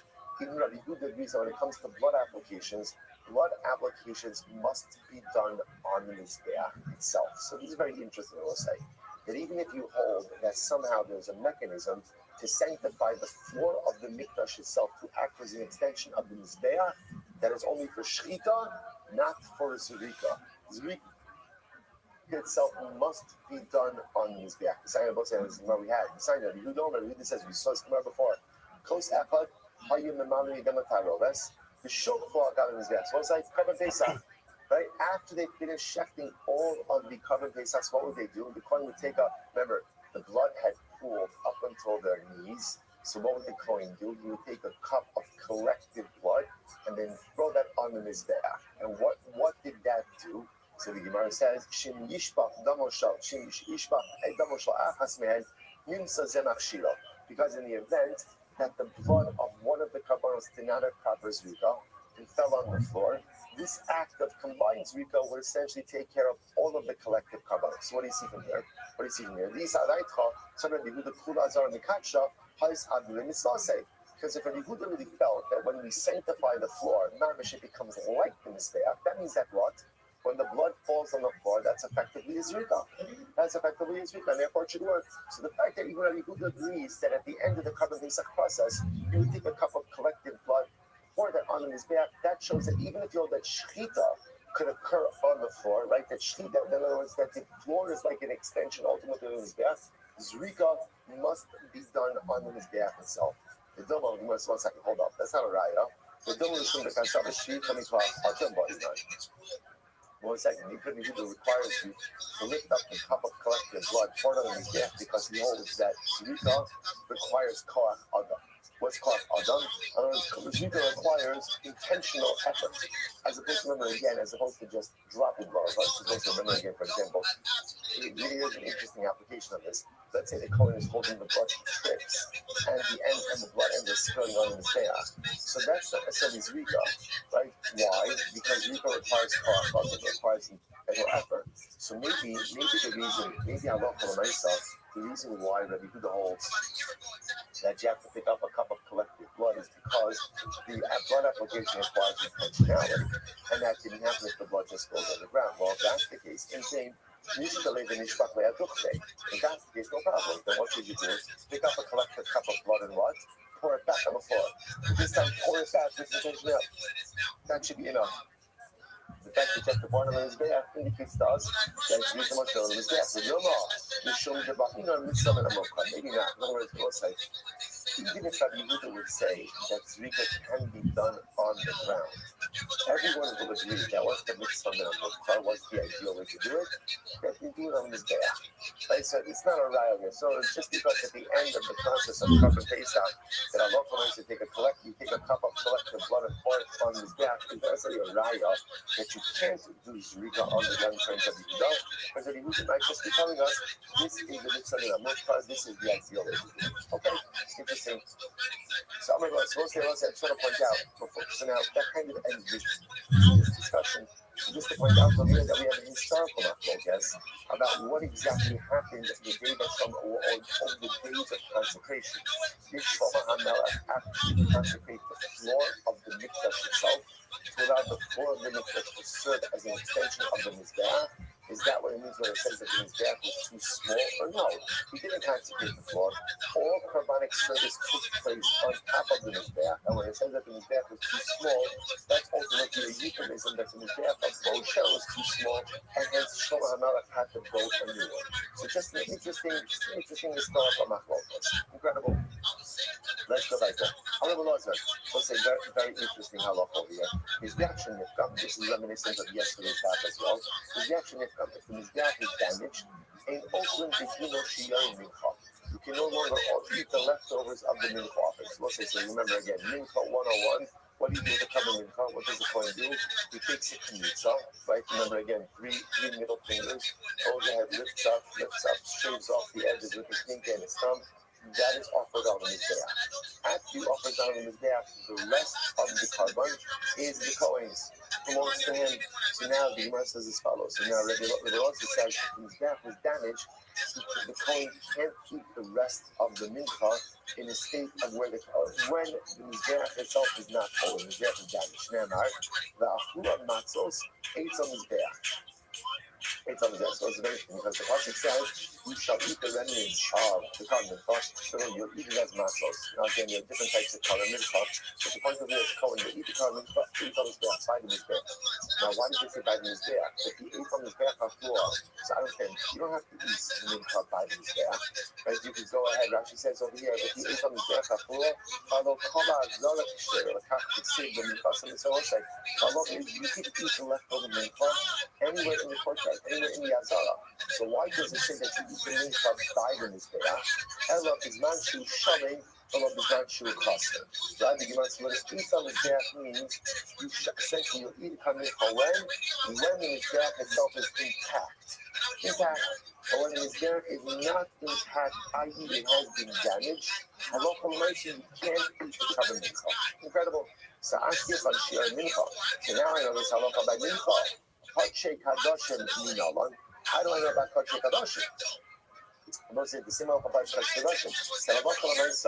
Again, let's say, just to illustrate where this case could come up, when the Kohen offered the carbon and his mizbeach was fully intact and whole, then what happens? The mizbeach gets damaged. So now the Kohen has the sacrificial meat. How do I know that I can't eat sacrificial meat if the mizbeach is damaged? To which the Gemara says, Amrabaye Asya Midrasha Rabbi Yossi. The Drasha Rabbi Yossi, what's the Drasha? Nisanya, Rabbi Yossi says, Gimel Dvarim, Mishum Holidays, Mishum Gimel Zakinim. So Rabbi Yossi says, ultimately, I learned three things from three elders. Okay? I'll share with you one of them. What's the one? The Shmuel says, Yokol Ya'ala of the Ma'aseh Sheni Yishayim B'Yochlan of Bizman Hazeh. So much of this is great. This is absolutely great. So Rabbi Yosef tells like this. One might have thought that you can go ahead and bring Ma'aseh Sheni to Yerushalayim today and eat Ma'aseh Sheni in the state of Yerushalayim. Look at Rashi. Yokol Ya'ala of the Ma'aseh Sheni. Now, why would I think that? The Kasava, I'm reading Rashi now, second line from the top. The Kasava, Kedushas Ha'aretz Lo Batla. As the Lord said, if we hold that the Kedusha of Eretz Yisrael is eternal. Is eternal. With Sricha HaPrashas Maisus Minatan. I want you to understand. If the Kedusha of Eretz Yisrael is eternal, that means that what? That the produce has Kedushas Ha'aretz. The produce has Kedushas Eretz Yisrael. Well, if the produce has Kedushas Eretz Yisrael, that means there's an biblical obligation of Shumas and Maisus. Well, if there's Shumas and Maisus, then there's Maisus Sheni. And ultimately, again, I should have to bring it up to Yerushalayim. Right? That's what I would have thought. So Yokol, Ya'ala Adam, we're going, no, but Yokol is so exciting. Yokol Ya'ala Adam Ma'aseh Yerushalayim. I might have thought that even today, without a Beis HaMikdash, I should be obligated to bring Ma'aseh Sheni to Yerushalayim. Now, remember, if you hold that the Kedusha of Eretz Yisrael is eternal. Like the kedusha of the land does not. I don't mean like in a graphic spiritual sense. We're talking in a halachic sense. That Eretz Yisrael retains its kedusha for all eternity.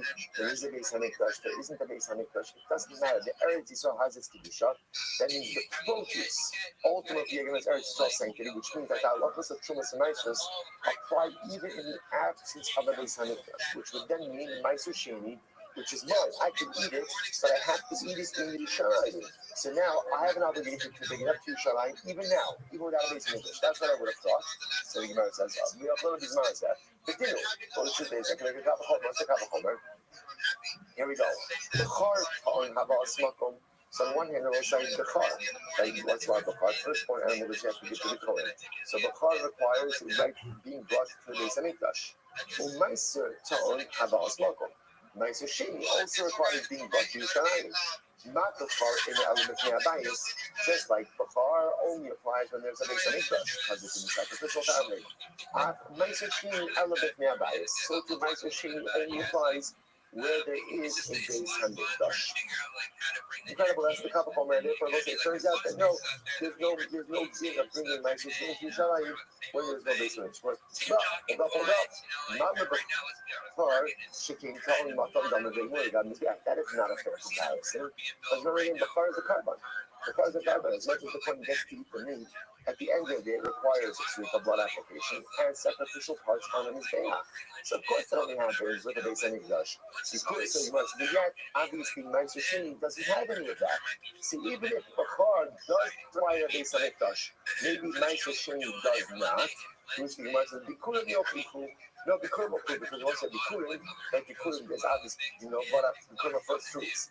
Obviously, there's no blood application by Bikurim. And yet, when is the mitzvah Bikurim? Only when there is a Beis Hamikdash. Like I say, just like Bikurim only applies when there's a Beis Hamikdash, so to Meiser Sheni only applies when there's a Beis Hamikdash. No, but my Bikurim is including Hanocha. Remember, Bikurim do require, so what do Bikurim require? Hanocha. The halacha is Bikurim are placed by the mizbeach. So ultimately, again, of course, you can require Beis Hamikdash. Meiser Sheni has no such hanacha requirement. So Meiser Sheni should be obligated even if it's a Beis Hamikdash. Halamar, that is the list. Ve'avesim shama olo seichem. So the pasuk says, Ve'avesim shama olo seichem, v'zibcheichem, ve'es masro seichem, ve'es shumas yadchem, v'nidrechem, v'nidnosechem, u'becholos pekarchem l'zanachem. So the pasuk groups together all of these items. Now watch this. Makish, nicer lebachar. In the pasuk itself, the pasuk equates nicer, which I was there first for all Shemis and Meiser. For our purposes over here, we're referring back to Meiser Sheni. It equates Meiser Sheni to Bechar. Not Bechar ain't an element ne'abayis. Ultimately, again, just like Bechar only applies when there's a Beis Hamikdash, Meiser ain't an element ne'abayis. So to Meiser Sheni only applies ultimately when there is a Beis Hamikdash. Incredible. And therefore, there would be no contemporary obligation to bring Meiser Sheni to Yerushalayim. Mercy, 1 second. So why not go ahead and create a matzah ultimately again? Now what was the matzah? The matzah is coming down here. What's the matzah? So that's points out over here. We make a matzah between Bechar and Bikurim.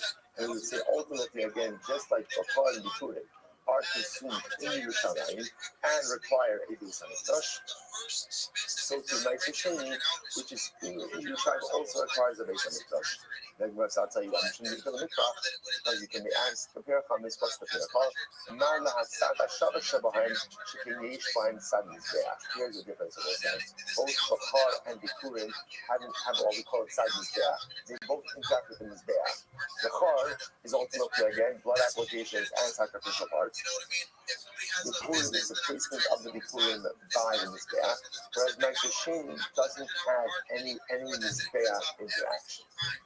So what's the truth? You might say, let's back up a little bit, right? Let's back up because what is the principle that underlies this entire discussion? The principle that underlies this entire discussion is what is the status of the kedusha of Eretz Yisrael?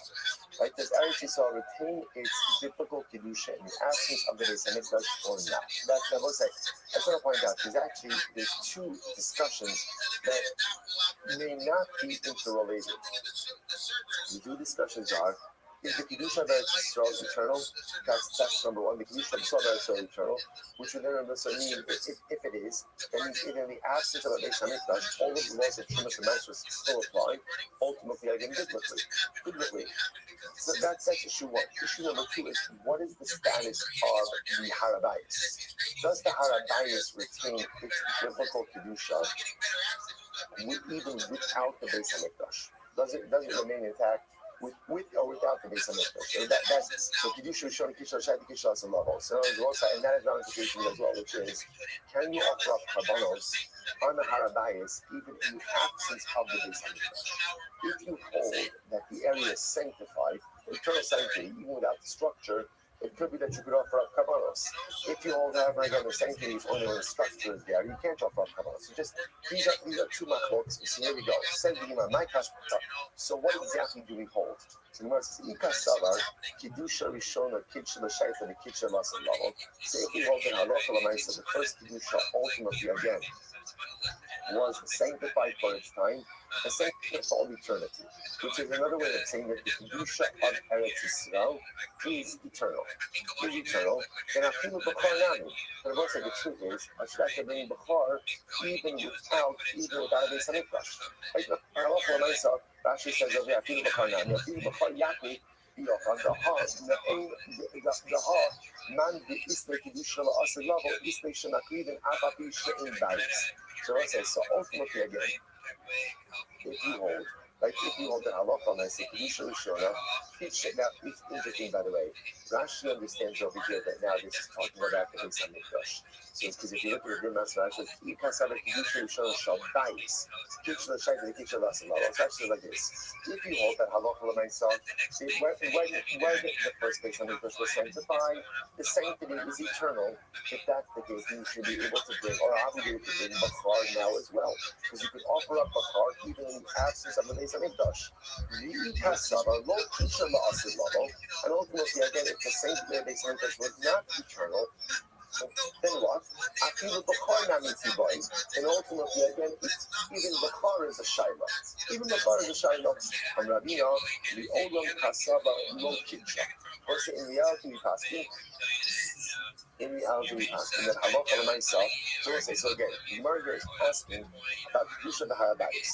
Is the kedusha of the harabayis eternal or not eternal? If it's eternal, you can offer up a har. If it's not eternal, then we can't offer up a har. The Gemara says, the olam kasava lo kidsha. The reality Rabbi says we hold that the kedusha of the harabayis is only there when the Beis Hamikdash stands, and ultimately again the Beis Hamikdash is not there. There is not temple sanctity. So the Gemara says, but what's the case? This is the bachar shenizrak tamo kol b'bachar b'nabayis, the bachar harabayis. This is wild. What if you had a following case? You have the bachar animal. The bachar animal ultimately again was shechted, and the zruka was done before the Beis Hamikdash was destroyed. And then what happens? And then ultimately again, then the Beis Hamikdash was destroyed. So what ends up happening over here is by the time you get to eat of the meat, the Beis Hamikdash is no longer there. The Beis Hamikdash is no longer there. So at the time of Shvita, the time of Zrika, Beis Hamikdash was there. Then by the time I get to consumption, Beis Hamikdash is no longer there. What is the halacha? What's the halacha in such a situation like this? So we'll say, by the way, I just want to point out what an incredible Musar Haskell. The Musar Haskell is like change in the blink of an eye. And sometimes the things that we have in one moment, we do not have in the very next moment of life. And ultimately, we like to think that change is gradual, change takes time, and sometimes it does. But sometimes, especially in the world of loss, the things that you treasure and the things that you love and the things that you have in one moment, it has to show and be gone in the next. Which is why, again, you have to take the time to manage, first of all, treasure and appreciate the special people and the special things that we have in life. Say the things that need to be said to the people we love, for we never know what the next moment brings. So therefore the Gemara says, So here, this person went ahead and shefted the carbon, did the zrika on his back, and then the very next moment it was destroyed. The sacrificial meat is still in existence. So what do you do? So the Gemara says, we compare the meat of the bakar to the dam of the bakar. Not dam of the mizbeach, the son of the mizbeach. Just like blood requires mizbeach, so too the meat requires the mizbeach. And also, this was what we were saying before. And if the mizbeach is not in existence at the time of meat consumption, you cannot eat the sacrificial meat. The Asi Meiser B'Yalach Mi B'Char, and everyone said we come and we learn now Meiser Shini from B'Char, meaning what? Just like B'Char requires ultimately again an attack both by Rika as well as by Achila, by consumption of the sacrificial meat, so too Meiser Sheni requires a Mizbeach as well. And the absence of a Mizbeach by Meiser Sheni says you don't bring Meiser Sheni. Right, if there's no Mizbeach, you don't bring Meiser Sheni. You must in 1 second. The Chidavar Halom the Hekesh keeps coming up. This is incredible. It keeps coming up in Zvachim. The Chidavar Halom the Hekesh, close on the Hekesh for 1 second. Can something itself that is learned out from a Hekesh be the source of another Hekesh? So we'll say, so remember again, we've seen this concept before. If you learn out B from A as a result of a Hekesh, can B then go ahead and serve as the source ultimately again for C? We'll say, no, we're going to stop over here for today, but just understand. So we're stopping a little bit in the midst of a machlokes over here, which is that halacha l'maisa. Remember, how was this all introduced? If you have a mizbeach, if you write, I shafted a carbon. I went ahead and I did zrika. Then the mizbeach was damaged. Can you go ahead and eat sacrificial meat when the mizbeach was damaged? That's the overarching question. That then led to a segue. That then led ultimately again to a little bit of a detour. Ultimately again, in the absence of a mizbeach, what can you do? Which then led to the more global discussion about the nature of the sanctity of Eretz Yisrael, the nature of the sanctity of Harabayis, and Meretz Hashem to be continued tomorrow. Shkayach, everyone. All right, another great day.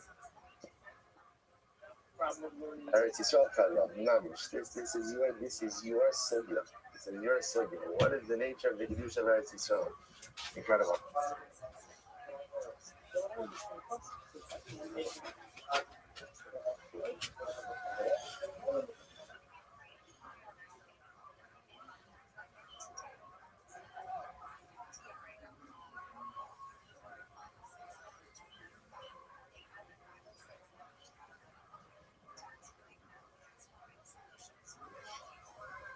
All right, we'll say good morning. Good morning. Let us begin by thanking all of our sponsors for this morning share to thank our Talmud sponsor for the month of Cheshvan, Stephen Perry Zin, in loving memory of Steve's father, Albert Zin C. Ben Chaim Zachon Lebrach on the occasion of his 20th yahrzeit. And our Datomi sponsors, Alan Sarah Steinberg, and the source of continued health for Shulanes Hannah Bas Susha for continued and enduring refuah.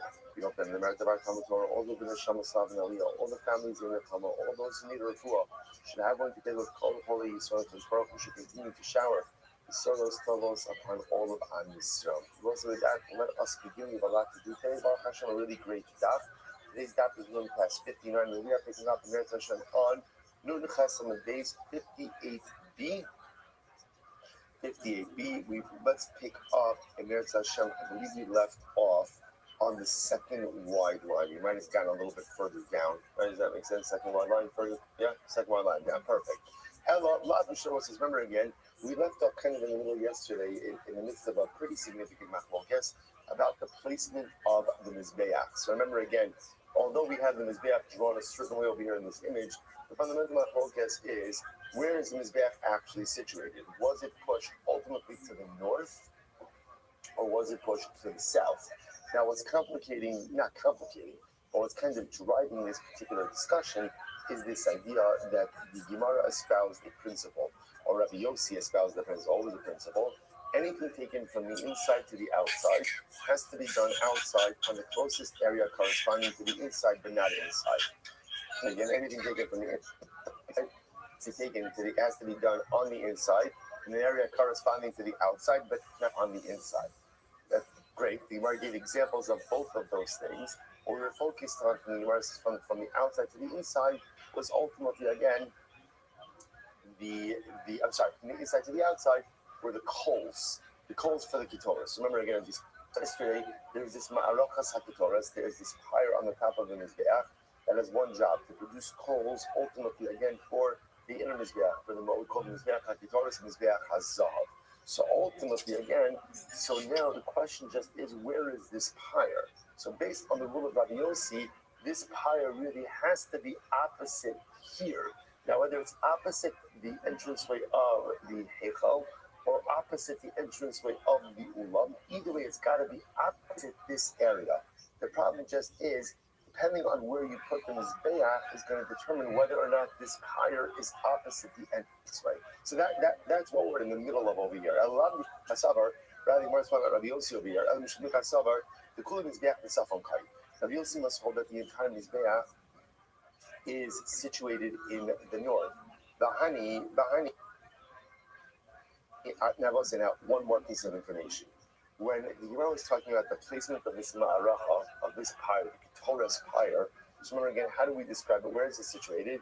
It's in the southwest corner, which, okay, good, pulled 4 amos, which is why, by the way, you can even see it in this image over here, which is why, again, it's not flush in the southwest corner, but you can see southwest area, pulled 4 amos north. So we were just trying to make sense of all of these details and figure out exactly how all of it works together. So the Gemara says, "Bani arba amos, ama yisod, va'amakom karas, va'amakom baglev." And maybe the 4 amos that we're talking about correspond ultimately into the 1 amma, that's the floor level base, 1 amma sobe, that's the elevated ledge, 1 amma of the horns themselves, and 1 amma for the kohen to be able to walk. The problem is if you were to move it forward anymore, it would no longer be opposite the entranceway of the Beis Hamikdash. So other brothers in 1 second. Haman, whose opinion does our Mishnah reflect? Rabbi Yehudi. Now, now remember again, I just want to point out one more piece. In the midst of all this, remember, is our Mishnah. What does talk about? Our Mishnah introduced a very interesting case about shechting carbonos on the top of the Mizbeach. Does that work? Rabbi Yossi says yes. Remember, Kodshei Kadashim. Kodshei Kadashim, you have to wear Safon in the north. So Rabbi Yossi holds that the entire of the Mizbeach has the status of north. Rabbi Yossi Yehuda says no, it depends. If you're in the northern part of the Mizbeach, it works. And if you're in the southern part of the Mizbeach, it doesn't work. Okay. So we'll say, so therefore the Gemara says, back to the Gemara, sorry. So how many, I'm about how many, whose opinion is reflected over here? Rabbi Yehuda, now we're going back to the Mishnah. The authorship of the Mishnah, the Sanya, Rabbi Yehuda Omer, Mizbeach, Memutza, Va'omid, Be'emtza, Zara, Ushloshim, Ushtayn, Amos, Halira. So let's listen to this. Rabbi Yehuda is of the opinion that Halacha L'maisa, the Mizbeach itself is situated directly in the middle of the Azar. Now, I just want to point out, that's not this picture. If you look over here, this is not the center of the Azara.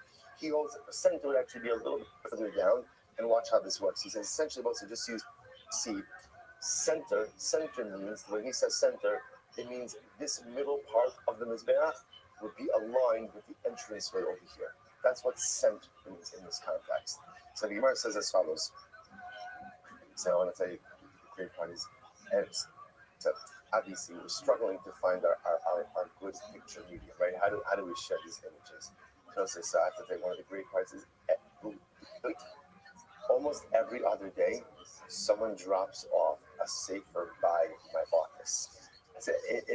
I'm building my pictorial library. Interestingly enough, I don't know why this is. No one has come up with like a proper sefer on Zvach, which is strange, which is really incredibly strange. So yesterday, actually, PC Caden brought me a fantastic Shabbat today.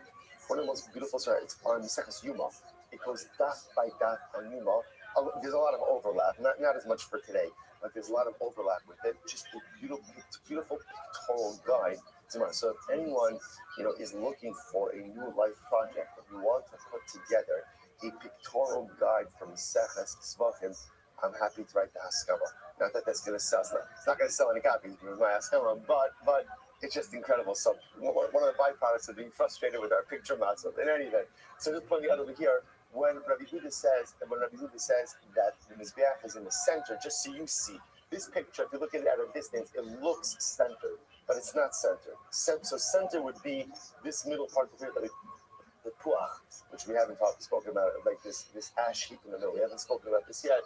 This really represents the center of the Mizbeach, and if this was centered, this would be opposite the entrance of the Beis Hamikdash. So Rabbi Yehuda says like this. So the Gemara says, "Hamar Rabbi Yehuda Yidisanya." Rabbi Yehuda Omer Mizbeach Omer Be'emsa Azara. So Rabbi Yehuda holds that the Mizbeach itself was centered in the middle of the Azar. Now watch this. Ushloshim Ushtayin Amos Hayler. Now, both remember again. Also, what's great is remember we're accumulating our Mizbeach knowledge. How big was the Mizbeach? 32 amos by 32 amos. Now, both remember again. Does the Mizbeach have to be 32 amos by 32 amos? No, that was yesterday's daf. You can make a smaller Mizbeach. Now, minimum share we haven't discussed. Now, let's just go with what we know. 32 amos by 32 amos. Now, watch this. Esther amos can I get Pisco Shal Heichal? So, therefore, you will say it had the middle 10 amos of the Mizbeach corresponded to the 10 amma opening of the Heichal. But remember again, when we speak about the entrance of the Beis Hamikdash, there are two different entrances. There's the entranceway to the Heichal, which is the entranceway over here to the Beis Hamikdash proper, and then there's the entranceway to the Ulam, which is the entrance to the antechamber, which was wider than the entranceway to the Heichal. Okay, so therefore, I'm going to read this like this: the middle 10 amos of the Mizbeach corresponded to the 10 amma entrance of the Heichal. Beautiful. It is simply achatas ve'ama mikan, ve'achatas ve'ama mikan, and therefore, we'll say obviously, if the middle 10 are lined up the entrance to the Heichal, that means you have an additional 11 amos on each side. And also, someone did leave me yesterday. I don't know what happened to it. Someone left me a nice sheer member. The intro to Yerushalmi Yuma. Somebody left it over here. Somebody must have put it away. Okay. So, all right, I'll copy that after because that was also an excellent image. It's pretty much this image with just a little bit more detail. I'll left that for me. Thank you. So, therefore, what do you see from here? According to this model, the Mizbeach itself was directly opposite the entranceway of the Heichal. So, Rabbi Yehuda, sorry, by the way, here's the problem. It's very nice and it sounds very symmetrical that now you have the opposite the Heichal. Remember again, what's our problem? What's our continued problem? Our continued problem is we have a principle. What's the principle? Anything taken from the outside to the inside, right, ultimately again has to be lined up with the interior entranceway. So remember, we keep getting back to this area over here, this pyre, right, the pyre for the ketoras. So remember again, we're making coals over here and bringing those coals inside, which according to the rule, where should this pyre be? Where should this pyre be? Where should it be? It should be lower down, so it's opposite here. The problem is, what we're running into is, no matter how you situate the Mizbeach, this pyre is not opposite the entranceways. So we're living out of conformance with our rules. So even if you go with this idea that the Mizbeach is centered, at the end of the day, you would still have to move the pyre 11 amos forward in order for it to be opposite the entranceway. So and even if you say so you have the Heichal and the entrance of the Ulam are one Kedusha, which means as long as you're opposite even the larger entrance of the Ulam, you're good to go. Still, Shis by Lamese, you would still need to move this pyre, 6 amos northward in order for it to be opposite the entranceway. So let me ask 1 second.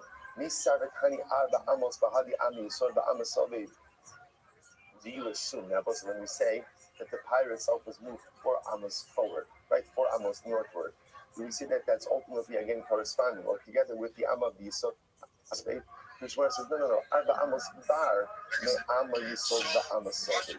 No, that would be independent ultimately again of those amos. The Nukma for Rabbi Yossi will be in the notes. So why not go ahead and set it up as Rabbi Yossi? And let's turn it to Rabbi Yossi. In this gap is centered. You might say, we shouldn't Rabbi Yehuda Shaman of the Mutabad. Because why would we do that? At the end of the day, Rabbi Yehuda is the one who is quoted explicitly as putting the Mizbeach in the middle. Okay, so Shavia says, Haman, who's the thing that the Mishnah flash? And you say, really, you say emotionally, the owner, you talk Shama, then a Sat, that's like here, they all know. And they go there, the ass is that hole. That's one thing I watched. We're introducing something additional as well, which is the placement of the cure. And I will say, we spoke about the cure in the beginning of the Masechta, but we never really spoke about again where the cure is. If you notice again, look at this picture over here. The cure over again is the wash basin. The wash basin. So it's between the bath and between the lump. Situated again, we'll call it, I guess we call this like southwest area. And it was, remember again, what's fascinating about this, by the way, is, I don't know why, but if you don't look at any of the pictures, you usually assume that where is the kiosk situated? Somewhere here, like when you're first walking into what we call the Ezra's Tunnel, right? Coming to the Mikdash, again, there are other access points, but assuming you're coming in through the Ezra's Notion, and Nikanor, getting ready to do your Avoda, you would have just intuitively put the kiosk right here, somewhere in this area. So interestingly enough, again, without getting caught up in specific placement, it is actually here. That and the Ulam. It's interesting enough, so the Gemara quotes the Pasuk. The Pasuk says that Mishpach ha'olah sham Pesach Mishkan Oramoy Vayal Alavet Hashetzi Bashanas Moshe. So now watch this. So the Pasuk says, one more. And it's not just here, Bein Oramoy Ubein Mizbeach Benasata Shamay. So the Pasuk itself says, shall put the kiyar between the Mizbeach and the Oramoy. Okay, so here it was that. So this placement of the king is definitely and what we call miracle, when Percy got Oramoy for our purposes refers to the Heichal, right? The Heichal, the Ulam Heichal, whatever. So this explicit passage that says that the cure is placed in between these two areas.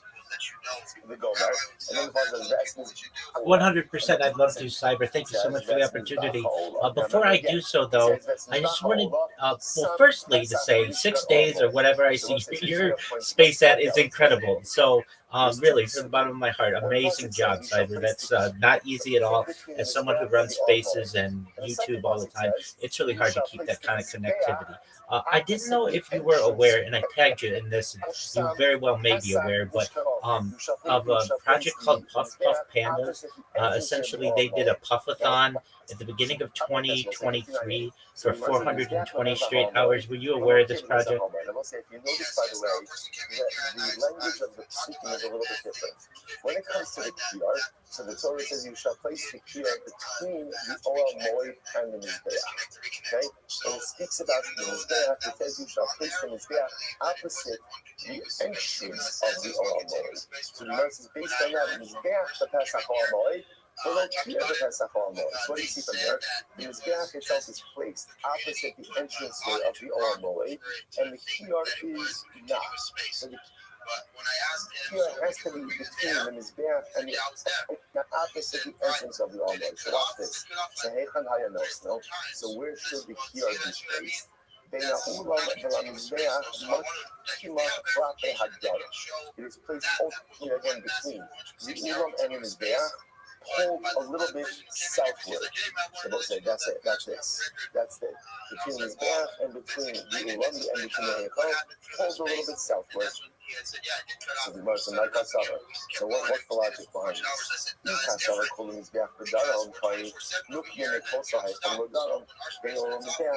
So now the question is, where is the Mizbeach situated according to this? If you know that the Mizbeach is separate, which means the entire Mizbeach up the top, that ultimately the Mizbeach is probably if that's the case, right, then just put the kiyar a little bit. Oh, I get that. I get that. 100%. Yeah, that's why 6 days is an incredible accomplishment. Okay, so here's what I can tell you about it. Yeah, I just did some research on it, but I remember because as I do lots of long spaces, I tried to find the longest one that I'd ever seen.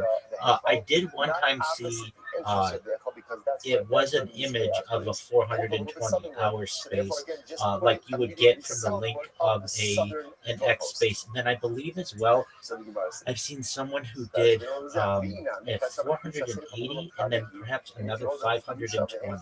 Now, I'm not guaranteeing that, your eyes can misremember and things like that. But I remember when I looked at the longest one that I could find, I did see that. Now, that doesn't mean that somebody can't go into Photoshop and just change the numbers to be whatever they want.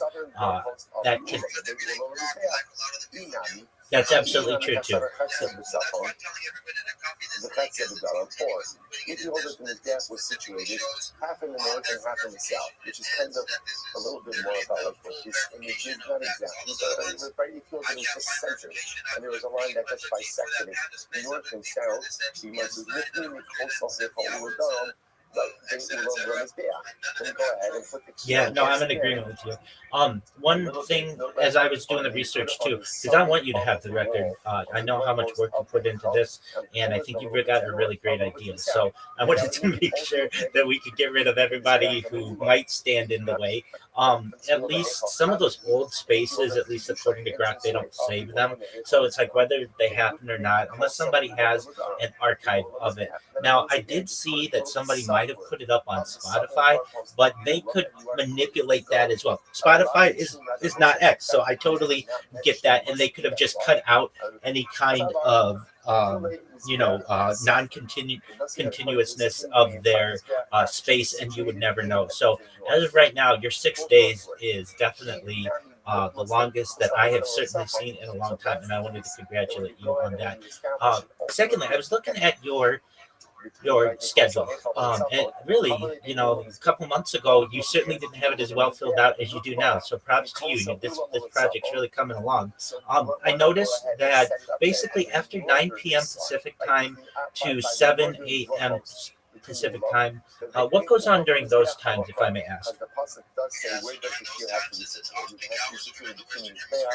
And the Ulom. Hamatzah, Safona, Safon Panamikwe. So this is a new detail that we never saw this part. But as the Pasuk says Safona, it says in the context of the Pasuk, Shachat, Osa, Yerach, and the Derech, Safona, you shall check it by the edge or by the side of the Derech in the north. Mardarshan, the Safon Panamikwe. The northern side of the Azara of the courtyard must be empty of other utensils. So we'll say, which means, what is Mardarshan? The Gemara says that you could use the north to check Kabbalas, but the northern side must be empty of utensils. Which means, we'll say, by the way, if you notice. Phenomenal. Excellent.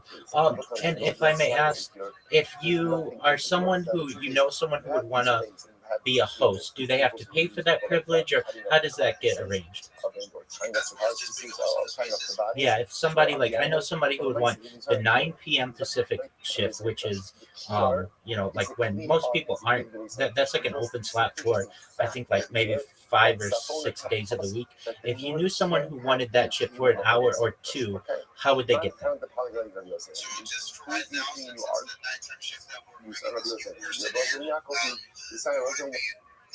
Just filling up the whole schedule massively like that would be doing it alone here. Ultimately, again, the north has to be empty of utensils, but here, even of the altar, which means I will say that ultimately that the Mizbeach itself can't be occupying the north. Rather, again, the Mizbeach itself must be pulled up in the north as well. Very interesting. Okay, so we'll say, therefore, again, I will say, so what we have over here, the Gemara doesn't end up with resolution. We'll talk about Rama Bisa Mechila, where actually everything is situated. But just to understand our open machlokes, really the major machlokes that we are dealing with is the position of the Mizbeach. And that really trumps all of our other machlokes. So essentially, just so you understand, we have three opinions. One opinion, the Beis Hamikdash was pulled totally southward. Okay? One opinion, the Beis Hamikdash was pulled totally northward. Phenomenal. But there's no cost. You're saying. Exactly centered to to the base Hamikdash itself, and the other thing, which is pretty much the image you see over here, which is it's not exactly centered, but different than a north or a south orientation. So for me, Machos is the position of the Mizbeach. That's number one. Number two, keep that in mind. Number two, this rule that was espoused that when you have something brought from the outside to the inside, it must be placed on the inside opposite the area on the outside, right? The areas must directly correspond. That causes a problem also again for this pyre, the Makas HaTorah, because it's not opposite the entrance way. We also learned about this pyre, right? This Makas HaTorah, which was used against southwest corner, four amos from the southwest corner, used to make coals. One job, make coals for the Mizbeach HaTorah.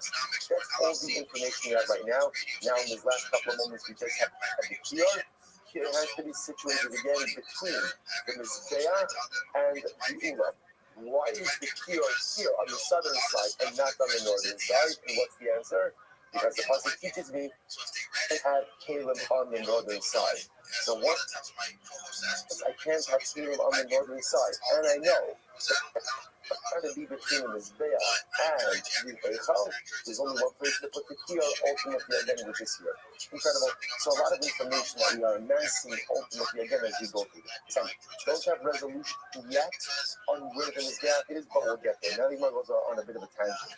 You want to say, oh, that should very interesting. What else? I will say, now, by the way, Rav Shalom asked this yesterday, and actually Dr. Braxton also raised this the other day. It is fascinating to note that you focus about major details of the Beis Hamikdash, whereas some of the people being quoted over here lived in the times of the second Beis Hamikdash or not long after. For example, again, just going back to this, where I find most focus about the Pesach until midnight. Excellent.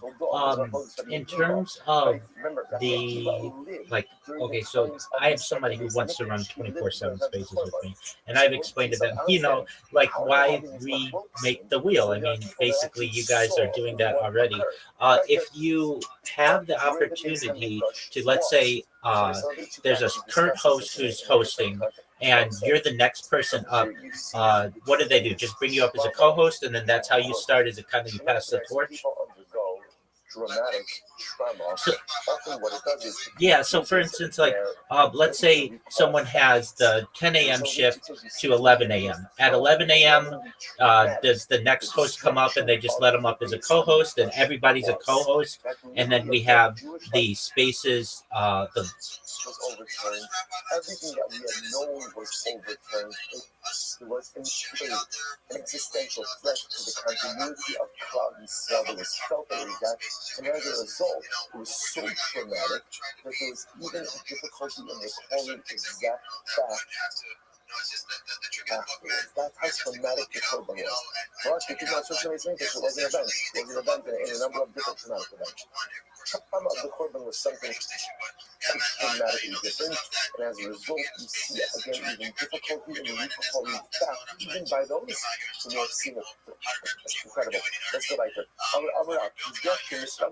you get in the death, ultimately again it was damaged. It's incredible. The death was damaged. You don't want to be that guy who died in his death, right? But his death was damaged. What's that about? Any kabbalah that was shafted there are possible. I will say now, it's not immediately clear what this means.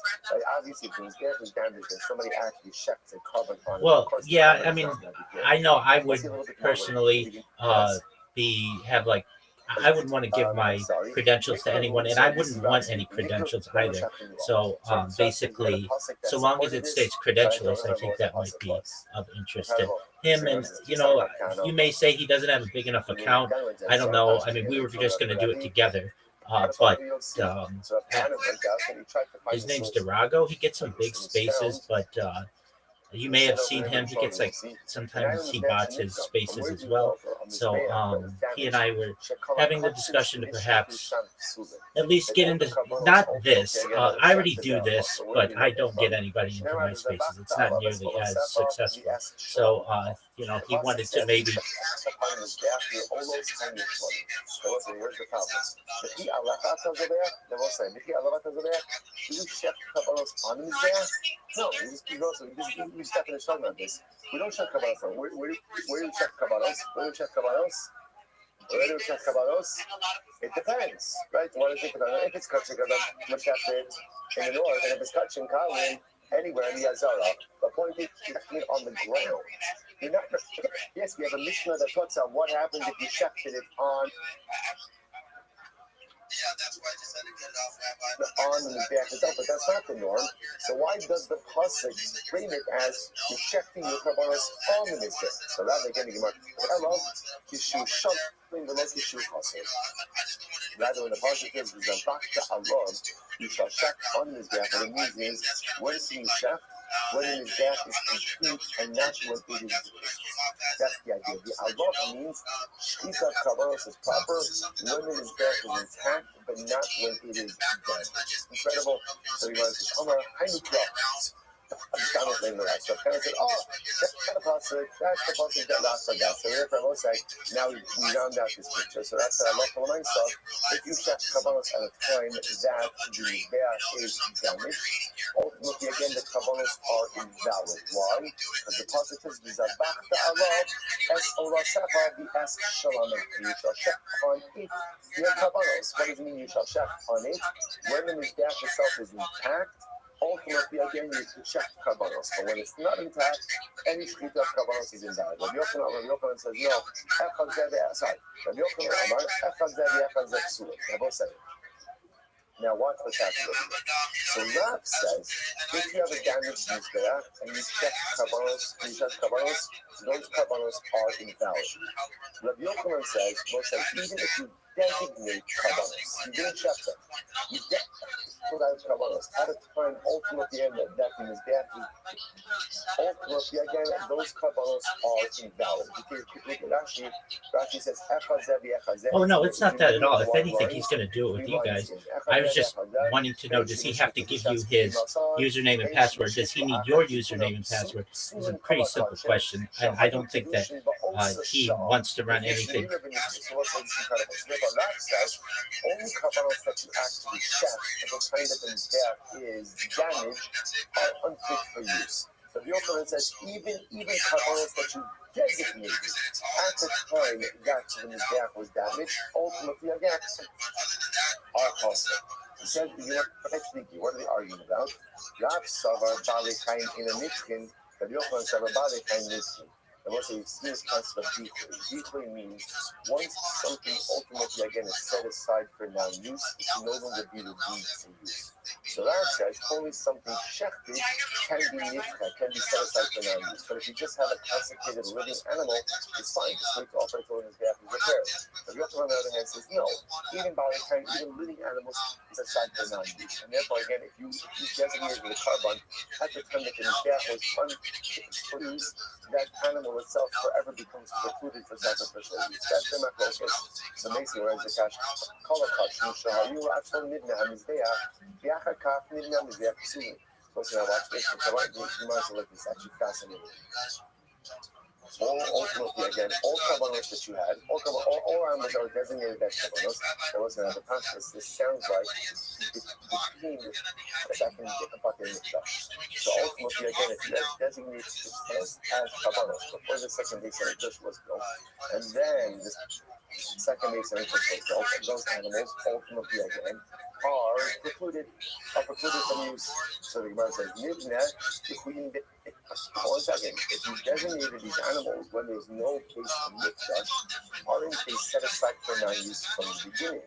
Ella actually ne'eras hamizbeach. That is very interesting. Rather, here talking about kabbalos that ultimately were designated before the Beis Hamikdash was destroyed. Now the Gemara is saying, entering them when the second Beis Hamikdash was rebuilt. So the Gemara says, I understand. Ne'eras. Why I will say because again, they would be aged out. Remember again, Neras, hot iskim. Remember again, it looks like everything that was designated by the time of the first base Hamikdash, by the time of the second base Hamikdash, right? It came along, they'd be walking around with a little like sleepwalkers, whatever. They're not gonna, right? They're clearly gonna be aged out from any type of use anyway. Ella, עד שלא נתקם המזבח, ואחר כך נתקם המזבח also. Now, on both sides, you must like this. Talking about over here, and I love myself. If you went ahead and you designated an animal, and then the base hamikdash, and then the mizbeach was damaged, right? And then you repaired it. At the time you repaired the mizbeach, you can't corrupt that carbon, which seems to support the Yochanan's idea that Valentine nutrient, that even an animal designated as a carbon at the time that it cannot is forever precluded for non-use, or forever designated as non-use. One second. Again, you can change the wording, just like you're modifying the wording over here. Modify the wording to say not about designated, but rather again the animal was shafted. If it was shafted, ultimately, and then it is forever set aside as animals. And of course, by the way, just that's how we pass them. We pass them living animals are not designated for non-use. So, for example, in this case of designated animal as a carbon. And now let's say again, the mizbeach became damaged, so you can't offer it up. Once they repair the mizbeach, you can go ahead and offer up that carbon. Whereas, if let's say again the mizbeach was damaged, you shafted a carbon, and now it's going to do the repair that day. If at the time you shafted the carbon, the mizbeach was not usable, ultimately that carbon is forever set aside as non-use. So a living animal is not set aside, but a shafted carbon, if it can't be offered up at the time of is forever set aside like non-use. We pass them like that. It's interesting. The Gemara goes like that. The Gemara says, this is very interesting. Let's say it's actually quite fascinating. That halacha l'maisa, if you have mizbeach hekitoras, and that was not there. It was uprooted from its place. Rashi says, mizbeach shenachar, mizbeach primi kamari b'chasarabai, put in the piso, passion the rabbi. Let's listen to this. So the Gemara now says as follows: that if you have the inner mizbeach, which is the golden altar, used for incense, if it was uprooted ultimately again from its place, I don't know if it was removed, if it was taken away. What's the halacha? Makirin kitoras bin koma. Ultimately, you could offer kitoras where? On the floor of the heichal itself. They also have a pashtus. What does that sound like? But even in the acts of the mizbeach, you can still continue sacrificial service. If that's the case, it would be kasha on Rav. Because why should we say just because the mizbeach is damaged preclude future sacrificial? Modeh Yehuda is damaged. Hachanami Modeh Rav is damaged. Here's the difference on the side. There's no blood application out of mizbeach. That's the difference. Technically speaking, it's actually quite interesting. Apparently, kitoras, right, incense offering can be done even without a mizbeach. Blood applications absolutely unequivocally require a mizbeach and cannot be done without a mizbeach. So my Rabbi Yehuda, what's the position of Rabbi Yehuda? Really quite interesting. Remember, my Rabbi Yehuda, deciding that Bayomahu Kid is special. Kid is Hamara, Tocha Chatzit. What's the listen to this? This is talking about, again, first base Hamikdash. First base Hamikdash, Shlomo Hamara. So the pasuk says it was on that day. This is in the Lach Hamara. It was on that day. Kidesh HaChatzit. Listen to this. You give a little background. Let's read the rest of the pasuk. Katan Mehechal. Katan Mehechal. So now, the pasuk is indicate like this. On the day they consecrated the Beis Hamikdash, Shlomo HaMelech also put the floor of the Beis Hamikdash, the floor, to be allowed to be used for animal sacrifice. Why? Because there was such volume of carbonos that day that the fact could not accommodate all of the carbonos. That's what's happening over here.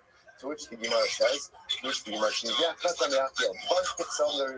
says, the way the pasuk says it is exactly the way it comes. Look at Rashi, drum kick savan. Shekidish es third to last line of the daf in Rashi.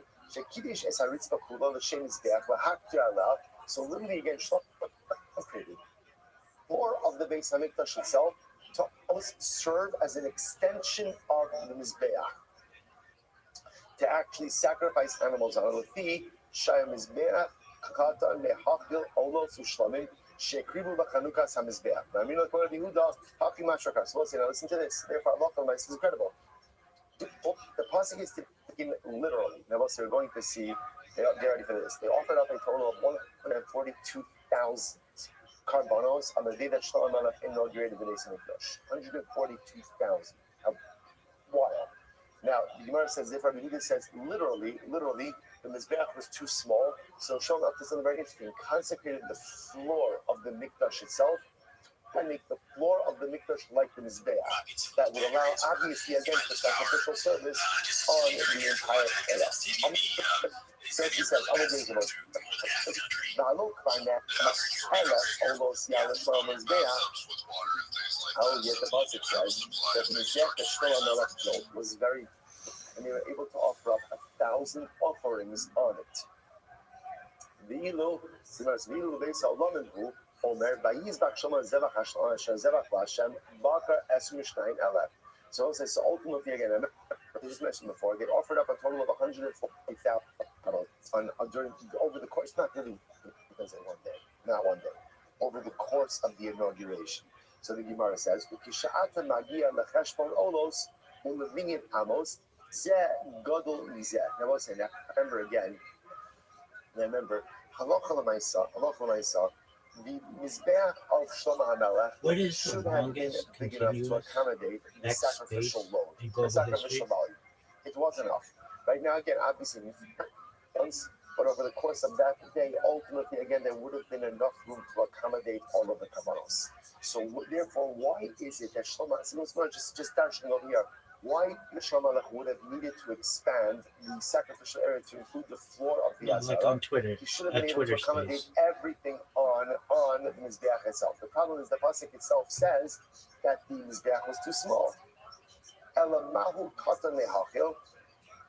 Rather, I will say, what does it mean ultimately that the Mizbeach too small? What does it mean? Where it says Ka'adam ha'omer lechaveiro tfoni nanasu opasal la'avod. What it means is, the Gemara compares it again. We'll see exactly what this means. The Gemara says, what does it mean ultimately again that it was too small? It's like a person who tells his friend that so-and-so, or says about someone, so-and-so is a midget, and therefore unable to do the avodah. Okay, what exactly is happening over here? Take a look at Rashi. Rashi says, Elamahu omer katan ne'achel, Mizbeach abanim kamar, u'mishumahu yoma elam Mizbeach, and the Foshes kamar, u'ba the postal the olim shesiku. So I say, listen to this. I want one says that the Mizbeach, that was like 520 hours. It was not talking about the Mizbeach of Shlomo, which Mizbeach we're talking about. The Mizbeach that Moshe Rabbeinu built. Remember again, Shlomo builds a new Mizbeach. Now, it's a Mizbeach because Moshe Rabbeinu had built a Mizbeach for the Mishkan. The pasuk now said it did not use the Mizbeach of Moshe. They went ahead and they deconstructed and put away the materials from that Mizbeach and built a new Mizbeach. Why did they build the new Mizbeach? Because the old one was too small. Too small statement. It's not on Shlomo's Mizbeach. Rather, Moshe said, look at that actually incredible. Now again, I just want to point out, Moshe, his Mizbeach is referred to as Mizbeach Avonim, a Mizbeach made of stones. Our Mizbeach, this Mizbeach now, the Mizbeach in the Beis Hamikdash is called Mizbeach HaNechoshes, the copper Mizbeach, as opposed to the Mizbeach, the Mizbeach HaKadosh is called the Mizbeach HaZav. The inner one was made ultimately again of gold, outer one is called the copper one. So again, Moshe is called Mizbeach HaAvonim, Beis Hamikdash Mizbeach HaNechoshes, inner one Mizbeach HaZav. So now look at Rashi. Not Mizbeach HaAvonim cover, so when it says that the Mizbeach was too small, it's not referring to the stone, to the Mizbeach HaAvonim. Mishum Hahu Yoma Elam Mizbeach HaNechoshes cover, Uba the postal of the Olam, Shesilku, Masha Tala, Bashtala Kasu, Katno, Ba'olos, Sha'osa Yom, Lishna Ma'al Yinaka. So I say, interestingly enough, small. So remember, the pasuk is confusing because the pasuk makes no reference to the Mizbeach of Moshe Rabbeinu. Yet now, so therefore the pasuk just says the Mizbeach was too small. So we assume it's talking about the Mizbeach of Shlomo HaMelech. So, but it's more, says no, it's not the Mizbeach of Moshe. So why not say that the Mizbeach of Moshe was, well, why word the pasuk in such a confusing way? To which the Gemara answers, he wants to be deferential and nice to Moshe Rabbeinu. For example, the Gemara gives, if there's a Kohen that's, let's say, puzzled to do the avodah, so what would they say about it? They would say, oh, so-and-so is a midget. Now, apparently, I don't know, I guess things change over time, but apparently in times of the Yiddish, it would have been offensive to say this guy is puzzled to do the avodah. But when a midget, apparently that's not offensive, right? So in other words, that at least, now obviously, but a midget is not allowed to do the avodah in the base of the Mikdash, so quote, the midget is not puzzled. So same thing over here, the Gemara says, we said the Mizbeach was too small. The pasuk doesn't say which Mizbeach was too small. So therefore, we, the reader, assume that it's talking about the Mizbeach of Shlomo. But it's not the Mizbeach of Shlomo. Rather, what was it? It was the Mizbeach of Moshe Rabbeinu. Incredible. Rabbi Yehuda, Shafak and Rabbi Yossi. Rabbi Yossi saying, good. Rabbi Yehuda, Tanai the Amar, Mizbeach Sha'asa Moshe, God or higher. No, so Rabbi Yehuda disagrees. Because Rabbi Yehuda actually holds that the Mizbeach that Moshe Rabbeinu made was actually a very large Mizbeach. The Sanya, Chamish Amos Orech, the Chamish Amos Rocha, Viv Farm Kicks under Rabbi Yossi. So we'll say now again, when the Torah gives the dimensions ultimately again of the Mizbeach of Moshe Rabbeinu, so the Torah said that you shall make the Mizbeach Atze Shifim Acacia wood, Chamish Amos Orech, 5 amos in width. Ultimately, again, it should be a square. Rabbi Yossi says it's literal. That mentions Rabbi Yehuda says no. We'll say get ready for this. Rabbi Yehuda says get ready. Rabbi Yehuda says it says over here, Ravua, meaning by Moshe Rabbeinu, by the Mizbeach that Moshe Rabbeinu made, it says square, and it says over there Ravua. So we'll say get ready. Where's over there? Over there is Yecheskel. Is Yecheskel? Now we'll say as we're going to talk about. There is dramatic focus, the visions of Yecheskel. Which Beis Hamikdash is he referring to? Is Yecheskel referring to the Bayis Sheni, or get ready for it? Is he referring to the Bayis Shlishi? So there's a lot of ambiguity in the visions of Yecheskel. But either way, for our purposes, it doesn't matter all that much. But the idea of the thing is like this. It says Ravua, it says square. The Mizbeach has to be square by Moshe Rabbeinu. And it says Ravua by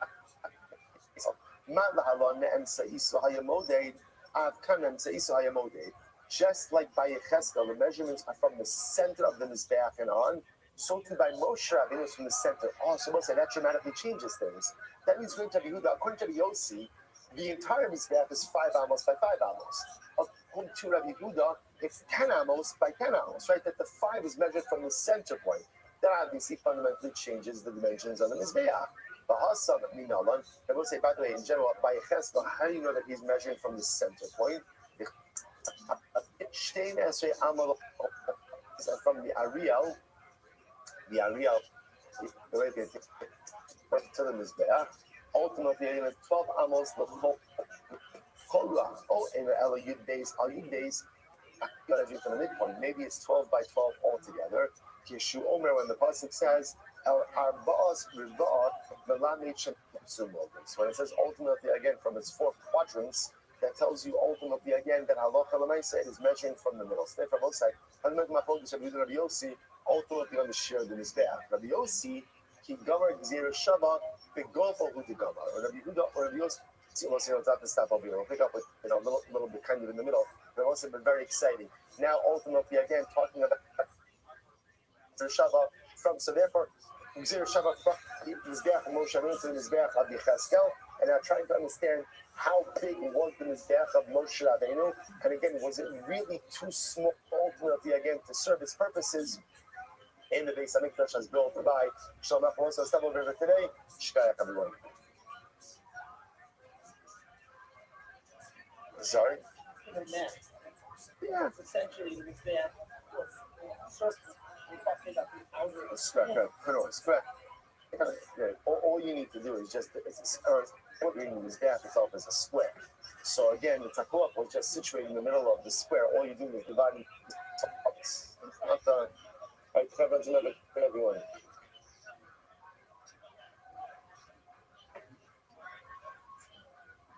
So All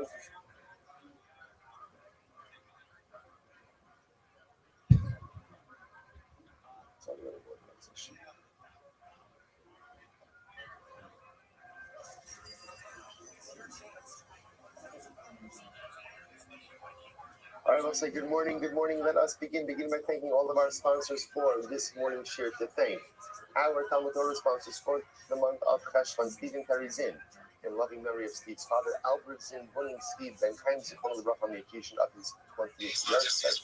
The only sponsors for today, Ayala Sarah Steinberg, thank you, Stephen Steinberg's for their continued sponsors, for the continued help, for Shuvah Mischana Bas Susha, and for a complete and enduring refuah.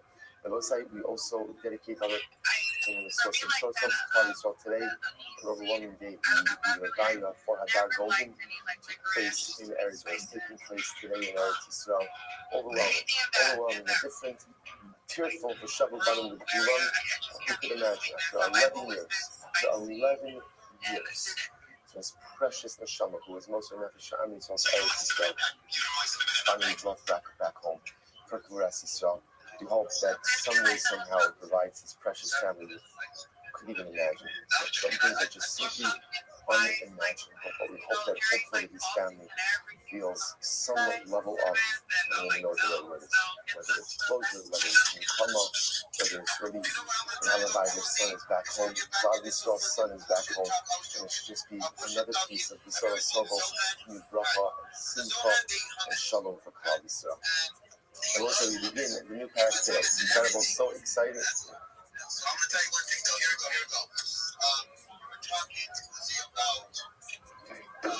Sometimes I wish I was Amish. It was before the nutmeg stuff said. I really have to say, I miss the days of just so okay. Anyway, but okay. Okay, so let's say, so we have discussed Baruch Hashem today to begin the new parak. Today's daf is Nun Tes 58, and we are picking up in Eretz Hashem at the Mishnah on 58. The Mishnah says as follows: Kachei Kadash, Shachtan Belash Mizrach. So let's say, so today, remember again, now after the parsha after the parak of Israel Makoman, so remember again, we are armed with a bit more information than what we had before. So remember again.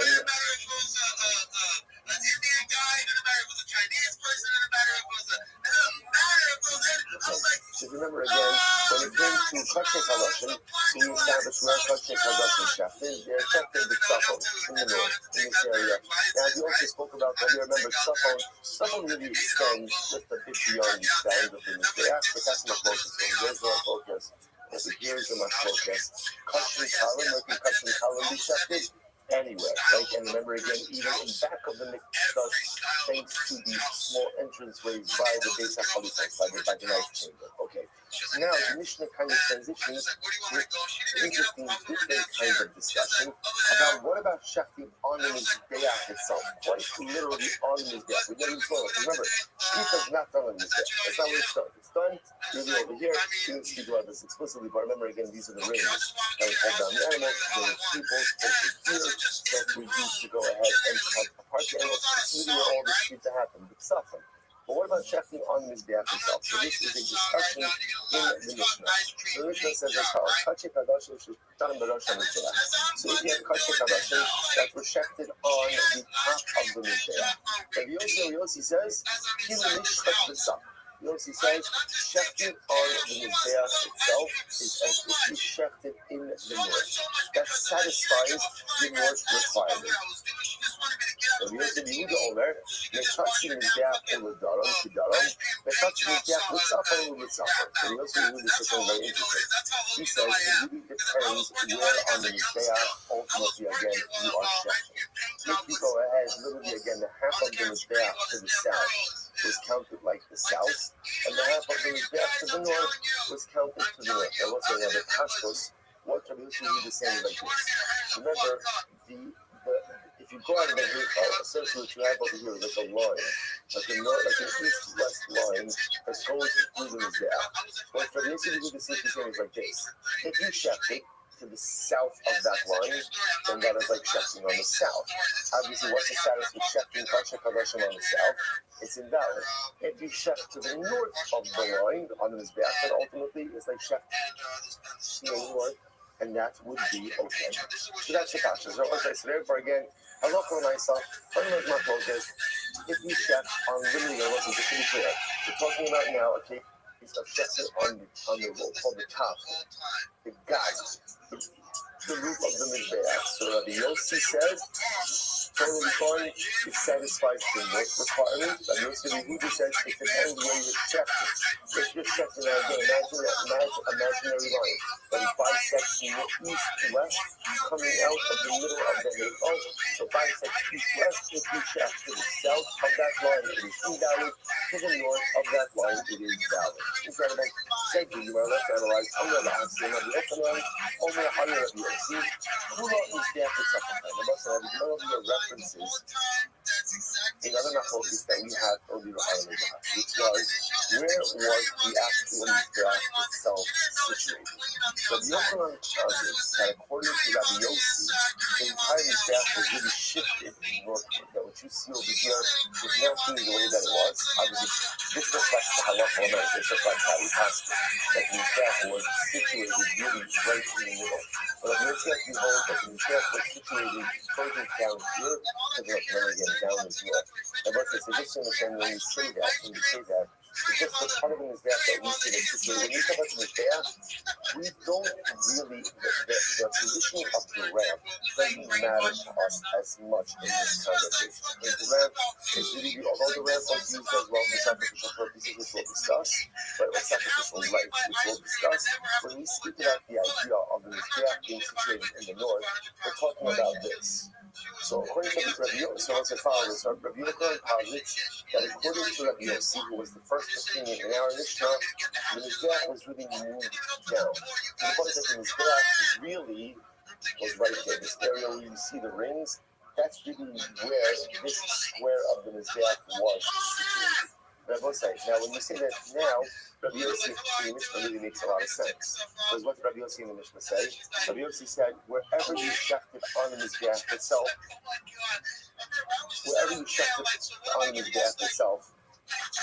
halacha l'maisa is considered to be north.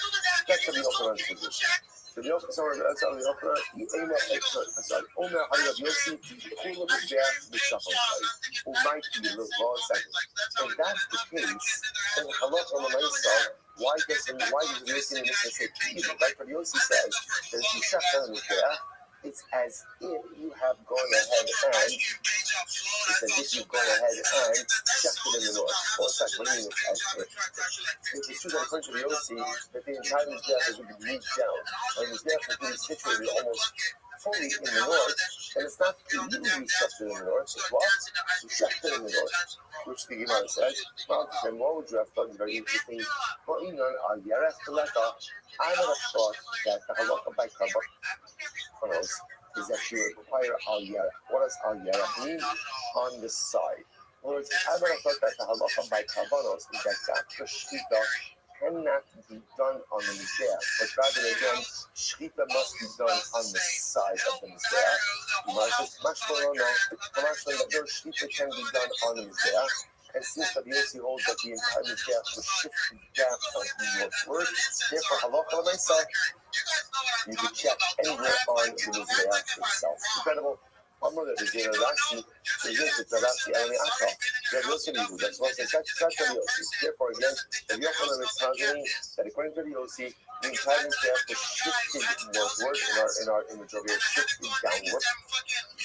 And that's Rabbi Yossi in the Mishnah says, you could check Kachei anywhere you want on the Mizbeach because it satisfies the obligation of self or satisfies the obligation of yours. I'm going to be zero Rabbi Yossi, Alamiata, Rabbi Yossi, Rabbi Yehuda, Hakanami, the Chetze B'Tzachon, the Chetze B'Daron. So therefore, I will say, according to Rabbi Yehuda, we're assuming that it does not move the Mizbeach northward. Right? According to him, the positioning of the Mizbeach is as it's over here. If that's the case, then as we mentioned before, you have half of the Mizbeach in the north, half of the Mizbeach in the south. And also, remember again, just we're going to see the way the Gemara operates over here is with this imaginary line. that bisects the Bismillah, right? The one that goes from east to west, or from west to east. Ultimately, again, and then part of the gap is in the south, part of the gap is in the north. Which was the Bema, Hakanami, and you see that that would be true. That would be true. So, Asku the other teachers, Rabbi Yochanan, Mogi, Rabbi Yossi, Rabbi Huda, Shushakim, Negdan, the Karka Psula. If they will say, and this phrase at first does not make sense, but won't make sense to the Gemara yet. He said that Rabbi Yossi Yehuda holds that if you shefted on the ground of the Beis HaMikdash, the area corresponding to the Mizbeach, ultimately again, the carbon is possible. So that was this. In other words, let's take a step back.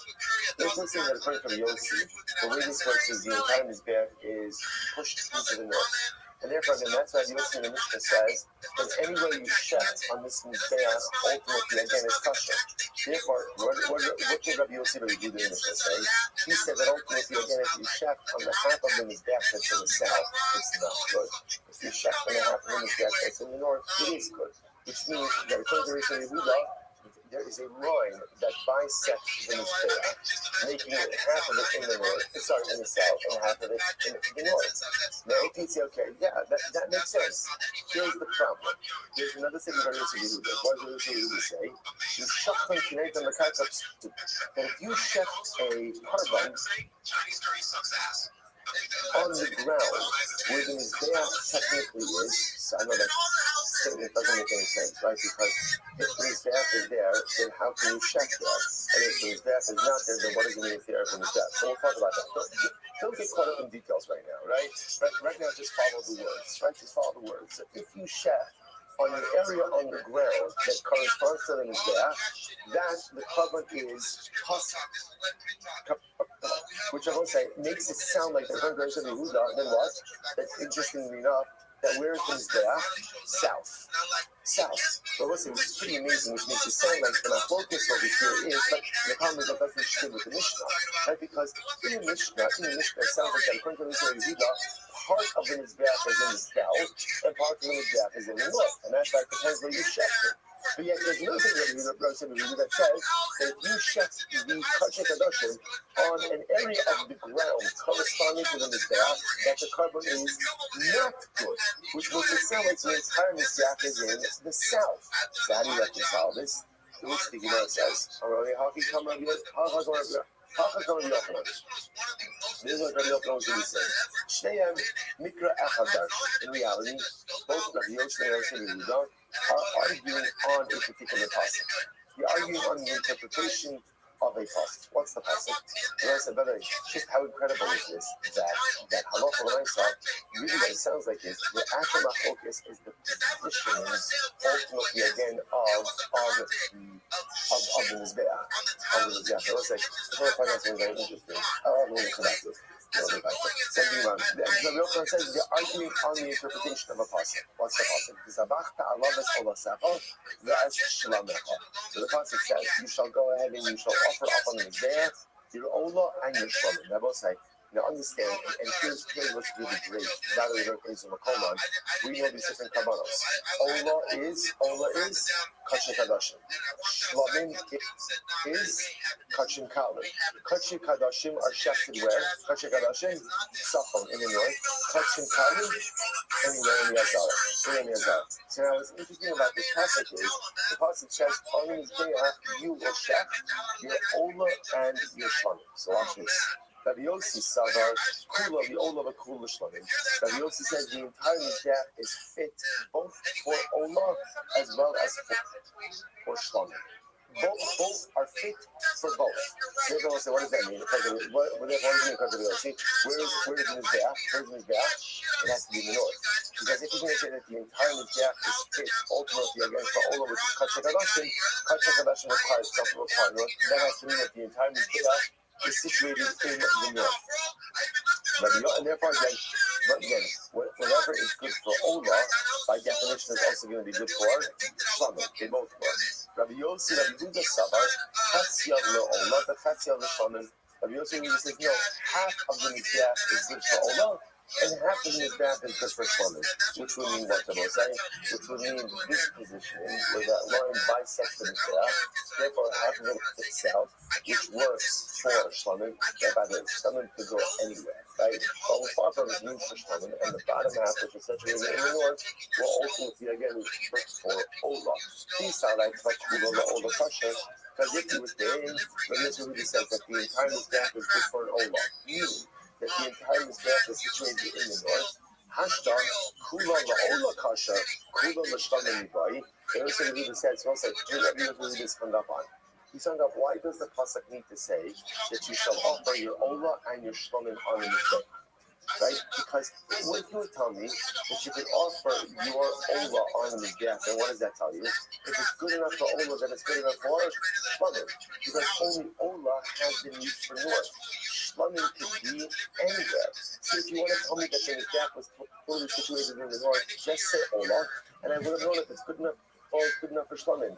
Once you tell me Ola and Shlomin, by definition, it must mean this type of placement, where the Mizbeach is in the middle, therefore only part of it is good for Ola, i.e. the northern part. And again, the call of the southern part is good for Shlomin. Incredible.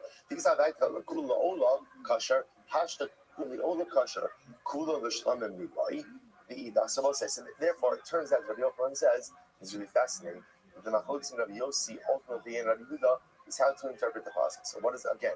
The pasuk says, "V'zabachta alav es ola sakav es shlamech." When describing the outer mizbeach, you shall offer upon it your ola and your shlamim. So the Yossi says the whole mizbeach is good for ola, the whole mizbeach is good for shlamim, teaching us that the mizbeach itself was situated in the north. Rabbi Yossi Yehuda can't be, because if the whole mizbeach was good for ola, then don't even mention shlamim. And I would know if it's good enough for Ola, it's good enough for Shlamim. The fact that it says that it's good for Ola and Shlamim indicates to me what? Part of it is for Ola, part of it is for Shlamim. Must mean this type of middle placement where the line bisects it, bottom half or northern half good for Ola, southern half good for Shlamim. Incredible. So the Gemara says as follows: V'idach. What does Rabbi Yossi say about this? V'idach, it's tzitz. So I'll say, so according to Rabbi Yossi, why do you need to say both Ola and Shlomo? I'll tell you why. It's Tzadai Kanina, Ola who did Dachikle Makom. Aval Shlomim Delo Dachikle Makom, Emolo. So I'm going to thought like this. It's very interesting. Rabbi says, I tell you, I say Ola and Shlomo. Because Halacha L'Maisa, I would have thought that maybe the only license to Shech on the Mizbeach itself is for Ola. Right? Why? Because we'll say in general, Ola has less space for Shechita. Why? Because all those Kachei Kadoshim have to happen where? In the north. So I would have thought it's only Ola where you have a license to Shech on the Mizbeach itself. But Shlomin, I will say, where can you set Shech on it? Where? Anywhere here. I would say that perhaps you can't Shech Shlomin on the Mizbeach. Kamash Milan, yes you can. Kamash Milan, yes you can. That's what Rabbi Yossi says. Allah for myself, Shlomin is included in the pasuk as well. Okay, so let's analyze this. So it turns out, therefore, halacha l'maisa, that really the fundamental machlokes in our Mishnah is actually a fundamental machlokes about the positioning of the Mizbeach, which we've already seen before. Gufa, Amar V'Asem Rabbi Yochanan, Mogli Rabbi Yossi Rabbi Yehuda, Shim Shachtan Kneg de la Karka P'sos. So I said, let's go back to this strange and enigmatic statement. So Rav Asi said to Rabbi Yochanan, that Rabbi Yossi, Rabbi Yehuda agrees that if you were to shech the carbon, if you were to shech the Ola, right, Kachei Kadoshin, if you were to shech Kachei Kadoshin, on an area on the ground corresponding to the Mizbeach, then ultimately, again, the carbon is possible. Okay, now we'll say, now remember again, for our purposes, what did that indicate? That seemed to indicate, for our purposes, a southern orientation of the Mizbeach. Therefore, again, if you were to go ahead and check the carbon on an area on the ground in which the Mizbeach was situated, ultimately the carbon was possible, because then you would be shechting Kachei Kadoshim, the Daron in the south, and that doesn't work. So in other words, so just first of all, can you just tell me practically, what are you talking about? Like, just explain to me, how are you shifting a carbon on the ground that the Mizbeach occupies? If the Mizbeach is there, you can't shift there. In other words, it's situated on the ground. So what does it mean? So the Gemara says this, Ilema Ama Yisod, or Ama Sode. Okay, so maybe it means that you're shifting on both sides on the Ama Yisod. Right? Remember again, the bottom ledge. So anytime you're shechting over here, again, that's a narrow area to shech. I guess if you're very talented, you could do it. But it's making sure it's shechting on the am of the yisod or the am of the sobek. What was the sobek we're both saying? Remember again, that was the elevated ledge that the kohen would take right the off ramp over here, and he would go ahead and come to this side ledge, and he would walk around. That's where he did the blood applications to the horns. So maybe that's what he's talking about. Maybe the shechita is taking this on the yisod, the bottom ledge, or the sobek, the elevated ledge. That can't be. Why? High gufin mizbeach. That's called the mizbeach. That's not called the ground of the mizbeach. That's called the mizbeach itself. Furthermore, my connecton bekarka. Ultimately, so what does it mean the lashon of corresponding on the ground? What does that mean? The chitema. So let's listen to this. The oven nechilos bekarka. Maybe the shachitu. Maybe we're talking about a case where maybe you made underground tunnels in the Beis Hamikdash, right? So therefore, again, you're shechting underneath the area of the mizbeach. That's what it means. To which the Gemara says, no, that would not work. V'chi agavna mi havi mizbeach. We will say if you were to do that, the mizbeach would actually be invalidated. Why? That time we learned mizbach adama ta'asali. The pasuk says, "You shall make an earthen mizbeach for me." What does this mean? Shehem chubar ba'anei adama. Ultimately, again, the mizbeach should be attached to the ground. What does this mean? Shelo yivnenu lo agabe mechilos, lo agabe kipin. The Bible says it's very important. There cannot be any tunnels underneath of the mizbeach, nor could there be any archways. So we'll say, you could see this in some of the southern wall excavations in Yerushalayim, and often the way they would build elevations is you would build an archway like as a support and then build on top of that.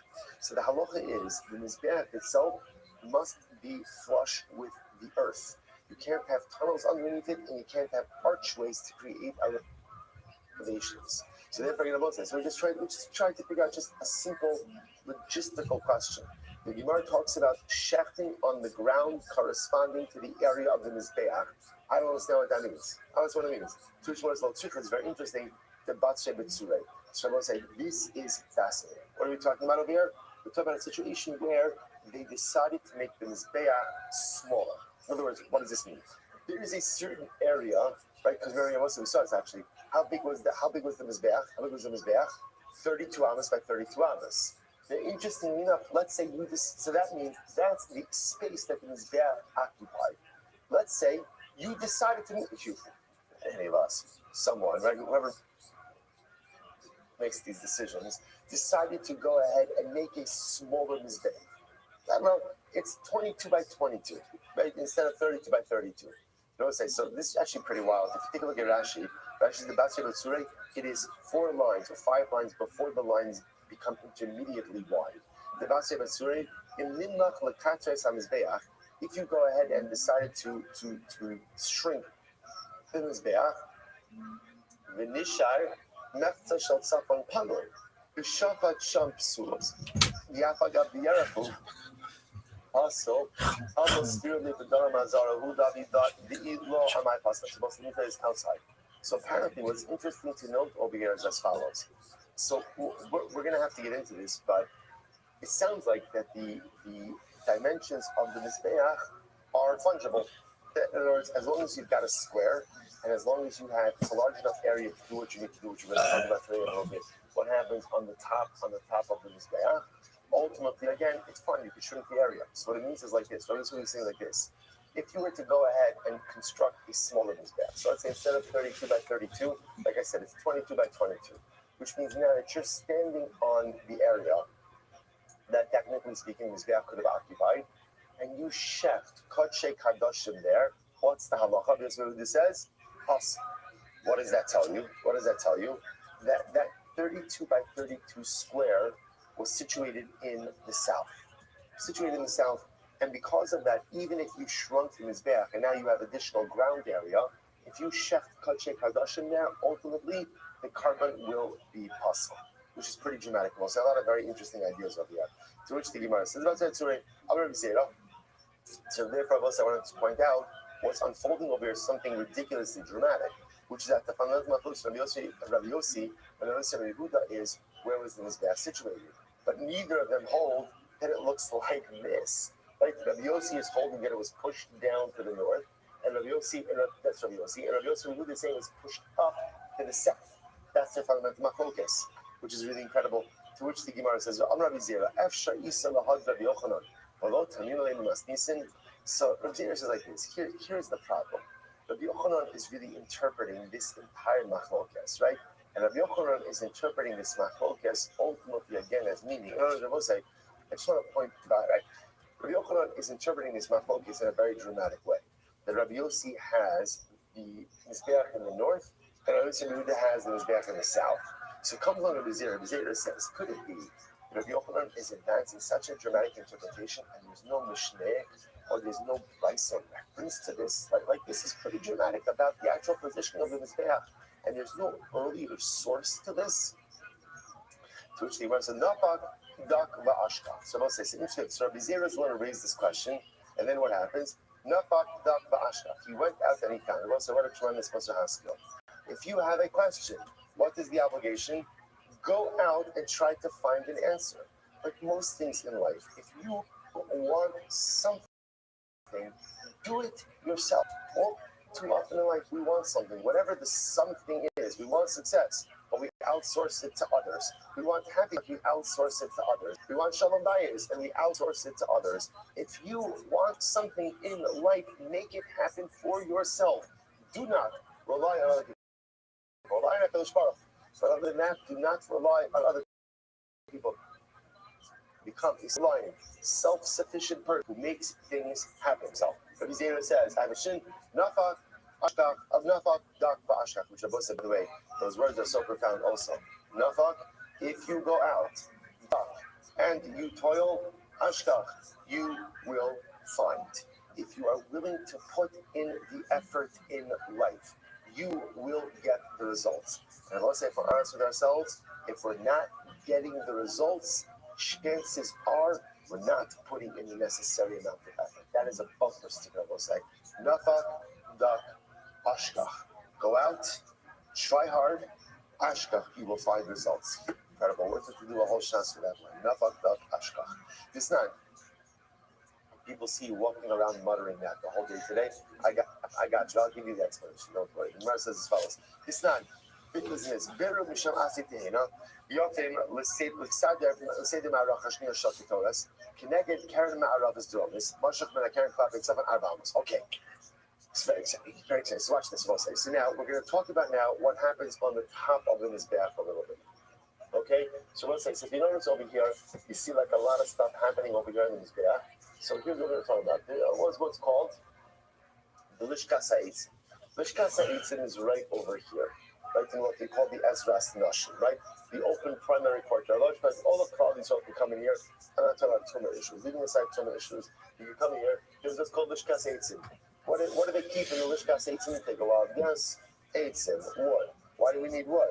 We need wood because one says we're going to see there's 1, 2, 3 pyres, right? Pyres, pile of wood, right? Fires.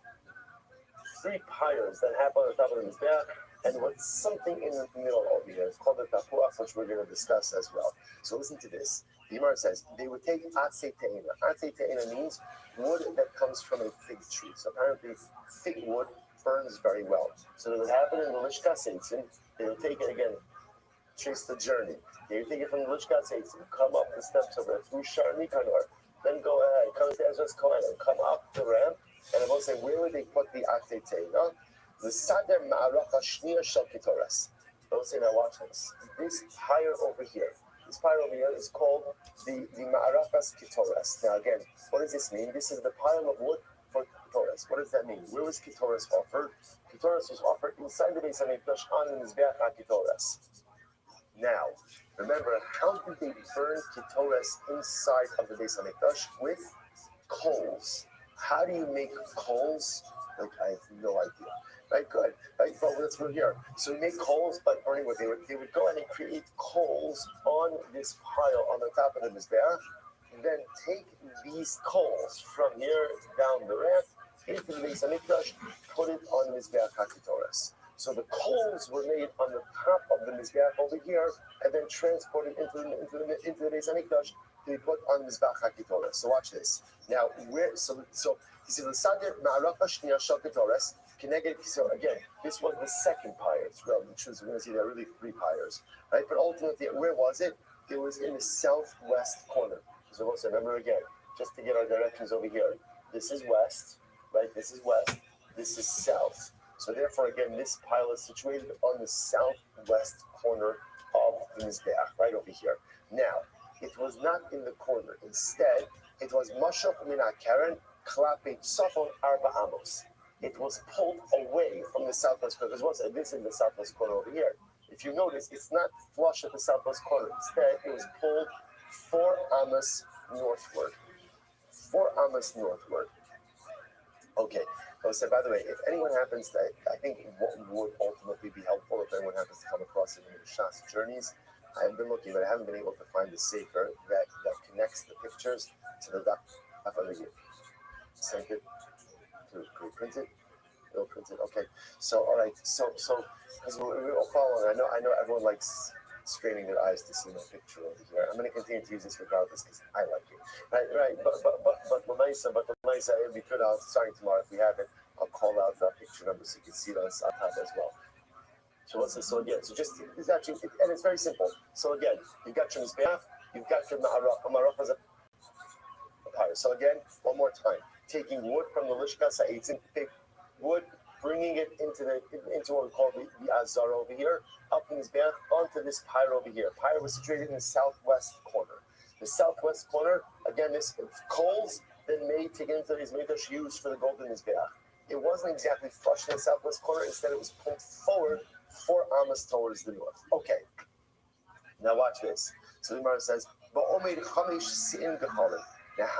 how much wood did they have there? They had enough wood in order to create 5 sin. That's the measure of Gechol of coals. Shabbos, and Shabbos they added enough wood to create 8 sin of coals. Now both say, now why did they need more coals ultimately on Shabbos? Because we'll say, so remember again, interesting enough, something in addition happened on Shabbos. Now, generally, this pyre was made to create coals, which means you didn't really burn anything on it, except on Shabbos. Remember again, we'll say, what happens on Shabbos? Inside of the Beis Hamikdash is the shulchan. The shulchan has on it the lechem hapanim, the showbread. On Shabbos, there are 12 loaves on there. On Shabbos, the old loaves, and one of the miracles of the Beis Hamikdash was that the loaves remained fresh, even though they were on the shulchan for an entire week. The old loaves, so to speak, were given to the outgoing shift of Kohanim. On that shulchan were also positioned 2 spoons, really like small ladles, but 2 spoons of what we call levona, frankincense. When the old loaves were taken off, the spoons of frankincense were also taken off. They were then taken out of the mikdash of the Heichal, brought up on the Mizbeach, and burned on this ma'alacha, on this pyre. So once a week, something was burned on this pyre. So generally, again, throughout the week, this pyre was used to make coals for the Mizbeach HaKetoras. On Shabbos, they would burn the 2 spoons of frankincense. So because of that, they had to add extra wood because they needed more coals for the Mizbeach, for the Mizbeach HaKetoras, the incense, and also coals to burn the 2 spoons of frankincense. Incredible. So the Gemara says, "My simna." Ultimately, again, so we'll say, what now? My Gemara says, "What's the simna? What is it?" If you look at Rashi, that's Rashi, and that my simna, ma'u asimin shehok lahem lema'aracha shniya laktar sabazichim carry ma'aracha stravus umashach arba amos ma'akarim sabot. So we'll say, it's interesting. Now, how do we know, or what's the simna ultimately? Again, what is important about the fact that this ma'aracha, that this pyre was, although it was in the southwest corner, it was pulled 4 amos forward. What's the logic? My simna. Rabbi Yossi says, Rabbi Yossi, ultimately again, it's Rabbi Yossi, the Sanya, but say on the base, the Sanya. Rabbi Yossi Omer, Zeh Simen. This is the Simen. The Gemara says, Kol Hanito Bifnin. Listen to this. It's actually very interesting. We're going to spend some time on this. Kol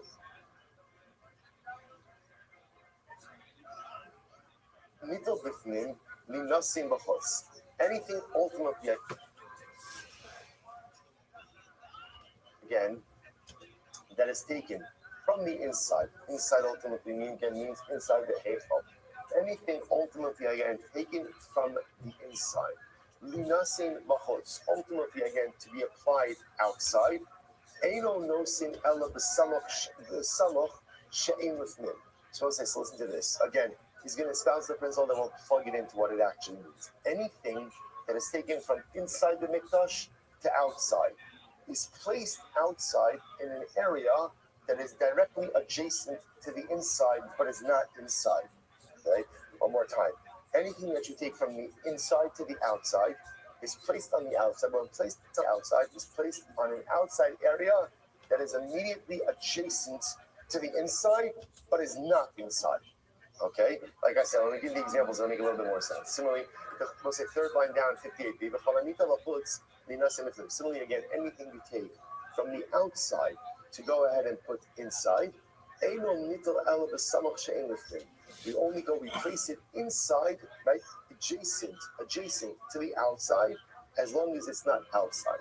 Okay. Everybody says, what does this mean? Let's illustrate it with some principles or with some examples. So what does this mean? Keep an example of something that is taken from the inside and taken out to the outside. Give me an example of this. Say if you want to say it's shirayim, I will say spell a little while since we've had shirayim. Right, so again, if you want to say it's the leftover blood, so the Gemara says, okay, the hedgik sidru, so that I don't need a drasha. That's an explicit pasuk. What's the pasuk? Al yisod mizbach ha'olah asher pesach ha'olah. So the pasuk ultimately says, take it to the base of the olah that is at the entrance of the olah. So we'll say that's explicit. I don't need any drashas for that. The su, furthermore, again, kolanita b'chutz linasim yifnim at. Furthermore, again, give me a corresponding example of something that's taken from the outside to the inside. So even when Yechalom Shom Kippurim, so we'll say so maybe something taken from the outside to the inside are, for example, the coals for Yom Kippur.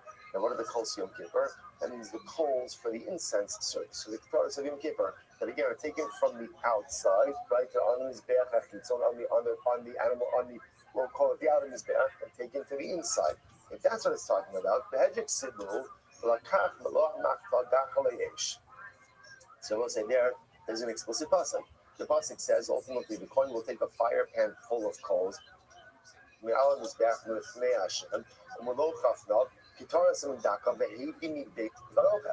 we'll say, so again, there the Torah talks about the explicit placement of it. To which they was Ella. So we're still looking for examples of these principles. Ella,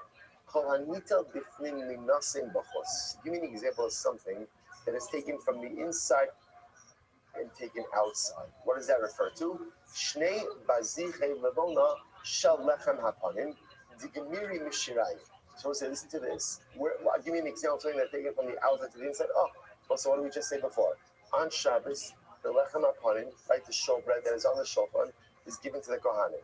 When they give that lechem hapanim, the 2 spoons or small ladles of frankincense of levona are taken out of the Beis Hamikdash, taken out of the heichal, taken onto the mizbeach and burnt here by the ma'arachas haketoras, by the fire used to create coals for the ketoras. So that's an example, ultimately, again, of something that is taken from the inside to the outside. The Gemara says, and ultimately, again, that's learned that from Shirayim. Hanita b'chutz linasim b'fnim. So Moses, that's the example we're going to use of something taken from the inside to the outside, the levona. What's the example? Hanita b'chutz linasim b'fnim. Give me an example of an item that was outside, then brought inside. That's kikolim dechol yoma v'yoma. The gamra migacholim shom kippurim. Ultimately, again, I'm going to say, so what's the item that's brought from the outside to the inside? And what does that refer to? That refers to the coals that are manufactured on the top of the mizbeach over the marachas haketoras, and they are brought inside of the Beis Hamikdash each and every day for the ketoras service. And listen, now watch this. Remember again. I'll say, what was the rule? What was the principle ultimately again that was espoused? The rule was anything taken from the outside to the inside, right? From the outside to the inside has to be put on an area of the inside that corresponds to the outside, but is not outside. Anything that is brought from the inside to the outside must be put adjacent to the inside, right? Must be put outside adjacent to the inside, as long as it's not inside. Okay, and that's why. Now watch this. So the Gemara says, "My kasava." So we'll say, so obviously, what's going to complicate this? What's going to complicate this is the positioning of the Mizbeach. So watch this. Ika Savar, Kule Mizbeach Begaram, Kai Esrim Vesheva by the Mason. And we'll say, here's the problem. So what that means is like this. Watch this. Now, if you're bringing out the, let's say the Lavona, right? If you're bringing out the Lavona, the 2 spoons of Lavona to burn it on the Mizbeach, right? And now again, remember, where is that being put? That's being put on this pyre over here. If you hold that the Mizbeach itself had a southern orientation, then remember, the Lavona has to be placed on the Ma'aracha, but opposite the entranceway of the Heichal. Because remember, again, what's the rule? The rule is anything taken from the inside to the outside, it must be placed outside in an area directly adjacent to the inside. Well, the problem over here is if the Mizbeach itself is placed in a southern orientation, that would mean the Gemara says you would have to move this Ma'aracha 27 amos forward in order to make it opposite ultimately again the Beis Hamikdash. So let's say, so again, so one more time. If you hold ultimately again that the Mizbeach was situated in the south, then the Gemara says, Esrim b'sheva b'ylamesi. You have to bring the Ma'aracha 27 amos, I'll use the word forward, in order to line it up with the Beis Hamikdash. V'inamika savar, Kedushas heichal v'ulam chadihi. I will say, now remember again, what further complicates this is if we assume that ultimately again it has the opposite the entranceway of the heichal. But if you assume that even we can make it the entranceway of the ulam, because remember again the ulam was wider than the heichal itself, then ultimately again the Gemara says, so even if you want to say that the kedusha of the heichal, the kedusha of the ulam is one thing, then the Gemara says esrim v'tarti b'yinesi. Fine. So again, it gives you a little bit more room. You only have to advance it 22 amas, not 27 amas. But bottom line, I will say, the problem is the same, which is that what? If this rule is true, now again, the one's operating under the idea, under the principle that the rule is a true rule and universally accepted rule. So when something is taken from the outside and put inside, it has to be situated directly opposite the interior area. Which would mean that when you're taking the Lavona, putting it on the pyre for the Torres, it has to, that pyre has to be opposite the entrance of the Heichal. If the Mizbeach has a southern orientation, it doesn't work. You're 27 amos off. Okay, fine. If you say that the Ulam and the Heichal is one thing, you're 22 amos off. The Ela Kasavar, that will say first line, what has to be said? I'm sorry, Vita Savar, let's say it's up on the text of the Daro, I'll say by the way. So here's the problem. Remember again, even if you hold the Mizbeach situated like this, right, where again it kind of straddles the middle a little bit, it's still off. So the word like, look with the Ma'aracha of the Torah is corresponding to the entrance way. It's still off. It's still off, and you still have to bring this Ma'aracha 11 amos forward in order to go ahead and line it up. Which is like Ela Kasavar, you still have to bring the Ma'aracha 11 amos forward. The Ela Kasavar, Kedushas Heichal, Ulam Chadanosi, Shis Vayonesi. Now again, that if you hold that ultimately again it's not as much corresponding to this entrance way, but rather again corresponding to the Ulam, which is a much larger entrance way, then fine.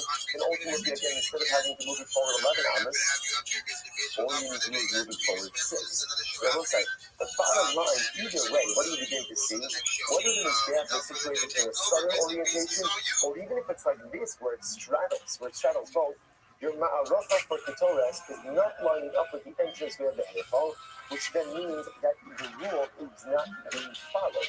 Which the Gemara says, Ella, Ladi Shei B'Kasava, Kulim Mizbeach the second time. So what's the Rabbi? It must be that law. It must be that in order for this rule to work, where is the Mizbeach? Watch this. The Mizbeach is in the north. Oh, and listen, by the way, now visually if you begin to see this. So imagine for a moment, remember that this entire square is pushed down northward. Then I can see how we begin to see the formation of where this Ma'aracha, this pyre, is going to become opposite to this entranceway. And then the rule ultimately again will We'll have to stop over here. I thought we were too excited. We would go a bit slower, but definitely wasn't so excited. Man, it's like a tour. Like a fourth release. And especially American to be continued tomorrow.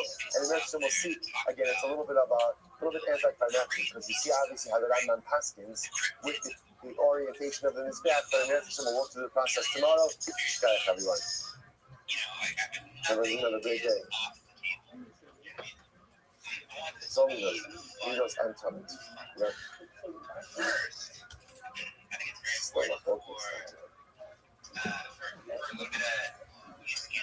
Maybe we'll focus there also. I don't know.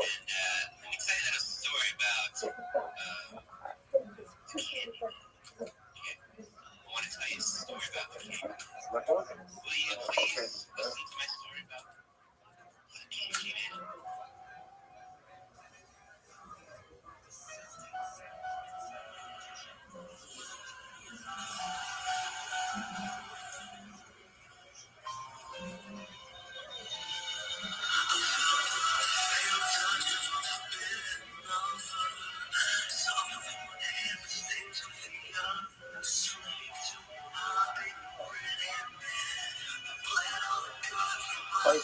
Good morning, let us begin. Begin by thanking all of our sponsors for this morning's year. Thank our commentary sponsors for the month of Festival, Stephen Pellegrini. We dedicated all the singers restaurants this month in loving memory of his father, Albert Jim Bonnie Tzvi Ben Chaim Zichron Livracha. We thank our doctoral sponsors for today, Ayala Claire Steinberg, and the Smiths of continued health. For Shivana's Hannah Bas Susha, and for your friends, American all of the shows that are leaving their families in the family, all those who need a report should have one together with cold holidays for the comfort, Shemir Hashem. Continue to shower bracha and to sow a service upon all the bodies for this week and for many weeks to come. But with that, let us be able to reach that ahead of us today. A lot to do here, a lot of information about Hashem and with Hashem, the conclusion of the parasha. And that's the sort of stuff in this document. So let's see, today's document 57. We are picking up in the section on Min Vav on the days 56b after the Mishnah. So really is this Mishnah. The Habakar, the Hanaisa, the Hakasa. So the Bakar, Naisa, and Kasa. So again, we're going to go through each of these Kabbalahs. The Bakar is the firstborn animal that is given to the Kohen. Naisa is Naisa Behema. So remember, we're going to have an obligation to hide my flock. And Naisa Behema also. Nice race, look at that. Nice race. Pesach is coming Pesach. All of these are examples of Kachim Kal. All of these are examples also of what we call lower sanctity Kabbalahs. Okay, that's Halacha. Shvitas Mitzvah.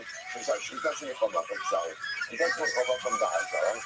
So ultimately, again, you could check them anywhere in the Hazara, anywhere in the courtyard of the Beis Hamikdash. The double cone Nachmana acts. And Halacha is that they require one blood application. Most of the when you celebrate by touching Kali earlier, we said the same idea by Chatas Achito, that there's only an obligation of one blood application. Now, the Chatas Achito is the obligation of four, but the idea that you only do one reaction. So you require only one blood application. Now, interestingly enough, Allah America, although it is one blood application, is about to measure Hayisel. Now, that's the halacha is you only need one blood application. But you have to do it on a corner, that has a yisod. And after that, again, obviously, but essentially we'll just do that for now. So remember again, as we've already established multiple times, so on the Beis Hamikdash, 2 out of the 3 sides might have a yisod. So the western side, and ultimately again the northern side, have the yisod, have the base. Right, remember again, just to get on terms again, so there's the yisod, which is the base, which is on ground level, and then there is the solgate, which is the ledge, which is elevated, that allows the Kohen access to the blood applications on the corner. So the halacha is like this: Kachim Kalim, lower sanctity Kavanos, only require blood application ultimately again on one blood application. And you can do it, you have a choice on which corner you want, but it has to be a corner that has a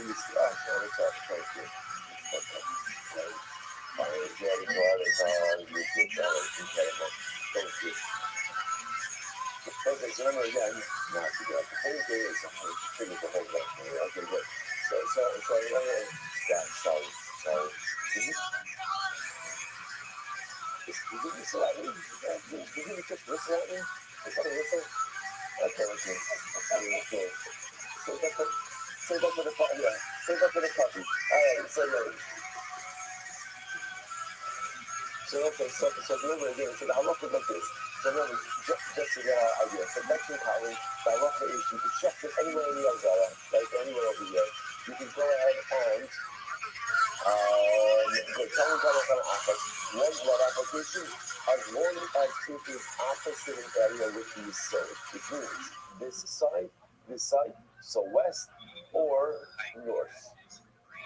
Good. So the Gemara says, Shina Bakilas. Now each of these kabanos, interestingly enough, as much as all of them are called kach and kalim, remember again, all of them have different consumption windows. As we're not, the most obvious of that is Karabisa. Also, remember again, we spoke about yesterday, this idea of a slumming that normally, for example, the window for the is how long? What's your window for the flight? Well done. Just give an example of a slumming that only has 1 day and 1 night.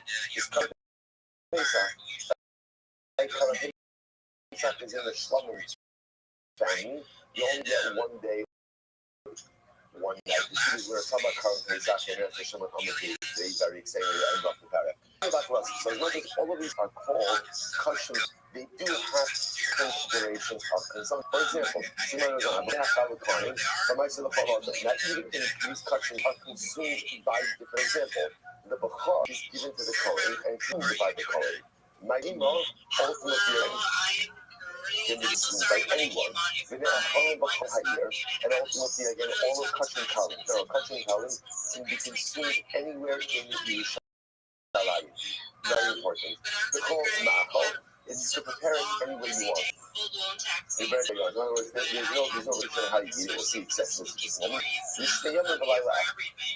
And in general, the window of consumption for kach and kalim is 2 days and 1 night. So, for example, if I chefed it on a Monday, I can eat it Monday night, and Tuesday, up until Sunday and Tuesday. Now, of course, the exception to this is HaPesach, Einoneh for Elabalaylo, the first is Kar Pesach. Now, both Kar Pesach is unique. Now, what makes it unique is that halacha l'maisa again, even though you chef Kar Pesach by day, remember, because you can't eat it until that night. That's very unique. You don't find that by almost any other karma. But you don't find that. You chef it by day and can't eat it until that night. That's Kar Pesach. Furthermore, Kar Pesach can only be consumed until midnight. So a number of peculiarities when it comes to Kar Pesach. Number one, even if you chef it by day, you can't eat it until that night. Number two, you can only eat it until midnight. Furthermore, it can only be consumed to the people who are part of the Chabura, as well as Kar Pesach. Like halacha l'maisa, in order to participate in Kar Pesach, you have to be part of a Chabura. You have to be part of a group that's an already established group again prior to the time of Shvita. And furthermore, if you only eat it, it is roasted. So again, even though Kar Pesach is part of the Kach and Kalim, even though part of the Kach and Kalim family, you do have all of these different restrictions ultimately on the karma. Incredible, I will say. So that's a Mishka by Kach and Kalim. Beautiful. So let's say, so just a quick review, all of these karbanos in the category of Kach and Kalim, that's halacha. You can check them anywhere on the Azara.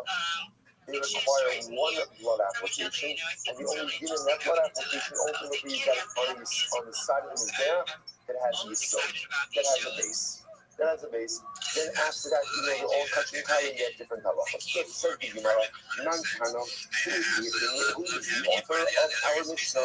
Now, what is the Gemara exactly asking? If you look at Rashi, I think it's the last 2 white lines in Rashi. Nan-Tana, Meister Pesach Bezika.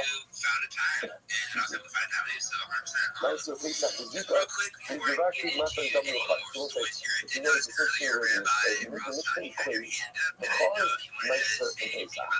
Right? So Bechor is giving over the firstborn animal to the Kohen. Meister, the Rima is tithing of the animals, 10th animal, and covered Pesach. Absolutely. Well, firstly, I really think that it's great that you're having these kinds of discussions. Many times these aren't highlighted in society. So shout out to you.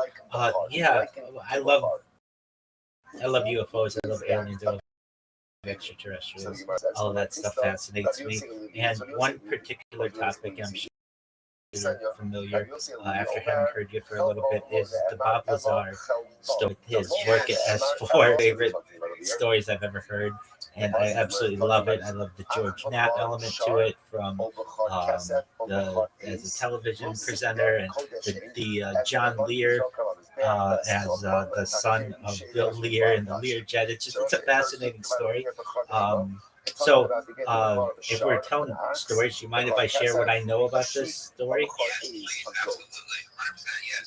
Excellent. I appreciate it. Okay, so this is all the top of my head, but Bob Lazar was a physicist who was working at Los Alamos Laboratories in New Mexico, and he was a tinkerer. He was working essentially on just advanced classified information. One of the things that he did was he built a jet propulsion car. And he was featured in the Los Alamos Journal. And one day, Edward Teller, one of the fathers of nuclear weapons, was going to give a speech at Los Alamos, and was just so happened to be reading the newspaper when Bob Lazar approached him and said, "Hey, that's an article about my car." And they got to talking, and essentially not too much came of it at that time. I think perhaps.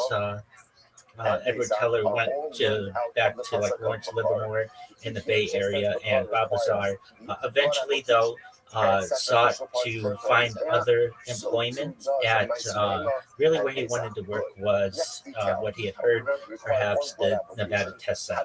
And he was essentially went through some recruiting with a company called EG, a government contracting headhunter. And he ended up being hired for a position that he didn't know very much about. So he ended up moving to Las Vegas with his wife, and the way the job kind of worked was, "We'll call you when we need you." And he would take a Janet flight. These are these red striped flights that you'll find at Air International to essentially Area 51.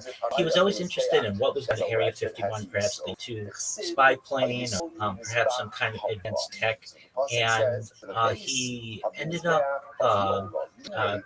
also making friends with a man named Gene Huff, I believe his name is, who was a house estimator, and Bob was getting an estimate on his house, and just so happened to kind of knock boots, or I should say just run into another person named John Lear.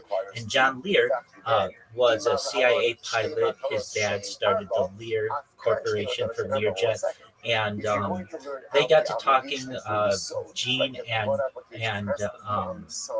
and John Lear, they got to talking about what might be going on up at Area 51. And at the time, Bob Lazar thought this was all hocus pocus, and that nothing classified, could really be going on. Perhaps classified things, but nothing extraterrestrial. And but John Lear had made some waves in the Las Vegas area through being featured on a television show. He's actually perhaps the first person to declassify publicly the B-2 bomber, like the stealth bomber. And so John had his ear to the ground, essentially. Well, Bob Lazar started going up to S4, I should say Area 51, but in particular a part called S4.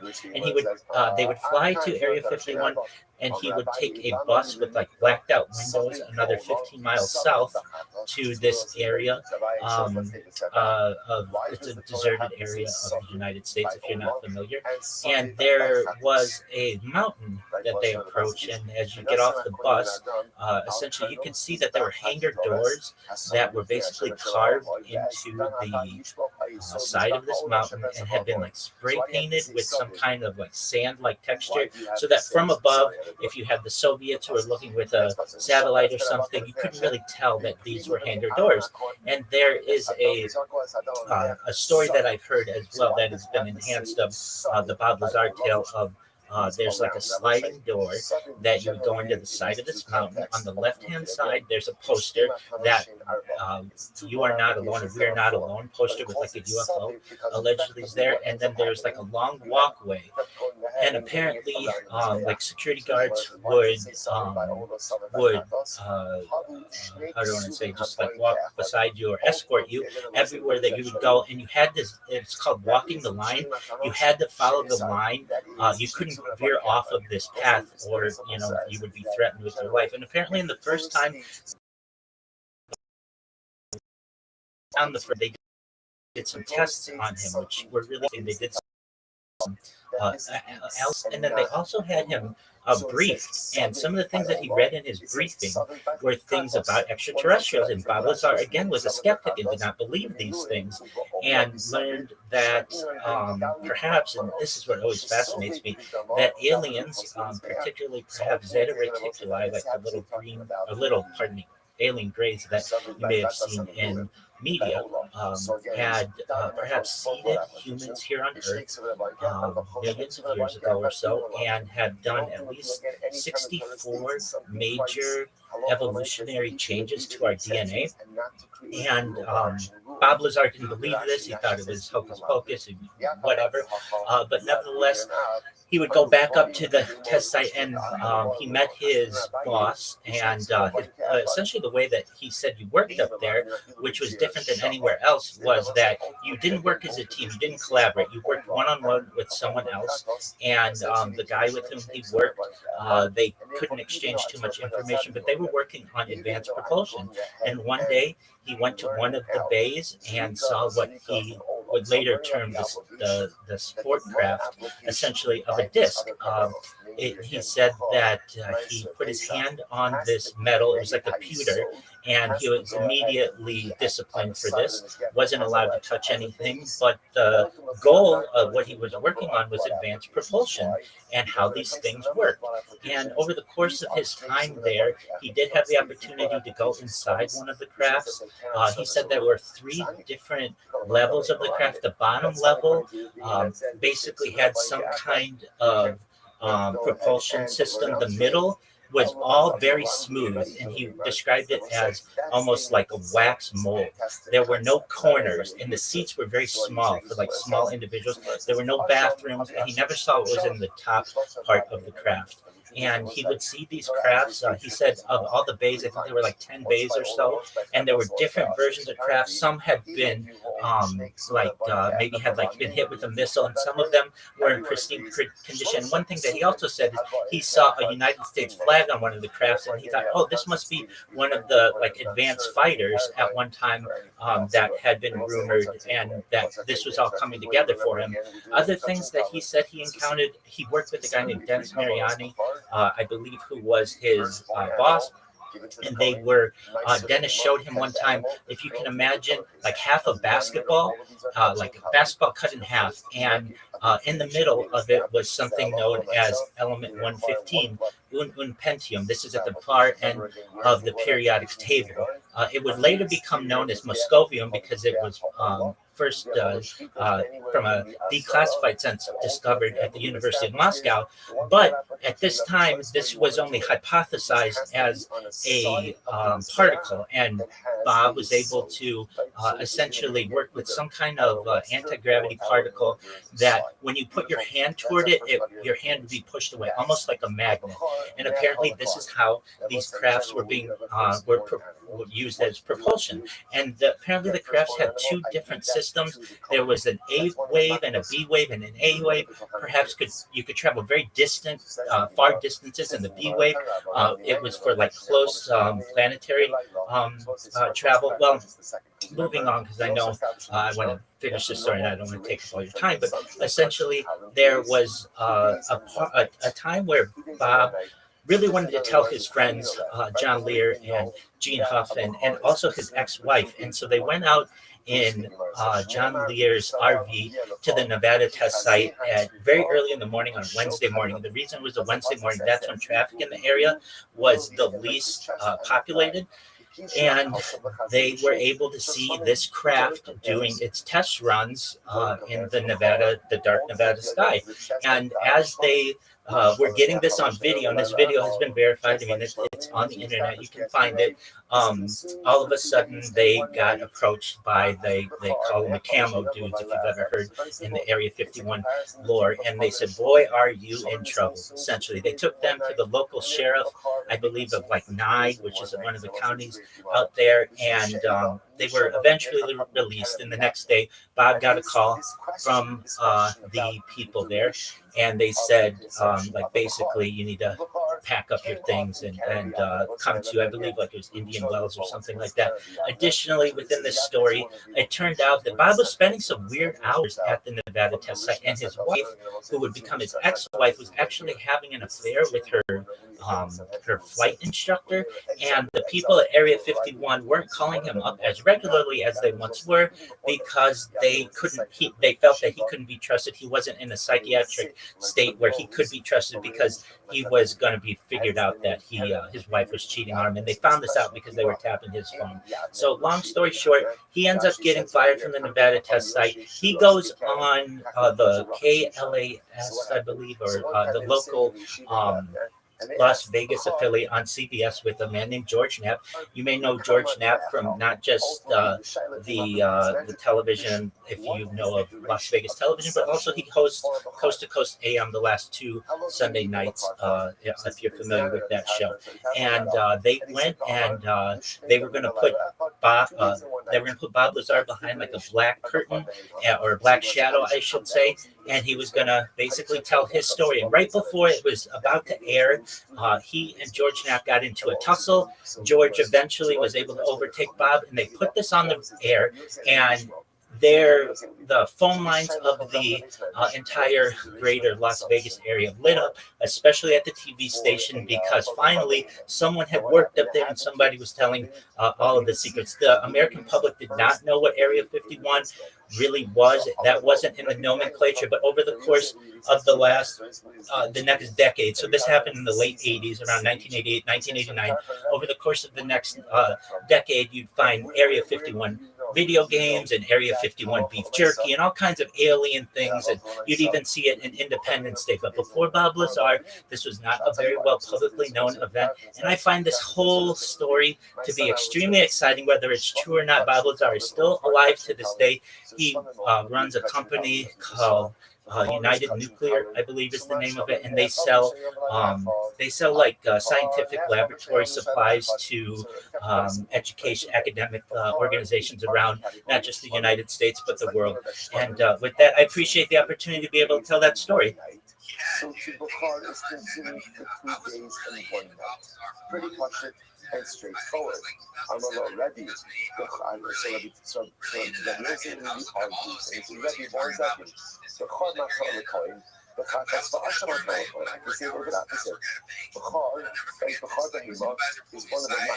one of the gifts you give to the Kohen. And Chatas and Asham also is a gift to the Kohen. What does that mean? Chatas and Asham ultimately again are given to the Kohen. I was going to hurt something else. Chatas and Asham is part of it that is burnt and is there, and is part of it that's consumed. But the part that is consumed is not consumed by the owner. It is only consumed by the Kohen. Oh, absolutely. It's one of my favorite episodes, 100%. Ultimately, part of it is consumed when it's there, part of it is given to the Kohanim, and part of it is given to the owners. So listen to this. Remember again, so we're trying to figure out what's the window of consumption for a Bachar. Rabbi Parton says very simply, Bachar is part of the Shmonim framework. Shmonim is consumed for 2 days and 1 night, and therefore Bachar is consumed for 2 days and 1 night. So Rabbi Parton says, hold up. Shmonim is a gift ultimately again to the Kohanim. Sorry, Bachar. Bachar is a gift to the Kohanim. Chatas and Asham is also like a gift to the Kohanim. In that, only Kohanim eat it, no one else does. So why don't you say the following? Machatos v'asher, we'll say first one, no, in Zion, Aleph, 378. Machatos v'asher, yovelayla. Just like Chatos and Asher will say, oh, only consumed for one day and one night. So if I check the Chatos and Asher today on Monday, I eat it on Monday to Monday night. And then it comes on Tuesday, I can't eat it anymore. The car, the yovelayla. So to Bachar should only be consumed for one day and one night. Solid. Right, so you're talking to say, I understand the comparison. You're comparing it to the rest of Shlamim, but I would compare it to other matnos, other Kohanic gifts. On a low, so this is the Tarpon responded, we don't davar mitoch davar, the milmot davar mitoch davar. Let's learn out, essentially, let's go and let's take Bachar, and let's go and be honest. Let's adjudicate it, let's extrapolate this information from something else, and learn out from something else. So the Gemara says, Mash Shlamim. Ein ba'in al-chait, ach in a ba'achit. So to which Rabbi Kaplan responds and he says, I don't understand. Your comparison between Bachar, Chatas, and Hashem doesn't make any sense. Why? Because Chatas and Hashem come as a result of sin. Bachar has nothing to do with sin. Because there's nothing to do with sin, it makes more sense to compare it to Shlamim than it does to compare it to Chatas and Hashem. Okay? So therefore, again, therefore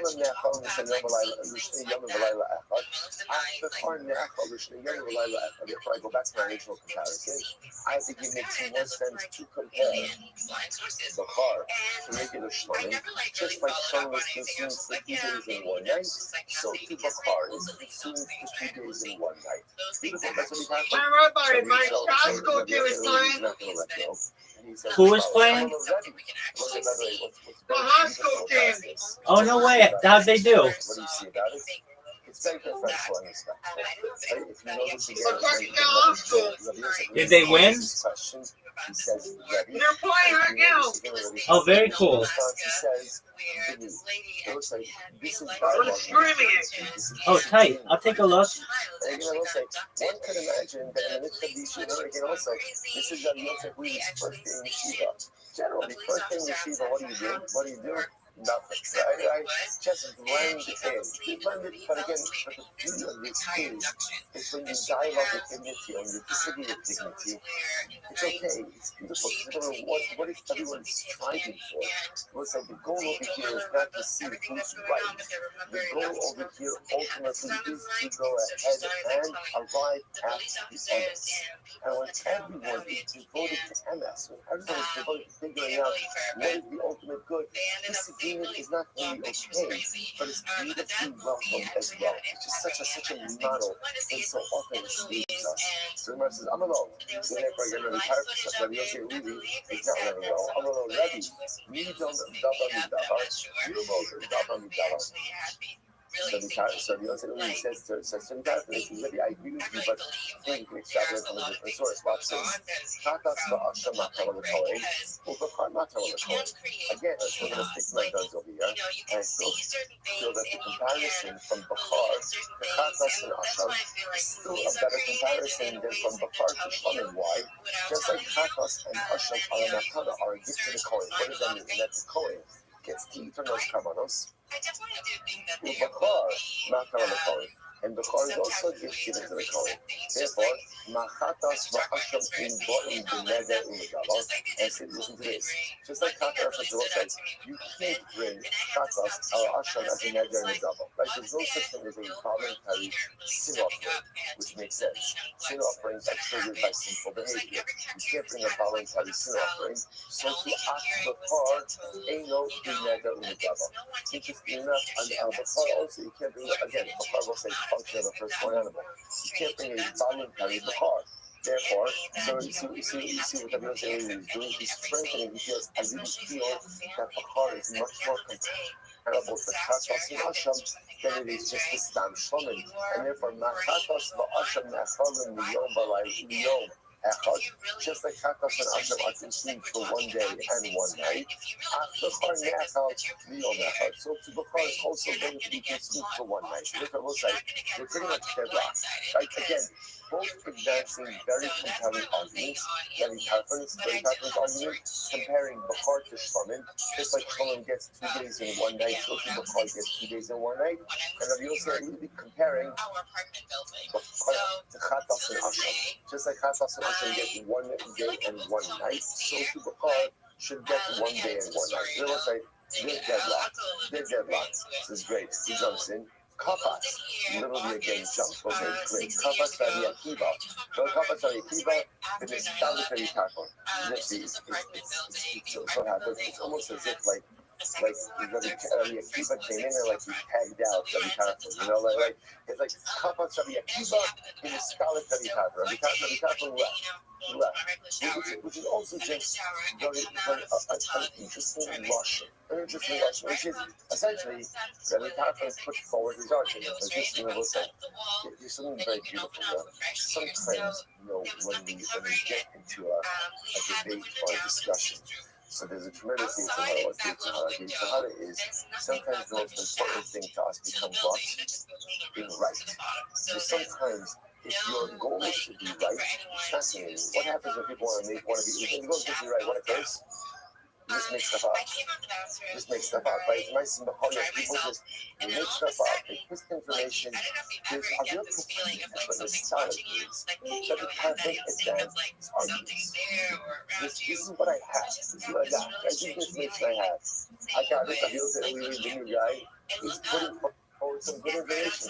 I have nothing new to offer on this, right? My entire argument is based on the construct that Bachar resembles Shlamim. That's it. Okay. And I hear it. What are you saying? Those are say that I can make a closed argument to say that Bachar really resembles Chatas and Asham. Rabbi Tarfon says, I could support my argument. I have nothing more to say. I'm not going to make stuff up, but invent stuff just to be right. Nostalgic Rabbi Tarfon. Also, it's got this thing. This is what the Bachokes Lishma looks like, right? There's no name calling, right? There's no aggression.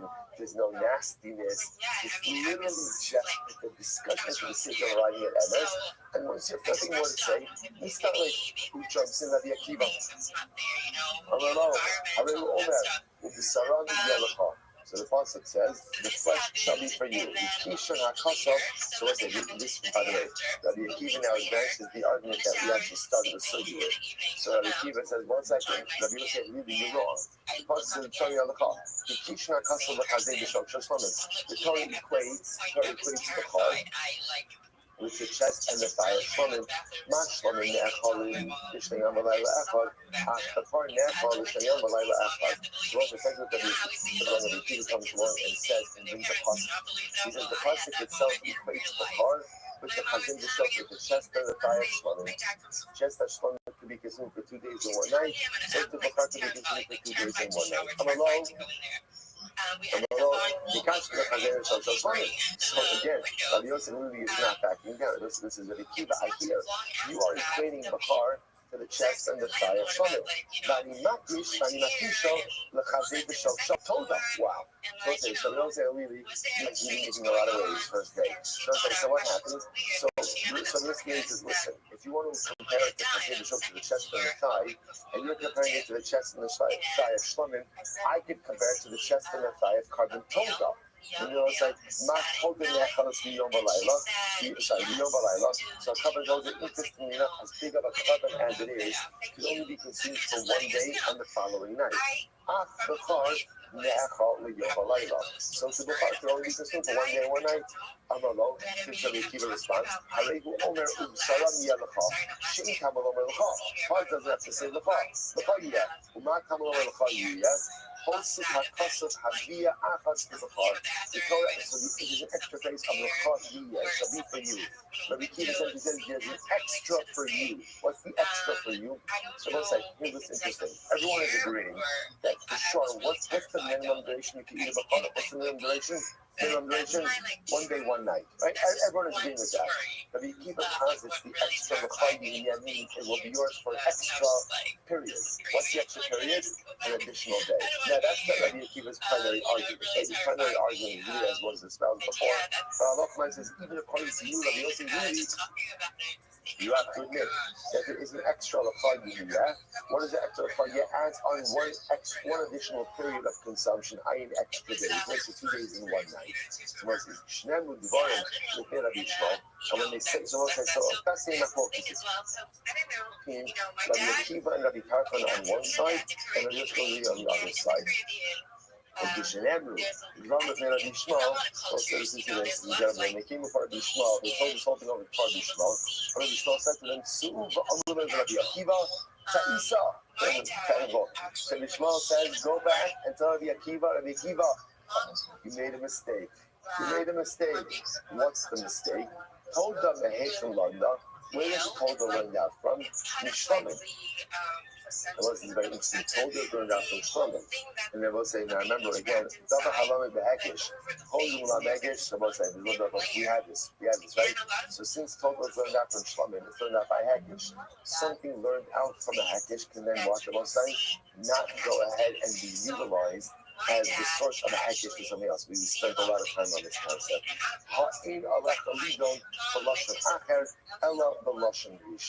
Therefore, again, there's no reason for you to go past anything that we said before. I will say, again, halacha and Isa said, he said, let's go back to the original limud. What was the original limud? The pasuk says, the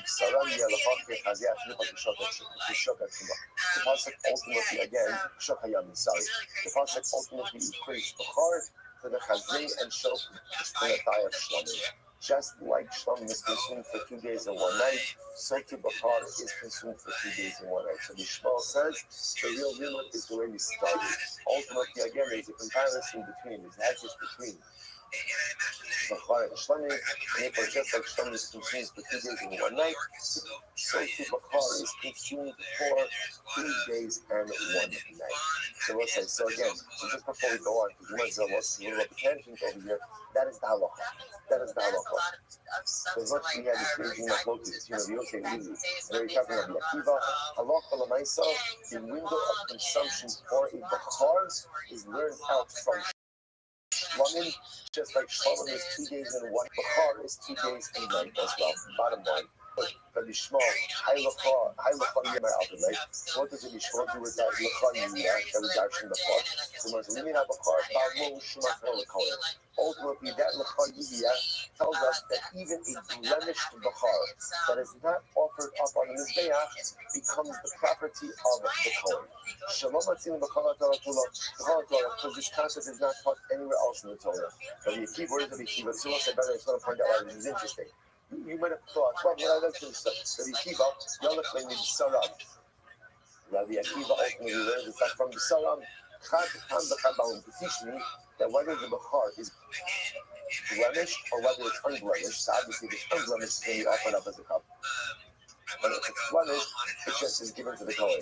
But Yishmael is Saram the Hanaf Bechoros Kamar.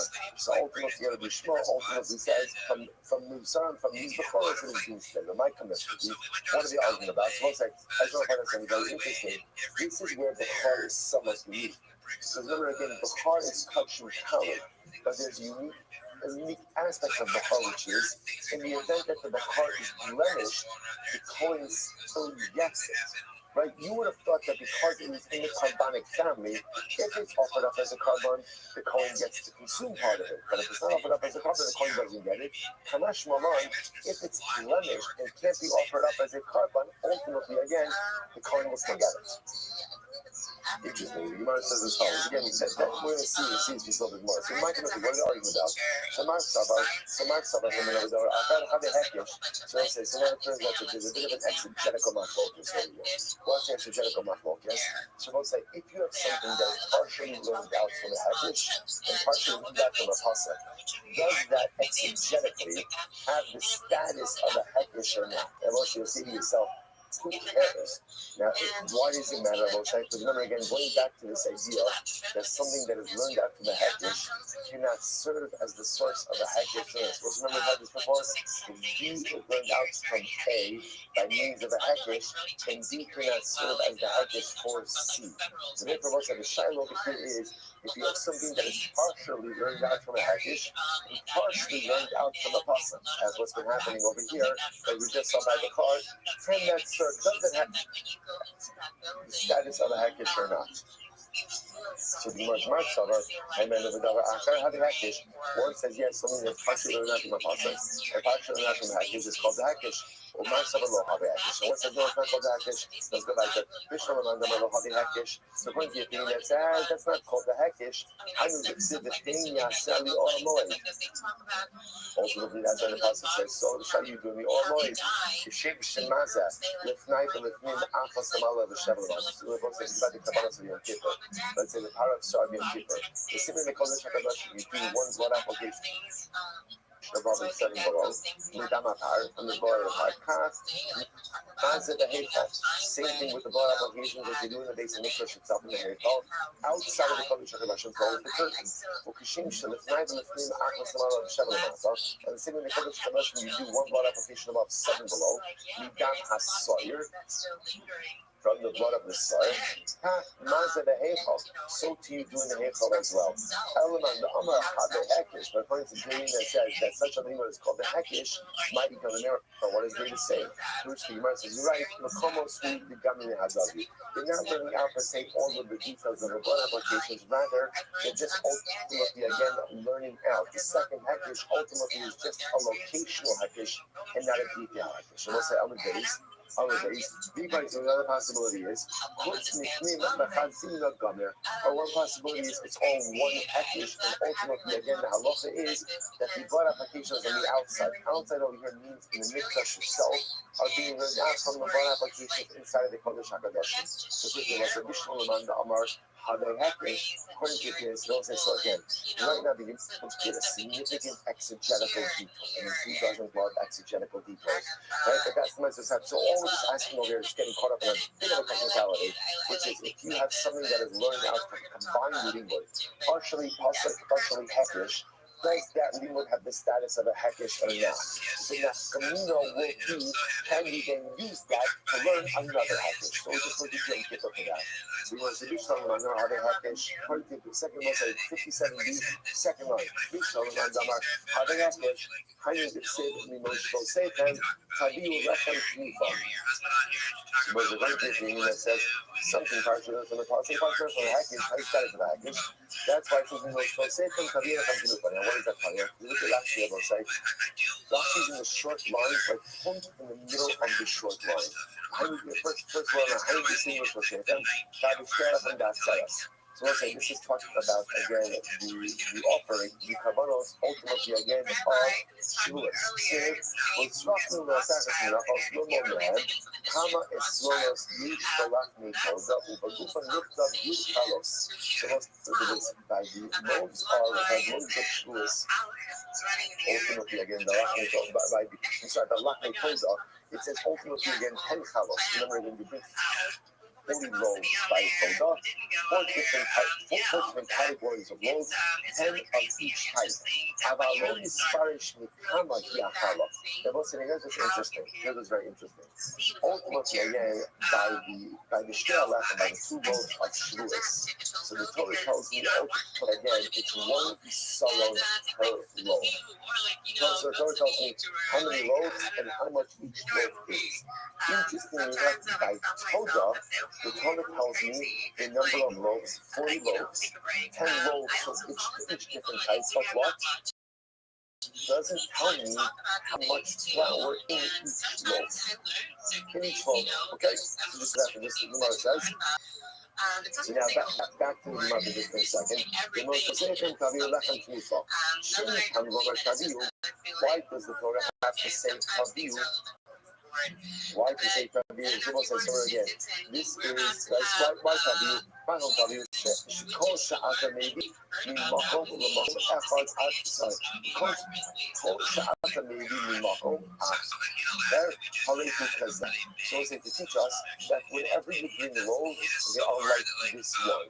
What's this one? It's the Shtei Halachim by Shavuos. Ultimately, again, 2 loaves and sorrow each. Whenever you bring loaves are always 1 sorrow each. So therefore, what does this teach me? Ma lahalon is sorrow lahalon. Just like by Shavuos, it's 1 sorrow per load. And so to by Todah, Yisrael Machala. Each loaf is going to be 1 Yisrael. In Malahalon, Shnei Yisrael. Now, interestingly enough, by Shavuos, that gives you a total of what? 2 Yisrael. Why? Because remember, by Shavuos, what do you have? Shnei Lechem. You have 2 loaves. For a total of 2 Yisrael. So it says it's maybe when we learn out by Shavuos, the side, maybe by Shavuos we learn out not that it's 1 Yisrael per loaf. But maybe by Shavuos, what do I learn? That Allah said it's a total of 2 esrog. Maybe that's what it's saying. And just like Allah said by Shavuos is a total of 2 esrog, so by Todah, it's a total of 2 esrog. And what that means? By Todah, what that means? That means 40 loaves comprised of a total of 2 esrog.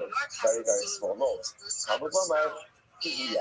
Ultimately, the Pasuk says, no, they shall be. V'lamadnu asar l'chametz asar l'maskenai. So therefore, I will say, Tiana teaches me, now listen to this, from the Shtei Halachim of Shavuos, you learn that whenever you bring a loaf, ultimately, again, a loaf is always a minimum of 1 Yisrael.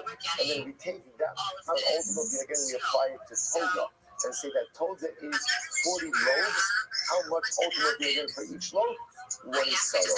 1 Yisrael per loaf of the Todah. Incredible. Well, I'm not new. Asar l'chametz, asar l'matzminayna. And how do I know ultimately again that there are 10 loaves of chametz, 10 loaves of matzah? Tamalomar al talos lechem chametz. Neged chametz having matzah. So whatever number of chametz loaves you're going to bring the same number of matzah loaves. So in other words, I have 4 categories of loaves, and each of those loaves have the same number. According to the opinion that says that it's not a hekesh, it says something partially learned ultimately something is partially learned from a hekesh, partially learned ultimately from a pasuk. It's not called a hekesh, so what does it say? Taviu Yiserahi is an extra taviu. So you get about it's fine, it's going to come off focus, but an interesting nugget of information about saying that again, by Shavuos you have 2 loaves that are brought, those are called the Shtei Halachim. By Karban Todah, 40 loaves. In those 40 loaves, ultimately again are 10 loaves of 4 different types.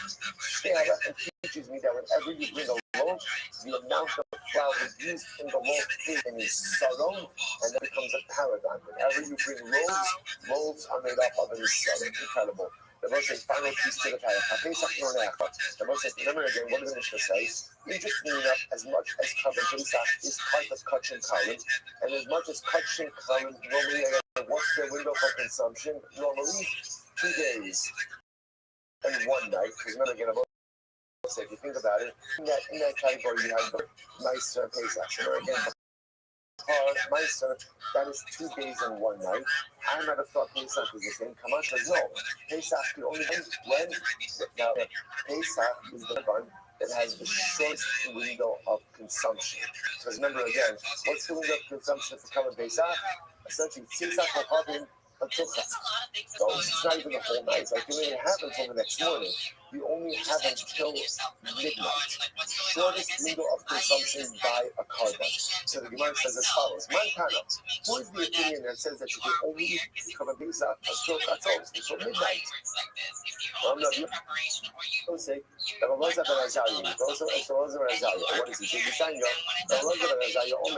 Ne'emar kan balayla hazeh, Ne'emar laharon ba'bayit, it says by Karban Pesach that you shall eat Karban Pesach balayla hazeh on this night. And it says by Makas Bechoros, death of the firstborn, 10th plague. I will pass through Egypt on this night. Just like Makas Bacholos was at night, so too again, was at midnight. So if you eat basically told me that, by the way, the Marshal points out, it's not a good comparison. Why? Because ultimately, Makas Bacholos, yeah, it's midnight. What happened at midnight? Other than midnight, the Makkah started at midnight. Yet we're comparing Kalan Pesach to Makkah's Bechoros. Say just like Makkah's Bechoros started at midnight. What do we say at Kalan Pesach? Was there a Kalan Pesach?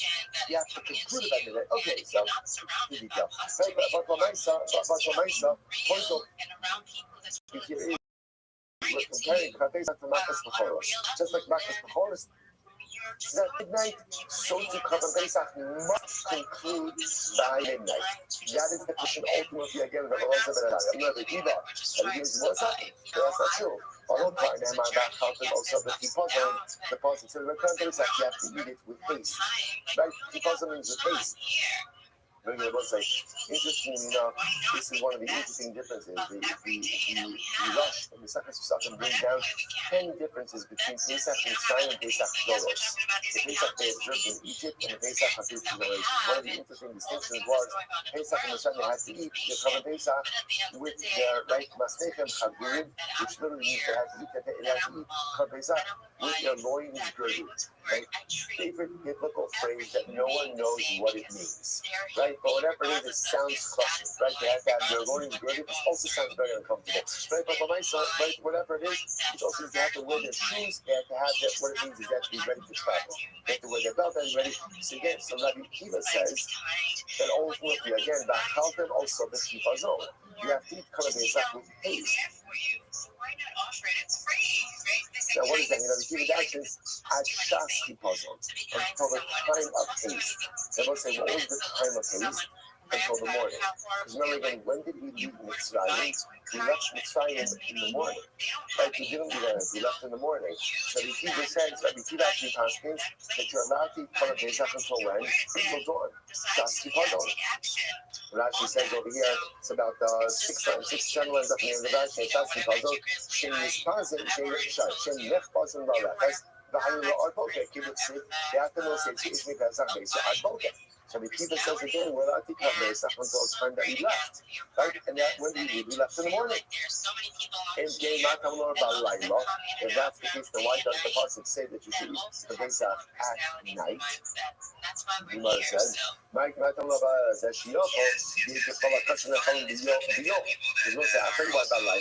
teaching you something different. You might have thought that seeing Kavan Pesach was part of the concept of Kachin Kalim, and the in general. Karbanos 101. If you check the Karban, when are you allowed to eat that Karban? When are you allowed to eat the Karban? That day. That's the way it works with every single other Karban. If you check it during the day, which is when you don't have to check Karbanos, you can eat it that day. I might have thought Kavan Pesach is the same thing. Talmud Omar, Balayla. Therefore, the Pasuk says Balayla. You can only eat it by day. At night, and you cannot eat it by day. So it's like, it's very peculiar aspect of Kavan Pesach. So the Kiva says, Balayla teaches me that halacha l'maisa, you can only begin to eat that Karban at night. You're not allowed to eat it by day, but you are allowed to continue to eat it until dawn. You know, so come to our focus. Amari Abaye, and I can imagine that and my Azaria, who's that I saw, Duma with your phone with a heart with Data. Maybe an hour, maybe Azaria, you can get your Kiva. They really have offered myself. You can go ahead and eat Kavan Pesach until when? Until when? Until the next morning. So why does the Beloza Ben Azaria say? Can't talk about sauce. Why? Lahafik Adam Minadira. First Mishnah and the second Brachos. Right? That sometimes you eat something until the morning. Chazal said only do it until midnight to give you a buffer. People always push the envelope on everything. We're always running late. We're always fucking up at the time. So therefore, even when you have it until dawn, just tell people until midnight. So maybe they really agree. And we go, you can eat until morning, but we grab one and we tell you to stop at midnight. In saying, my Ella Ad Hatzos. It's not the lesson of the Mishnah. The lesson of the Mishnah, both say, you look at it, is that Pesach in the Necha, Ella Balayla, in the Necha, Ella Ad Hatzos. Ella Ad, this is not the Lush. which means, no, you must complete your carbonic consumption by Patzos, which indicates to us that we're talking about a Da'alaisa level. Yes, a Mahasim Da'alaisa, Atkan Da'alaisa. So that we're going to watch the Gemara says that the Russian of Ela Ad Patzos Russian of Da'alaisa. So it turns out this is so limited. Turns out the Halach of the Nice, that the Halach of Machlokas, Da'alaisa, speaking of the Kiva and the Halach of Azalea, about the window of consumption for a case. Rosa Zaria literally says up until Patzos, and then the Akiva says until the next morning. We will say, how do we pass him? The Rama pass him, the Nipos cover these Tes, Halacha Tes Zayin, but Halacha Lamaisa, Radar the Kabukamos, Shena Pesach Yaka Allah at Patzos, Kidei La Harakik Min Ha'avera, the Torah. She also called a Laila at Yom Rasham. Rama pass him like the Akiva, that you are allowed to cover Pesach until the dawn. But Halacha L'Maisa, we say finish by Patzos. Why? You have to Adam Min Ha'adon. In order to go on and keep a person from violating, we tell you to finish up ultimately. In order not to pass the Shalom Shkoyas. So let's say, how'd you allow things to come on? That's the start, everyone. Let's give it a good day. Zaria, I like the sofa better. Tomorrow back on the sofa.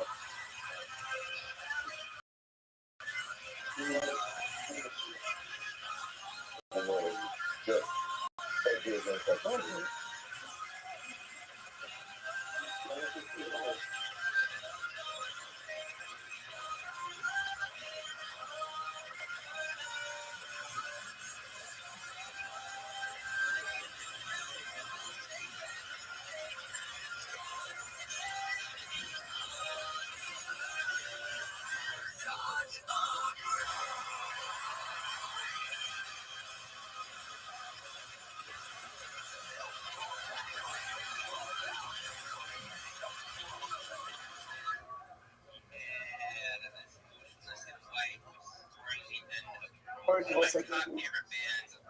Good morning. Good morning.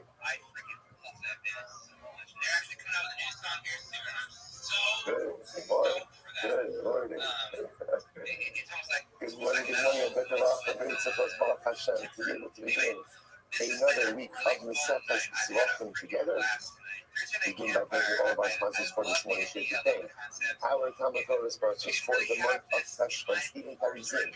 We're dedicating all the Shurim and Drashos of this month in the course of the yahrzeit of Steve's father, Bonim Tzvi, and kindness from the Rock on the execution of his 20th yahrzeit. Our week of learning sponsors, Gilly and Jillian Goldberger, as we discuss for continuing the reflection of their son Aaron Mishaya, Ben Rivka Esther, and the many sponsors, Alan Sarah Steinberg, and discuss continued help for the reflection of Shivani Khanov.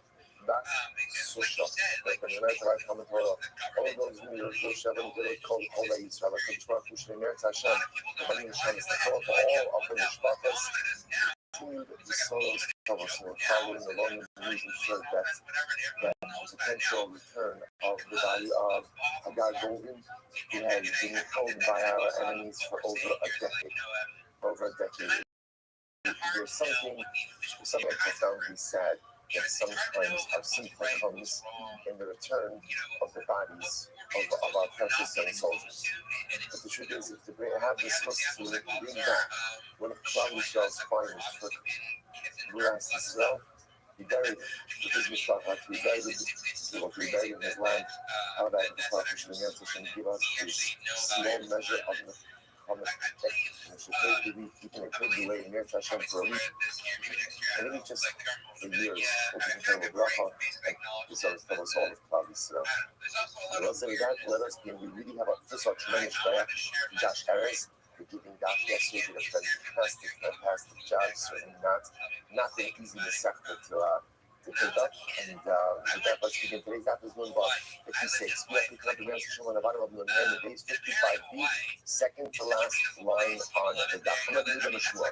So it's an interesting halachas over here, a little bit of a detour from what we've been dealing with until now. No, it's still Zachar, not that much of a detour, right?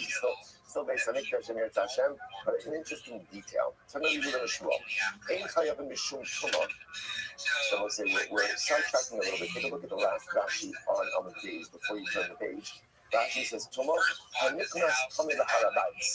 Talking about if someone is coming and they enter into Harabais, and what's going to understand when we speak about Harabais, right? Up until now, focusing a little bit on our base because we don't need it, and I can't go and go by without using it. So remember again, this is the Beis Hamikdash.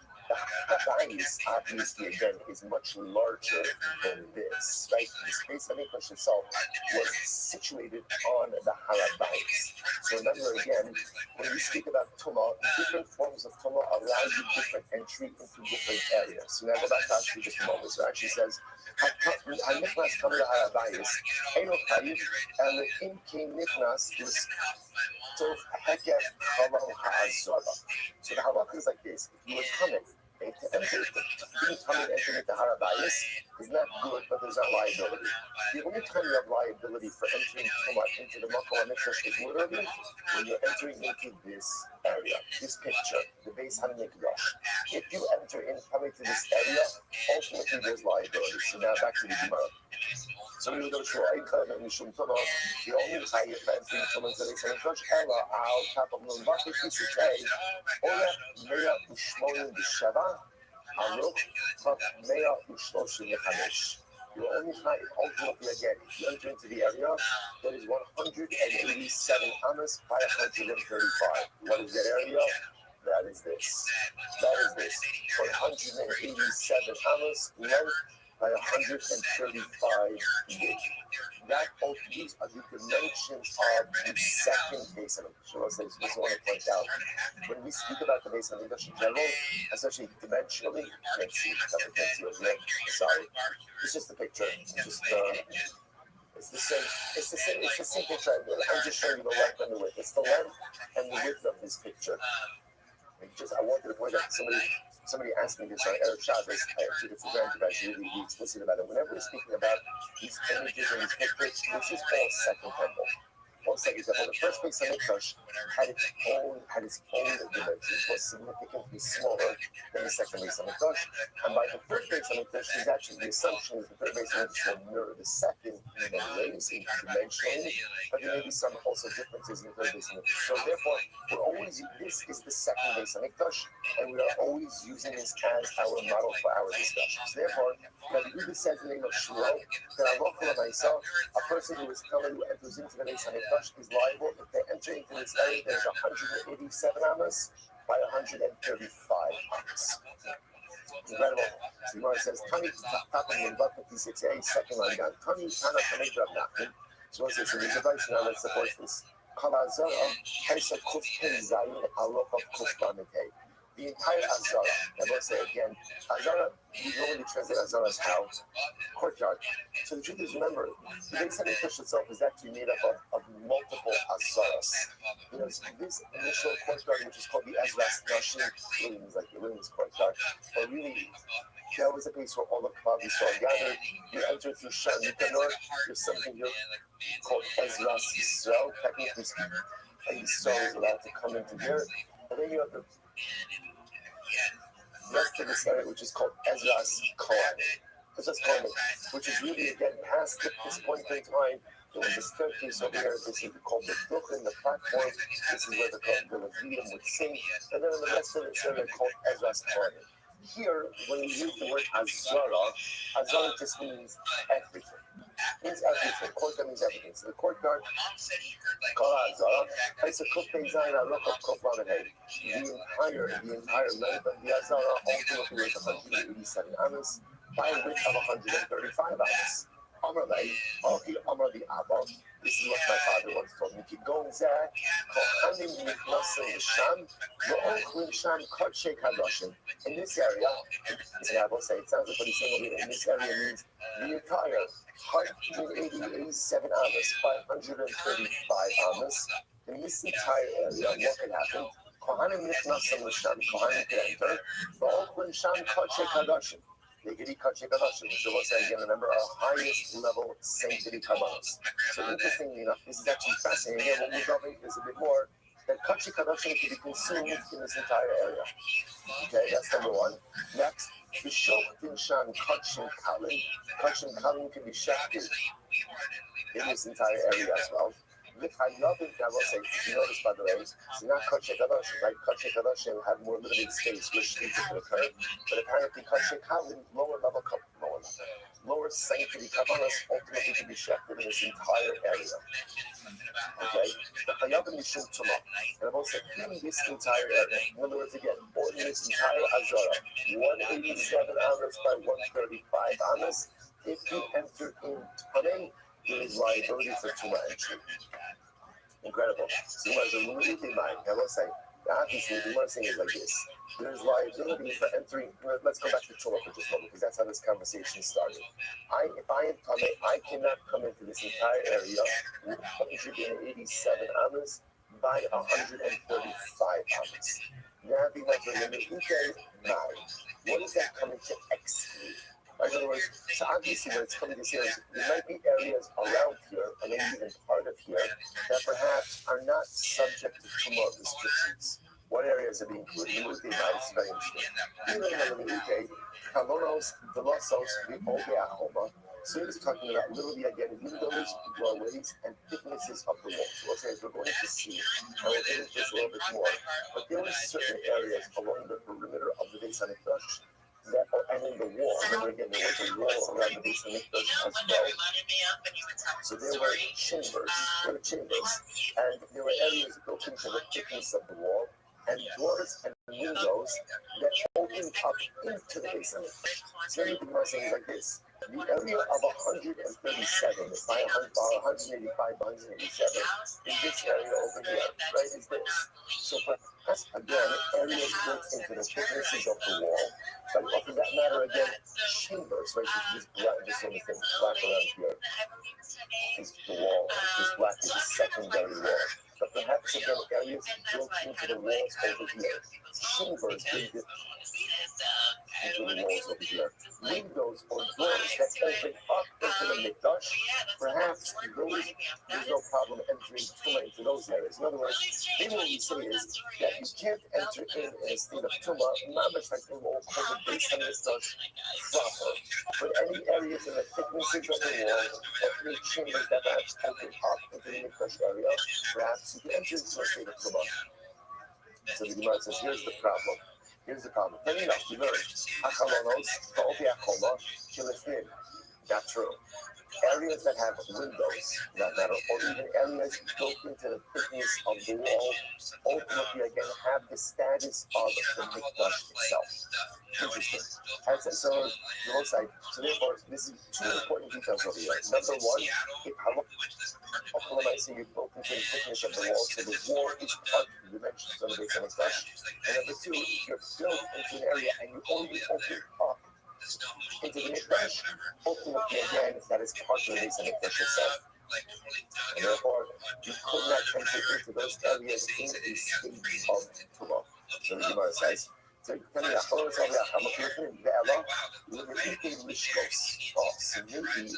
to go ahead and exclude certain chambers. In certain chambers, are you allowed to enter into that? If you look at Rashi says before we go on, Hachalonos,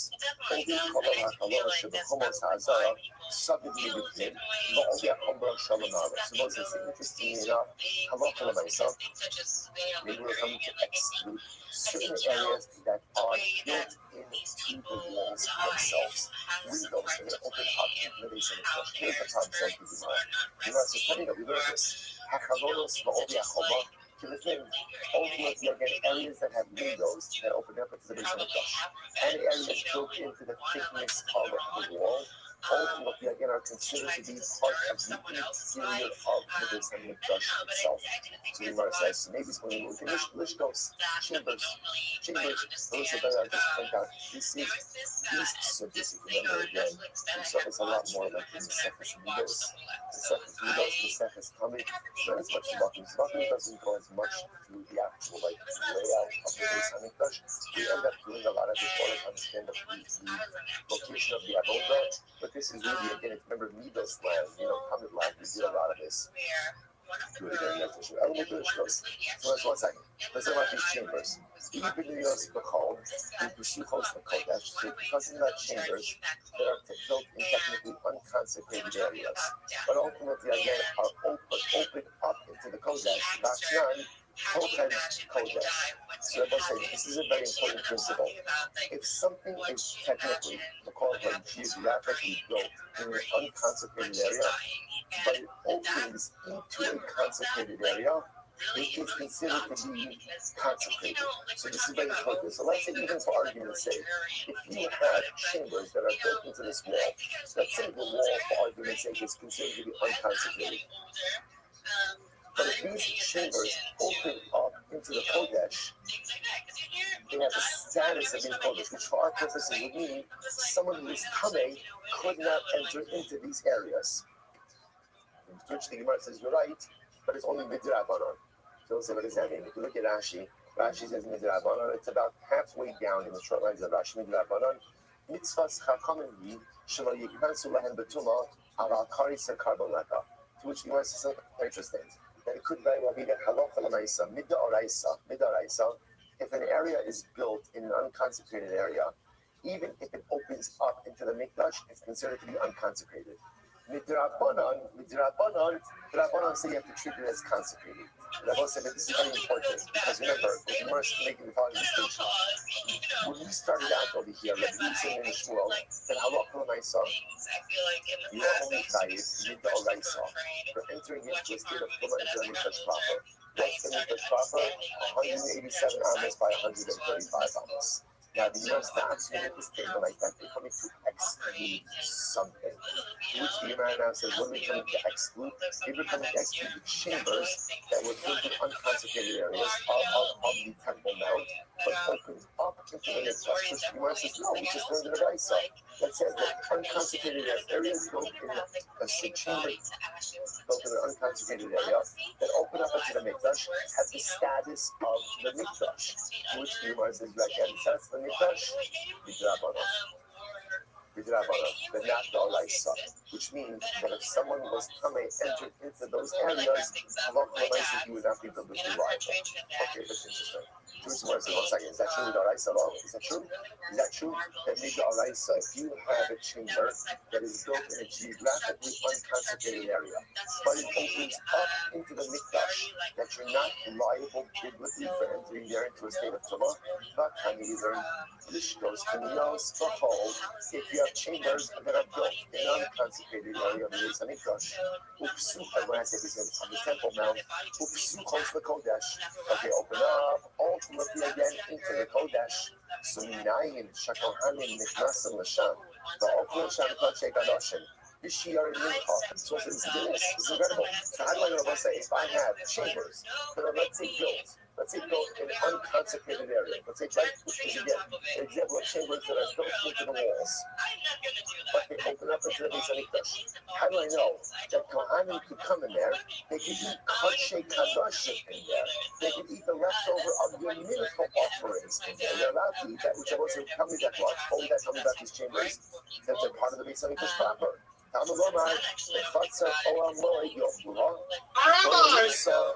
What's up, big dog?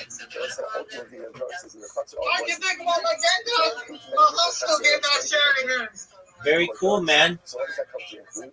That even chambers That was not hostile, actually. They won. Yes, they did. That's amazing. Into a consecrated area. I did my best to. If you're allowed to eat Kodshe Kadoshim there, then the pastors want to They won. Yes, sir. What's the record? What's the record? Yeah. To which the Gemara says, And then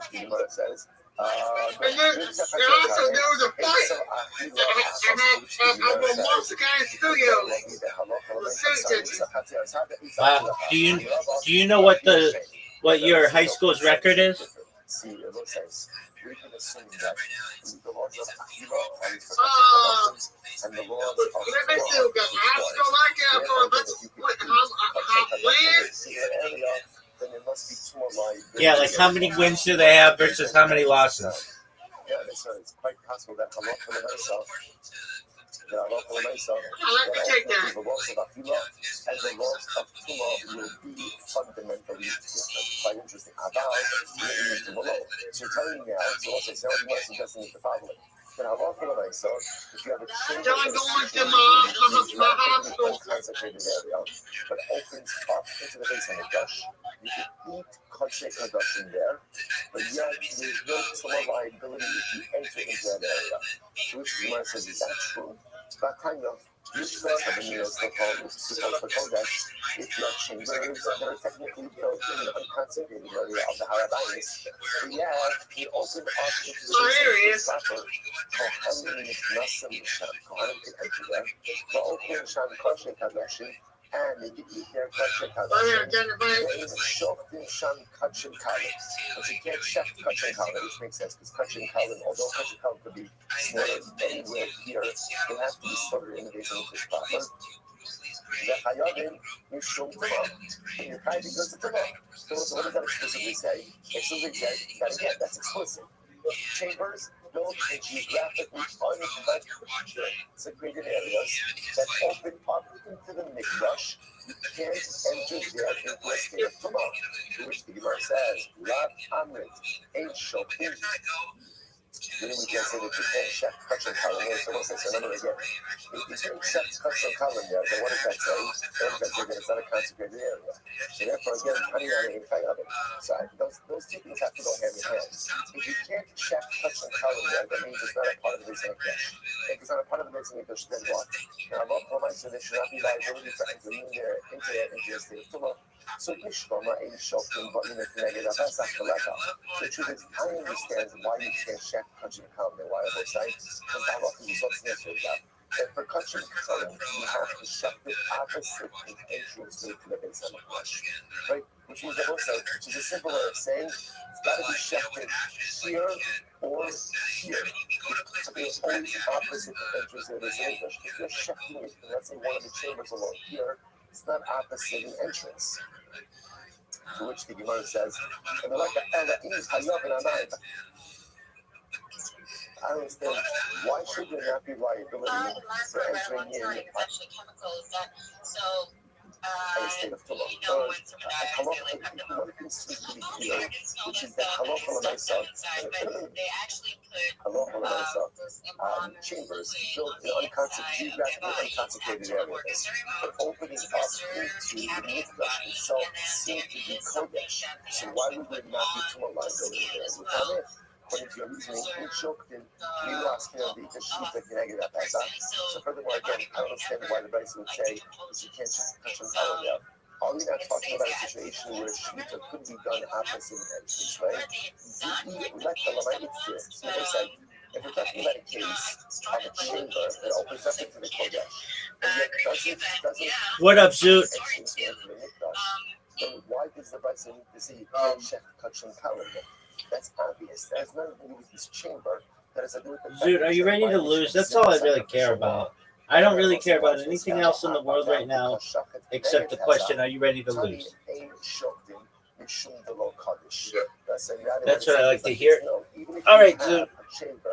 That does open up. I found that gal. I told her on Instagram, but she has a boyfriend. I just found out. Stuff her Instagram. She has a boyfriend. Why not? Why not? Because I want to say, since it is situated in a non-consecrated area, the chamber itself, even though it opens up to the mikdash, maybe even opens up, also again to an entrance. Just one moment.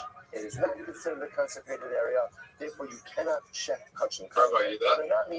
Yeah, just one moment. There's also not liability for entering into that space in a state of tumor as well. Incredible, incredible. To which the Gemara says, for consumption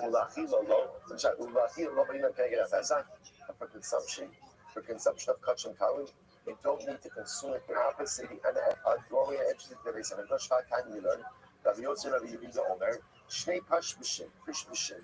How you but base? Just a moment. So let's say this was yesterday's daf. So remember again a quick review over here. This is the Ulam. Right, so remember again, this is what we call Ezra's Kohanim, this entire area over here. You walk into the Beis HaMikdash. When you walk into the Beis HaMikdash, you enter into this massive antechamber called the Ulam. right? So remember we saw in yesterday's that on the far sides of the Ulam was a chamber called Beis HaChalifos. What's Beis HaChalifos? The knife chamber. Quite literally where the Kohanim kept their knives. So remember again what we saw in yesterday's daf. This is, I don't know if you can see on the lecture over here, there was a little entranceway, a little doorway that all must be again led. So in other words, you can access the Beis HaChalifos two-way. You can walk up the primary entrance. I'll be with you in just a second. I'll be with you in just a second, Zoo. Situated in the Jesus is king. Or you can It access burns it in his birth through the doorway Okay. in the back. Okay, so He's allowed to believe that's whatever what he we're wants. referencing over there. So this was yesterday's daf. Yesterday's daf. So Gemara says as follows. What are you doing there? There were two entranceways by the Beis HaChalifos. There's referring bread now to the back entranceways. Yeah. The back entrances to the Beis HaChalifos. Go for No, it. They had a height of 8 amas. A long time. Why were those entranceways The necessary? stage during Why 24/7 was as that well. necessary? This is very interesting. Basically.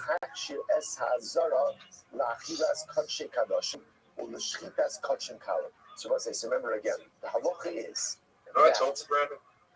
for the consumption Perhaps. of Kachei Kadoshim and for the shechita of Kachei Kalim. Now, I want to point out, the shechita, the location of shechita for Kachei Kadoshim was much more specific. You had to shecht it in very specific areas. Kachei Kalim can be shechted where? Where Kachei Kalim? Anywhere in the Beis HaMikdash compound. In just one caveat, you have to shecht I'm not sure. Kachei Kalim opposite an entrance Brandon. or proximity to an entrance 21. of the Beis HaMikdash, which means But it's the if you're lesson shechting on Kachei Kalim here, you're covered, right? Because your opposite entrance is over here. If you're shechting here, you're good because you're shechting opposite the entrance here. Where is there a problem? Back here and back here. How do we take care of that issue? Brandon's got These two little the camera doors. on. These two little back Okay. doorways allow you to shecht Kachei Kalim over here and over here. Like this way, you're opposite an entrance over here, opposite an entrance over here. So what's this? By the way, that was the whole point of these entrances, because there wasn't really Brandon, any that others. was You could easily access the knife chambers to the front over here. These back entrances were managed only to allow shechita of Kachei Kalim back here and back here. Rabbi. Yes, sir. So the Gemara says as follows. So He's gonna win the war, he's not. So to allow for the consumption of You are. Kachei Kadoshim, U'l'shchitas Kachei Kalim. No, So you can check Kachei Kalim. I've lost that. Of Ravino, Samim You'll Mikhan mean Achir. So what's that? So therefore, the names of the people. what does this mean? What does this mean? What the Gemara is making over here is, No, because I don't know who they are. Are you ready for an invitation? You can only shecht it in the You know who they are. opposite the entrance. The people If tonight? that's the case, then how would you be able to go Yeah. ahead and shecht Kachei Kalim? I don't know who any of these people are. They're all fucking Australian people. Right? But you have an invitation. The only people I know are J. Michael, Chelsea, and you. Which the Gemara says, you write Sami Mikhan Achila. Take out Achila from here. I, the Gemara says, the Haksiv, Bishlu, Esa, Basa, Pesach, Olamoy, the Sham Tov, but the Pasuk seems to indicate that even Achilas Kachei Kadoshim requires opposite an entrance. They're not all To which the Australian. Gemara says Some of them are that was Canadian. different. Why? And some of them are Irish too, I think. Kachei Sha'ah Shiny. That was by the Miluim. That was by the inauguration of the Mishkan. And it's quite possible that the thing by the Miluim was somewhat different than anything else. Zoo, what did you think of my shot? That over here is as follows. So just let's kind of summarize this sugya. Although we're not finished with it yet, but at least there's a natural stopping point. Zoo, did you know? Okay. Do they suck dick at mini golf as well, or is that a strictly domestic thing? Also, one day we got the dimensions of the Beis HaMikdash. What are the dimensions? Easy to remember. Zoo, what did you think of my shot? By 135 ounces. And if you enter into the area, It's not as good as this show that I'm about to do right now. Right? If you do it intentionally, kares. Are you sure about that? Intentionally, carbon. Okay. Obviously, the Gemara makes it seem like that you're coming to Yeah, you're gonna know. something. So the Gemara will say, so the Zoo, that stunk. Is what are you coming to? I'm gonna struggle to tie you on this hole. Everyone would agree Oh, that was with almost something perfect. is, if you have chambers that are built into into the wall, right? And halacha said, don't open up into the mikdash proper. Yes, sir. Will agree that if you enter into those chambers in a So state it's of 1 month? tuma, you are patur. Yep. Where does the machlokes come up? Where does machlokes come up? Who else If is you have these chambers and they have doors What are or you windows talking that about? open up to the mikdash, does that make it part of Zoot, the I'm mikdash giving you proper this itself this or not? fucking win. That's the machlokes. And Oh, even you if have say the best that it shot. is part of the mikdash proper. What is it part of the mikdash proper for? Perhaps it's In the part of committee, mikdash you're not proper gonna for I'll tuma besides Jack purposes, McCann. tuma liability. Zoot, But again, for example, can you go ahead and eat kachek Chelsea, Can you shecht kachim J. Michael. Well, again, shechting kachim Oh, kalim Zoot, you deserve to go win. ahead and create another problem. What's the other problem? Zoot, that was a 10 out of Zoot, that was a 10 out of 10. Ultimately, again, opposite an entrance of the Beis Hamikdash. It's also possible that even for consumption of kachim kalim, ultimately, again, you're requiring opposite an entrance Dude, as Zoot, well. that's still a really therefore, good you know, shot. That's a good focus. That's also a focus. Yeah, but you're gonna get a whole takeaways that we have. Maybe. The defined facts we walk away with is number one, we've got our dimensions of the Beis Hamikdash. I have to make this shot, Zoot. That Shechita Kachei Kadosh Kachim Kalim Yeah, could take place anywhere in the Beis Hamikdash. All you need is what? What you do need is You know, that was really opposite cool. an entrance. Opposite an entrance. Right? Zoot, the hole you've never scored on. And you get to go first. Let's see if you can score. Could take place anywhere here as well. Shechita Kachei Kadoshim has its own set of halachas where that's done, as does consumption of Kachei Kadoshim. We also reviewed from yesterday's daf that, and again, two Beis HaKhalifos, two knife chambers in Zoot, let's see if you can score. with two back entrances for those Beis HaKhalifos. What was the point of those back entrances? Really one purpose.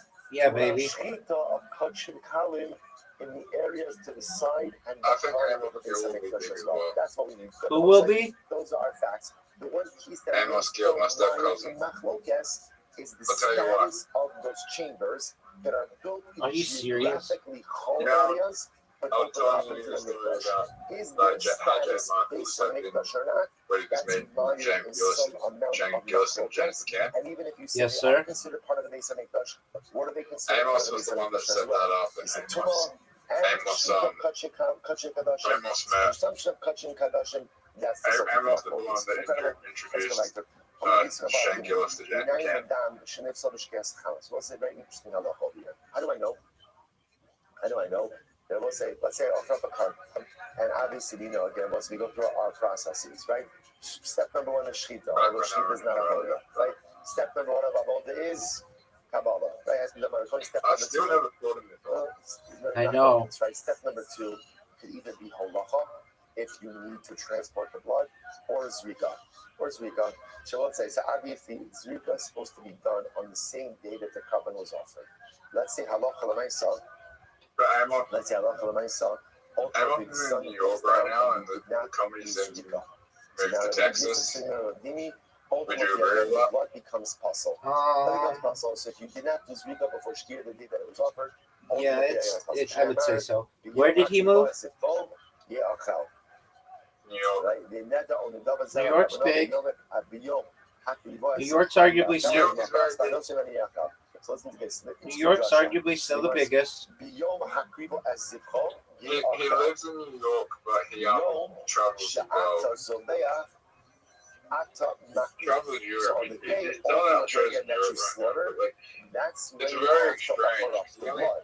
He only has 40,000 followers on Instagram, and he's still filling out shows all over the world. That you are not slaughtering it. You do not offer up the blood, which will say is another way of saying that Zrika has to How many occur people on the do you same know that day probably as still have the shows Shita, that the have same day as the 40,000 blood. followers on Therefore, Instagram? again, He if you didn't like left the over the blood past the day of carbonic offering, ultimately, again, you cannot offer up the blood anymore. Take a look at the last Bro, how page many on the page. real Instagram followers do you think? What'd you say? ביום הקריבה הספר,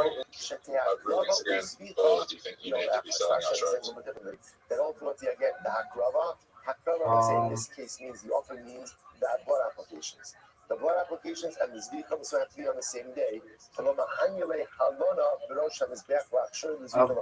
mean, it's hard to judge. Again, therefore, Allah says shchita, right? The actual offering, the shchita of the carbon, I would say must take place in the same day. Therefore, if you shechter the carbon on Sunday, let the blood past sunset, I know somebody you cannot offer up that blood with anymore. So over a million. Now I need this person to teach me the Ikra Allah. What's Ikra Allah say? Rashi says we're on the base, the buffet. Lil mold or Melame. And they still can't. They're both saying, now that pasuk is here to teach me a separate halacha. What halacha? What is it Just talking about? That a carbon shlomo, both say, what is the window of consumption for a shlomim? It is the day that is offered and the following night. Right? That's the window of consumption. So both say, so it's Sunday. If I offer up a shlomim today, my window of consumption is today, Sunday, all of tonight, up until alos, up until dawn tomorrow morning. So that's the pasuk is coming to teach me. Somebody to teach you something else. Again, b'yom hakrivo es zipol yachel umi macharas. I don't say the yachel. So therefore, again, the Gemara says the pasuk is coming to teach me that when you okay, you have that day and that night until tomorrow. What's tomorrow? For our purposes, dawn of I would say that. Dawn on Monday morning. So therefore, that's what the Let me. I know somebody who has more than 1 million followers. They were in The Hangover. I mean, I don't know him personally, and they can't sell out a show in San Jose this weekend. It's to the point where they're having to basically sell tickets for $5 each, and they probably will have to give the tickets away. So I can tell you that Brendan Schaub, that guy who has who I always make fun of, he had to retire from comedy because no one would come to his shows, and he has over 1.5 million Instagram followers. Does that make sense? Is that you're keeping track of the nuggets of information that we are assimilating. Because what we're doing is we're building up our repository of sacrificial knowledge. And each of these datim, ultimately, again, are these little pieces of information that we are getting. So, for example, now Shlomim, we saw this before already, but again, just to reinforce, what's the window of consumption? They offer. Dude, does that make sense to you? So the Gemara says, since the pasuk since Torah wrote, since Chosh Baruch Hu wrote the pasuk a little bit longhand, and in a Yom Kippur, it teaches me two halachas. Number one, window of consumption for a shlomim that day and the following night. And number two, that the blood can only be offered up during the spring, or only applied on the day of the slaughtering. But if you slaughter it and you waited to apply the blood and it's pashkia, you can't offer up the blood. I have a damach kamarachmara. Maybe this is what the pasuk is saying. Maybe the pasuk is saying something different. Let's just keep Sunday. So now it's Sunday. I shechted the carbon. So maybe I was saying like this. If you apply the blood of the mizbeach today on Sunday, so then ultimately I get a meat is eaten today and tomorrow. The ikarim damabachar. But if you wait to apply the blood tomorrow, misachel basar ulamachar. Misachel basar ulamachar ulamachrina. Maybe something different. Maybe the window of consumption begins whenever the blood application occurs. So if I apply the blood today, good, eat the blood. I'll eat the meat, I'll eat the carbon today and tonight through tomorrow morning. And if I wait to go ahead and apply the blood until tomorrow, then what? I'll have tomorrow and the next night to eat the carbon. Maybe that's what it's saying. So again, I could apply the blood whenever I want, but just understand the window of consumption only begins when the blood is applied. Which the Gemara says, "In King Nemakra, the Yom Hakrivo Ye'achel." Then the pasuk could just say, on the day that you offer it, offering means the blood application, Ye'achel, the carbon to be used. Zikho Yama, why does it say Zikho? Because you know, turning up your sacrifice, that's on the day that you slaughter the animal, that the blood application must be done. The Yom Shepherd, the day that the slaughter is not being done, ultimately, again, you cannot apply the blood. So most like, this is the halacha of the Savior. So therefore, again, with the strongest of two pieces of information from number one, Wind up this up with the summer is, they had Florida and the following night, but I offer up the summer today, and let's say, it's not going to change. They say it's not going to change, it's not true. Mashiach is coming now. Mashiach is coming now. And there's an opinion that says that the Chiddush HaMikdash we're not going to build with our hands, it's going to come down from Shemayim and Tach, which means that it is possible that those who only do offer up a Kaddish Shemesh, not only possible only because most of us are punished Shemashnis, we're probably going to need a carbon Parazima, and I can answer for that as well. Because by what you know that Shema puts for the Tzibah. Because by what you know is not going to require us all to do a Parazima to allow us to place in the kitchen using, which means that it is possible that we dive into this part in a legal Yerushalayim today.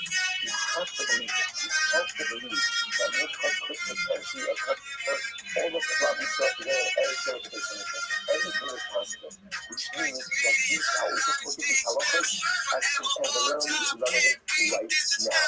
We could know, maybe you're going to be offering up a stomach today. You don't want to be one of those guys who offers up a stomach, hey, I'll go to a liquor store, right? You want to be that guy. You want to be that guy who knows what he's doing with his stomach. Because everyone respects the guy who knows what he's doing with his stomach. Right? Your wife is going to respect you more. Your kids are going to respect you more. Your co-workers are going to look up to you. Right? If you become the shlomo guy. So now, let's say, now you know that halacha l'maisa, a shlomo can be consumed for 1 day and 1 night. What else do I know? The day that the shlomo is offered, ultimately again, the zrika has to be done that day. And if you fail to do the zrika that day, then halacha l'maisa, you can no longer apply the blood. Incredible. Next, Itmara. Let's go right now. Okay, so we'll say this is very interesting. So continuing along this same idea. And so we'll say, so now let's transition. There are other sort of kavanos, for example, that ultimately can be eaten for 2 days and 1 night. 2 days and 1 night. So we'll discuss those kavanos in just a moment. Well, Rashi says we're going to hatch in the Arshlishi. Bishikas Shlomi. So I'll say this is really interesting. And again, I will say this is just carbonic information that we're assuming. So far we just saw that ultimately again. That now I'm transitioning over here to a Shlomi. So I'll say so now. Let's say the Kabbalah Shlomi, the Gemara says over here that you have 2 days and 1 night. Right? So again, I checked it on Sunday. Again, we'll discuss, and then we're going back and forth with different Shlomim. We're going to see, remember, there are different categories of Shlomim, as we're going to see. So again, certain Shlomim, again, it's 1 day, 1 night. Other categories of Shlomim, it's 2 days and 1 night. So let's go. And again, we're going to fill in when we get to the next Mishnah also. Well, the next Mishnah we still get back to Kachin Kalin. We'll fill in the blanks, which types of Kabbalahs for which nights. So let's say, so now transitioning to a Shlom that they consume for 2 days and 1 night. So now it's Sunday. I check my carbon Shlomim. So I've got Sunday, Sunday night, and Monday. When can I eat the carbon until nightfall Monday night? Now, watch this. So we'll say a little bit, we thought we were going with Hegel, but a little bit back to our Hegel circumstances. So in this case over here, when I'm shefting the carbon, I have in mind to eat it, ultimately what the Gemara calls Arshlishi. What's Arshlishi for our purposes? Arshlishi is Monday night, but they're really calling it like the night of the 3rd day. Because remember again, I'm shefting the shlamim on Sunday, which means I can eat it Sunday night. I remember Sunday night is really the night of the 2nd day, Monday the 2nd day. And here I now have in mind to eat it Monday night, which is really the beginning of the 3rd day. So I must say, so this sounds just out of the gate to be like a typical chutz lizmano mindset, which is pale, which would render the carbon invalid. So watch this. Hamachashiv the arshlishi. Ultimately, again, if a person has in mind to go ahead and eat until the 3rd night. Okay, so we want to say like this. Chizki says the covenant is coming. But the Yochanan Apostle, the Yochanan says it's possible. Okay, so what's going on over here? Chizki Makasha, so once I watch this, Chizki says it's Kasha, why? The Holly is straight up. So I will say, this is fascinating, which is, ultimately, Chizki says that it's kosher, that in other words, it's not piggle. Why? Because on what for our purposes, on what we call Monday night, the carbon is not yet fit to be burned. Now, what does that mean? Take a look at Rashi. Go into the Srefa. Nismano legamre. Helios zman Srefa. So akshav at sapra kidisnan lekaman b'shmaitim. So let's say, so now watch this. There's an interesting halacha about shlamim, which is you have 2 days and 1 night to consume it. 2 days and 1 night. But halacha l'maisa, the obligation to burn the carbon as no sar actually doesn't set in until the morning of the 3rd day.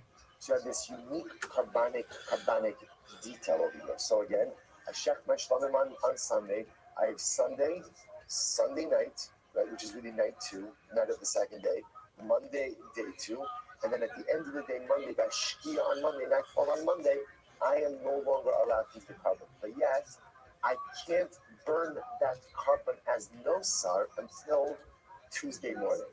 So therefore, again, interestingly enough, Rabbi Yochanan says, technically speaking, although you can't eat the carbon on the 3rd night, i.e. Tuesday night, you can't call that a machshavas pigel, because it's not fully set aside for non-use, so to speak. In other words, I would say, so the pashtas, here's really what it comes down to.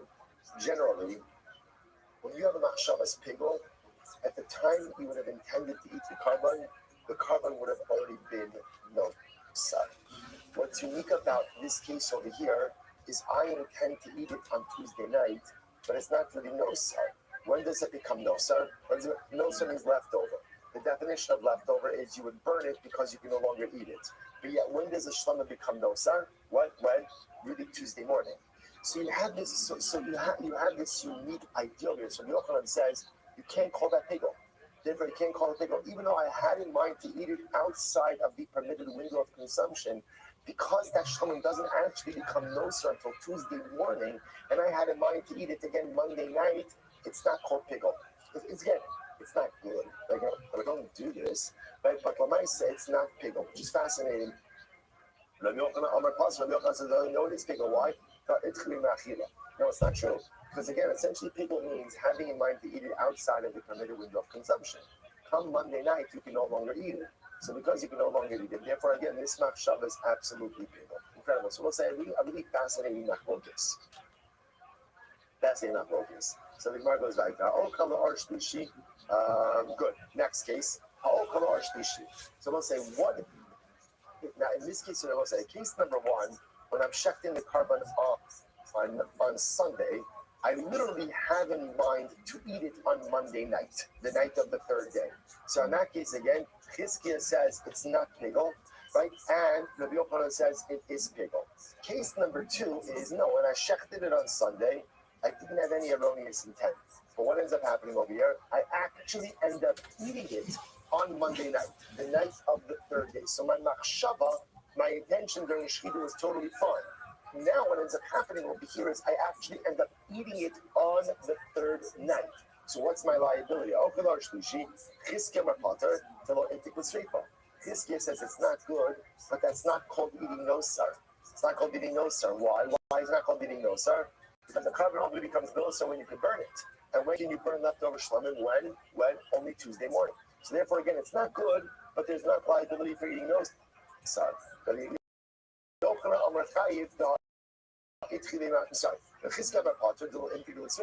So this guy says it's not called eating. It's not called eating. Why? Because halacha ultimately again to burn it. But Rabbi Yochanan says you're chayiv. Why? Because you can no longer eat it. So this is the same machlokas, just different manifestation. Tanya Kabal said Rabbi Yochanan. There's a price that's why Rabbi Yochanan will say. And I remember again, Rabbi Yochanan's position is a twofold position. First, Rabbi Yochanan says once a carbon cannot be consumed, by definition, it has the status of no sar, even if you can't yet burn it. So therefore, again, if I'm checking my shlamim on Sunday, halacha l'maisa again, come on Monday night, which is the night of the 3rd, I can't eat it anymore. Even though, again, everyone is agreeing. You can't burn it until Tuesday morning. But Rabbi Yochanan says once you can't eat it, therefore it's no sar. So therefore, that means 2 things. Number 1, if you ate it on Tuesday night, ultimately again you're chayiv eating no sar.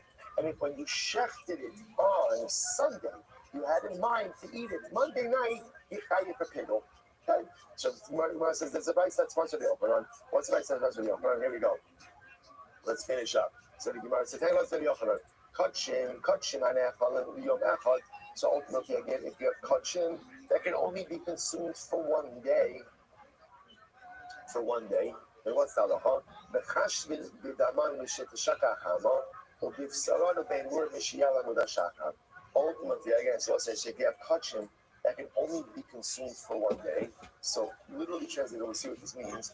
You can have machshava about their blood, mishet shaka, when the sun goes down. And ultimately, again, their meat and their sacrificial parts, mishiyala mudashaka. Now, what does this mean? Look at Rashi. Look at Rashi. In shakat amanas lizrok dalam mishet shaka hama, pigol.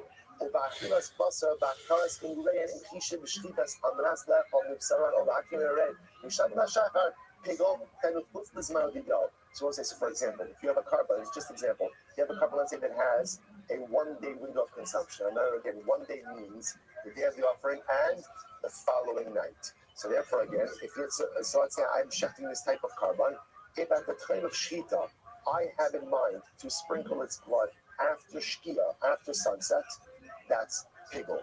Or I have in mind to eat the sacrificial meat, or to offer up the sacrificial parts after dawn the next day, that's pigol. Just give you an example of pigol. Next, let's see, you have other kachim. Because is telling you, different type of kachim have different windows. You have different kachim that can be consumed for 2 days and 1 night. How do you make that carbon pigol? The chashvin bidaman mishes the shaka hama. Interestingly enough, blood remains the same either way. What do I mean by that?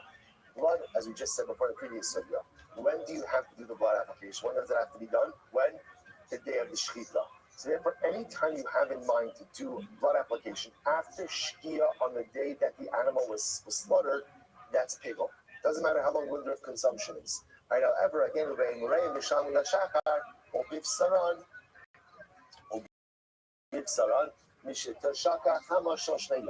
now, Allah comments again, but if you have in mind to offer up the sacrificial parts, right, before, after sunrise the next day, or for that matter, again, with their meat, to eat it at sunset of the second, ultimately, again, makes it pigol. So I must say, interestingly enough, this seems to support the position of Rabbi Yochanan.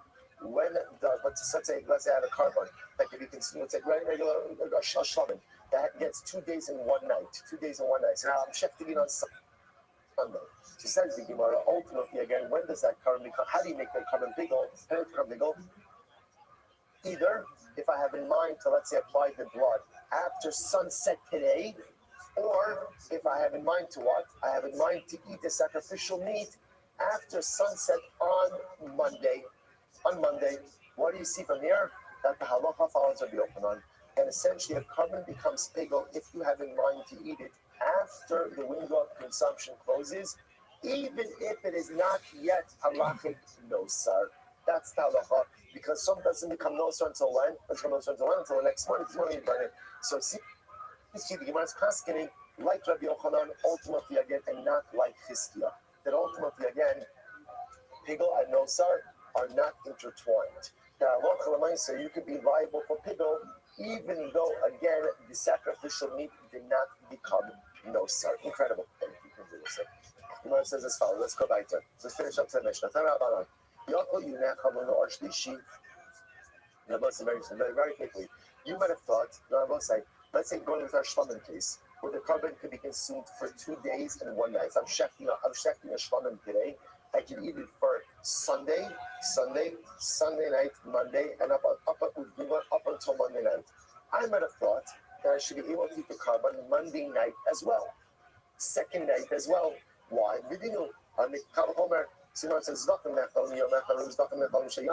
There are some carbonos that are eaten that have a window of consumption for 1 day. Now, listen, I remember again, we said 1 day always means what? What does 1 day mean? 1 day and the following night until dawn. Right? So there are some carbonos that can be consumed for 1 day, but we'll just call it 1 day for our purposes.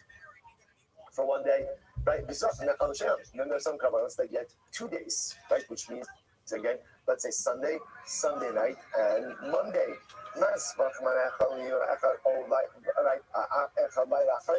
Just like for carbonos that get 1 day. So what else do they get? The following night. So again, if I check the carbon today, and it's a 1 day carbon, it means I get today and tonight until when? Until dawn. So I would have said based on that, so therefore I make the same logic. That if a carbon has a 2 day window of consumption, what should it get?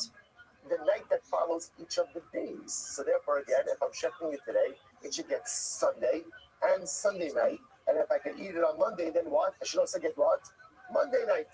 And it should become no sar as of Tuesday morning. Now, no sar ad yom. Therefore, the pasuk says ultimately again, what is left over until day is yom. Yom unechal, ve'unechal l'ashlishi. So we're not based on the pasuk. Ultimately, again, no sar ad yom. You have ad yom. You get the full day of the second day, but not the following night. Good. Yomar says. You can eat up through the full second day, but not once you get into the evening of the third day. So if that's the case, I would say, since I can no longer eat the carb on the second night, so mostly just going, I checked it, it's Sunday, I got Sunday night, Monday, up until Monday night. So I can no longer eat it come Monday night. So I would have thought to me, if I burn it Monday night, let it become those who burn it Monday night, or so So I would say like this, Vidino is a Kalachomer, there are some kabbalas that are consumed for 1 day, and some kabbalas that are consumed for 2 days. Just like a carbon that has a 1 day window of consumption, which means today through tonight up until dawn tomorrow morning. And then also what happens tomorrow morning? Done. Take a bakila sreifa. You burn the leftover, whatever's left over tomorrow morning. So two kabbalas that are consumed for 2 days, I would say. Take up Achila Sreifa. The model should be the same. And therefore, again, if you have a 2 day carbon, I eat it today, tonight, Monday, and then come Monday night, I should burn it immediately. The Torah says explicitly, on the third day you burn it as no sar. Ultimately, again, you burn it by day, but you do not burn it by night. Today, Rabbi say a number of very important halachas come out of here. So first of all, we see that in the world of shlomim, there are different types of shlomim. There's 1 day shlomim, 2 day shlomim. And again, we'll talk about what falls into what category. In a 1 day carbon, you have that day up until dawn of the next morning. Whatever is left over dawn of the next morning is called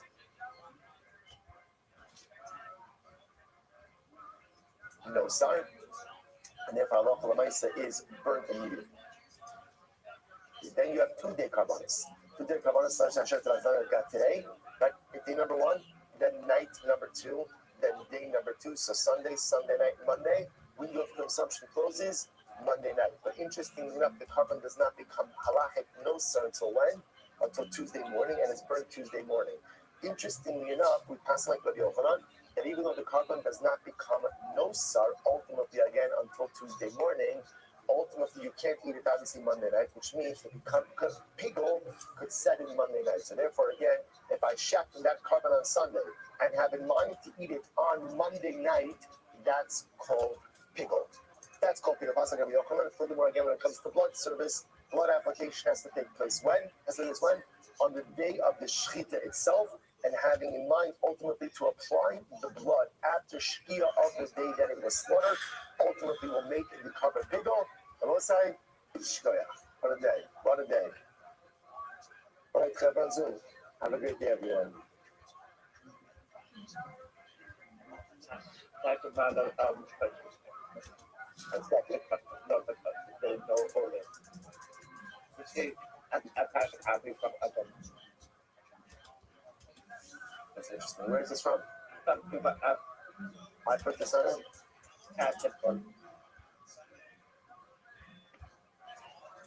Interesting.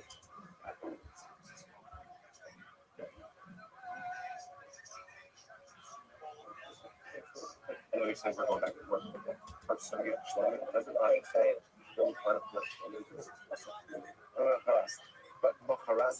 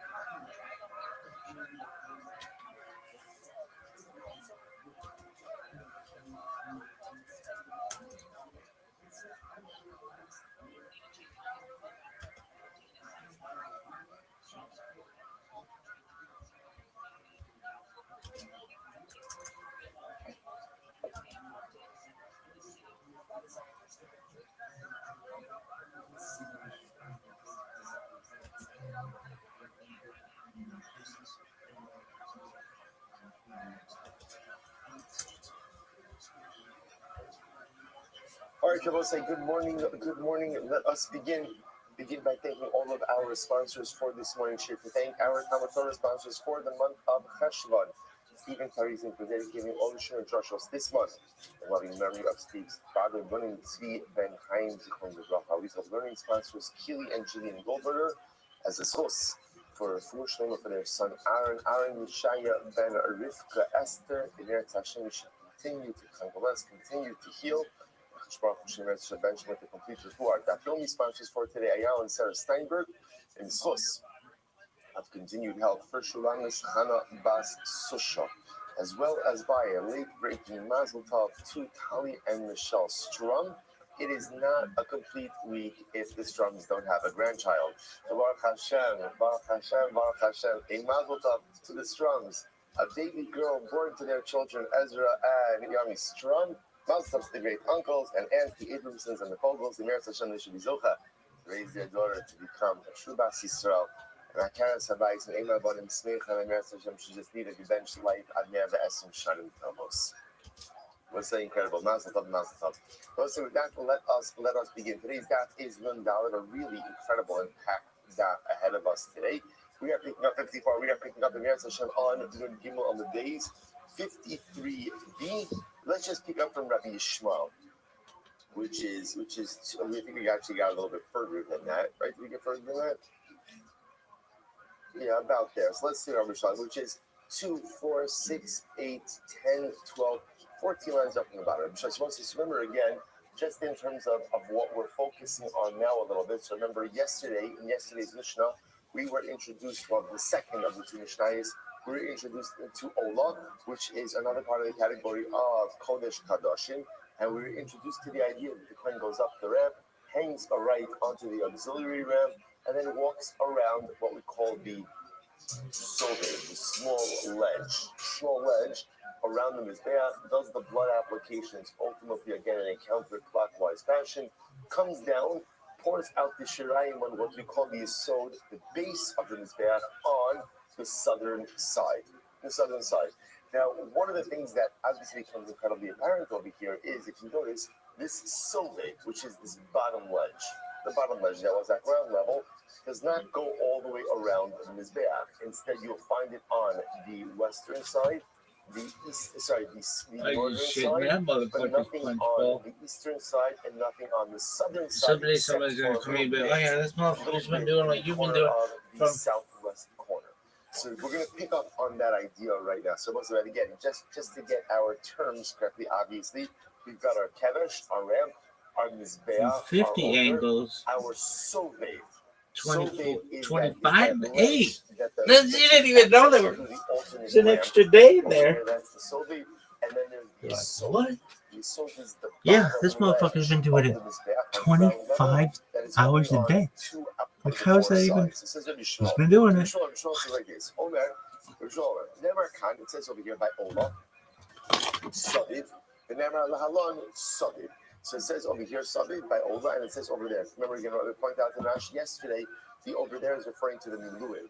Interesting, to the inaugural offerings by the Mishkan. So the pasuk, quote unquote, over there is the Shafat also Yerachad Mizbeach Tzafon of Hashem.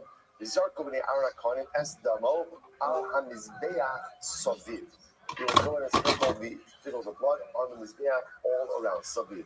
Mal lahalon pisuk ba'arba matanos.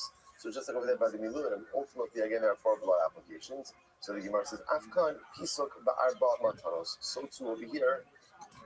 Rashi says, "Not lahalon pisuk dalet matanos dalet nifsako zumizu."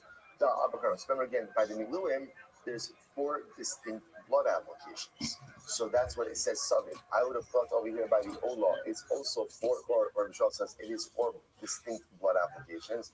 That was said. By the way, I just want to point out that standing in contradistinction to the Mishnah, because what did the Mishnah say about the blood applications of Ola? It's Shtayim Shem